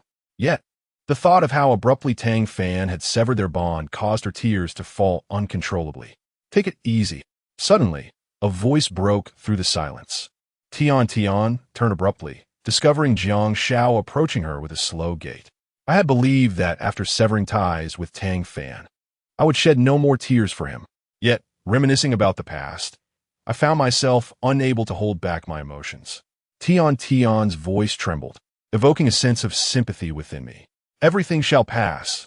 We must look forward, Jiang Xiao reassured her, wiping the tears from the corners of her eyes. Tian revealed a charming smile. You are right, Jiang Xiao. Everything will indeed pass, and looking forward is what I must do. She stepped closer to Jiang Xiao, wrapping her arms around his sturdy waist. Jiang Xiao, you won't go back on your promise from yesterday, will you? Jiang Xiao chuckled awkwardly. Of course not. I would eagerly welcome such good fortune. I had just intended to collect some interest from Han Yun, but was met with refusal, leaving me quite uncomfortable. Were it not for your current state of ill health, your actions would feel akin to provoking a tiger. Tian distanced herself from Jiang Xiao, gently shedding her gear, revealing a striking leopard print that caught Jiang Xiao's eye. Sister Tianyu. The affluent Tian left Jiang Xiao momentarily bewildered by her intentions, as if to flaunt her superiority. It's gone. Jiang Xiao gazed in astonishment at Tian, suddenly overwhelmed by a surge of energy akin to molten lava, coursing from his feet to the crown of his head. Chapter 55. Invoking great trouble in the end, Jiang Xiao prepared a bowl of heartfelt porridge for Tian. The flush of satisfaction was evident on her rosy cheeks. Jiang Xiao, you will have to work hard for me from now on. Jiang Xiao chuckled. What nonsense are you speaking? I shall resolutely fulfill my promises to you. Moved to tears, Tian replied, Jiang Xiao, without you, I might have wandered through life like a soulless being, devoid of purpose. The failure of her marriage had once extinguished her hope for life. But Jiang Xiao illuminated her path like a beacon in the dark. Embrace the new life with a smile. Do not let past misfortunes cloud your spirit. Remember, you still have me, Jiang Xiao reassured her. With a joyful nod, Tian responded, Rest assured, I will no longer succumb to despair. Her plans had already commenced, and perhaps a new hope awaited her in the not-so-distant future. Before that, she must maintain an optimistic outlook and engage in frequent interactions with Jiang Xiao. Jiang Xiao, lunch is ready. At that moment, Han Yun entered. Upon seeing the radiant smile on Tian's face, Han Yun exhaled in relief. Jiang Xiao's comforting methods were indeed effective, pulling Tian back from the brink of despair. Sister, you look a decade younger and incredibly beautiful, Han Yun remarked enviously. She continued, there is no hurdle that cannot be overcome. With a positive approach, everything will turn around. Tian laughed in response. Han Jie, I apologize for causing you worry. I will face life with optimism from now on. That's the spirit. Han Yun gently embraced Tian. Tian had indeed crossed a significant threshold, yet she remained alone, unlike Han Yun who had someone to cherish her. In comparison, Tian's plight seemed quite arduous. Han Yun privately vowed to make time for Tian, for living alone could be exceedingly lonely, a lesson she well understood from her own experiences. All right, let us head out for a meal. Dahai and the others have just returned to the camp, and they even caught a wild boar. Tian's spirits lifted at the news. With Dahai's successful hunt, Han Yun felt a surge of joy. Soon, the trio arrived at the dining area, where Jiang Xiao noticed a wild boar, approximately 70 pounds, lying in a vacant spot. Wan Peng and the others had encircled the boar, continuously giving Dahai thumbs up in commendation. Jiang Xiao smiled, realizing that Dahai's status in the camp was steadily ascending. He approached with praise, Dahai, well done. As Jiang Xiao appeared, Everyone greeted him boss. Jiang Xiao waved his hand. If everyone could learn from Dahai, the good days would not be far off. Dahai blushed, feeling somewhat elated by the unprecedented accolades. However, he suddenly stated, Jiang Xiao, we have encountered a bit of trouble. Oh, what sort of trouble? Jiang Xiao inquired nonchalantly, assuming that encountering difficulties while hunting wild boars in the forest was commonplace. However, Dahai revealed that the trouble did not stem from the wild boars, but rather from a few foreigners. Just moments ago, after Li Dahai and his companions had slain a wild boar, 4 foreigners emerged, attempting to seize their hard-won prize. Consequently, they were met with a thorough beating, leaving them bruised and battered. Dahai, you acted rightly. Stranded on this desolate island, anyone who dares to snatch food from our mouths deserves a good thrashing first. Jiang Xiao concurred. Simultaneously, he noted that Li Dahai and his comrades bore some swelling, likely a result of their earlier altercation. However, the injuries were not severe. Boss, the situation is dire. Wan Peng suddenly interjected, his expression fraught with concern. Jiang Xiao furrowed his brow. What do you mean by that? At this juncture, Lu Meng appeared. His demeanor grave. The leader of the foreigners, named Chalmers, is exceptionally formidable. We should avoid conflict with them. My instincts tell me we've stirred up trouble. Jiang Xiao, taken aback, found the situation intriguing. Lu Meng, are you unable to handle him? Lu Meng offered an awkward smile. Chalmers could defeat me with just a single finger. From Lu Meng's words, Jiang Xiao deduced that the leader of the foreigners was undoubtedly a mutant, and the sheer intimidation he instilled in Lu Meng was telling of his prowess. So what? Jiang Xiao scoffed. Despite the formidable enemy before him, he felt an inexplicable sense of invincibility coursing through his veins, a belief that he could obliterate them with a single punch. If one punch proved insufficient, he would deliver a second, a third. Lu Meng was astonished, uncertain of Jiang Xiao's confidence in making such declarations. He was aware of Jiang Xiao's strength, yet there remained a discernible gap when compared to Chalmers. Moreover, Lu Meng was wary, knowing that the foreigners boasted more than one mutant, which was the source of their terror. To emphasize the gravity of the situation, Lu Meng divulged all the intelligence he had gathered. Oh, the foreigners possess so many mutants. This is becoming increasingly intriguing, Jiang Xiao remarked, a glint of determination illuminating his gaze. Seeing Jiang Xiao brimming with zeal, Lu Meng and the others were left dumbfounded. Wait, shouldn't you be afraid in the face of such a formidable foe? Instead, your spirit is soaring. This is utterly absurd. They all wondered whether Jiang Xiao was being overly reckless in his desire to confront the foreigners. However, as their leader, they could only harbor such thoughts internally, refraining from voicing their concerns openly. Their only course of action was to remain vigilant against any sudden retaliation from the foreigners. Boss, we ought to negotiate with those foreigners, Lu Meng suggested. He believed it was imperative to carry the wild boar away and extend a sincere apology to the group of foreigners. If they refused to accept the apology, their camp could face dire consequences. Negotiate? Nonsense. Jiang Xiao shot Lu Meng a disdainful glance. This trivial matter does not warrant an apology. Why fear the foreigners? If they do not know their place, then we shall fight. Boss, I truly believe we should apologize to the foreigners. They're not to be trifled with. Wan Peng interjected before Lu Meng could speak again. Jiang Zhao's expression darkened. Are you implying that we are easy prey? Wan Peng was drenched in cold sweat, repeatedly apologizing. Boss, I didn't mean it that way. He was genuinely frightened by the foreigner, having once witnessed a golden retriever kill a 300-pound wild boar with a single swipe. Such prowess was formidable. Who could withstand it? Enough of this fixation, Jiang Xiao declared loudly. Even if foreigners are impressive, they are merely 2 shoulders bearing 1 head. I refuse to believe they possess extraordinary powers. Living on this deserted island, we must embody courage. If others do not provoke us, we shall not provoke them. But should they challenge us, I will ensure their entire family faces the consequences. We must learn from the sea. Rest assured, should the sky fall, I will bear the weight. The spirits of the reckless few dipped slightly, sensing that Jiang Xiao was becoming somewhat arrogant. Did you hear that clearly? Jiang Zhao's piercing gaze swept across the room like a sharp blade, a chilling aura suddenly rising. Yes, the reckless ones quickly responded in unison. Just moments ago, they had felt the grim presence of death beckoning them. Chapter 56. The wound. In an effort to bolster morale, Jiang Xiao took the initiative to commend Li Dehai, bestowing upon him both verbal praise and tangible rewards.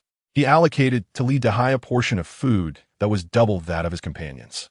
In such harsh conditions, a lack of courage rendered one unworthy of survival. Witnessing Jiang Xiao's resolute actions, Lu and his companions dared not voice their dissent. They were solely focused on swiftly completing the fortification of the camp, so that when the Chalmers camp sought trouble, they would be prepared to thwart their advance. Before long, after a hearty lunch, the construction of the camp was in full swing, with the little wild boar also dispatching individuals to assist. Jiang Xiao estimated that within 2 to 3 days, the fortifications would be entirely complete. While his subordinates busied themselves, he devised a new plan to set additional fish traps in the river. The day's catch had revealed the river's abundant resources. Thus, increasing the number of traps would yield more fish and shrimp. Food, an essential commodity on a deserted island, was always in high demand. Consequently, he resolved to fell some bamboo and craft 1 or 2 fish traps, aiming to place them in the riverbed by day's end. Just as he prepared to embark on this task, Li Man and Lu Xiumian approached, swaying their alluring hips and casting knowing glances at Jiang Xiao. He instantly grasped their intentions and consented to accompany them. Soon, Jiang Xiao led the 2 women along the winding mountain path. Despite the challenging environment, both exhibited resilience. The hardship was considerable, yet they found joy in the experience. Particularly, Lu Xiumian showcased her diverse skills, impressing Jiang Xiao with her remarkable progress. Here lies a deep pit. Shortly thereafter, as they reached a clearing, Lu Xiumian stumbled upon a hole, 2 meters deep and 3 meters wide. Presumably a hunting trap left by previous inhabitants. Look, there are hoof prints nearby, Li Man pointed out, indicating a dirt path adjacent to the pit. In the absence of the pit, animals would have traversed directly through, but now they had to take a slight detour. The tracks belonged to wild boars. Jiang Xiao observed the area and noticed an abundance of fresh, oval-shaped black droppings, along with signs of goats. This sparked an idea within him. He resolved to set a hunting trap at this location. Without hesitation, he used his knife to cut a significant amount of underbrush and arranged several branches over the pit. Finally, he spread the cut grass over the top, completing the trap. If an animal were to step onto this makeshift cover, it would plummet into the pit, destined to meet its end. Originally, Jiang Xiao contemplated placing sharp objects at the bottom, such as bamboo sharpened into lethal spikes, to impale any creature that fell in. However, he reconsidered. He realized that Li Man and Lu Xiumian occasionally accompanied him on his hunts. Should they accidentally fall in, it would spell disaster.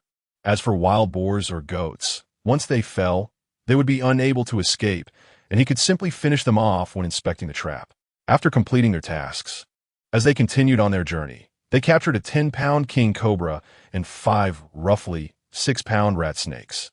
These were vital provisions, so Jiang Xiao meticulously packed them away. "Oh, what a peculiar mound of grass over there," he remarked. At that moment, the keen-eyed Lu Xiumian noticed the unusual bulge in the haystack and pointed it out. Her curiosity piqued as she expressed a desire to investigate. "Don't go near it," Jiang Xiao suddenly called out to her. "What's wrong?" Lu Xiumian asked, puzzled. Jiang Xiao's reaction seemed rather intense. What could be so alarming about that haystack?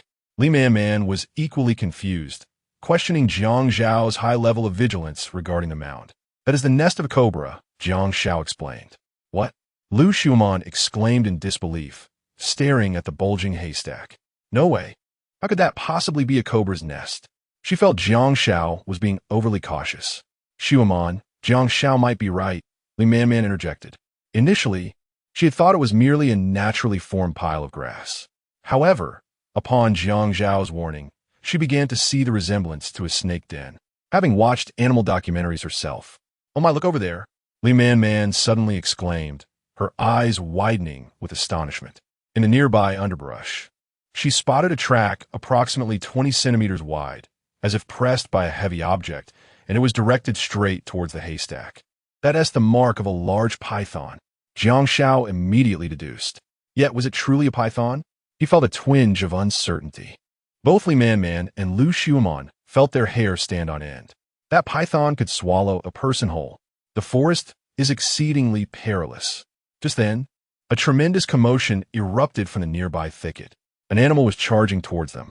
Suddenly, the tall grass was flattened, moving with alarming force towards the trio.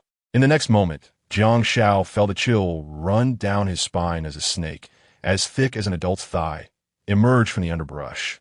Its body is striking black and white. With each exhalation, its head flared out like a large hood. It was a colossal king cobra. Oh my heavens! Is it a king cobra? Li Man's voice trembled, her eyes wide with fear.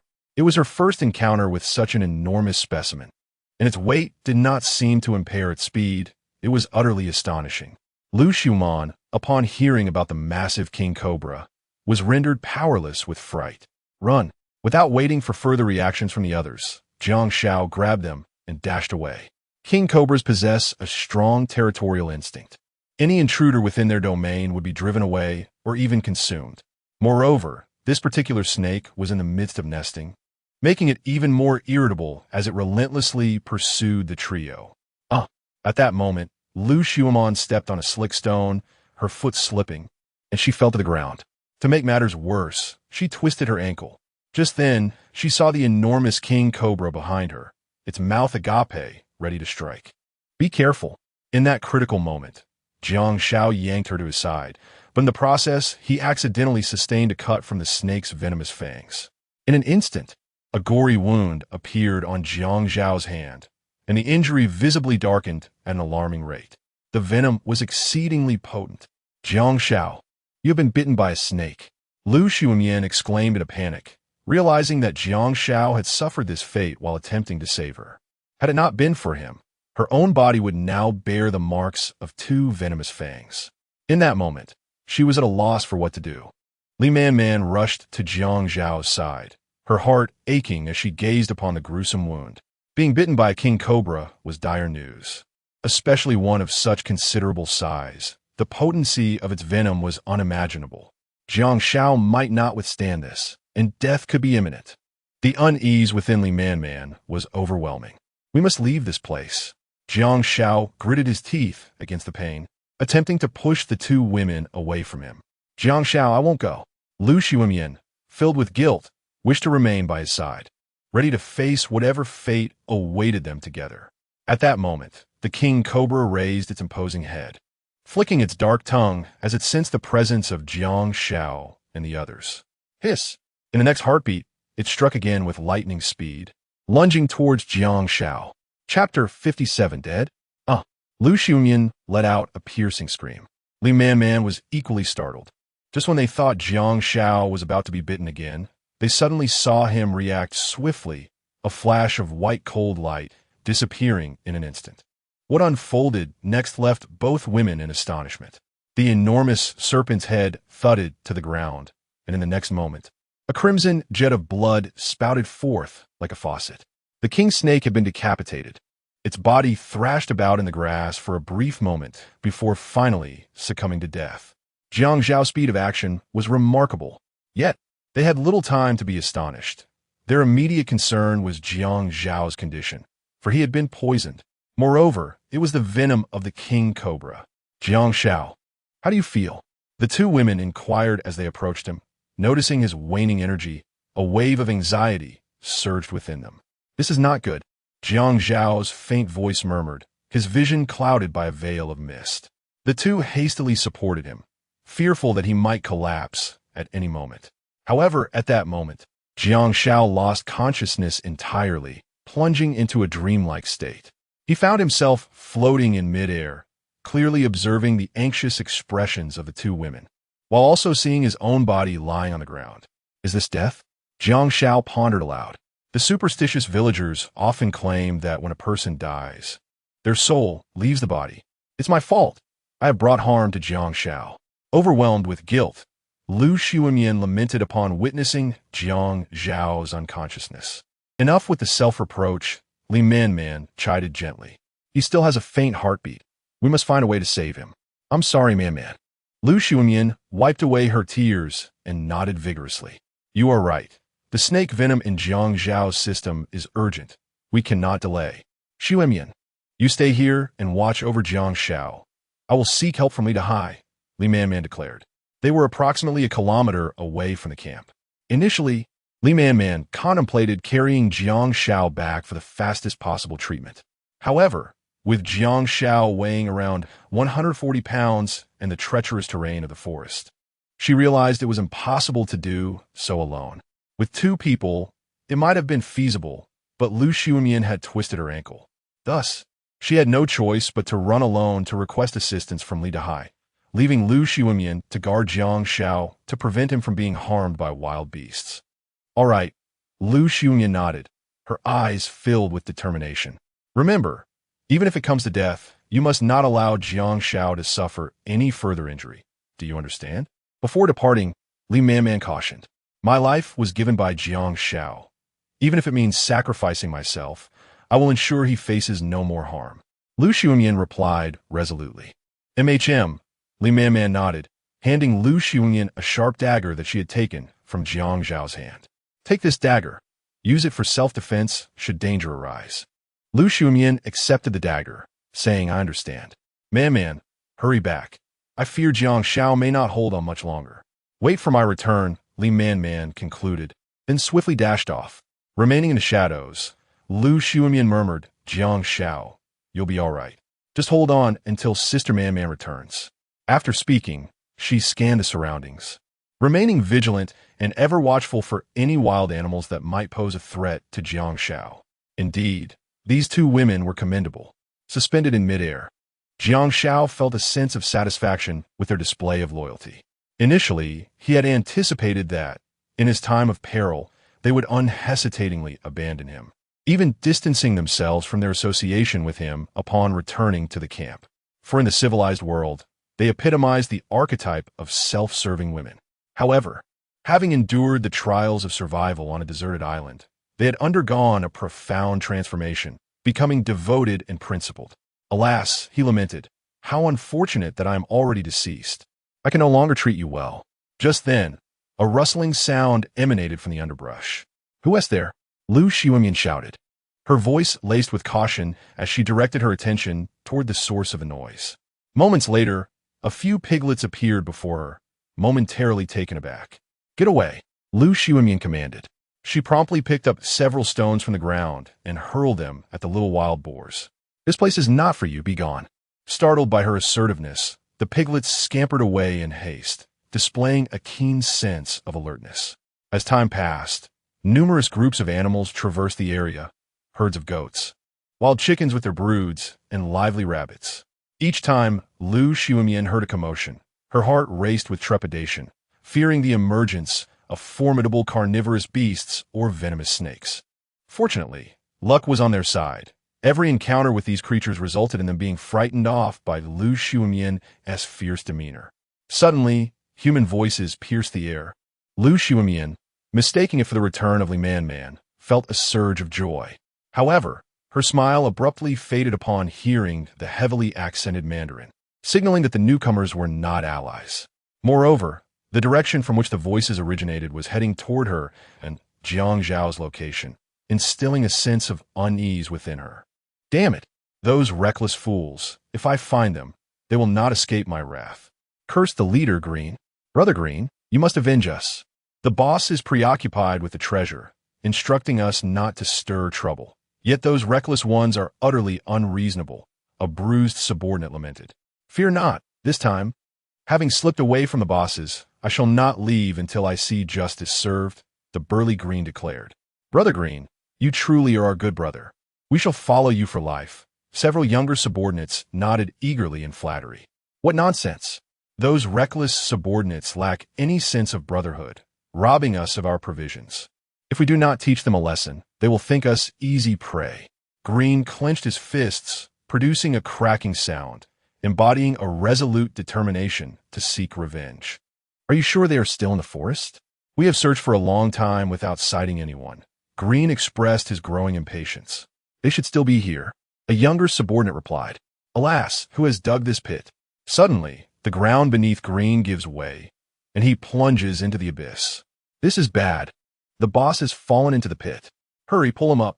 After a moment of panic, they discern from the traces that it was that reckless group who had excavated this hole. Let us delve deeper. Once Green climbs out, he gestures grandly, and his four subordinates forge ahead, pressing closer to the two individuals behind Lu Xiumon. Ah, Brother Green, here lies a beauty, and there is a man collapsed on the ground. At that moment, they finally arrive at Lu Xiumon's location and behold them. Indeed, exclaims Green, his eyes sparkling with intrigue, for Lu Xiumon's enchanting figure stirs a long-forgotten desire within him. Chapter 58, Timely Arrival. Brother Green, look over there. At that moment, a younger associate pointed toward a nearby thicket, where a massive king snake lay coiled. A chill ran down Green's spine. My goodness, this cannot be a dream. The serpent, as thick as his thigh, seemed to belong solely to the realm of science fiction. The existence of such a terrifying creature in the forest was utterly shocking. Yet, the fact that this monstrous being had been decapitated suggested that the individual responsible was quite formidable. Was it you who killed it, Beauty? Green cautiously glanced at Lu Xiumon. She offered no reply, her grip on the dagger tightening. At that moment, Green inadvertently noticed a blackened wound on Jiang Xiao's hand, and understanding dawned upon him. A barely perceptible smile crept across his lips as he cast a lecherous gaze at Lu Xiumon. Previously, he had regarded Jiang Xiao with trepidation. After all, someone capable of slaying such a large king snake could easily take his life. However, seeing Jiang Xiao sprawled on the ground with a dark scar indicated he had been bitten by the serpent. On a deserted island, a bite from a king snake was essentially a death sentence. This was precisely why their leader had repeatedly warned them that the forest was a zone of death, and they must not venture recklessly. With this knowledge, Green felt a surge of exhilaration. Not only had he avenged his subordinates, but he had also stumbled upon an unexpected and significant treasure, a stunningly beautiful Eastern woman with captivating curves. The thought of sharing a night of passion with her was tantalizing. Additionally, the hefty king snake, weighing over 100 pounds, represented a vital resource for their camp, sufficient to sustain them for several days. Ha ha ha! Green cackled with a sinister glee. Brothers, fortune has smiled upon us today. What do you mean, Brother Green? A confused younger associate asked, still struggling to grasp the situation. You fool! Green playfully slapped the back of his head, grinning with satisfaction. Today, we will not only savor the beauty, but also feast on snake meat. What a delightful prospect! One stubborn associate, fixated on revenge, was interrupted as Green kicked him aside. Idiot! Even if the sky were to fall, nothing can prevent us from enjoying our time with the beauty. With purposeful strides, Green approached Lu Xiumon, who shouted, Stay back.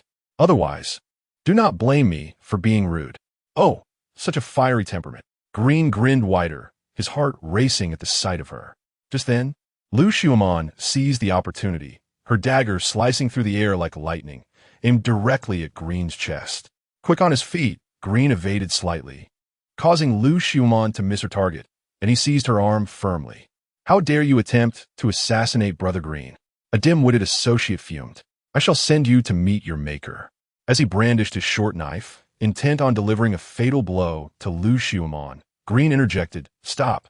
To slay such a beautiful creature would be a grievous waste. Lu Xiumon cast a fierce glare at Green, demanding, What do you intend to do? Green replied with a smirk, I, Green, detest wastefulness. I ensure that every grain of rice in my bowl is licked clean. His three minions chuckled heartily. You dare! Lu Xiumon retorted angrily. Green, still smiling, turned to his subordinates. She asks if I dare. What about you? A rather lewd subordinate rubbed his hands together. Such a beauty. If I could taste her sweetness, I would gladly trade 10 years of my life. A burly man grinned widely, revealing a set of white teeth. Mine is quite substantial. The lady will have to endure. The third, a slender fellow, chimed in cheerfully. It is said that Eastern women are gentle and considerate. Once one experiences their charms, they become utterly captivated. I wish to explore this for myself today. The remaining member frowned, annoyed. This group had come for revenge, yet their minds were wandering elsewhere. It was truly vexing. All right, Green declared decisively. You can wait in line. I shall lead the way. He knocked Lu Xiumian's dagger away and began to unfasten her clothing. No, stop. Lu Xiumian struggled fiercely, shouting out. Green smirked. Even if you scream to the heavens, no one will come to rescue you. Just obediently serve us. Ah. Lu Xiumian screamed again. Just then, the sound of hurried footsteps echoed, heralding the arrival of Li Man and Li Dahai, accompanied by Lunatic and Black Dog.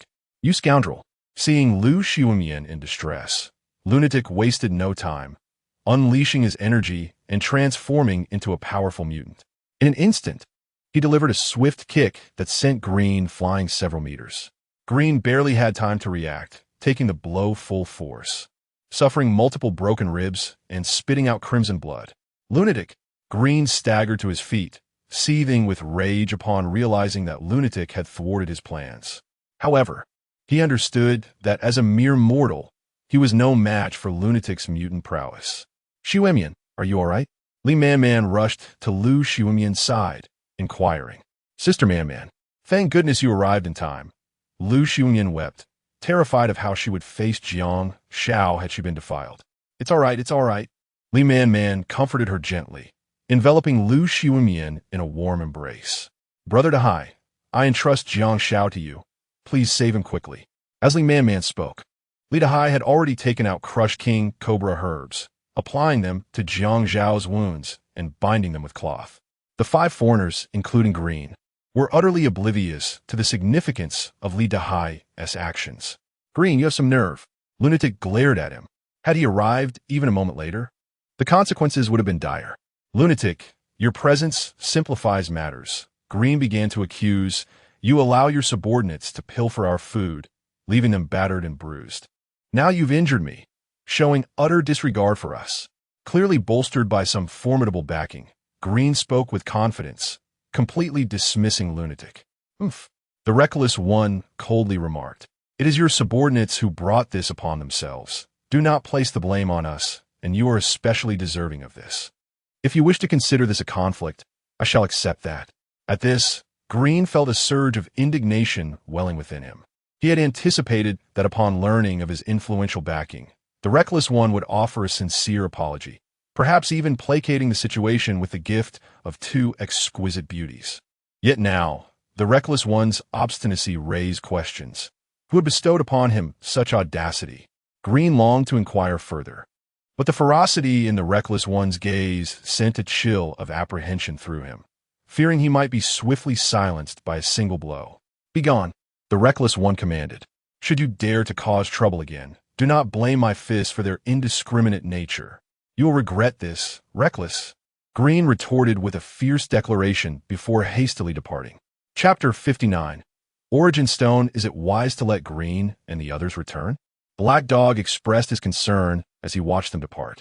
Sighing, Ru Meng replied, If it weren't for the circumstances, I would prefer not to offend them. That group of foreigners is truly formidable.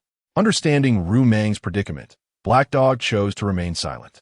With Jiang Xiao's fate uncertain, the possibility of saving him lingered in doubt. If they were to eliminate a few more foreigners, the repercussions could be catastrophic if they sought revenge. Dahai, can your serpent medicine restore our leader? Ru Meng transformed back to his original form. I have done all that I can. The rest lies in his hands, Li Dahai responded gravely. The venom from 100-kilogram king cobra was unfathomable, even for a serpent healer like him, as he contemplated the extent of Jiang Xiao's injuries. Enough. This place is unsafe. We must return to the camp. If another gigantic king cobra appears, none of us will escape, Ru Meng insisted. Quickly, Li Dahai and Black Dog teamed up to carry the king cobra away. Although their strengths were comparable, they clearly struggled under the weight of the serpent. As for Ru Meng, being a mutant, he naturally bore Jiang Xiao on his back. Meanwhile, Li Man supported Lu Xiumian, and together they made their way toward the camp. At the foreigners' camp, upon their return, Green and his companions embellished their tale as they reported to their leader. Is Ru Meng truly so audacious? A middle-aged man, towering and wild-haired, bellowed, He actually injured you and stole our supplies? He slammed his fist on the table, causing the ancient parchment atop to tremble violently. The parchment bore records similar to those in Jiang Xiao's possession, with an additional section included. Green, clutching his painful wound, nodded. Boss, Ru Meng is exceedingly arrogant. He knows we are your subordinates, yet still dared to strike. It is a slap in your face. Rivers seethed with anger. That despicable Ru Meng. Does he truly underestimate us, thinking he can live so recklessly? Suddenly, he realized something. Are you saying that Ru Meng single-handedly decapitated a gigantic king cobra? Unfazed, Green affirmed. Indeed, Rivers sneered. Ru Meng must be courting death, venturing into the forbidden zone for mere food. It is sheer lunacy. Boss, what could possibly make you so wary of the forest? Green questioned, puzzled. Rivers snatched the parchment from the table and tossed it to Green. It documented that serpents were the nemesis of all mutants. Once bitten by any snake, not even a celestial being could save them. Green read in horror, finally grasping why several mutant leaders in the camp held such dread for the poisonous snakes of the forest. It became clear that a bite meant certain death. No wonder they would rather endure hunger than tread there. How could Ru Meng dare to venture into the depths of the forest, where snakes abound? Green inquired. That fool is likely just living up to his name, Rivers scoffed disdainfully. He believed that the reckless man must have been guided by the wisdom inscribed on the ancient parchment, without a shred of doubt regarding the similarity of their scrolls. Boss, what about our vendetta? Green cautiously inquired. That reckless fool. I shall certainly seek justice for you. But not at this moment, Rivers lamented, a headache afflicting him. Why? Green pressed. The chief has discovered a hidden treasure, potentially concealing the Source Stone. Rivers' eyes gleamed with a sudden brilliance. Source Stone? Green gasped, instinctively glancing at the parchment, where indeed, references to the Source Stone were recorded. Thus, he comprehended why Rivers had set aside thoughts of vengeance. After all, a lead on the Source Stone had emerged. Rivers massaged his temples, consumed by the quest for the Source Stone, utterly perplexed about how to excavate it. Meanwhile, his subordinates were causing him further distress due to conflicts with others.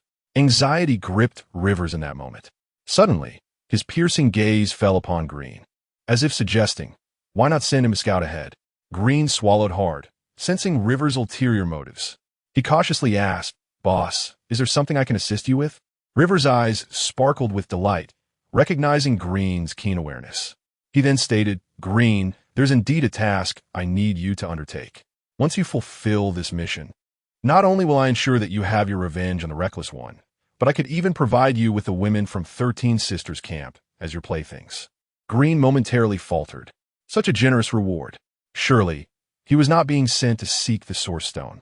Therefore, he warily inquired, Boss, are you asking me to? Rivers blurted out, Unearth the treasure. Green's breath quickened. He had not anticipated such good fortune. However, he quickly regained his composure. There must be a significant catch. Why else would such luck fall upon him? Green then cautiously asked, Boss, is the treasure site secure? Rivers replied, the cave of 10,000 serpents. Without a moment's hesitation, Green exclaimed, I take my leave. Upon hearing the name of the cave of 10,000 serpents, Green recognized it as a place where survival was improbable. No matter how valuable the Source Stone, life itself held greater worth, especially when tasked with probing such a perilous pit. Was he to be treated like a mere pawn? He resolutely refused. Surely, I won't be sent to stir up trouble anymore. Rivers rebuked lightly, yet his gaze sharpened with intensity. But how on earth can one enter the cave of 10,000 serpents? He tugged at his unruly locks, nearing madness. The allure of the Source Stone was immense. Every mutant desired to claim it for themselves. Just then, a figure materialized within his tent. This individual, with golden hair and azure eyes, exuded an overwhelming aura. It was Chalmers, the leader of the camp. Boss, you've arrived? Rivers rose to his feet, gesturing for Chalmers to take the seat of honor. Rivers, have you devised any strategies to penetrate the cave of 10,000 serpents and seize that accursed Source Stone? Chalmers' expression was fraught with anxiety. He too had racked his brains but could conjure no solution. Rivers shook his head, stating, Boss, the Serpent's Den is a forbidden territory for us mutants. To dare tread there, we must recruit individuals immune to serpent venom. Yet, do such individuals even exist in this world? Chalmers was plagued by a headache. Should he collaborate with 13 Sister and Reckless? Rivers inquired with curiosity, What do you mean? Chalmers replied with a sinister smile. We provide them with the treasure's location, allowing them to excavate it while we reap the rewards. Rivers felt uncertain, although the strategy seemed sound. He feared that neither party might fall for the ruse. What then? If they were to discover that the treasure contained source stones, I believe they would be inclined to collaborate with us. Chalmers asserted confidently. Chapter 60, Awakening at this moment. The reckless group was hastening their efforts to fortify the camp. With Jiang Xiao injured and having incurred the ire of foreign forces, it was imperative to strengthen their defenses to withstand potential assaults.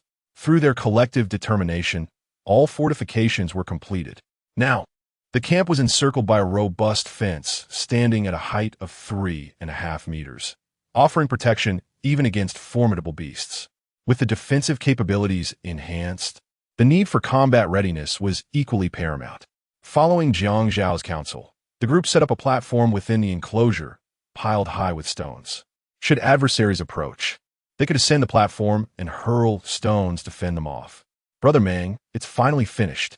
We can relax our vigilance now, Wan Peng remarked, a glimmer of relief gracing his face as he surveyed the impregnable structures. Standing within the camp, he felt enveloped in a profound sense of security. Indeed, Lu Meng exhaled, relieved. With the camp fortified at such a critical juncture, even if they faced retaliation from the foreign forces, they could merely bide their time within the camp, safe from mortal peril. I wonder if the boss will be all right. Wan Peng's somber words dampened the spirits of everyone present. With the sea's snake medicine, I believe the boss will pull through, Lu Meng reassured, though a flicker of despair lingered in his gaze. At that moment, within Jiang Xiao's tent, Han Yun sat at the bedside, diligently wiping the sweat from Jiang Xiao's forehead with a damp cloth.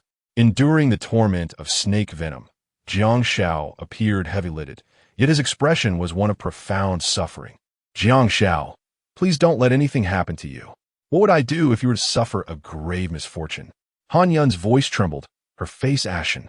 In that instant, her once radiant beauty seemed to age considerably. Meanwhile, Jiang Xiao, suspended in his own torment, shook his head helplessly. The venom of the king cobra was indeed terrifying, threatening his very existence. The thought of Han Yun facing a lonely future in a sea of people pained him deeply. Just then, Tian and the others entered the tent. They had just returned from assisting with the fortifications and were eager to inquire about Jiang Xiao's condition. Yunjia, how is Jiang Xiao? Tian asked anxiously. Han Yun responded with sorrow. The situation is not optimistic. Perhaps, upon hearing this, Tian felt as though the ground had vanished beneath her world spinning. Just yesterday, Jiang Xiao had been as fierce as a tiger descending from the mountains. How could he have fallen to this state today? Was fate truly intent on tormenting her? It's all my fault. All my fault. Lu Shuman gazed at the sorrowful faces around her, overwhelmed with guilt, and began to weep. It's my fault that Jiang Xiao is suffering. I truly deserve this. She lamented. Xuemong, you need not blame yourself. Jiang Xiao saved you because he wished for you to live happily. If he knew you were burdened by guilt, it would only sadden him, Han Yun consoled. At this juncture, no amount of self-reproach could alter the situation. Jiang Xiao would not awaken as a result. These women are truly deeply invested. It feels utterly unjust for things to end this way. Perhaps it was the weight of his obsession with life that caused Jiang Xiao, suspended in the air, to be suddenly drawn into his own body by an overwhelming force. At that moment, a barely perceptible glimmer emanated from the wounds on his body. Gradually, it began to erode the surrounding black toxins, and a slow healing process began to manifest.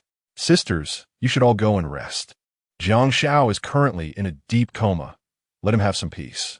I can take care of him alone, Han Yun said. Yun, if you need us to take turns, just call for us anytime, Li Man replied. Yes, you have all worked hard today. Go and eat something. I'll take care of everything here, so you need not worry, Han Yun said with a slight smile. With that, Tian and the others gently exited the tent, each wearing a frown. Jiang Xiao, please wake up. I truly cannot go on without you. Han Yun softly grasped Jiang Xiao's other arm, tears streaming down her face, leaving a trail along his skin. However, as she felt the absence of his pulse, her sorrow deepened. Jiang Xiao, You cannot leave me. The next moment, a miraculous event occurred. Jiang Xiao's pulse suddenly surged with vigor.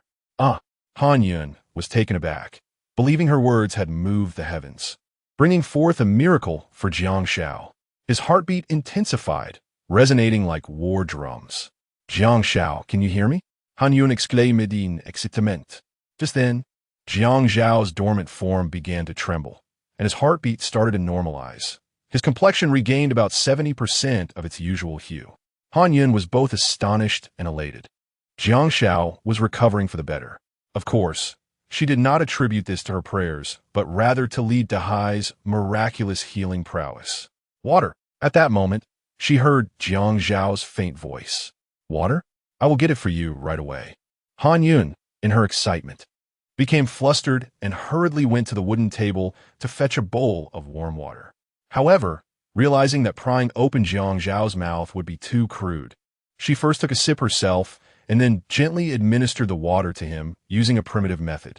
With Han Yun's assistance, Jiang Xiao finally managed to drink the soothing water.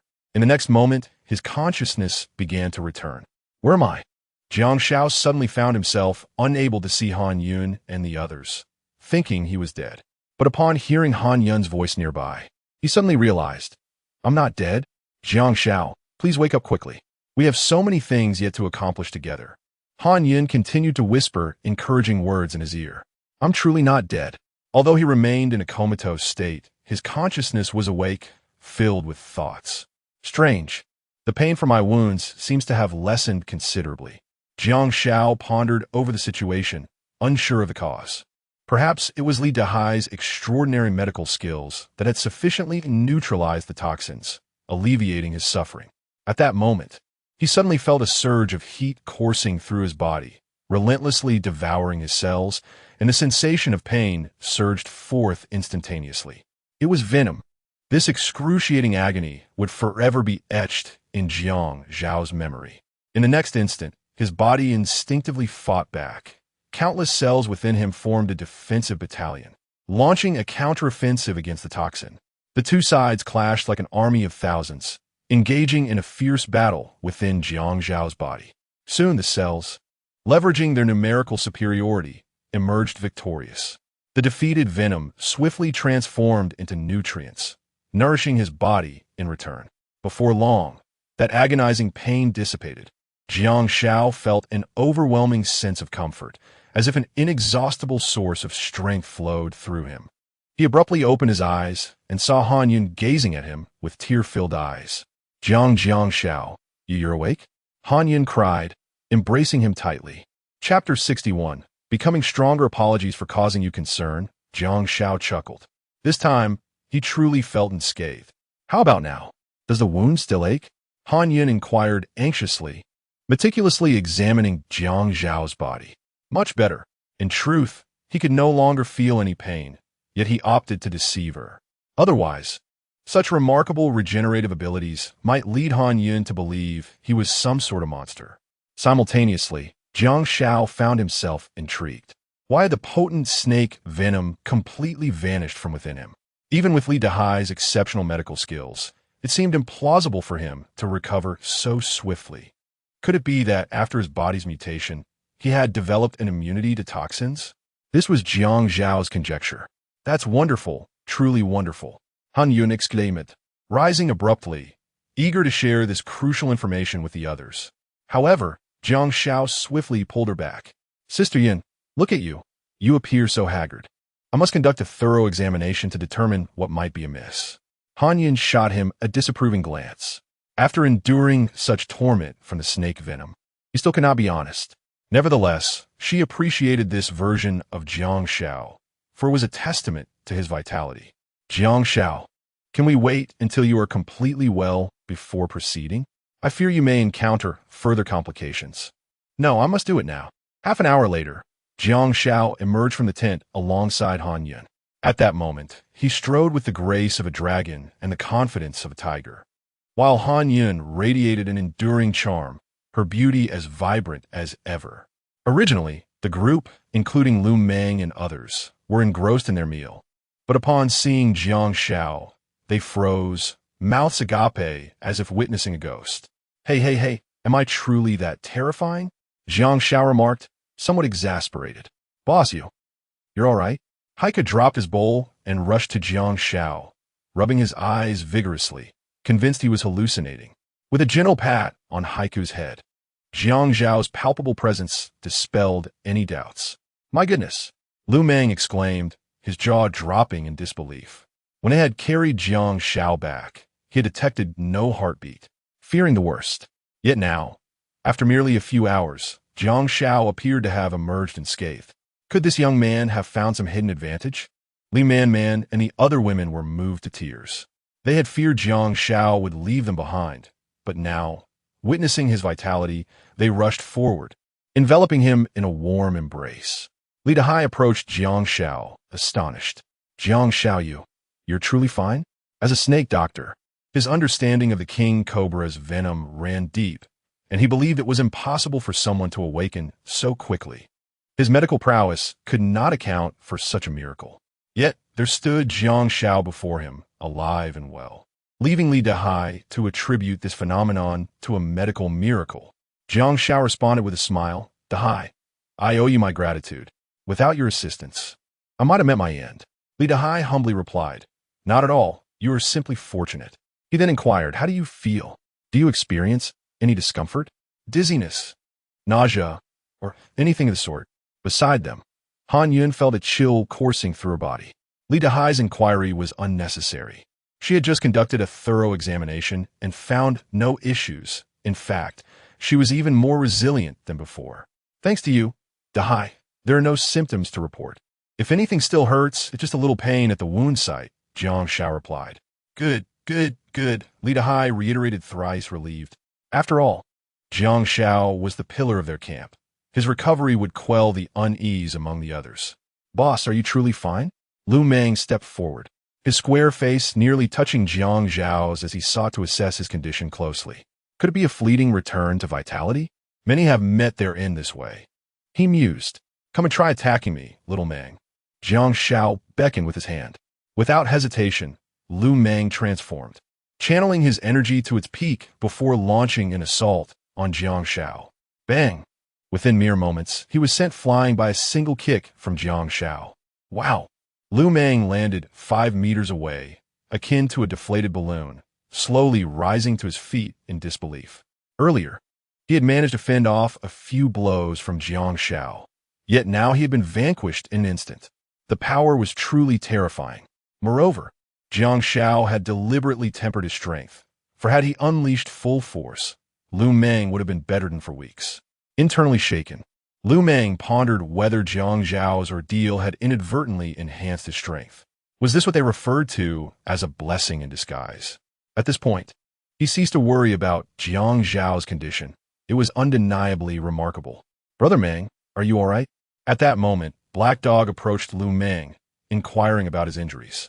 You should be asking the boss if his foot is injured. Lu Meng grumbled in response, albeit his heart felt uneasy. Will this show-off actually fight? Black Dog cast a sidelong glance at him. Unexpectedly, he found himself on the receiving end of Lu Meng's bravado. How is it, Lil Meng? Jiang Zhao's voice called from a distance, prompting Lu Meng to eagerly rush forward and give a thumbs up. Boss, your prowess has surpassed all expectations. I am in awe. Enough with the flattery. I noticed that during my unconsciousness, you all worked diligently to fortify the camp.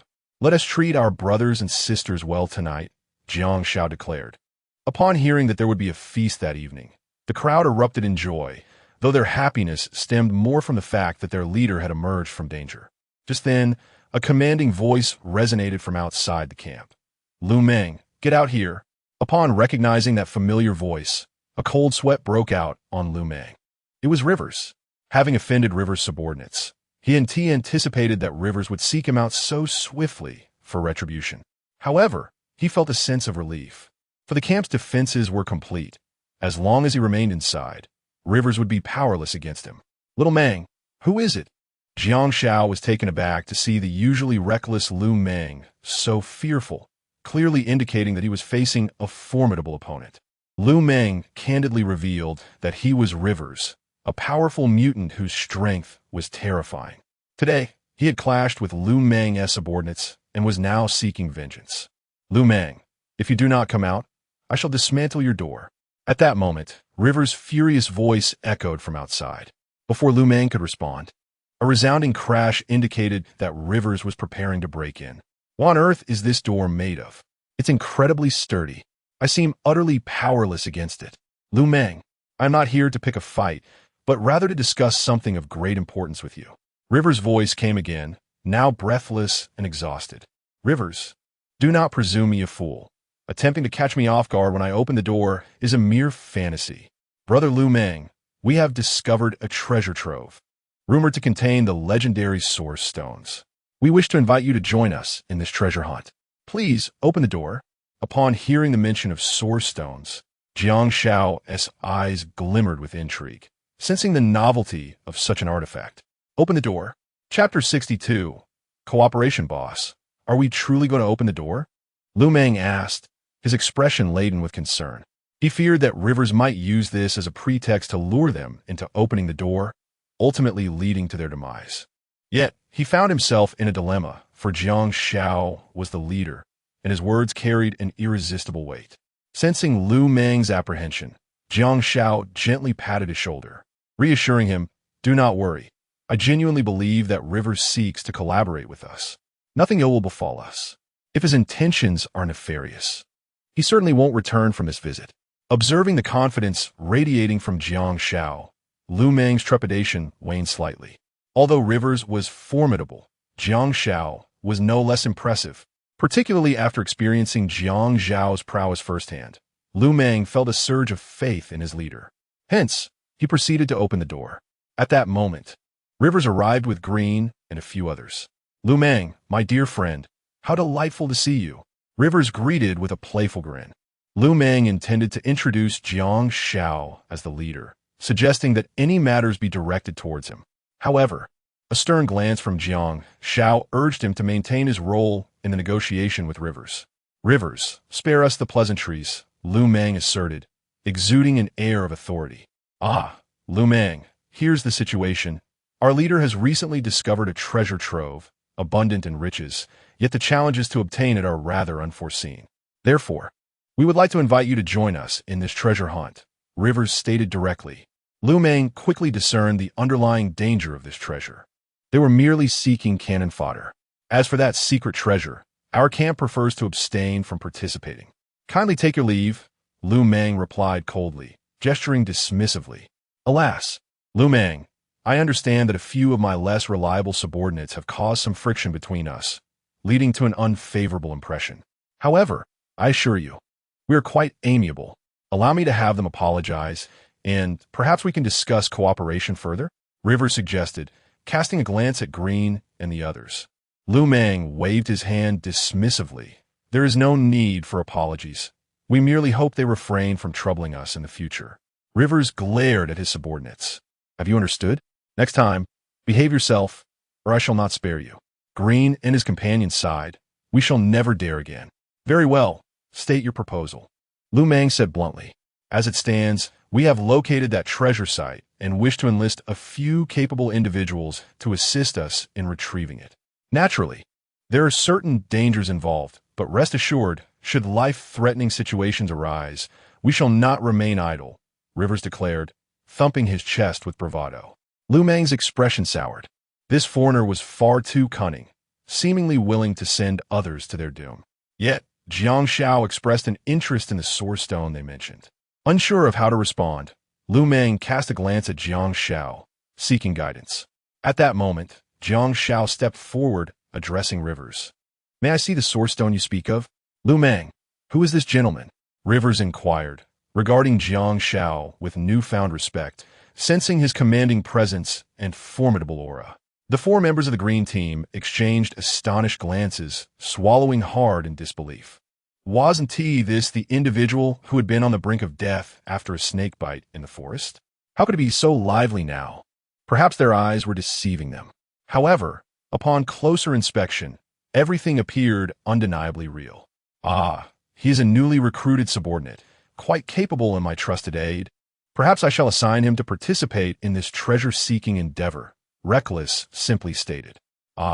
So it is the valiant brother, Truly, seeing is believing, and you are indeed impressive. Rivers complimented. If Reckless' assertion held true, it would provide them with substantial assistance in their quest for the Source Stone. Thus, he revealed, this valiant brother. We do not possess any tangible Source Stones, but we do have relevant records. Rivers, curious, questioned why Reckless, who possessed a sheepskin scroll, seemed unaware of the records concerning the Source Stone. What records? Jiang Xiao inquired further. Rivers felt a twinge of impatience. These Easterners were feigning ignorance, as if his time were of no consequence. Yet for the greater good, he described, it resembles a pearl-like energy entity. What? Both Jiang Xiao and Reckless were taken aback simultaneously. They exchanged glances, the word pearl resonating with them. It seemed they had one in their camp. Reckless expressed uncertainty, but Jiang Xiao was nearly convinced that the pearl in his possession was indeed the Source Stone Rivers referred to. Curiosity about the secrets of the Source Stone stirred within him, and he longed to inquire in Rivers' presence.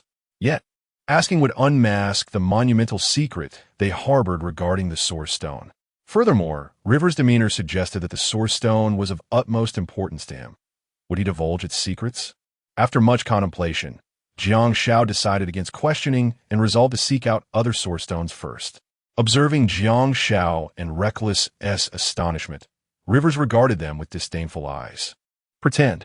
Continue your charade.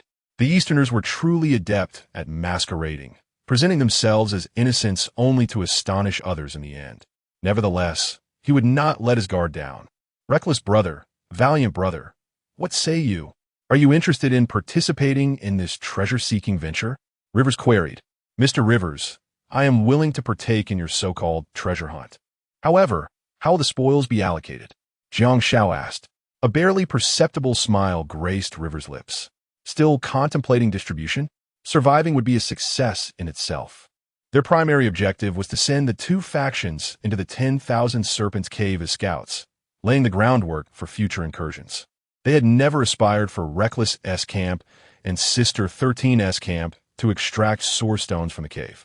However, should they indeed manage to retrieve a Source Stone from a cave, it would be a matter of life and death, leading to a swift elimination of witnesses.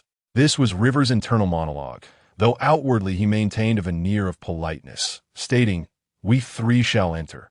Your faction will receive 1 share, and the remaining 8 shares will belong to us." Jiang Xiao's expression darkened. Mr. Rivers, given the significant effort we are exerting, how can we be entitled to such a meager portion? This is clearly unfair. Rivers regarded Jiang Xiao as a rather avaricious individual. Nonetheless, he diplomatically stated, in that case, your two families shall hold 40%, while we shall take 60%. This is our utmost concession. Jiang Xiao replied slowly, how about this? We will take 60%, and you will have 40. Rivers was on the verge of exploding with anger, taken aback by Jiang Xiao's audacity. However, for the sake of the greater good, he maintained a faade of compliance, reluctantly conceding, very well, we shall proceed as you suggest. Yet inwardly he scoffed, thinking to himself that the moment they laid eyes on the Source Stone would be their demise. When shall we make our move? Jiang Xiao asked eagerly. I will first confer with the leader of the 13th Sisters camp, and I shall inform you when we are ready to depart, Rivers replied. Agreed, it is settled then, Jiang Xiao said. After concluding their conversation, Rivers proceeded toward Guo Furong's camp with his subordinates, while Jiang Xiao hurriedly examined the Source Stone in his possession. Chapter 63. Taking advantage of misfortune boss. The man we encountered earlier today in the forest was bitten by a king cobra and fell unconscious. As they stepped away from the Jiang Xiao camp, Green reported to Rivers. What did you say? Rivers halted, gazing at Green in astonishment. How could someone bitten by a king cobra appear unscathed? Green proceeded to recount the events of the day in the forest.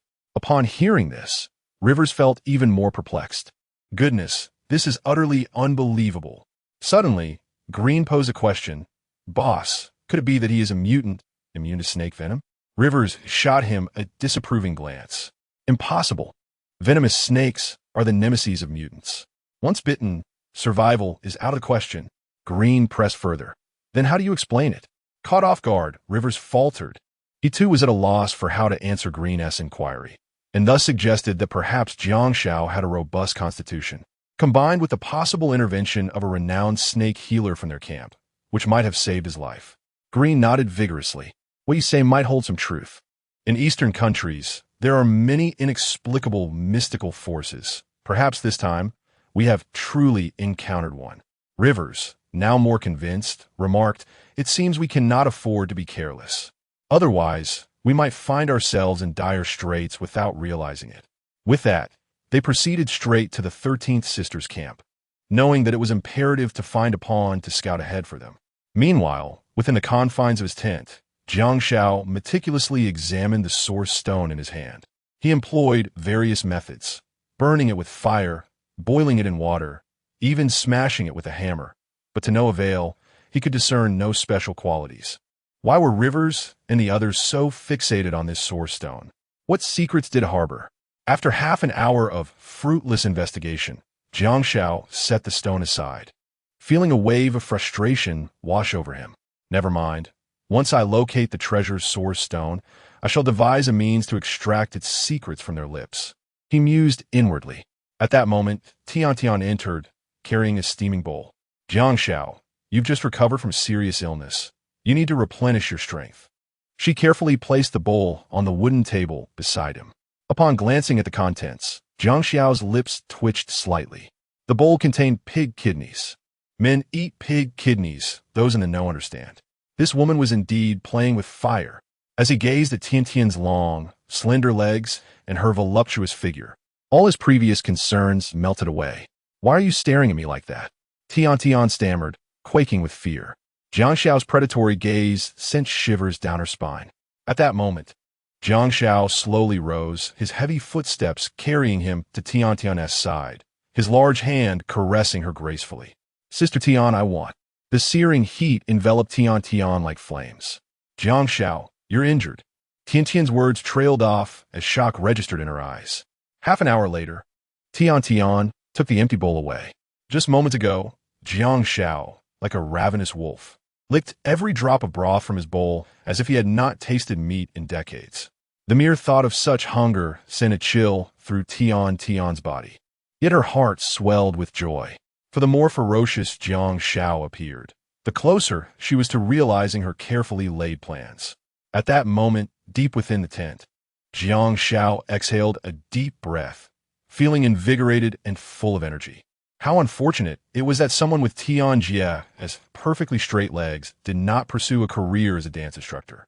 Suddenly, he recalled that he had yet to craft the fish traps. He needed to hurry and submerge them in the river before darkness fell.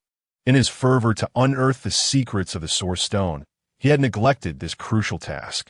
Without hesitation, Jiang Xiao grabbed a large blade and, accompanied by the trio of Black Dog, set off into the forest to gather bamboo. Soon, they returned to the camp, bamboo in tow, only to find pools of blood staining the ground at the entrance. Could it be the foreigners attacking? Black Dog asked nervously. "Surely not," Jiang Xiao replied, feeling uncertain as he stared at the blood, his mind unsettled. "Open the door," Black Dog shouted towards the camp, announcing, "The boss is back." At that moment, Wan Peng's head popped over the camp's fence, exclaiming, "Ah, the boss has returned. Open the gate for him." As the door swung open, Jiang Xiao and his companions entered, still carrying the bamboo. Upon their arrival, they discovered the reckless group was dealing with a one-eyed black bear. After some inquiry, Lu Meng recounted the events that transpired. Shortly after their departure, a mother bear and her cub had launched a fierce assault on the camp. Lu Meng felt a wave of dread wash over him at the thought of what could have happened had Jiang Xiao not fortified the camp in advance. The consequences of a bear invasion would have been dire. Ultimately, with the valiant efforts of Lu Meng and the others, they managed to slay the cub, prompting the mother bear to retreat in recognition of her defeat. "Boss," Lu Meng exclaimed, "that bear stood 2 meters tall and was incredibly fierce. It nearly climbed over our walls. Thankfully, we had set up defensive measures, or we would not have been able to drive them away." The foresight displayed by Jiang Xiao left Lu Meng and the others in awe. "Thank goodness you're all safe." Jiang Xiao sighed in relief, glad to see everyone unharmed. He then dedicated the next few hours to weaving fish traps. After 2 hours of labor, he completed 2 large traps. Seizing the moment before nightfall, he took 2 palm-sized bear livers and set off towards the river with the traps in hand. Later that evening, Jiang Xiao, what is the matter? After a long day, why haven't you come to rest? Jiang Xiao, already lying on his bed, noticed that Han Yun sat at the wooden table, seemingly unwilling to retire for the night. He felt a sense of impatience.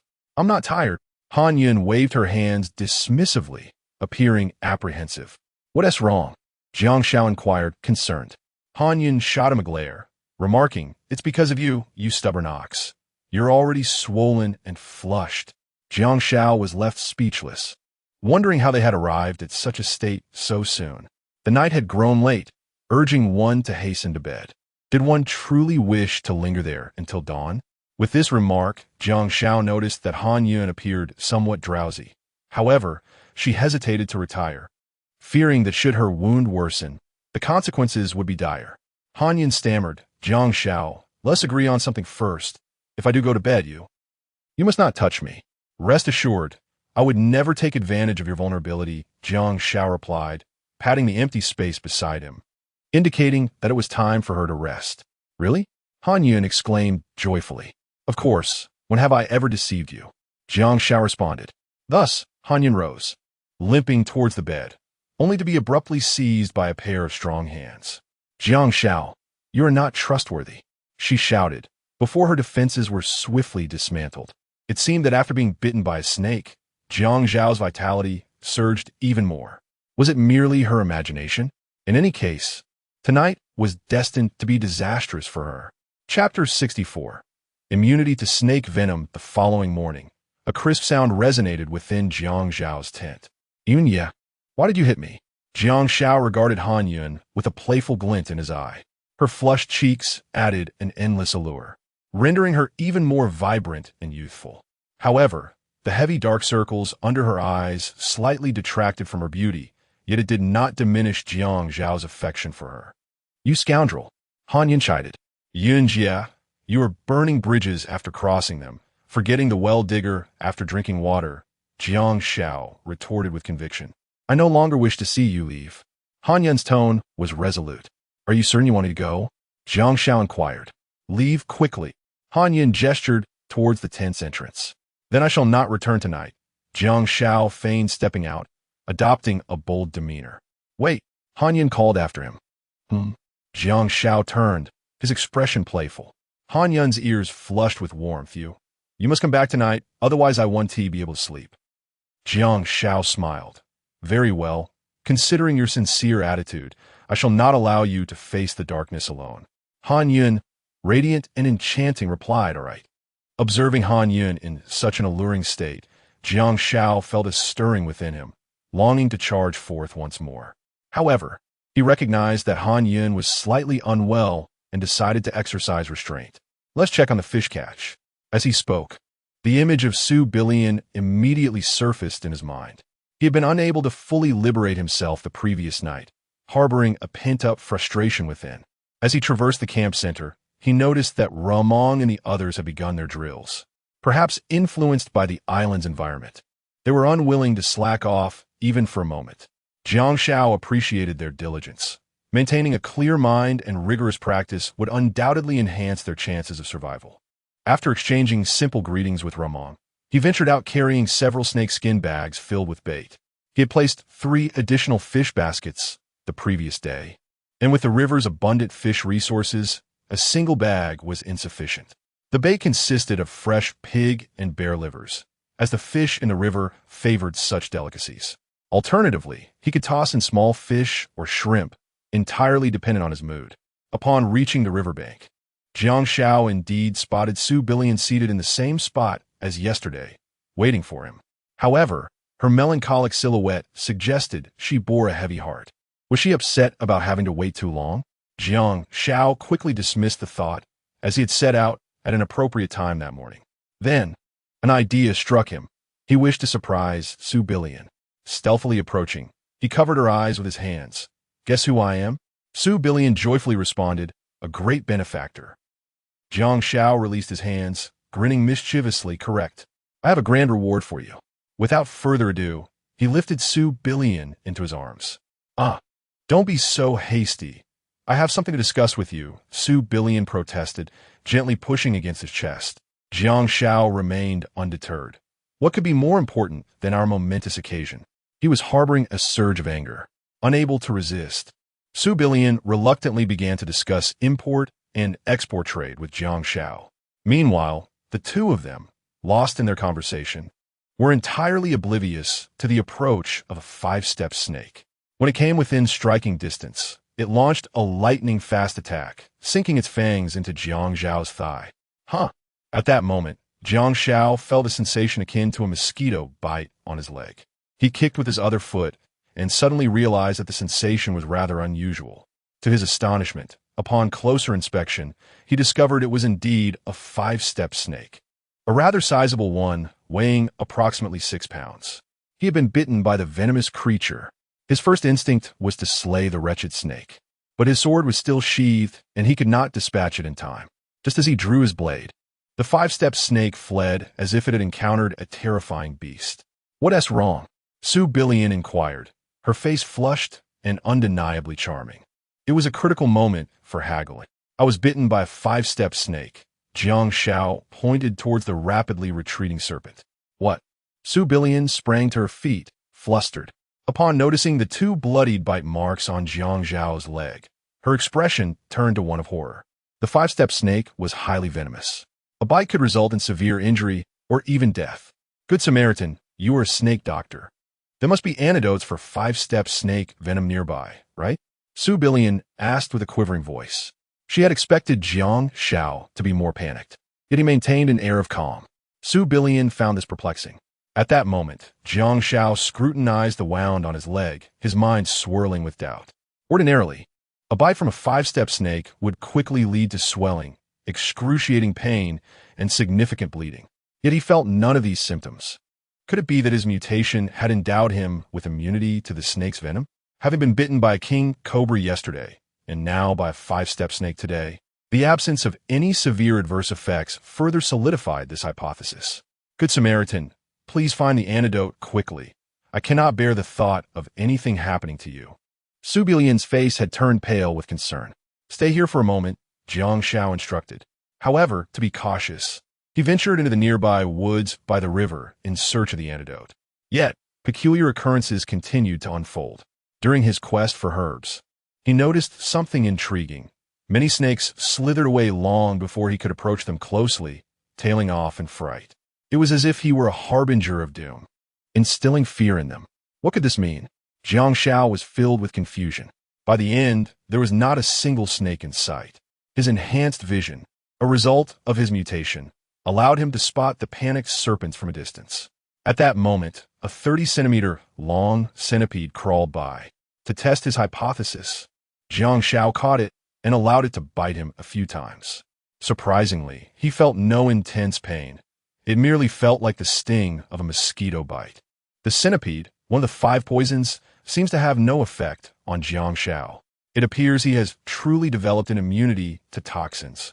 Jiang Xiao trembled with excitement. After finally gathering the venom of the five-step snake, he felt there was no need to apply it. Having become immune to snake venom, why bother with any ointment? What, then, was the purpose of these herbs? Just as he prepared to discard them, a thought struck him. Wait, these herbs could be beneficial for Su Billion. What if her camp needed them? Thus, he approached Su Billion. "Good Samaritan, quickly apply this." Upon seeing Jiang Xiao procure the snake remedy, Su Billion's anxious expression softened slightly. "I'm already fine." Jiang Xiao set the herbs aside, intending to continue his conquest, feeling slightly irritated by the interruption of his spellcasting. "What?" Su Billion widened her beautiful eyes in disbelief. "How could that be?" A radiant glimmer flickered in Jiang Xiao's eyes. "If you don't believe me, crouch down and inspect for yourself." Su Billion immediately bent down to examine him, her flawless figure undeniably stirring a rush of adrenaline. "All right, Su Billion gasped, noticing that Jiang Xiao's wound had ceased bleeding and was showing signs of recovery.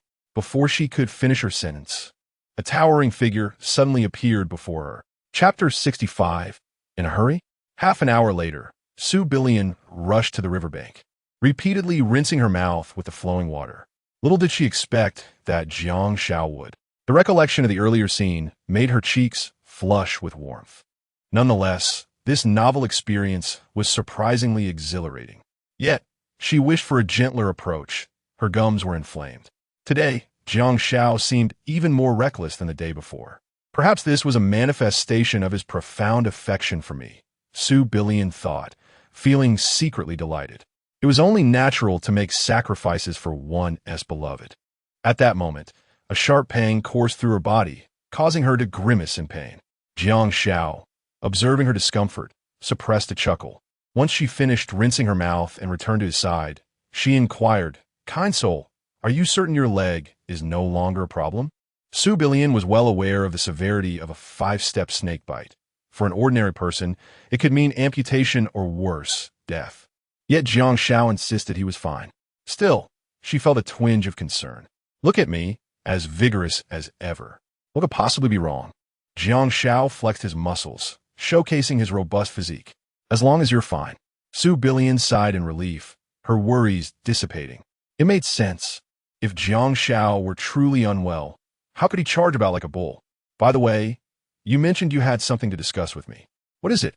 Jiang Xiao asked. Su Billion replied, "A group of foreigners came yesterday. They wish to invite us from the camp to search for treasure."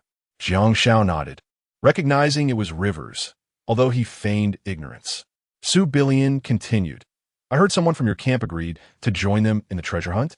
"Indeed," Jiang Xiao affirmed. Su Billion sighed with resignation. "That individual is in for a rough time." Jiang Xiao, puzzled, asked, "Why do you say that?" Su Billion glanced at Jiang Xiao, feeling it was only natural for their camp members to be unaware. They had not planted any informants among the foreigners, and thus could not comprehend the perilous nature of the treasure's south hiding place. The treasure the foreigners seek is no trivial matter. It is fraught with danger. "Do you think treasure hunters will return alive?" Su Billion stated earnestly. "Do you know the location?" Jiang Xiao inquired, astonished. From Su Billion's words, it was evident she possessed considerable knowledge about the treasure's whereabouts. Perhaps she held the key to the secrets of the Source Stone. Of course, Su Billion nodded. "The treasure lies in the 10,000 Snake Cave, which is home to countless venomous snakes. Would you not consider that dangerous?" The mere thought of venomous snakes sent shivers down her spine. "The 10,000 Snake Cave?" Jiang Xiao expressed his astonishment. Just hearing the name was enough to deter anyone. He had not anticipated that the Source Stone would be hidden in such a perilous location. It was no wonder the foreigners sought individuals to embark on this treacherous journey. It seemed they were in search of scapegoats. Those wretched foreigners had not disclosed the specifics to him. If one were to act impulsively and venture into the 10,000 Snake Cave, would it not be a futile endeavor leading to death? However, he had become immune to snake venom. Perhaps the cave was not as terrifying as it seemed. If the Source Stone truly existed within, Jiang Xiao was genuinely tempted to explore it. "Return and inform your companions to exercise caution. For although there are Source Stones within, no life is worth sacrificing for their sake," Su Billion advised. Jiang Xiao nodded and tentatively inquired, "Can I ask you something? Do you know what the foreigners do with the Source Stones?" Su Billion shook her head. "How would I know? However, given the importance they place on Source Stones, I can only surmise that they must be treasures of great significance." In her eyes, Jiang Xiao was merely the man she cherished, and she did not suspect that he was the scapegoat the foreigners spoke of, daring to venture into the den of serpents. Jiang Xiao felt a tinge of disappointment at her response. He had hoped Su Billion might be privy to the secrets of the Source Stones, but it seemed he would have to uncover them himself. "You haven't agreed to anything with those foreigners, have you?" Jiang Xiao inquired gently, though he suspected that no one from the 13 Sisters camp had participated. Su Billion replied, "You are mistaken. Someone from our camp has accepted their invitation." Jiang Xiao was taken aback. Knowing how perilous the den of serpents was, there was still someone in the 13th Sisters camp willing to risk their life. Quite the oddity. Curiosity piqued. He asked, "Who could be so reckless?" Su Billion chuckled, finding Jiang Xiao sensible for recognizing the danger and choosing to avoid it. She deemed such a character worthy of lifelong trust, unlike the 9th sister, who knowingly ventured into peril. Su Billion disclosed, "It's our 9th sister." Jiang Xiao grimaced.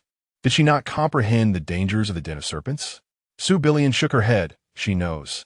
She believes that since the foreigners have invested so much effort in seeking the source stones, they must be extraordinary.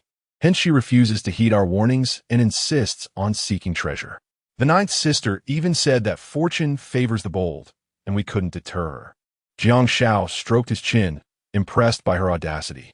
Su Billion laughed. Indeed, I heard she is the president of a publicly listed company in Triple X City. So she possesses a bit more foresight than the average person. Jiang Xiao nodded in understanding. Su Billion looked at Jiang Xiao. Her face flushed and said, "You are such a good person. We must be careful and ensure nothing happens." "We will certainly be well," Jiang Xiao replied, unconsciously pulling Su Billion into his embrace. "You." "Good person," Su Billion stammered, suddenly aware of his imposing presence.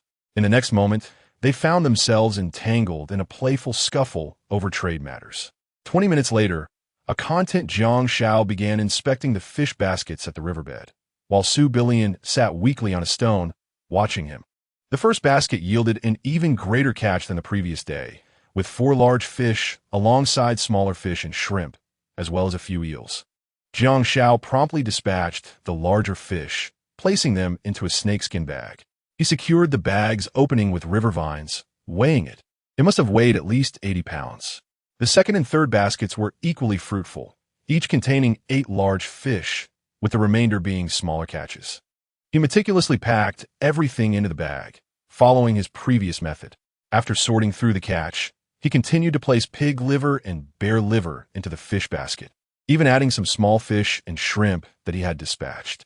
With 3 fish baskets now operational, a single catch would suffice to feed their camp for several days, thus rendering waste an inconsequential matter. Having made all necessary preparations, he submerged the fish baskets back to the riverbed, awaiting the morrow to inspect his haul. "This bag is for you." In the end, Jiang Xiao presented a bag of fish to Su Billion. After all, Su Billion was his woman, and he could not allow her to suffer. Su Billion was taken aback. "Why are you so good to me? You are my woman. Who else should I treat well if not you?" Jiang Xiao replied with a gentle smile. Su Billion felt deeply moved. At that moment, she believed herself to be the happiest woman in the world. "Are you in a hurry?" Jiang Xiao inquired, gazing at Su Billion. Understanding his unspoken words, she swiftly donned her gear, transforming into an enchanting sight that was simply irresistible. Chapter 66 Reunion with Han Shui. After an intense discussion on import and export trade with Su Billion, Jiang Xiao bid her farewell. Upon parting, he naturally entrusted her with the medicinal concoction derived from the 5-stepped snake. Su Billion now felt that each day without Jiang Xiao was akin to a season apart. She yearned to remain by his side for all 24 hours. Yet, she understood the impossibility of such a desire, for Guo Furong's possessiveness was overwhelming. Nevertheless, she mused that daily rendezvous by the riverside with Jiang Xiao would be quite delightful, both thrilling and romantic. After watching Su Billion depart, Jiang Xiao set off towards the camp, shouldering 2 burlap sacks brimming with fish and shrimp, weighing approximately 170 pounds. While an ordinary person would be left breathless by such a burden, Jiang Xiao carried it effortlessly from the riverbank to the camp. However, upon entering the camp, he encountered Rivers. "Brave warrior, I have been awaiting your arrival for quite some time." Rivers greeted him with a smile. His gaze fell upon the 2 burlap sacks, noticing they were filled to the brim with fish. Their camp barely subsisted on potatoes and wild fruits, while the reckless camp indulged in sumptuous feasts. A source of envy indeed. Simultaneously, the reckless crew approached Jiang Xiao. He entrusted them with the task of processing the 2 sacks of fish, while he engaged in conversation with Rivers. "Mr. Rivers, I apologize for the delay," Jiang Xiao said. "Brave warrior, let us embark on our treasure hunt today," Rivers proposed. Jiang Xiao considered it a reasonable suggestion, as they would eventually have to go. Thus, he acquiesced. Rivers felt a surge of joy at Jiang Xiao's readiness, grateful for a guide to pave the way. This would minimize their costs when they ventured deep into the Wanshi Cave, a place they had previously attempted to explore but had been repelled by the venomous snakes within. "Then let us set forth," Rivers declared respectfully. "Very well," as Jiang Xiao nodded in agreement. Wan Peng and Black Dog expressed their desire to accompany him, believing it would be safer to travel in numbers. However, Jiang Xiao declined their request. The multitude of venomous serpents in the Wanshi cave posed an even greater danger. It was wiser for Wan Peng and the others to remain behind to guard the camp. Understanding Jiang Xiao's reasoning, they relented. Before long, Jiang Xiao followed Rivers to the foreigners' camp. The camp was expansive, featuring approximately 50 tents, with the inhabitants either training or standing guard. Upon the appearance of strangers, the guards were notably vigilant. Had it not been for Rivers leading the way, they might have rushed forward to interrogate Jiang Xiao. Jiang Xiao was astonished to discover so many foreigners residing here. However, he refrained from engaging in casual conversation with Rivers. His primary concern lay with the Source Stone and its secrets. And what are the others? After navigating through the forest for about 15 minutes, they arrived at the entrance of the so-called Wanshi Cave. Yet, Jiang Xiao still did not see anyone from the 13 Sisters camp. Rest assured, we are almost there, Rivers assured him. In the distance, Jiang Xiao spotted a fair-haired, blue-eyed woman leading some individuals from the 13 Sisters camp toward them. The fair-skinned beauty, approximately in her 40s, with her sleek hair and voluptuous lips, epitomized the allure of Western aesthetics. However, the subtle emergence of the Jiang Xiao syndrome was evident. It was the woman's haughty demeanor that left Jiang Xiao somewhat displeased. Perhaps it was the innate sense of superiority that Westerners possess, which renders them unable to regard individuals from other nations as equals.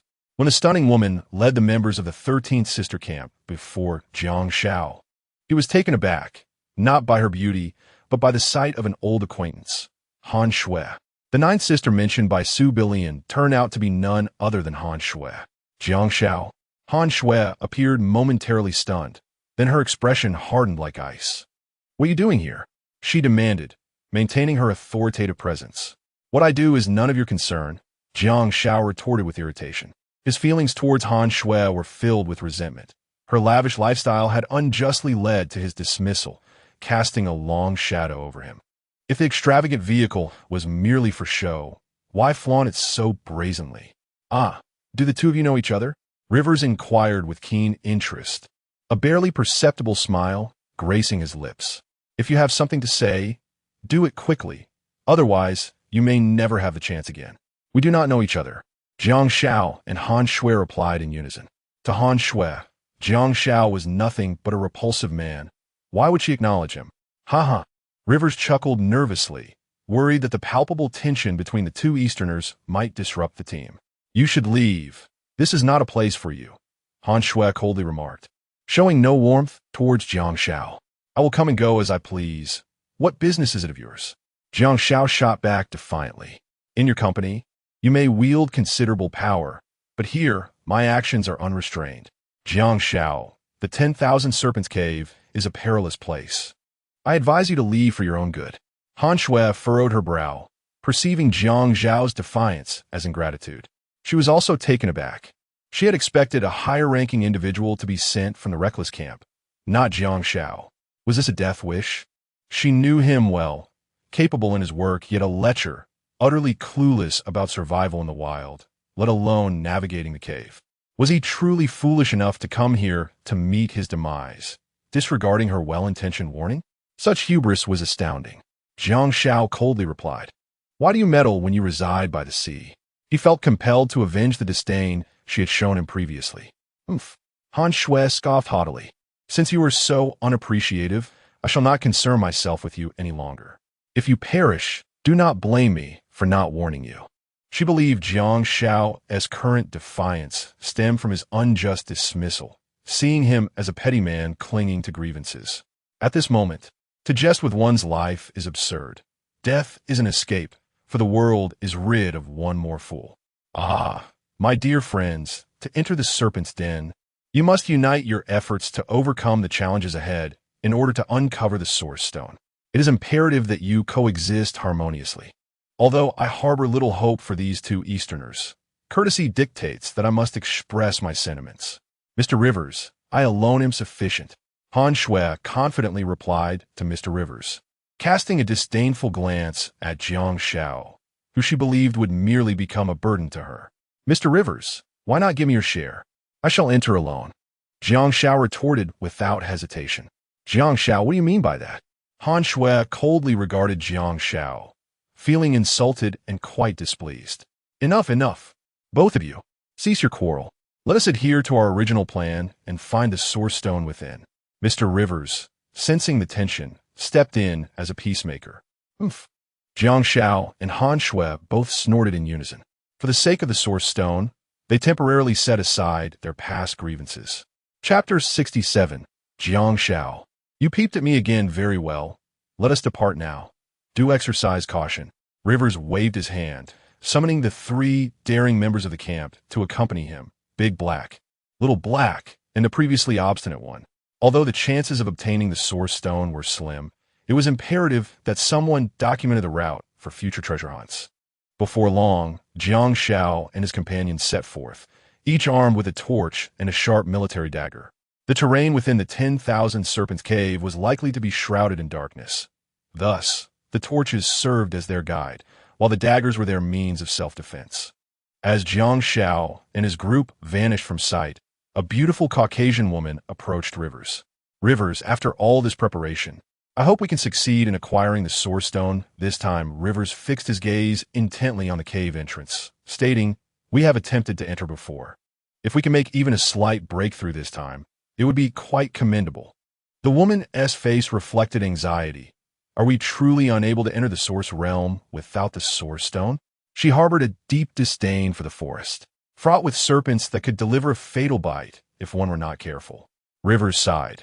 Entering the source realm is contingent upon acquiring the source stone. He appeared quite resigned.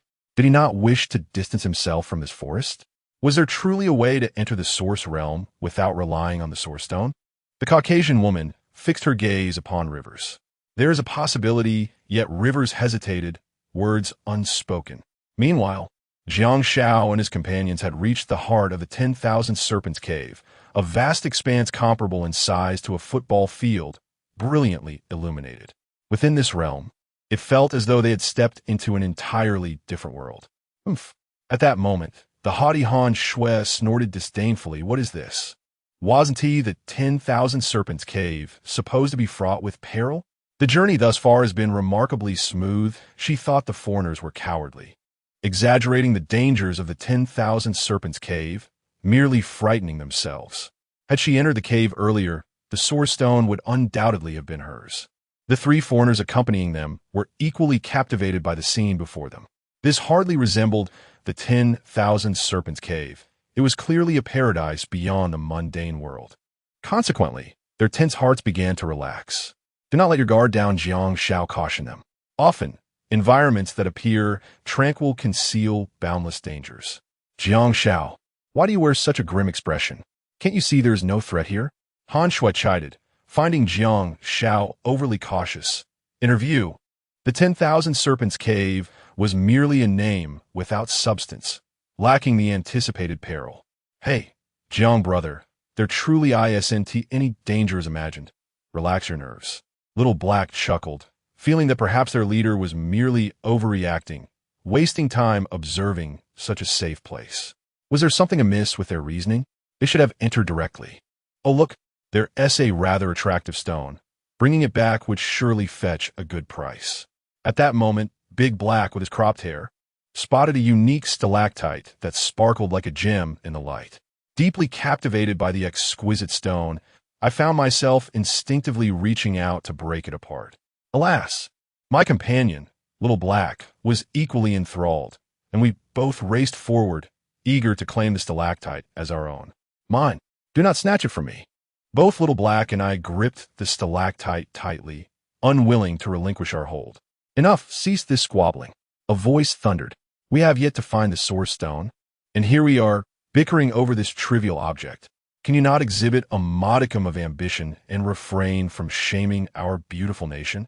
Jiang Xiao squinted, regarding the foreigner before him as somewhat admirable, at least more aware than the shallow Han Shui. Meanwhile, he pondered why not a single snake had been discovered in the Serpent's Cave, despite the promise of a multitude. Upon closer inspection, the path ahead was blocked. Could it be that the source stone was hidden in this very spot? Jiang Xiao deemed it highly probable. Next, he planned to locate the hiding place of the source stone, thereby claiming it for himself. Why are you looking at me? Han Shui suddenly sensed Jiang Xiao's gaze and instinctively covered her prominent figure. Jiang Xiao, you truly never change. Look again, and I might just pluck your eyes out, believe it or not. Han Shui, what absurdity are you concocting now? Jiang Xiao retorted coldly. This woman was indeed self-absorbed, failing to recognize that a bit of leverage did not render her the world's debtor. He had merely been seeking the location of the source stone, certainly not stealing glances. Cowardly and shameless. You really are insufferable. Han Shui shot him a glare. Jiang Xiao chose not to clarify. Explanation would only serve as a guise. Internally, he vowed, Han Shui, one day, I shall have you kneeling before me, singing your surrender. Suddenly, a wretched cry pierced the air, emanating from Big Black. Little Black followed suit, releasing a cry of distress. Both relinquished their grip on the stalactite. What is happening? A voice inquired as it approached them.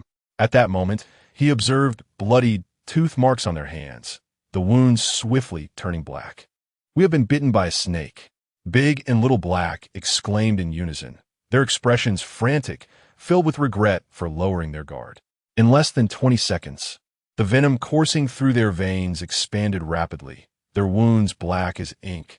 Soon, they began to vomit uncontrollably, struggling to breathe, with no respite in sight. Brother, do not frighten me, the voice exclaimed in panic, unsure how to rescue them. Help me. Little Black grasped tightly at his companion's arm, but in the next moment, he fell utterly silent, his eyes wide as saucers, unblinking in death. Brother, the voice cried out, yet could not summon Little Black back to life. Subsequently, after a brief struggle, Big Black too succumbed, his eyes remaining unclosed in death. Had they known that a venomous snake lurked behind the beautiful stalactite, no matter the price it could fetch, they would have never dared to touch it. Regrettably, there was no opportunity for remorse now. Within less than a minute, witnessing two living souls perish before her eyes left Han Shui in a state of shock, her hand instinctively covering her mouth. The venom of the serpents in the 10,000 Serpent Cave is truly terrifying, is it not?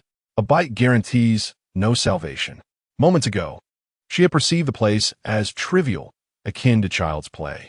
However, it now appeared evident that a lapse in vigilance could lead to a dire outcome. Casting a glance at Jiang Xiao, she suddenly found some merit in his words. Nevertheless, she would never express gratitude for his caution, as she recognized it as a common tactic employed by men to garner female attention and affection. While many women might feel indebted to Jiang Xiao after the recent ordeal, she remained unfazed by such ploys. Moreover, she noted that Jiang Xiao had cast a glance at her bosom earlier. She chose to overlook it, considering it merely a form of repayment for his so-called advice. At that moment, Jiang Xiao glanced at Han Shui once more, shaking his head as if to convey, what fanciful notions is this woman concocting now? Realizing her thoughts, Han Shui retorted angrily, Jiang Xiao, you are peeking at me again. Chapter 6-8. The eerie stone-walled Jiang Xiao fell silent, pondering the arrogance of Han Shui. How presumptuous of her to brand him a voyeur, as if he could never wash away such a label in this lifetime. Yet, he refrained from arguing with her. Out of respect for Han Yun, he offered a word of caution, Han Shui. As you have observed, this place is fraught with danger. I advise you to leave at once. Perhaps there remains a chance for your survival. Han Shui's expression darkened. How dare he utter such words? She was well-versed in various survival skills, frequently engaging in activities during her leisure time, and had even earned accolades as a wilderness survival expert.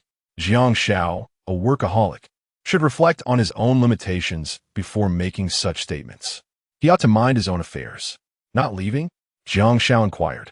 Jiang Xiao, you are indeed overstepping your bounds, Han Shui retorted with disdain. She felt a sense of satisfaction in echoing his words back to him. Did he wish to end up like them? Jiang Xiao gestured toward the two lifeless bodies on the ground. Han Shui lifted her finely sculpted face, dismissing the comparison. That was their own carelessness. They brought this upon themselves. She believed that as long as she remained cautious, trouble would not find her. Hadn't they traversed this path without incident? It was merely the sudden arrival in this spacious area that had lulled her into complacency. The demise of the two men was a warning. She would not err again. Do as you wish. Jiang Xiao sighed, realizing that his good intentions were being met with hostility. He had said all he could. Han Shui responded tersely, just don't become a burden. Now, we must unite and refrain from bickering. Yi Jin, having learned from past mistakes, stood up beside his two companions. Our immediate priority is to locate the hiding place of the Source Stone. You are correct, Han Shui nodded in agreement. Realizing that arguing with Jiang Xiao was merely a waste of time, it was far more prudent to conserve their energy for the search. But where could the Source Stone be hidden? Yi Jin meticulously scanned the surroundings, finding no suspicious areas. Han Shui also began her search within the expansive cave. Jiang Xiao, too, rose to seek the stone, convinced it must be concealed within some mechanism, not left exposed. Otherwise, it would not have remained undiscovered until now. Suddenly, a piercing scream shattered the silence. Han Shui had stumbled upon a skeleton and shouted in terror. Must you really scream like that? Jiang Xiao scoffed. It turned out Han Shui had found a desiccated corpse. He approached to examine it closely. It appeared to belong to one of those who had ventured in search of the Source Stone years ago, only to be bitten by a venomous snake and perish here. The remains sat quietly on the ground, back resting against a smooth stone wall, gazing into the distance. In death, it seemed there had been no struggle. The passing had been profoundly tranquil. Jiang Xiao, had you inadvertently discovered this, you would have surely fainted from fright, Han Shui declared defiantly. As Jiang Xiao crouched down, he noticed a transparent glass vial hidden at the waist of the skeletal remains, containing a trace of golden liquid. He prepared to pick it up for a closer examination. Jiang Xiao, how utterly tedious you are. What purpose could a worthless bottle possibly serve? You would be better off searching for Source Stones during this time, Han Shui scoffed. Her words laced with sarcasm. Jiang Xiao paid her no mind and lifted the glass vial.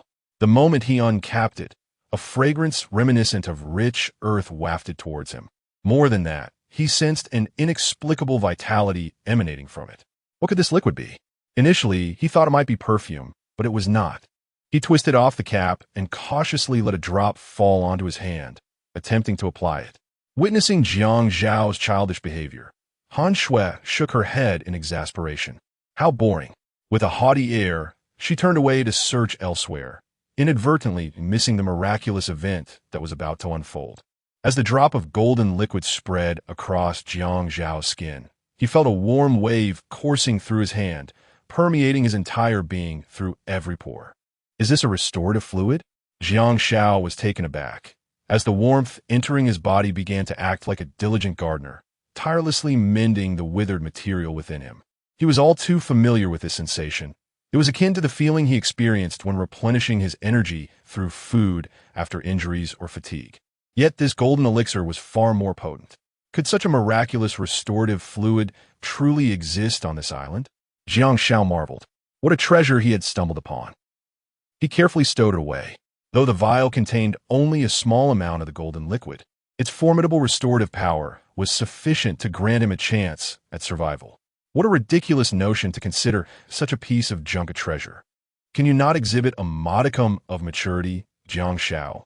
Han Shui remarked, rolling her eyes at him as he treated the glass vial as though it were a priceless gem. Help me. At that moment, a voice called for help from not far away. Jiang Xiao and Han Shui turned to see a man half embedded in a stone wall, as if he were sinking into a quagmire. By the time they reached him, it was already too late to assist. Han Shui was taken aback. The stone wall was far too bizarre, capable of engulfing a living person with such ease, leaving one defenseless. She suddenly felt a wave of apprehension regarding the multitude of pitfalls that might be lurking within the cave. At that moment, doubt began to creep into her mind. If she were not careful and became ensnared by the stone wall, would her life be effectively over? Yet upon glancing at Jiang Xiao, she extinguished that thought. As a dignified CEO, to falter at such a juncture would only invite ridicule. Do you still wish to linger here? Jiang Xiao asked, casting a knowing glance at Han Shui. Jiang Xiao, cease your condescension, Han Shui declared with unwavering confidence. If you can endure, why should I concede to you? However, unbeknownst to her, her defiance, which soared to the heavens, inadvertently presented Jiang Xiao with a breathtaking view. Indeed, the owner of the global luxury G-class holds a certain prestige. Let us see how long your bravado can last. With that, Jiang Xiao bent down to retrieve stones from the ground.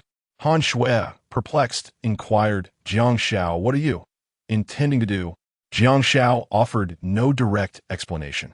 Instead, he hurled the stones against the wall. Initially, he cast one towards a jagged section of a stone wall. Splash! At the very moment the stone grazed the wall, it was swallowed whole. He continued to launch stones against the wall, each one meeting the same fate.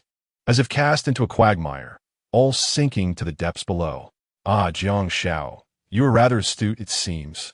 After some time, Han Shui began to comprehend that Jiang Xiao was, in fact, probing the way forward. Just then, as Jiang Xiao struck another section of the wall, an unexpected noise resonated. That particular stone did not vanish into the mire. Upon closer inspection, she realized that this spot was precisely where the skeletal remains leaned against the wall. Chapter 69. You are pressing me. All the stone walls absorbed the projectiles, yet this one did not. What could possibly be the reason? Han Shui murmured to herself. Having searched for a considerable time without locating the concealed source stone. Could it be hidden behind the stone wall? Meanwhile, Jiang Xiao was diligently investigating that very wall, hoping to discover a box resembling a switch. However, after an extensive search, he found no trace of such a mechanism. Could it not be as I had imagined? Jiang Xiao pondered quietly. What are you searching for, Jiang Xiao?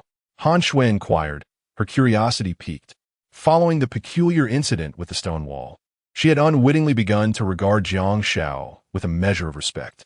Jiang Xiao remained silent, for in his heart, he believed Han Shui would never comprehend that he was engaged in serious matters, and she might even suspect he was taking the opportunity to gaze at her bosom. He would not indulge in such folly. Noting Jiang Xiao's lack of response, Han Shui pouted, her cherry-like lips forming a sulky expression. If he chooses not to share, so be it. What significance does it hold? In contrast, that withered skeleton possesses more humanity than you do. Faced with someone who could not even be bothered to speak, Han Shui felt Jiang Xiao was utterly lacking in charm. A withered skeleton? Jiang Xiao's eyes sparkled with sudden insight. From the moment he laid eyes on the skeleton, he sensed something was amiss. The absence of any struggle at the time of death suggested a deliberate attempt to protect something. If he was not mistaken, Jiang Xiao subtly rose, intending to shift the withered remains. Seeing Jiang Xiao's actions, Han Shui felt a chill creep up her spine. Hey, Jiang Xiao, please don't act recklessly. Disturbing another's repose is quite impolite. Jiang Xiao paid her no heed. After silently reciting a few words in his mind, he gently moved the skeleton aside. As he did so, he indeed uncovered a hidden box behind the remains, which contained what appeared to be a switch. To his astonishment, it was true. Jiang Xiao felt a surge of excitement. Just as he had suspected, the skeleton was safeguarding the mechanism that led to the gateway of the source stone. The switch at that moment. Han Shui also spotted the switch behind the skeleton, her heart racing with exhilaration. The source stone must be hidden behind the stone wall. Seizing the moment while Jiang Xiao was distracted, an impatient Han Shui pressed the button on the wall. Hey, Jiang Xiao attempted to intervene, but it was too late. The stone wall erupted with a resounding noise and began to slowly rotate. One thing was certain. A passage leading to another realm lay beyond. Jiang Xiao, it is thanks to your astute mind that we have located the source stone's hiding place. Han Shui unexpectedly praised him, though she remained oblivious to the imminent danger that was silently approaching. Whoosh just then, as the stone door turned halfway, for cold arrows suddenly shot forth, aimed directly at the two. Be careful, Jiang Xiao sprang to his feet and hurled himself onto Han Shui, pulling her to the ground as the arrows flew past, narrowly allowing her to escape with her life. Do you wish to kill me and inherit my debts? Jiang Xiao shouted in anger. Had it not been for his quick reflexes, he might have found himself pierced by arrows, succumbing to a fatal fate. Unbeknownst to him, a sudden chasm unexpectedly caught his eye. Han Shui was at a loss for words regarding Jiang Xiao's scolding. Who could fathom which wretched individual had the audacity to set such perilous traps behind the stone door? Jiang Xiao, You're pressing down on me. It's rather uncomfortable. Please move, Han Shui remarked awkwardly. Their prone positions were undeniably intimate. Had Jiang Xiao behaved this way in the past, she would have undoubtedly kicked him away, perhaps even accused him of assault. Yet, in that moment, how could Han Shui fail to comprehend that Jiang Xiao was rescuing her? A flicker of doubt crossed her mind. How had Jiang Xiao's skills improved so remarkably? The speed of the previous arrow was akin to lightning. He had managed to tackle her in the blink of an eye, causing the arrow to miss its mark. His reflexes were truly exemplary among carbon-based beings. Jiang Xiao, belatedly realizing his position, shifted away from Han Shui, his gaze inadvertently drawn to the towering peaks that loomed above. His blood surged with excitement. Han Shui, the epitome of a nefarious capitalist, was indeed a remarkable presence. After a brief interlude, the two stood once more before the stone wall, where a doorframe now prominently presented itself. Han Shui, as you have just witnessed, this place is fraught with danger.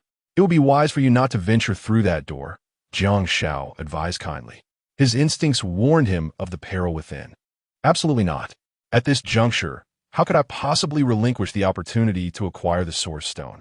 Han Shui retorted sharply, suspecting Jiang Xiao of wanting to monopolize the Source Stone for himself. Han Shui, must you toy with your life?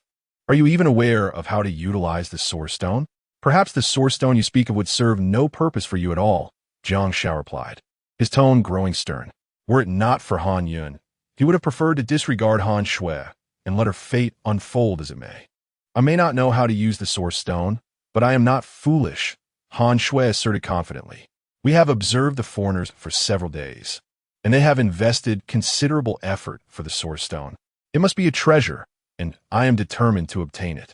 Jiang Xiao was left speechless, recognizing Han Shui's incredible tenacity as the CEO of a publicly listed company. However, she needed to assess her own limits. This was the den of serpents, not merely child's play. Just moments ago, had he not intervened at a critical moment, Han Shui might have met a grim fate. How could she still be oblivious to the dangers that lay ahead? At that moment, Han Shui spoke again. Jiang Xiao, I do not understand where you derive your confidence in allowing me to proceed. Indeed, you did save my life earlier, but that does not grant you the right to be arrogant. As for the path ahead, I, Han Shui, will not underestimate it. I will not become a hindrance. If I do, I deserve to be called a dog. For the sake of the Source Stone, she was prepared to fight fiercely. There was no turning back. Do as you wish, Jiang Xiao said, feeling helpless, realizing that his kindness was being taken for granted. However, upon reflection, he remembered that Han Shui had coldly dismissed him from his position. They were adversaries. Why should he concern himself with her? If misfortune befell her, he could simply find an opportune moment to inform Han Yun, and then create a new identity for himself. Upon this realization, Jiang Xiao's mind became clear, and he was the first to step over the threshold, with Han Shui closely following. However, as soon as they crossed the threshold, the stone door suddenly slammed shut with a forceful clang. Han Shui, startled, panicked, and inadvertently pressed a switch concealed within the stone wall. A low hum resonated through the air as a dark abyss emerged beneath their feet, and they began to plummet into the void. Time lost its meaning as they descended, but eventually they landed on the ground, which exuded a chilling aura, thick with the scent of blood. You truly are a harbinger of misfortune. You nearly brought about my demise, Jiang Xiao exclaimed in anger. Had he not possessed remarkable agility, the fall from such a height could have resulted in dire consequences. Jiang Xiao, I think I've injured my foot. Please help me. Han Shui bit her lip, her expression contorted with pain. Jiang Xiao glanced down to see that her ankle was twisted and swollen, resembling a glutinous rice dumpling. Chapter 70. Revenge. Han Shui winced as she clutched her pristine heel, the excruciating pain causing her body to convulse and beads of cold sweat to trickle down her brow. I am not blind, Jiang Xiao retorted coldly, his gaze not fixed on Han Shui, but rather alertly scanning their surroundings. The air was thick with the scent of blood. A brutal conflict had undoubtedly transpired here. A moment's carelessness could lead to dire consequences. Suddenly, Jiang Xiao, brandishing a torch, stumbled upon a skeleton in the corner. The remains were marred with streaks of crimson flesh. interwoven with strands of white tendons. It was evident that the gruesome odor emanated from this very skeleton. It must be that foreigner absorbed by the stone wall. Jiang Xiao deduced from the clothing. Apparently, a fool met his demise here, falling to his death, only to be devoured by some beast. The sight was utterly horrifying. As Jiang Xiao prepared to move on, Han Shui called out to him, "Jiang Xiao, don't leave me behind. I'm scared." At this juncture, the bravado she had just displayed was forgotten. "I warned you repeatedly, Han. You didn't heed my advice, and now you regret it?" Jiang Xiao observed her suffering with a hint of amusement. "Are you even a man, Jiang Xiao, seeing a lady in pain and feeling no sympathy?" Han Shui retorted angrily. "You have no gentlemanly demeanor. It's no wonder you've remained a bachelor all these years." "Huh, Han, you're still stubborn at this point?" Jiang Xiao mocked. "If you desire my assistance, you must plead for it." Han Shui's eyes brightened at his words. However, Jiang Xiao continued, "Beg me." Her expression darkened immediately. "Jiang Xiao, are you trying to take advantage of me? Isn't that a tad shameless?" "I am indeed taking advantage, and I am shameless. What will you do about it? If you wish to survive, you must plead with me. Otherwise, your fate will mirror that of the foreigner, to be devoured by the beasts here." Han Shui cast a fearful glance at the skeleton, her body trembling violently. She did not wish to die. "Jiang Xiao, I beg you to help me. When we return, I will rehire you." In a moment of humility, she lowered her proud head, proposing a condition for her rescue. Realizing this offer might lack sufficient allure, she sweetened the deal. "No, I will appoint you as the sales manager of our company. The Tang dynasty will be your subordinate. A sales manager with an annual salary of 1 million. Han Shui was certain this would entice Jiang Xiao. Upon hearing this, he merely scoffed. "The Tang dynasty? That's a load of nonsense. He is dead, and I was the one who ended his life." If Han Shui were to discover that he had killed Tang, she would surely be taken aback. This woman, even now, had yet to grasp the reality of her situation, still clinging to the delusion of returning to society, believing that everyone would bow to her for promotions and raises, becoming her subservient dogs. "I'm afraid I am no longer swayed by such tactics. On this deserted island, there are no laws to restrain me. I shall act as I please." "What then?" Han Shui inquired, observing Jiang Xiao's indifference. "Promotion and salary increase are not what I desire." Jiang Xiao smiled with a wicked charm, stating that he wanted her to agree to another condition. Han Shui suddenly felt a chill run through her body, sensing that Jiang Xiao harbored ill intentions. However, in the interest of survival, she endured and gritted her teeth, saying, "State your condition. If it is within my power to fulfill, I shall comply." "Ah, you can certainly accomplish it, and with ease," Jiang Xiao replied, his smile lacking genuine warmth. Han Shui was perplexed. Why did she feel that she had misunderstood Jiang Xiao? By his words, the task he deemed effortless must pertain to monetary matters, right? How naive she was to think otherwise. It seemed he desired a one-time resolution. She had ample wealth. As soon as Jiang Xiao made his request, she could readily agree. Little did she know, Jiang Xiao was indeed a money-obsessed individual. Yet it made sense. If he did not seize this opportunity to amass wealth, he might never have another chance in his lifetime. "To speak," Han Shui demanded with a show of bravado. "I wish to personally need your facial cleanser," Jiang Xiao teased. Han Shui was taken aback. What kind of condition was this? Moreover, how lewd did it sound? Infuriated, she retorted, "Jiang Xiao, I never imagined you to be so despicably shameless." Ms. Han, it seems we have known each other for more than a mere few days. You are well aware of my unscrupulous nature." Jiang Xiao's gaze lingered on Han Shui's voluptuous figure, imbued with an insatiable hunger. He had inadvertently caught a glimpse of Han Shui's garage and was now burdened with various accusations. At this point, he felt compelled to live up to those claims. "You." Han Shui was incensed, nearly spitting blood.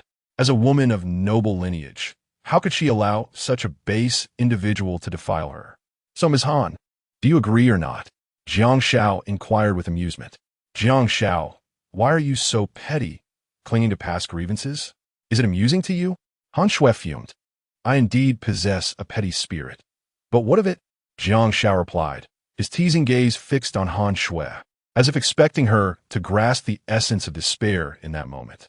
Growing impatient, Jiang Xiao pressed for a definitive answer, to agree or to refuse. Allow me to ponder. I shall count to 3. 3. 2. I agree. Han Shui hurriedly interjected, her unwillingness evident in her expression. Yet considering the alternative of rejection leading to her demise, she thought, what harm was there in conceding a little? Once they escaped this desolate island, she would certainly accuse Jiang Xiao of harassment, ensuring he would pay dearly for his transgressions. Jiang Xiao clapped his hands, exclaiming, excellent, excellent. As expected from Ms. Han, you remain astute even in life and death situations. Han Shui, coldly, replied, if you wish to satisfy your sordid desires, do so quickly. My legs are killing me. Ms. Han, your forthrightness is admirable. Suddenly, Jiang Xiao's expression turned icy. Remember, do not attempt to resist. If I am unsatisfied, you shall continue until I am. Han Shui felt a surge of anger. She never anticipated being subjugated by another, especially by someone so exceedingly perverse. This grudge would be etched in her memory. Ah, what a delightful figure. It truly is intoxicating. Jiang Xiao's lips curled into a slight smile as he began to indulge himself. Han Shui blushed, swallowing her indignation. After a while, Jiang Xiao nodded in satisfaction, remarking on her impressive stature as a wealthy executive, a sentiment he expressed with admiration. Previously dismissed after a fleeting glimpse, he now reveled in his ability to toy with her, feeling a sense of satisfaction as he avenged past grievances. Han Shui, still flushed, exclaimed in irritation, aren't you going to help me? Oh, I almost forgot. Jiang Xiao's smiling demeanor easily misled others into believing him a benevolent individual. He crouched down, retrieving a transparent glass vial from his pocket. Jiang Xiao, what are you up to? Han Shui inquired, perplexed. What is the purpose of bringing out that useless trinket? Shouldn't you be realigning my bones at this moment? As she watched, a warm drop of liquid fell upon her ankle, and then, astonishingly, a miraculous event began to unfold. Chapter 71. A condition the once excruciating pain in the ankle began to dissipate the moment it came into contact with the mysterious liquid, gradually warming it. The internal agony was swept away as effortlessly as autumn leaves caught in a brisk breeze. Han Shui prided herself on her extensive experience. Even in the world's most prestigious hospitals, sustaining such a severe injury would typically render her bedridden for several days, requiring ice packs to alleviate the pain. Yet, what was this enigmatic liquid that could restore her condition instantaneously? Just moments ago, she had dismissed Jiang Xiao's collection with disdain. Now, having saved her life, she felt as though she were striking herself in the face. It was too late to retreat now. Her only option was to seek Jiang Xiao's protection. She had inadvertently triggered a trap that had plunged them into this unknown realm teeming with peril. The thought of retreating was no longer feasible, as she had no idea where the exit lay. The only recourse left was to rely on Jiang Xiao's shelter. However, the mere thought of him being lecherous and repugnant filled her with indignation. Shouldn't he abandon his prejudices and join forces with her to locate the Source Stone? How could a person be so despicable? Taking advantage of her misfortune was utterly unconscionable. Jiang Xiao, you cannot behave like this. Han Shui attempted to reason with him. Oh, Jiang Xiao replied, an amused glint in his eyes. Pray, enlighten me, she continued. Look at our predicament. We find ourselves ensnared in an unknown trap. Shouldn't we unite our efforts to overcome this adversity? Moreover, as a man, shouldn't you shoulder the responsibility of protecting a woman? Her arguments were resolute. Haha, Jiang Xiao scoffed, recognizing her attempts at moral coercion. Han Shui, are you still dreaming, having not fully awakened? When you order me to settle my wages in the finance office without hesitation, did you ever consider that your command might lead to my unemployment, leaving me a destitute member of society? Did you ponder the implications of me losing that job, unable to provide for my wife and children, let alone manage mortgage payments? Now you come to me with your moral high ground. How laughable. Han Shui fell silent, contemplating why Jiang Xiao was so harsh with her. Did he truly believe he was blameless? Would this predicament have arisen if he hadn't been so inappropriate? At the core, it all stemmed from his lewd behavior. Suddenly, a cacophony of hurried footsteps echoed through the air. As the firelight illuminated the source, Han Shui's scream pierced the silence. It was a centipede, as thick as a barrel and weighing approximately 40 kilograms, with legs as large as chopsticks. Its most striking feature was its gaping maw, lined with thousands of needle-like teeth, exuding an aura of sheer terror. Shortly thereafter, a second, then a third, countless centipedes began to encircle the two. Jiang Xiao, I am afraid. Observing their fierce demeanor, Han Shui trembled. Clearly, the foreigner who fell into this place was devoured by these centipedes. Heh, are you frightened now? Jiang Xiao sneered coldly. Jiang Xiao, if you protect me, I promise to grant you one condition as long as I obtain a source stone and manage to escape. Han Shui gritted her teeth, resolutely making her decision. Oh, President Han, you remain as obsessed with the source stone as ever. Jiang Xiao thought. Even at the brink of death, Han Shui clung to her obsession. Yet, it was in accordance with her character. This woman possessed an unwavering ambition. So, what will it be? Do you agree or not? Han Shui asked anxiously. This was her bottom line. Then, from now on, everything must follow my command. Do you have any objections? Jiang Xiao inquired. Han Shui agreed to a condition, which would be strategically utilized. Han Shui nodded, responding, I will follow your lead. At this juncture, to survive, she had no choice but to submit to Jiang Xiao's guidance. All right, I accept your condition. Jiang Xiao replied indifferently.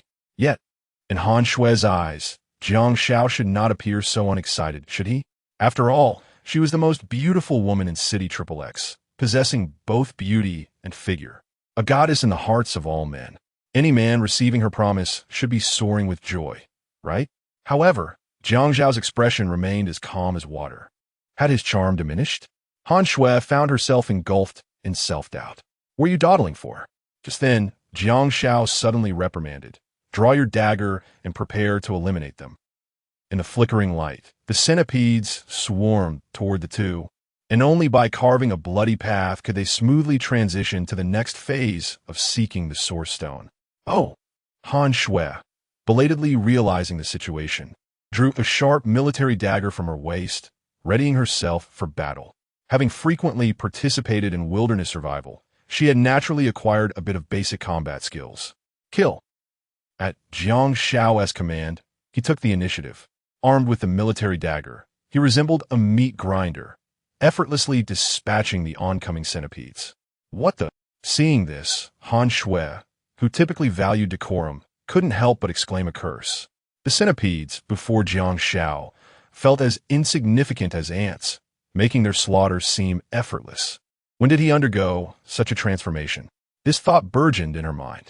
With a swift motion, she too was not to be outdone. Wielding the military dagger, she fiercely slashed at the approaching centipedes, carving a gash from which blood gushed forth. Ugh! Witnessing the blood flow like a tap, Han Shui experienced a slight stress response. However, as the number of fallen centipedes increased, her adverse reactions quickly subsided. In that moment, she resembled a valiant warrior, fiercely combating the centipedes, who dared not act recklessly. Ha! Han Shui gasped for breath, her ample chest rising and falling. She had never felt as exhausted as she did today. In contrast, Jiang Xiao, as the vanguard, had slain no less than 8,000 centipedes. However, there was no trace of fatigue on his face, which was truly peculiar. Jiang Xiao, how come there are so many of these creatures? Han Shui remarked, feeling the weight of the knife becoming increasingly burdensome. Although the ground was strewn with the carcasses of centipedes, they seemed to sprout anew like chives, one after another. I have no idea. Jiang Xiao shook his head. Is it truly impossible to eradicate them? Suddenly, a bloodied centipede lunged at Han Shui. Jiang Xiao, caught off guard, swiftly directed his torch towards it. With a resounding boom, the moment the torch made contact with the creature's blood, it ignited explosively, turning the centipede to ashes in an instant. They are vulnerable to fire. Jiang Xiao's eyes sparkled with realization as he dashed to Han Shui's side, seizing the torch and beginning to incinerate the centipedes scattered on the ground. A deafening roar resounded as thousands of centipedes ignited in a fiery blaze. With their companions reduced to nothing but charred remains, the remaining creatures sensed the peril and scurried away in haste. Fantastic! Han Shui exclaimed, her excitement propelling her to leap into the air. With the immediate danger temporarily averted, she took a deep breath. Unbeknownst to her, a colossal entity was drawing ever closer, looming ominously in their direction. Chapter 72. The King of Serpents outside the Serpent Cave, Rivers, a rather single-minded individual, questioned why they had yet to emerge. The elegant Caucasian woman gazed anxiously at the cave's entrance, her subordinates still unseen. Their plan was straightforward. In the event of danger, they would flee towards the exit without hesitation. This was intended to document perilous paths for future exploration. As for Jiang Xiao and the two Easterners, they were left to fend for themselves. However, the duration of their absence had exceeded any prior endeavor, causing a sense of unease within the woman. Perhaps they had underestimated the two Easterners. Rivers fixated on the cave's mouth, his eyes reflecting a blend of concern. The longer they lingered, the more it suggested that their exploration of the Serpent Cave was progressing favorably. Perhaps they could indeed uncover the Source Stone, but could it truly unfold as hoped? The woman felt a twitch in her right eyelid. Could it be that their single-minded companions had encountered trouble? Rivers confidently shook his head, asserting that the trio were carefully selected talents, quite astute, and unlikely to face misfortune. Even if they were to encounter peril, it was improbable that all three would be harmed simultaneously. Surely, one would escape to relay the news. The woman nodded in agreement, acknowledging the validity of his reasoning. Perhaps they might truly discover the Source Stone this time. A faint smile graced her lips, her charm and spirited demeanor shining through. Once they exited the cave, those two Easterners, no matter their prowess, would find no escape. With the Source Stone in their possession, they would thrive in the Source Realm. One could only hope. At this moment, within the Serpent Cave, Jiang Xiao and his companion had yet to properly regroup when a tremendous noise reverberated around them. "Did you hear that?" Jiang Xiao, with his heightened senses, inquired. "The sound is quite grating." Han Shui listened intently, sensing that it was drawing closer. A flicker of fear surged within her, prompting her to urge Jiang Xiao. "Is there truly no exit here? We must leave at once." After a prolonged search, Jiang Xiao admitted with disappointment, "I have yet to find any mechanism. It appears we may be trapped here." "What?" Han Shui shuddered at the thought. "I refuse to be trapped here. I would starve to death." "Starve to death may be an exaggeration. There are plenty of centipedes within. If we try hard enough, we could feast well for a day." Jiang Xiao jested. "Ugh." Han Shui felt a shiver run down her spine. "Those centipedes are revolting. I refuse to eat them. They are a rich source of protein." Jiang Xiao teased. "When hunger strikes, you will eat anything without hesitation." Han Shui nearly retched. "Jiang Xiao, are we truly destined to be trapped here forever?" She surveyed their surroundings, which felt vast, akin to two football fields. Though it was not stifling, being confined within would surely become tedious. "I find being trapped here rather agreeable," Jiang Xiao suddenly remarked. "Why?" Han Shui was taken aback. With the presence of a female CEO beside him, Jiang Xiao felt liberated, ready to indulge in his whims. "Jiang Xiao, can you not be so frivolous?" Han Shui exclaimed, nearly exasperated. Even at such a critical moment, Jiang Xiao's thoughts wandered towards inappropriate matters. Instead of contemplating other distractions, he ought to be devising an escape from this confined space. Alas, he had previously tormented her, and being trapped here offered the perfect opportunity for retribution.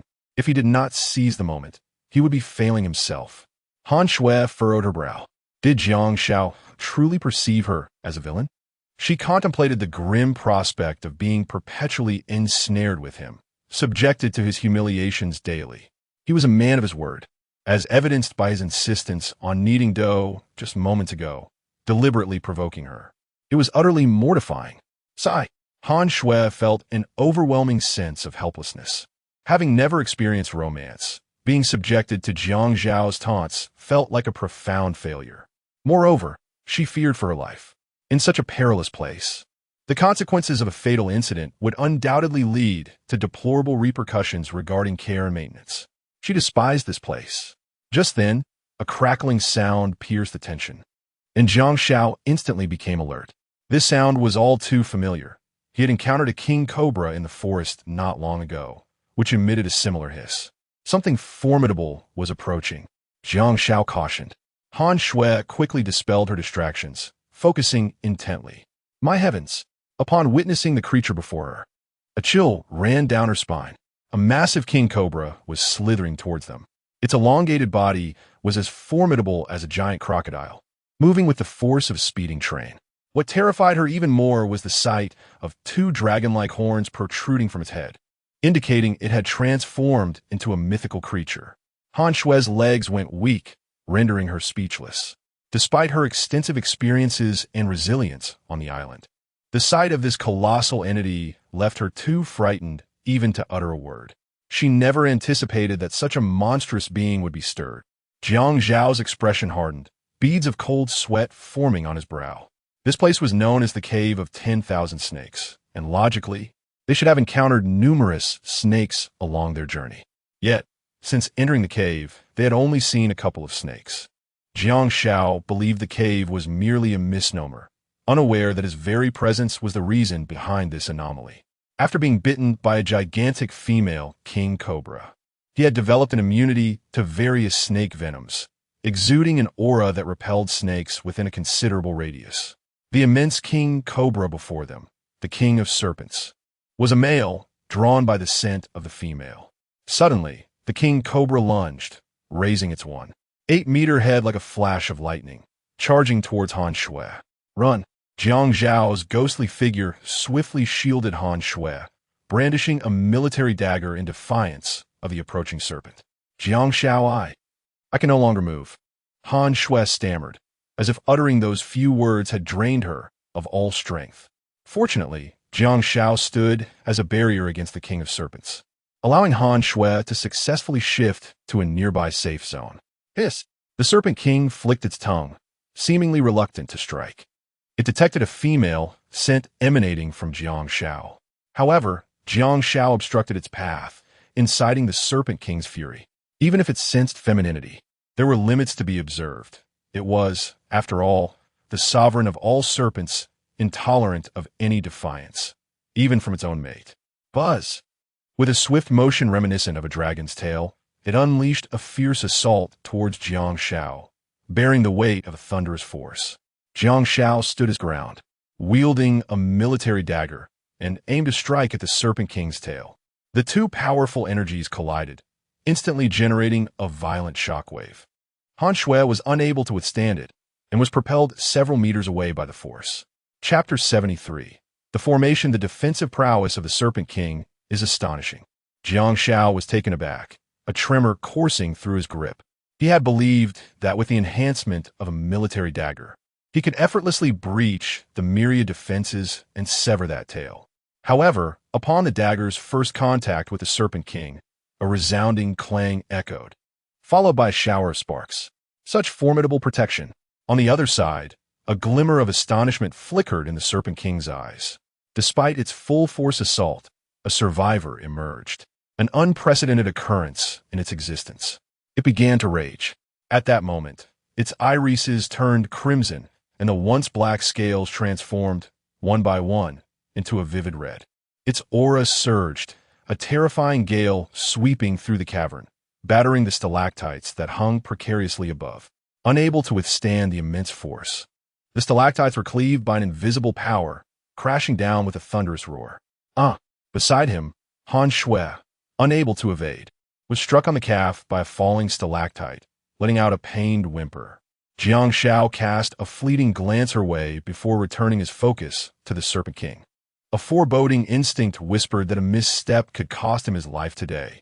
His pupils contracted sharply as he swiftly retreated 3 steps, beads of sweat forming in the palm that gripped the dagger. Simultaneously, the Serpent King transformed completely into a fiery red, resembling a malevolent dragon emerging from molten lava. Could it metamorphose further? Jiang Xiao spat a mouthful of blood. Although he had evaded a fatal blow, the brute strength of the Serpent King had far exceeded his expectations, inflicting a slight internal injury. He steadied his breath, concentrating intently, prepared to engage in a second round of battle with the myriad serpents. This time he was resolute, Across the way, the Serpent King's vertical pupils locked onto Jiang Xiao, its forked tongue flickering as venom dripped onto the ground, corroding the earth into smoldering craters. Suddenly, it lunged, its speed nearly leaving an afterimage, its gaping maw aimed directly at Jiang Xiao's head. "Come forth. Watch as I cleave you," Jiang Xiao roared, advancing rather than retreating. In a split second, he rolled to the side, the military dagger grazing the serpent's belly, leaving only a faint white mark. A heavy weight settled in his heart. This beast's defenses were even more formidable than anticipated. At that moment, the image of the resilient sea turtle by the shore flashed through his mind. The defenses of both creatures were indeed comparable. As Jiang Xiao momentarily lost focus, the serpent's tail lashed out like a whip once more, yet he deftly evaded it. Despite the Serpent King's immense power, its speed was akin to that of a tortoise when faced with Jiang Xiao. As long as he refrained from recklessly engaging, he could protect himself. Yet today, he vowed to slay this beast and obtain the Source Stone. But how could he possibly defeat this well-guarded Serpent King while dodging the serpent's relentless attacks? Jiang Zhao's mind raced, desperately seeking a strategy for victory. The eyes. Suddenly, an epiphany struck him. The Serpent King's most vulnerable point was its eyes. If he could pierce them, victory might just be within reach. In that moment, the Serpent King lunged towards Jiang Xiao like a bolt of lightning. In a split second, Jiang Xiao deftly evaded the attack, his right hand gripping a military dagger that he plunged forcefully into the creature's eye. The sound of the blade piercing flesh echoed sharply. Blood gushed from the Serpent King's eye socket like a cascading waterfall. With a pained shriek, the Serpent King violently thrashed its head, attempting to dislodge Jiang Xiao. As it struggled fiercely, Jiang Xiao seized its neck tightly with his left hand, mounting its back while continuously driving power into the dagger with his right hand. The Serpent King, sensing Jiang Xiao's intentions, recklessly darted among the collapsing stones in a desperate attempt to shake him off. Yet, it underestimated Jiang Xiao. No matter how hard the Serpent King tried to rid itself of him, Jiang Zhao's left hand remained steadfast, while his right hand relentlessly pushed the blade deeper. "Jiang Xiao, let go," Han Shui shouted, witnessing Jiang Zhao's body being battered against the stones, looking utterly disheveled. In that moment, she could not comprehend why a wave of concern for him surged within her. They were adversaries. Jiang Zhao's misfortune should have satisfied her desire for vengeance. Yet, her thoughts had shifted. Perhaps it was the fear of losing Jiang Xiao to become the next target of the Serpent King that troubled her. This beast was truly terrifying. Gritting his teeth, Jiang Xiao adjusted his posture midair, securing his legs around the Serpent King while fiercely grasping the horns on its head with his left hand. This gave his right hand even more leverage, and the sharp dagger sank deeply into the Serpent King's flesh, seemingly reaching into its very brain. The Serpent King reacted violently, emitting a wailing sound. Seizing the moment, Jiang Xiao pressed on, the dagger penetrating the serpent's head millimeter by millimeter. Finally, the unmistakable sound of flesh being pierced echoed again as the dagger drove approximately 3 centimeters into the Serpent King's skull. Jiang Xiao knew he had struck true. It wouldn't be long before the Serpent King's strength ebbed away, bleeding out through its head.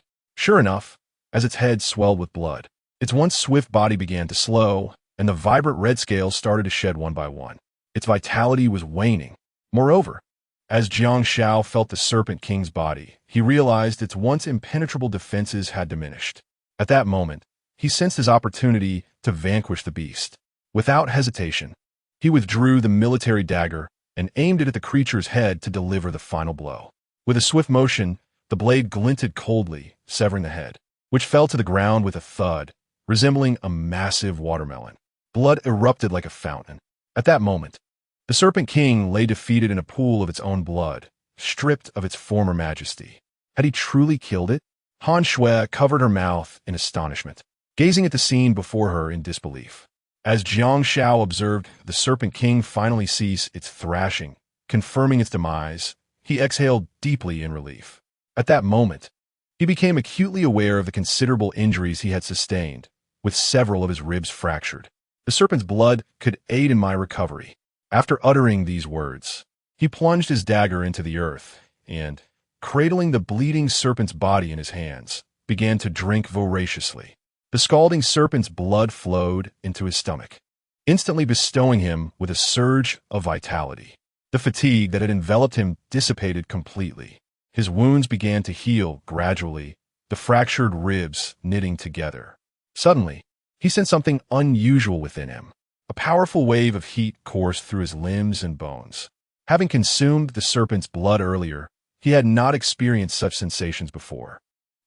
Jiang Xiao was suddenly overwhelmed, yearning to release the potent energy that surged within him. At that moment, his eyes turned a deep crimson, his aura intensifying, resembling a demon arisen from the depths of hell. It was then that an illuminating array emerged beneath the Serpent King's form, a radiant beam shooting into the heavens, accompanied by a resounding boom. Chapter 74. This boy is a mutant. The sudden burst of divine light was witnessed by Rivers and his companions outside the Serpent Cave. Rivers, what is this mysterious radiance? Inquired the beautiful Caucasian woman with astonishment. Gazing at the resplendent golden glow, she felt an involuntary reverence, as if in the presence of the divine. I have never encountered such an eerie yet sacred illumination. Rivers struggled to articulate his thoughts, yet sensed an unsettling discrepancy. Could it be the emergence of the Source Stone? In an instant, a hypothesis struck him. Does this imply that they have already discovered the Source Stone? A look of joy spread across the woman's face, but as she recalled the involvement of Easterners, the gravity of the situation dawned upon her. Clearly, such commotion indicated that the Source Stone had already been utilized, and her joy abruptly turned to dread. This is bad. We must not allow them to succeed. Rivers felt a surge of anxiety, yearning to charge into the Serpent Cave. Rivers, have you lost your mind? The Caucasian woman admonished. It is teeming with venomous serpents inside. At this point, there was no room for hesitation. With unwavering determination, Rivers exclaimed, "We must enter the Source Realm." The woman, Alice, replied with confusion. "But did you not say there are other ways to access the Source Realm besides the Source Stone? Those guides are arrogant and disdainful. Without the Source Stone, they regard us as nothing more than dogs." Rivers retorted, "Very well." Alice nodded. "Brothers, follow me inside. We cannot allow the Source Stone to fall into the hands of the Easterners. We absolutely must not." Rivers waved his hand, and dozens of his subordinates streamed into the Serpent Cave behind him. Inside the cave, Jiang Xiao, "Do not come any closer." Han Shui trembled in fear as she observed Jiang Xiao, who radiated a crimson aura. Just moments ago, upon realizing something was amiss with him, she had attempted to awaken his consciousness with her cries. However, she soon discovered that her pleas were futile, only serving to draw the demon-like Jiang Xiao closer to her. His avaricious gaze invaded her space, and Han Shui understood the implications all too well. She yearned to flee, but her leg had been injured by a stalactite, rendering her incapable of escape. Presently, she could only shuffle backward, desperately attempting to implore Jiang Xiao to keep his distance. Jiang Xiao remained unfazed, advancing directly toward Han Shui. At that moment, his mind was consumed by insatiable desire, yearning to unleash this overwhelming craving. As the king of serpents, he held dominion over the serpents of the island and possessed absolute rights to procreation. With such formidable reproductive prowess came an equally potent desire. After consuming its blood, Jiang Xiao found himself unable to digest the newfound power, thus becoming a slave to his overwhelming urges. Simultaneously, his essence began to merge with that of the king of serpents. "Jiang Xiao, please do not come any closer. I am afraid." Han Shui's voice quivered, her gaze fixed on his long legs. The predatory glint in Jiang Xiao's eyes sent waves of trepidation coursing through her. Indeed, she had promised Jiang Xiao that she would fulfill one of his conditions in exchange for the Source Stone to escape this place alive, which might include Cece's. However, the task was yet to be completed. How could Jiang Xiao demand recompense prematurely? At this moment, Han Shui's mind wandered to the epic confrontation in the television drama Feng Yun, reminiscent of the legendary Sword Morning's battle for divinity. Jiang Xiao now bore a striking resemblance to Sword Morning, impervious to any call that might awaken his consciousness, instead plunging deeper into a state of madness. Jiang Xiao continued to advance relentlessly. In a moment of desperation, Han Shui seized a fragment of stone from the ground and hurled it towards Jiang Xiao. With a resounding crack, the fist-sized rock was effortlessly shattered by Jiang Xiao. No matter how many times she attempted this, it proved futile. Han Shui found herself enveloped in despair. Was she truly destined to share the same tragic fate as Chu Chu? Just then, Rivers and his companions arrived, descending on a stone platform akin to an elevator. Clearly, they had discovered the switch for the stone door and subsequently revealed the mechanism leading to this location. As expected, they have all been eradicated, Green remarked. Upon seeing the two lifeless brothers and the remains of another, the conclusion was drawn. Did you activate the source stone? Rivers inquired. At the sound of Rivers' voice, Jiang Xiao's advance abruptly halted as he turned to regard the Eastern man. Rivers felt a slight trepidation upon witnessing Jiang Xiao's formidable aura, which exuded the primal strength of a beast, accompanied by a terrifying scent. I'm addressing you. Green stepped forward, shouting at Jiang Xiao. Jiang Xiao's piercing gaze fell upon Green, as though he were eyeing a delectable prey. Regaining his composure, Rivers pressed on. Where is the source stone? Is there any left? His tone grew heavier, the earlier friendliness dissipating. Jiang Xiao remained silent. Suddenly, his attention shifted to Alice, captivated by her alluring figure, causing his blood to surge with fervor. Observing Jiang Xiao's aloof demeanor, Green felt a wave of impatience and strode directly toward him, questioning his sanity. Green, be cautious. Rivers' warning was left unuttered as he witnessed Jiang Xiao reduce Green's head to a pulpy mass. Green had never anticipated such a pitiful demise. After dispatching Green, Jiang Xiao licked the blood from his hands and regarded Rivers and his companions with a chilling smile. Why does this Eastern man seem so peculiar to me? Rivers asked Alice beside him. Jiang Xiao's behavior was now a stark contrast to his earlier demeanor. Talking is futile. We must pry open his mouth and compel him to divulge everything, Alice declared. Suddenly, she glanced at Han Shui, pondering. What about that woman? Rivers fixated on Han Shui, his gaze lingering on her ample bosom, contemplating, eliminate the men, spare her. Boring. Alice scoffed, fully aware of Rivers' petty nature. Gather together and subdue him. Then bring him to me for interrogation, Rivers commanded, gesturing towards several of his subordinates. He added with a note of caution, he possesses an uncanny nature, so do be vigilant. Boss, rest assured, we shan't follow in Green's misguided footsteps, one of the underlings replied. Yet, before the words had fully escaped his lips, a shadow loomed before him. What? The underling stared in terror at Jiang Xiao, and suddenly a blinding light flashed in his mind. He was struck down. Not good. Eliminate him together. Rivers shouted urgently. Without waiting for a response from his men, Jiang Xiao had already plunged into the fray. Smack! A single strike felled one. Bang! A swift kick dispatched two more. With each of his movements, lives were extinguished without a trace of consciousness. As he witnessed his men being mercilessly slaughtered, Rivers gasped in disbelief. This fellow is a mutant. Chapter 75. The Second Transformation Within the Cavern. The air was thick with a metallic scent of blood. Jiang Xiao stood amidst the chaotic battlefield, surrounded by a haphazard array of corpses. A surge of malevolence coursed through him, and a sinister smile lingered at the corners of his lips, invigorated by the exhilaration of taking lives, awakening the primal instincts within his veins. Alice, you are a formidable adversary. I hope you will lend me your strength, came the voice of Rivers, imbued with an unprecedented gravity. I am aware, even without your urging. Alice replied softly, her voice tinged with a tremor. Drawing in a deep breath, she unleashed a powerful cry, initiating her transformation as a mutant. Her lower body elongated and morphed, black and white stripes rapidly enveloping her skin, and in an instant, she became the form of a zebra. Meanwhile, her upper body retained the visage of a human female, albeit with eyes that had transformed into those of a feral beast. Simultaneously, Rivers underwent his own metamorphosis. His physique expanded, golden mane sprouting from his neck, his face contorting into that of a lion, while still retaining the wisdom reflected in his human-like eyes. His hands morphed into lethal claws, glinting ominously, capable of rending anything asunder.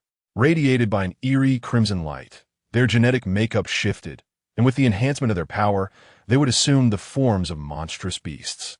Initially, they had harbored fears regarding this transformation, perceiving it as grotesque.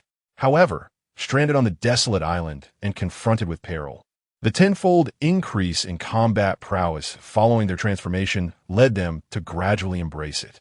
With a thunderous roar, Rivers proclaimed, "I will strike head-on. You wait for your moment." After devising their strategy, he launched the first assault. His speed exceeded that of his human form by more than tenfold. Appearing as a fleeting golden specter that darted toward Jiang Xiao, claws aimed directly at his throat. "Jiang Xiao!" Han Shui cried out, alarmed for his safety. Yet, at that moment, Jiang Xiao remained unfazed, his eyelids barely flickering at Rivers' advance. It was simply too slow. He merely sidestepped slightly, allowing the razor-sharp claws, powerful enough to tear through steel, to graze his collar. "Impossible!" Rivers exclaimed in shock, astonished that his attack had missed. This was an occurrence unprecedented since his transformation. Just then, Alice's voice reached him from the side, as her powerful hind legs propelled her forward with astonishing speed. In the same instant, she drew a sharp military dagger from her waist. Her upper body maintained an elegant human posture, while her lower half exhibited the zebra's remarkable explosive power, creating a bizarre combination that rendered her attack trajectory exceptionally cunning.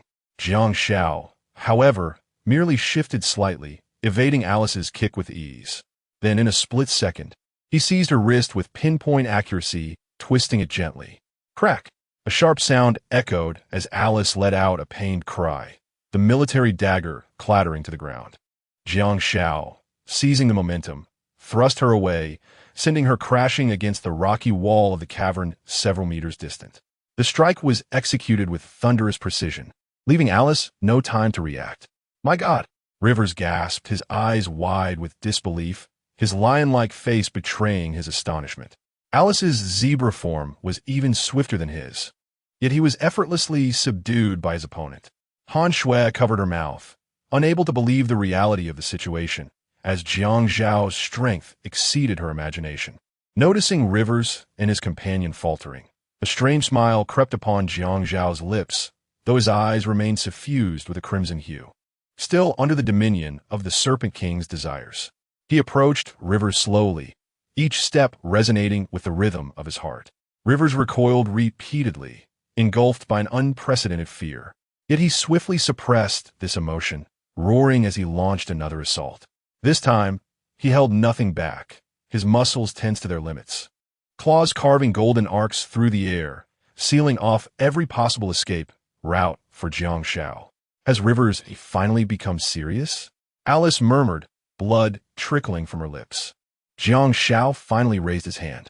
His movement was simple and direct, a straight punch that effortlessly pierced through Rivers' carefully woven net of attacks, striking him squarely in the chest. Boom! Rivers felt as though he had been struck head-on by a high-speed train, sent hurtling backward and crashing into the stone wall, embedding himself within it. He coughed up blood, his face reflecting indescribable shock. His power was overwhelming, yet it had been so easily countered. Who on earth was this individual?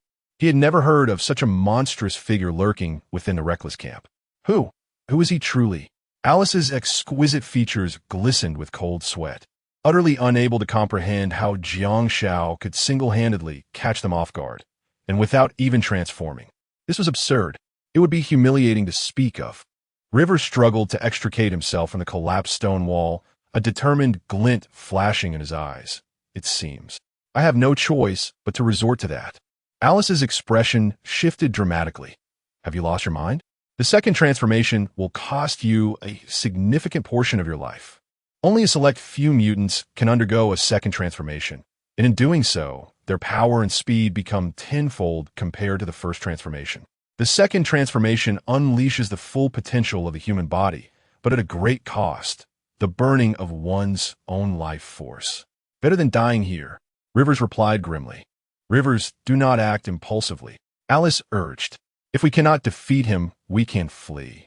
In despair, Rivers declared, Alice, do you still not see the reality? This being before us is as powerful as a monster. His adrenaline surges like a killing machine.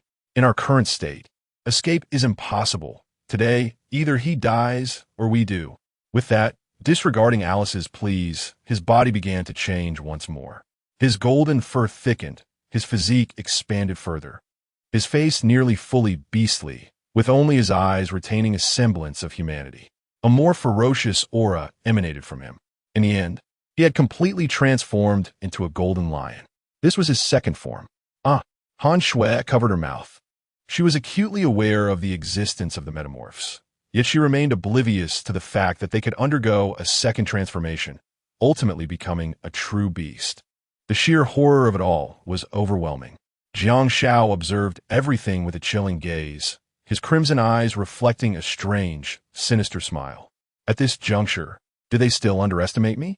Rivers furiously struck the ground with his claws, causing it to fracture like a spider's web, then launched his assault. His speed had increased tenfold since his initial transformation, and he appeared before Jiang Xiao in an instant, his claws slicing through the air with a piercing shriek. Simultaneously, Alice coordinated from the side, her zebra hind legs propelling her with astonishing force, her form hurtling toward Jiang Xiao like a cannonball. In a flash, Jiang Xiao shifted, appearing directly in front of Alice, and with a resounding slap, struck her squarely in the chest, reverting her to her original form. He then fixed his ominous gaze upon Rivers, who, in a moment of electric tension, found his eyes reflecting Jiang Xiao's massive silhouette. How could this be possible?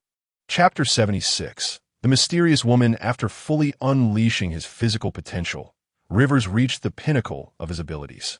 He possessed an unwavering confidence in his speed, believing that no one in the forest could rival him. Yet now, he felt utterly defeated, for Jiang Xiao was even faster. Like a specter, Jiang Xiao appeared before him after vanquishing Alice, shattering Rivers' composure. Notably, Jiang Xiao did not launch a direct attack. Instead, he fixed his gaze on Rivers, a disconcerting smirk gracing his lips, as if to mock, "Is that all you've got?" Furious, Rivers' pride ignited an unprecedented surge of power within him. He swung his claws wildly at Jiang Xiao, yet he could never graze the hem of Jiang Xiao's garment. This was not how it was supposed to be. As he attacked, despair began to consume him. Suddenly, his claws finally made contact with Jiang Xiao, but the excruciating backlash left him aghast. He found a strength of Jiang Xiao's body akin to steel. Even his claws, capable of tearing through anything, could not inflict even the slightest harm. Rivers was on the brink of madness. How could such a person exist in this world? Without transforming, Jiang Xiao toyed with them, blatantly disregarding Rivers' pride in his second transformation's brute strength. At that moment, Jiang Xiao struck. Clenching his fist, he delivered a powerful blow to Rivers' chest. The sound of impact reverberated ominously as Rivers was sent hurtling backward, crashing into the stone wall and leaving a substantial dent. This single strike caused him to revert to his human form. As he regained his human shape, his once golden hair now bore streaks of white, and the wrinkles on his face multiplied, aging him by over a decade. At that moment, he lay on the brink of death, his vitality waning. "Rivers!" Alice cried out, her gaze fixed on Jiang Xiao, her voice laced with fury. "You scoundrel! How dare you treat Rivers this way? I shall end you." She struggled to rise, but her grievous injuries rendered her incapable of sustaining her fervent intent. Soon, she collapsed heavily once more, her graceful figure inadvertently provoking Jiang Xiao's instincts. With a sinister smile, he approached Alice, the heat of his breath palpable. Do not come any closer," Alice stammered, her body instinctively retreating. But soon she found herself against a precipice, unable to move another inch. The terror in her eyes conveyed the dread of being devoured whole by Jiang Xiao. Who could possibly halt his advance? Alice's inner turmoil magnified, resigning herself to the grim fate that awaited her. Before her stood the imposing figure of Jiang Xiao, who licked his razor-sharp claws, and soon Alice's attire began to shred piece by piece. He then forcefully pinned her to the ground, the sheer force creating a deep crater beneath her. An hour later, Jiang Xiao regained his composure. After donning his attire, he approached Han Shui and nonchalantly inquired, "Have you seen enough?" Han Shui nodded, as if in trance. Moments ago, she witnessed the most brutal spectacle in the world. as Jiang Xiao unleashed the primordial power within him. Golden scales, resembling those of a carp, suddenly erupted from his skin. To be precise, they were dragon scales. The form was utterly terrifying, fierce, ruthless, and devoid of mercy. Han Shui felt a chill of fear at the mere recollection. Had it not been for Alice bearing the brunt of it, she would likely be among the deceased by now. At that moment, Jiang Xiao retrieved a vial of miraculous medicine and applied it to Han Shui's wounds. Soon, she began to recover. Cautiously, she inquired, "Jiang Xiao, do you remember what just transpired?" She kept a wary distance from him, apprehensive that he might suddenly transform into that monstrous figure and devour her. Jiang Xiao's memories of the battle with Rivers were rather hazy. However, he regained consciousness while studying human engineering with Alice.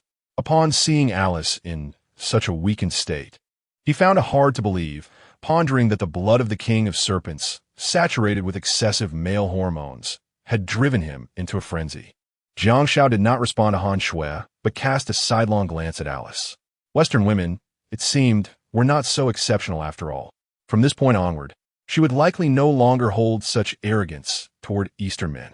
Han Shui chose not to press further, knowing that silence was the wisest course.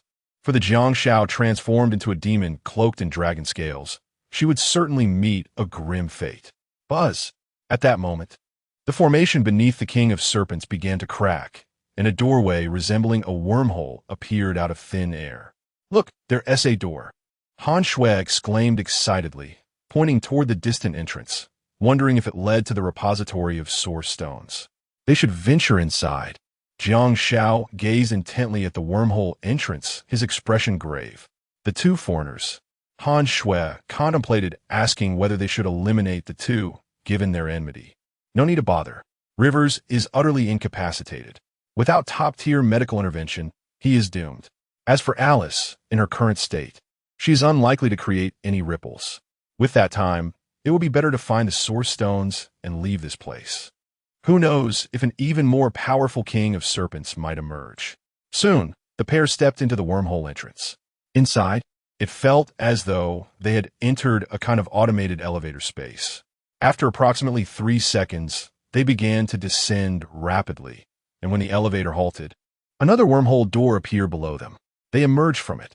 Upon witnessing the scene before her, Han Shui was taken aback. It was a peculiar space enveloped in a soft, golden glow, with a beautiful environment and pleasant climate, an ideal place to reside. There was something there. Han Shui scanned the expansive area and discerned only a semicircular mechanical chamber. Jiang Xiao squinted slightly. How could such an advanced product of civilization exist in this place? Moreover, from a distance, the mechanical chamber emitted operational alerts, clearly powered by electricity. Jiang Xiao found the situation exceedingly bizarre. Jiang Xiao and Han Shui approached the semicircular mechanical chamber with caution. As they drew nearer, they discovered its surface adorned with intricate electronic patterns, emanating a faint blue glow. How could there be a power system on this island? Han Shui whispered, noting the absence of cables or high-voltage lines in this deserted locale. Suddenly, the mechanical chamber emitted a series of beeping alerts, and the display screen on the door illuminated, followed by the activation of all lights. Through the observation window, they were astonished to find the chamber filled with liquid, within which lay a woman of extraordinary beauty. Warning! Warning!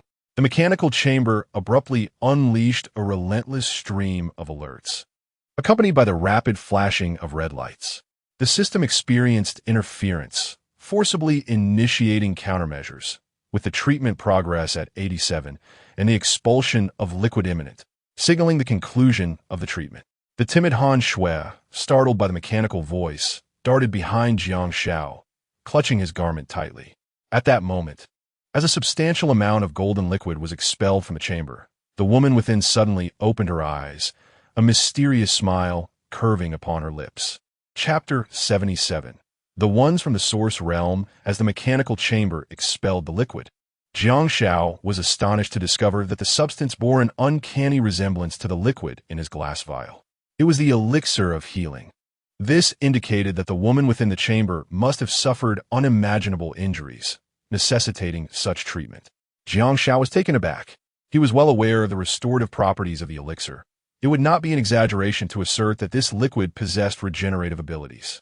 Yet, witnessing such a precious substance being squandered made his heart bleed.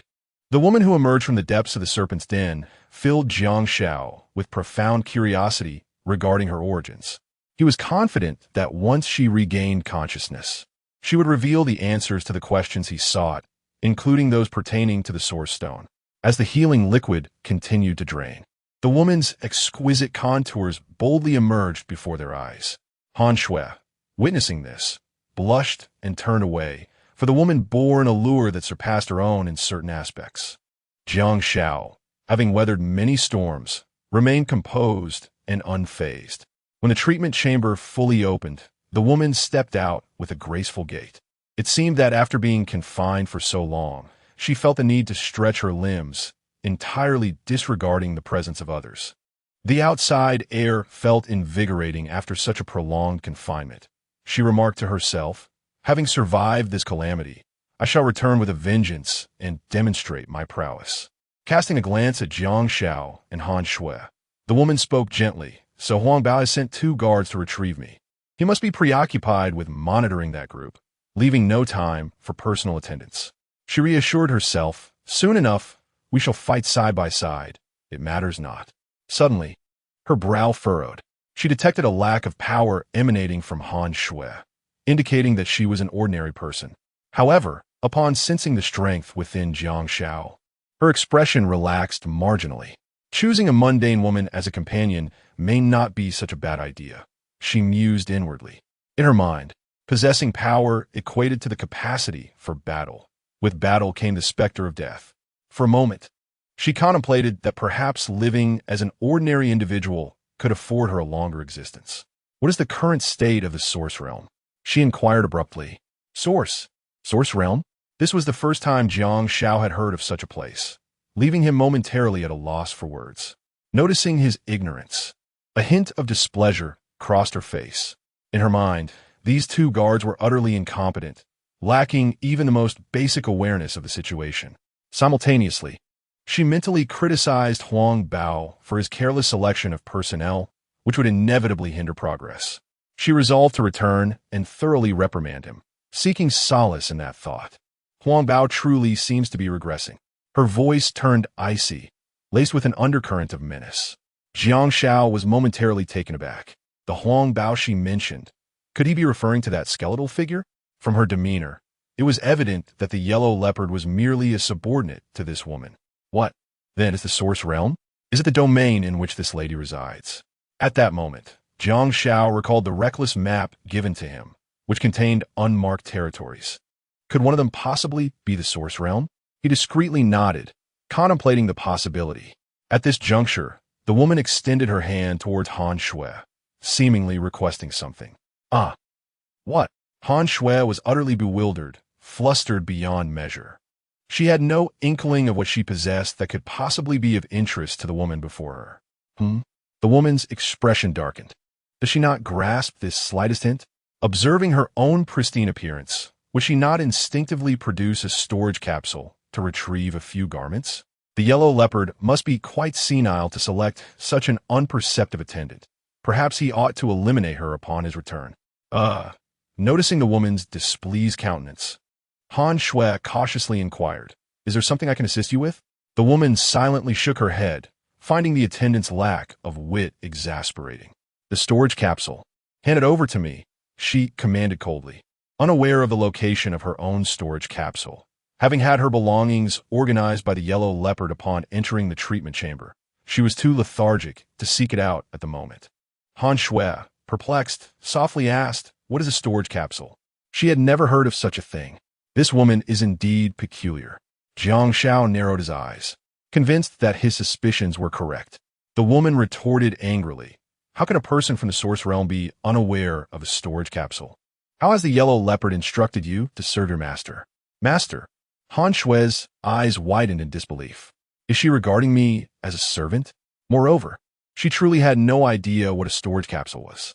Where, pray tell, is the Source Realm? And who is the yellow leopard? In that moment, her mind was a maelstrom of confusion. We are neither from the Source Realm, nor are we your so-called subordinates. At that instant, Jiang Xiao responded to the woman. Wow, what? The woman was taken aback, as if she had heard the most astonishing words in existence. However, her gaze turned icy. Nonsense. If you're not from a source realm, do you think you would still be alive after entering the Serpent's Den?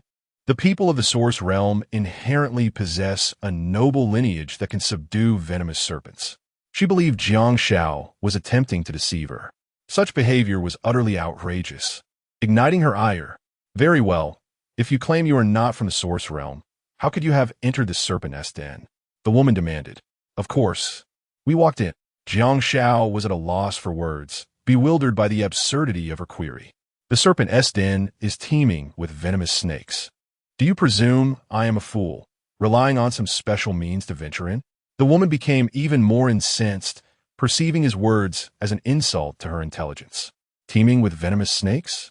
Jiang Xiao was taken aback, having seen hardly any of the so-called snakes within. Impossible. The woman shook her head in disbelief. If you are not from a source realm, it would be a miracle if the snakes did not strike you dead. At that moment, a chill ran down her spine as she fixed her gaze upon Jiang Xiao. Could it be? The atmosphere suddenly grew tense. Could it be what? Jiang Xiao swallowed hard, feeling an overwhelming aura emanating from the woman before him. She was, without a doubt, the first true powerhouse he had ever encountered. Could it be that you have slain the king of the 10,000 serpents and inherited his genes? The woman waved her hand dismissively, regarding the notion as utterly absurd. If she had indeed killed the king of the 10,000 serpents and absorbed his essence, the venomous snakes on the island would naturally revere her as their sovereign, making entry into the serpent's lair a trivial matter. However, the king of the 10,000 serpents was the undisputed ruler of this forest, possessing formidable strength. How could Jiang Xiao possibly have defeated him?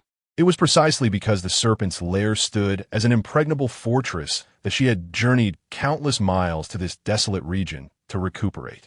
The primary reason was that her adversaries were far too powerful.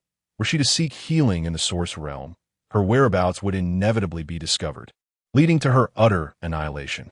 Her foes would never suspect that she would choose to recover in such an inhospitable place.